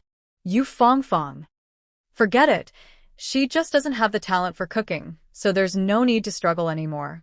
At this moment, Wang Chunye's somewhat embarrassed voice came from the tent not far away. Dr. Qi, no. No, I'll ask Dr. Lin to apply medicine to me. In the tent, Qi Honglian still had the medicine in her hand. When she heard Wang Chunyi's words, her face looked a little ugly. What does she mean by this? Wang Chunyi saw that her eyes were not right, and the smile on her face became more awkward. But even though she was embarrassed, her hand still subconsciously shrank back. She looked like she was afraid that she would force her to apply medicine. Qi Honglian took a deep breath and forced herself to calm down. Comrade, although your hand does not need to be amputated, the wound still needs to be changed in time so that it can heal faster, and the medicine I'm applying to you is Dr. Lin's medicine. As she said that, she raised the powder in her hand. Hearing that it was Lin Wanshu's medicine, Wang Chunyi seemed to have dispelled her concerns. She also reluctantly let her untie the bandage to check the wound. After the bandage was untied, the swelling and redness of the festering hand not only subsided, but even the wound had begun to scab. Even those who didn't know medical skills could see how powerful the effect was. Qi Honglian narrowed her eyes slightly, paused, and then she picked up the powder in her hand and prepared to sprinkle it. But before she sprinkled the powder, she heard Lin Wanshu's stern voice from the door. Wait! Hearing this, Wang Chunyi subconsciously stepped back. The powder was sprinkled in vain. Qi Honglian's face was not good. Lin Wanshu, what do you mean? Lin Wanshu hadn't had time to dry her hands. Her hands were still wet, and her sleeves were rolled up to her elbows. It was obvious that she had just been working outside. I am responsible for this patient. Don't bother applying medicine to her. Lin Wanshu glanced at the medicine in her hand, her expression a little cold. Hearing this, Qi Honglian seemed to have heard a big joke. He looked her up and down, paused, and then said, "You don't even have the qualification to practice medicine. You dare to treat patients with your mediocre skills. Can you be responsible if something goes wrong?" She has already figured out that Lin Wanshu is a temporary person and is not a member of their clinic at all. When the road is open, she will report her to her superiors. Hearing this, Lin Wanshu's lips curled up with a sneer. Before saying this, if you can put down the powder in your hand, it may be more convincing. She didn't think it was funny to use her medicine to coax people to take the medicine while attacking and crushing her. Lin Wanshu was about to blush for her. The wounded in the tent were basically from the village. They had been seeing Chinese medicine since they were young, and then Chinese medicine was suppressed, so they saw barefoot doctors. But the concept of Chinese medicine has long been deeply rooted in the hearts of the people. For them, Chinese medicine is inherited. Fathers lead children, masters lead apprentices, and slowly they get started. How can there be any medical qualification certificate? Whether Lin Wanshu is good or not, they can all see it. Comrade doctor, I think Dr. Lin is a very good doctor. Don't talk about qualifications. A good doctor is one who can treat patients effectively. That's right. You are so capable. How come you made Wang Chunyi's hand inflamed a few days ago? These words directly touched Qi Honglian's sore spot. Seeing that everyone was on Lin Wanshu's side, her eyes were so dark that ink was about to drip out. Unreasonable. After saying this, she took back the powder in her hand and left angrily. Lin Wanshu glanced at the powder scattered on the edge of the bed, and something flashed to her eyes. After a pause, she took out a piece of paper and carefully collected the powder on the bed. On the other side, Chen Yan and Feng Yandong quickly found the political commissar. Hearing that Chen Yan had caught 5 suspected spies, Su Kongmian's face was very heavy. Be sure to keep an eye on them, don't let them commit suicide, and investigate thoroughly. Ever since Wen City caught a big fish a while ago, the whole city has been in a state of panic. When Su Kongmian thought that their Wen City had been infiltrated so badly, he was heartbroken. After a while, the regiment commander also came. Several people closed the door and held a small meeting. No one knew what they said inside, but the atmosphere in the army became very solemn. After all, there was a spy den hidden so close to them. How could people not feel uncomfortable? Lin Wanshu went back in the afternoon, ate and took a bath, and after coaxing Xiao Miao Miao to sleep, she entered the space. In the laboratory she specially built in the space, there was still the powder from the day. Lin Wanshu had already smelled the smell at the garrison and found nothing wrong. It was just that her intuition made her feel that things were not that simple. After entering the space, she put the collected powders and her own into the instrument and started testing. The space originally had no electricity, but there was wind and the seasons changed. In her previous life, Lin Wanshu directly put several wind turbines in it. Wind power alone is enough to support the electricity of the equipment inside. About an hour later, the test results came out. Sure enough, Qi Honglian's medicine was wrong. Lin Wanshu didn't know what she added, so she could only do an experiment to see the situation. But this is not a matter of 1 or 2 days, and we have to wait for some time. The road digging and cleaning work is still in full swing. Fortunately, with food, the villagers seem to have finally relaxed a little. Soldiers have been stationed in the Dongtu mountain cave, and no one is allowed to approach. Several suspected spies have also been detained in the army for interrogation. After Chen Yan handed over the people and the radio, he continued to dig the road. But not long after digging, he suddenly stopped. "Old Chen, what's wrong? Is there a problem?" Shen Shuwen asked hurriedly when he saw that he looked a little strange. Chen Yan paused for a while before saying, "The rescuers are here. It will take another half a day to dig through." Although everyone was shocked by his hearing, no one doubted his words. Hearing that it would take another half a day to dig through, the soldiers couldn't help but cheer. In the following time, they dug faster than one another without him even having to roll. When the villagers heard that they were about to dig through the road, they didn't care about cleaning up their homes and hurried over to help. Some people dug the soil, and some people carried it, and the speed was more than twice as fast as usual. After 3 or 4 hours, everyone faintly heard voices coming from the opposite side. Now, everyone dug even harder. It didn't take half a day to dig through the road. As soon as it was dug through, they heard cheers from the opposite side. "It's connected, go tell the leader." Sure, he, who was in charge of this support, had been mentally prepared. The opposite side must be miserable. After all, not only mudslides but also landslides occurred here. With such a big disaster, they couldn't see the situation inside from the outside, so they could only worry. Now, seeing that the garrison was not only in good order, but the victims could even eat meat, sure, he was shocked. When he came to his senses, he hurried forward to shake hands with Chen Yan. "Comrade, you have worked hard." Although Chen Yan had been digging the road for a long time, his breath was only a little unstable, and it didn't affect his speech at all. "It's not hard, you came in time." Soon, the division commander Chen Yan also arrived at the scene. He was very pleased to see that the victims were properly settled. "You did a good job." As he spoke, he reached out and patted Chen Yan on the shoulder. Chen Yan continued to report the disaster relief situation without being arrogant or impatient. Seeing him so calm, Chen Yan was even more satisfied. Chen Yan had already left a reputation in his mind during the last friction on the front line. Now that he saw that he was better than he thought, how could he not like him? After Chen Yan reported the disaster, he told about the 5 suspicious people caught in the Dongshan cave. Hearing this, Chen Yan's face changed. "You dare to come here to collect intelligence?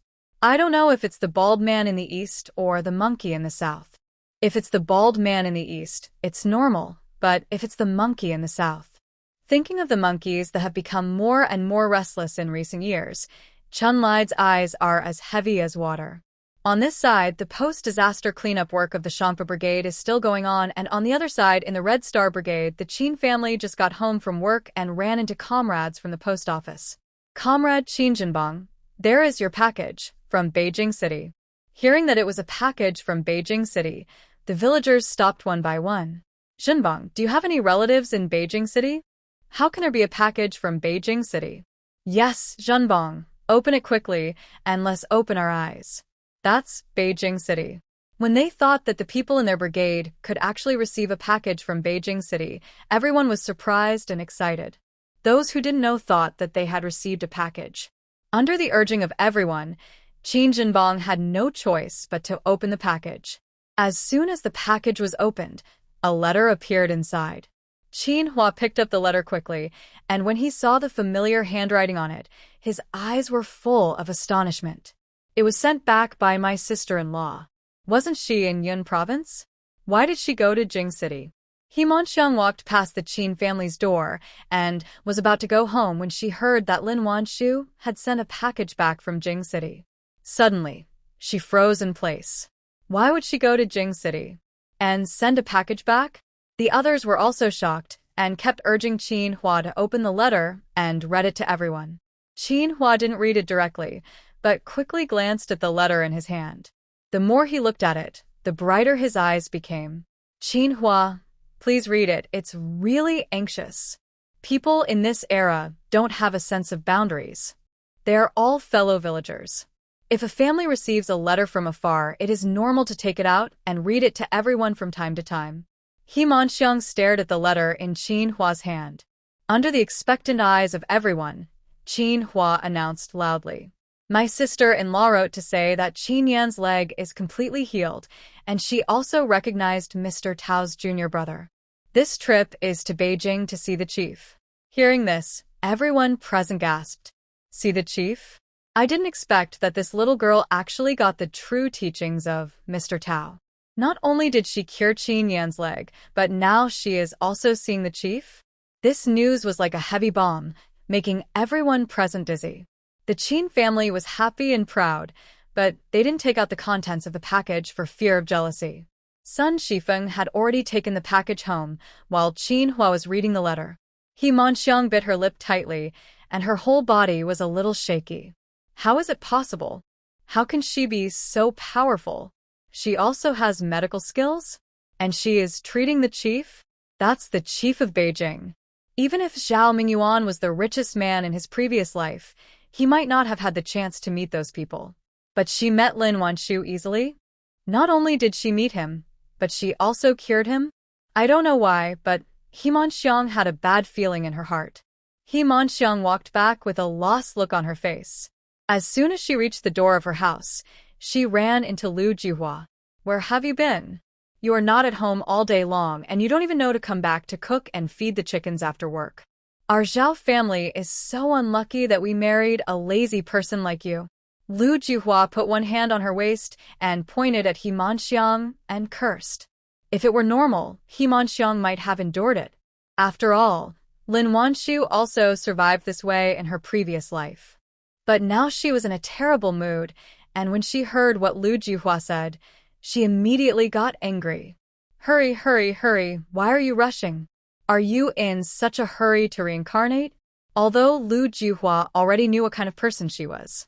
But being talked back like that still made her blood pressure soar. Without hesitation, she raised her hand and slapped He Manxiang's face viciously. Although He Manxiang was prepared, how could she compare to an old woman who worked all year round? She dodged, and although her face was not hit, her neck was slapped heavily. With a pop sound, He Manxiang's eyes went dark and she fainted directly on the ground. Wang Yongsheng happened to come back from playing outside with Zhao Mingyuan. Seeing He Manxiang was knocked unconscious, he was immediately anxious. Auntie, why are you hitting people? Seeing the woman fainted on the ground, he subconsciously wanted to go forward and hug her. Zhao Mingyuan's face was very dark, and he grabbed Wang Yongsheng and gritted his teeth and said, My wife fainted. I'll take her back to the house. Hearing this, Wang Yongsheng realized that his behavior was indeed inappropriate. But when he thought that the person lying on the ground was obviously his woman, he felt indescribable depression in his heart. It would be bad if she was beaten. Lu Jingqiang is the barefoot doctor here. Zhao Mingyuan didn't want to waste the money at all, especially when he saw Wang Yongsheng so nervous. He wished she was beaten. Lu Jihua was even more unwilling. Bah. She is just pretending to be dead. Let her lie here, and no one is allowed to touch her. I don't believe. She can't get up. Just a slap. Can someone be knocked out? No one would believe it. How could Wang Yongsheng agree to that? He finally had a woman to sleep with, and she slept so comfortably. If he really hurt her, he would be angry with Lu Jihua. And do you think she is pretending? If you are afraid of spending the money, can I go? Send her to see a doctor quickly. Lu Jihua looked at him strangely with his nervous look. Zhao Mingyuan was afraid that his mother would find out something, so he had to agree to send He Manxiang to see a doctor first. Lu Juhua couldn't persuade her son, and finally, she could only watch him carry her away with pain. When He Manxiang regained consciousness again, before she opened her eyes, she heard a joyful voice. Zhao Mingyuan, congratulations, your wife is pregnant. As soon as these words fell, the two men in the room were stunned. He Manxiang opened her eyes in an instant, looking at Lu Jingqiang excitedly. Dr. Lu Yu, are you saying that I'm pregnant? With her hands on her belly, her eyes lit up. It was as if she was not pregnant with a child, but a mountain of gold and silver. Assons. She was carrying the son of the richest man in her belly. She would have endless wealth and glory in the future. Wang Yongsheng was also very excited. He thought he would be a bachelor all his life and do shameful things with Zhao Mingyuan. Now not only is his woman pregnant, but she is also pregnant with his own flesh and blood. In an instant, he was shaking with excitement. Yes, you are pregnant, and you will be a mother in the future. Wang Yongsheng looked at He Manxiang's belly with shining eyes. However, a trace of disgust flashed in He Manxiang's eyes. She didn't even look at him, but looked at Zhao Mingyuan tenderly. Mingyuan, did you hear that? I'm pregnant with your child. Now, he should be nicer to me, right? But when Zhao Mingyuan heard the news of her pregnancy, he felt like he was struck by lightning. Seeing her touching her belly with a satisfied look on her face, he felt like he had swallowed a fly. She was pregnant with Wang Yongsheng's flesh and blood. Although he agreed to it, seeing how excited they were, Zhao Mingyuan felt like an outsider. With two green hats on his head, he didn't know whether to resent Wang Yongsheng for impregnating his wife, or resent He Manxiang for being shameless and pregnant with Wang Yongsheng's flesh and blood. In the end, he forced out an extremely ugly smile on his face. The aunt who came to see the doctor saw the three people with strange reactions, and her eyes were filled with gossip. With the support of the troops in Lan County, the remaining cleanup work of the Shampa Brigade was quickly completed. There was no intact house in the original village, so the troops rebuilt houses 2 kilometers away from the brigade to accommodate the victims. Relief supplies from above were also distributed. With the food picked up from the caves in Dongtu Mountain, the victims had no problems spending the winter. But they were not idle either. While the troops were repairing the houses, they took the time to plant sweet potatoes and yams. Although the disaster caused a lot of casualties and incalculable economic losses, life must go on. Save the Green Mountains with this idea in mind. The victims who had suffered hardships regained their spirits. Those who should farm did so, and those who should help build houses built houses. For a time, the entire disaster area was caught in a busy reconstruction work. Unknowingly, more than a month had passed since the mudslide. Because the houses were all made of mud and bricks, there was no technical content, and the troops were large. The resettlement houses were built quickly. As the victims moved into the new houses one after another, the troops also withdrew from the disaster area. When leaving, the troops chose to evacuate at night. But they did not expect to be blocked by the villagers. Comrade soldiers, thank you. Some people took eggs, some took fruits and vegetables grown by themselves, and some took fish caught in the river. Seeing that the soldiers were about to leave, they stuffed the things in their hands into their arms without saying anything. However, this is a people's army, and the iron rule of not taking a single needle or thread from the masses has been engraved in the bones and blood of every soldier. No need, fellow villagers, you keep it for yourself. Shin Shuwen's mouth was almost dry, but he still couldn't stop the enthusiasm of the people. Chen Yan had no choice but to order the team to speed up. But when they ran, the villagers followed them. While running, they stuffed small eggs into their pockets. After finally getting out of the encirclement, many soldiers were successfully stuffed with local specialties. With the heavy things in their pockets, the soldiers were deeply moved.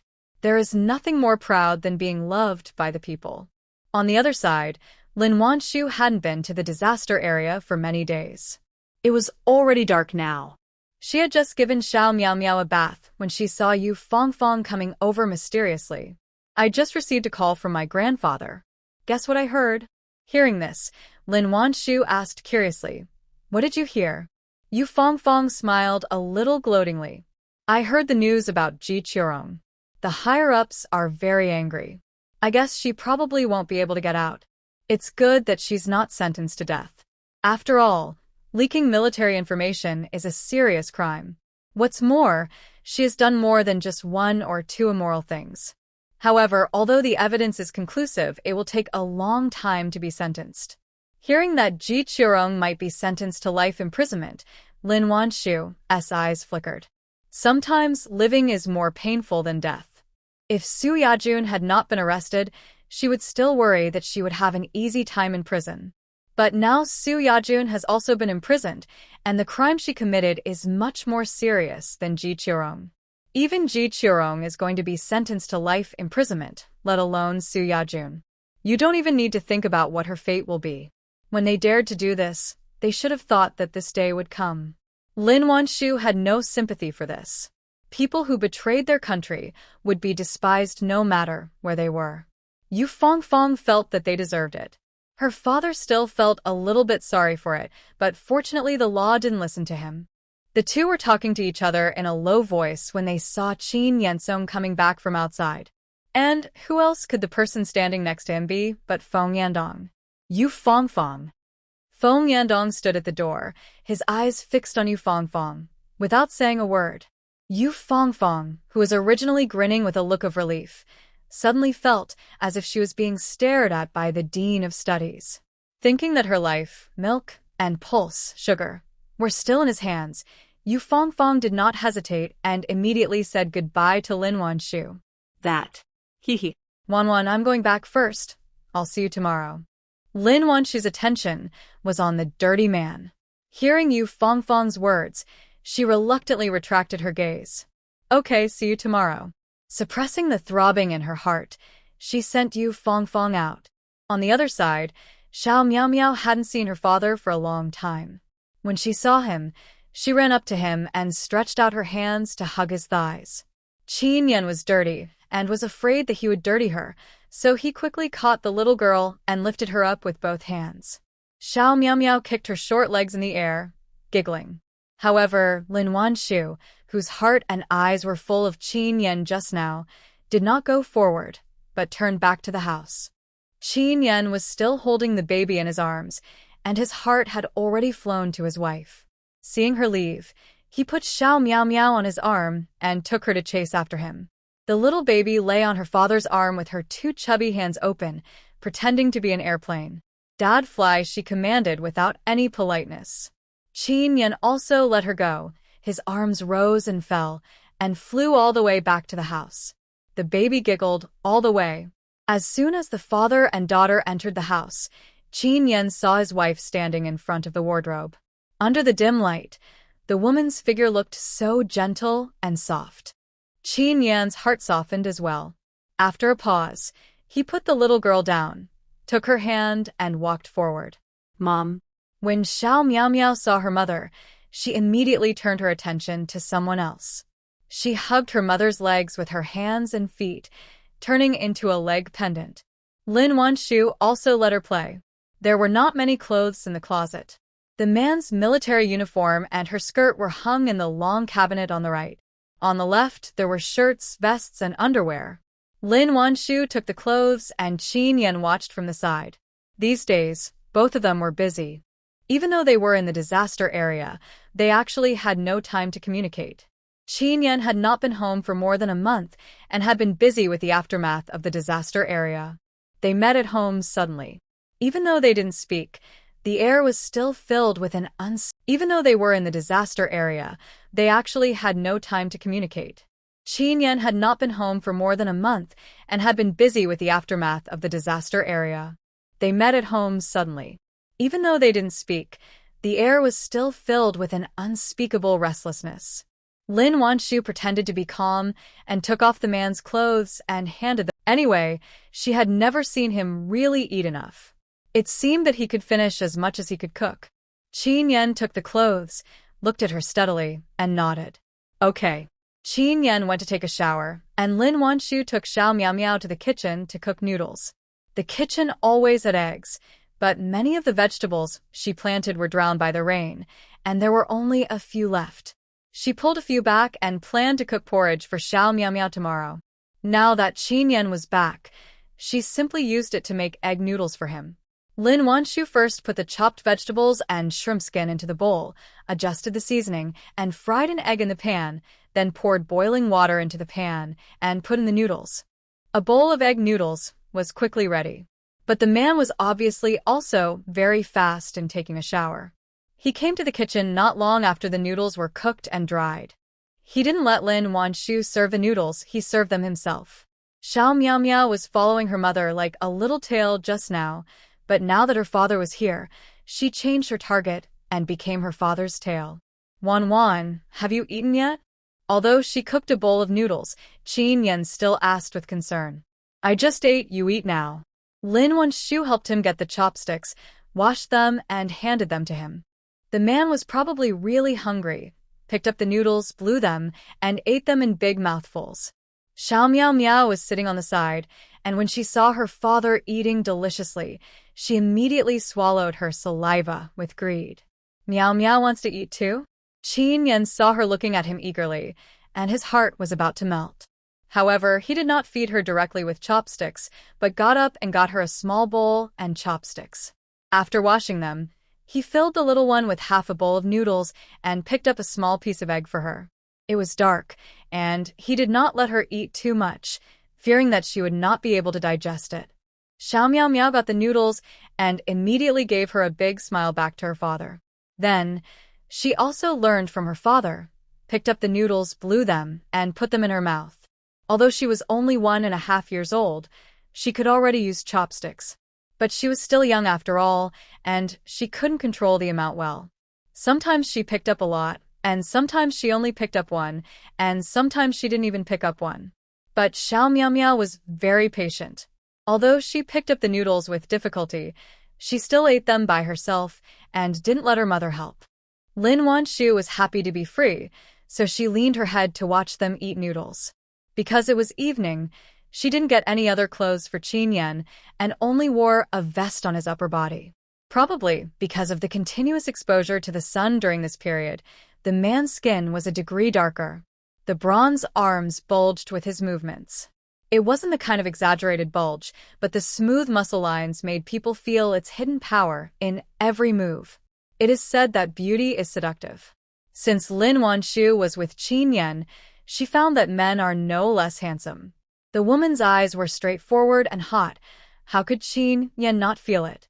In an instant, the noodles swallowed into the stomach seemed to turn into a fire, rushing to his limbs.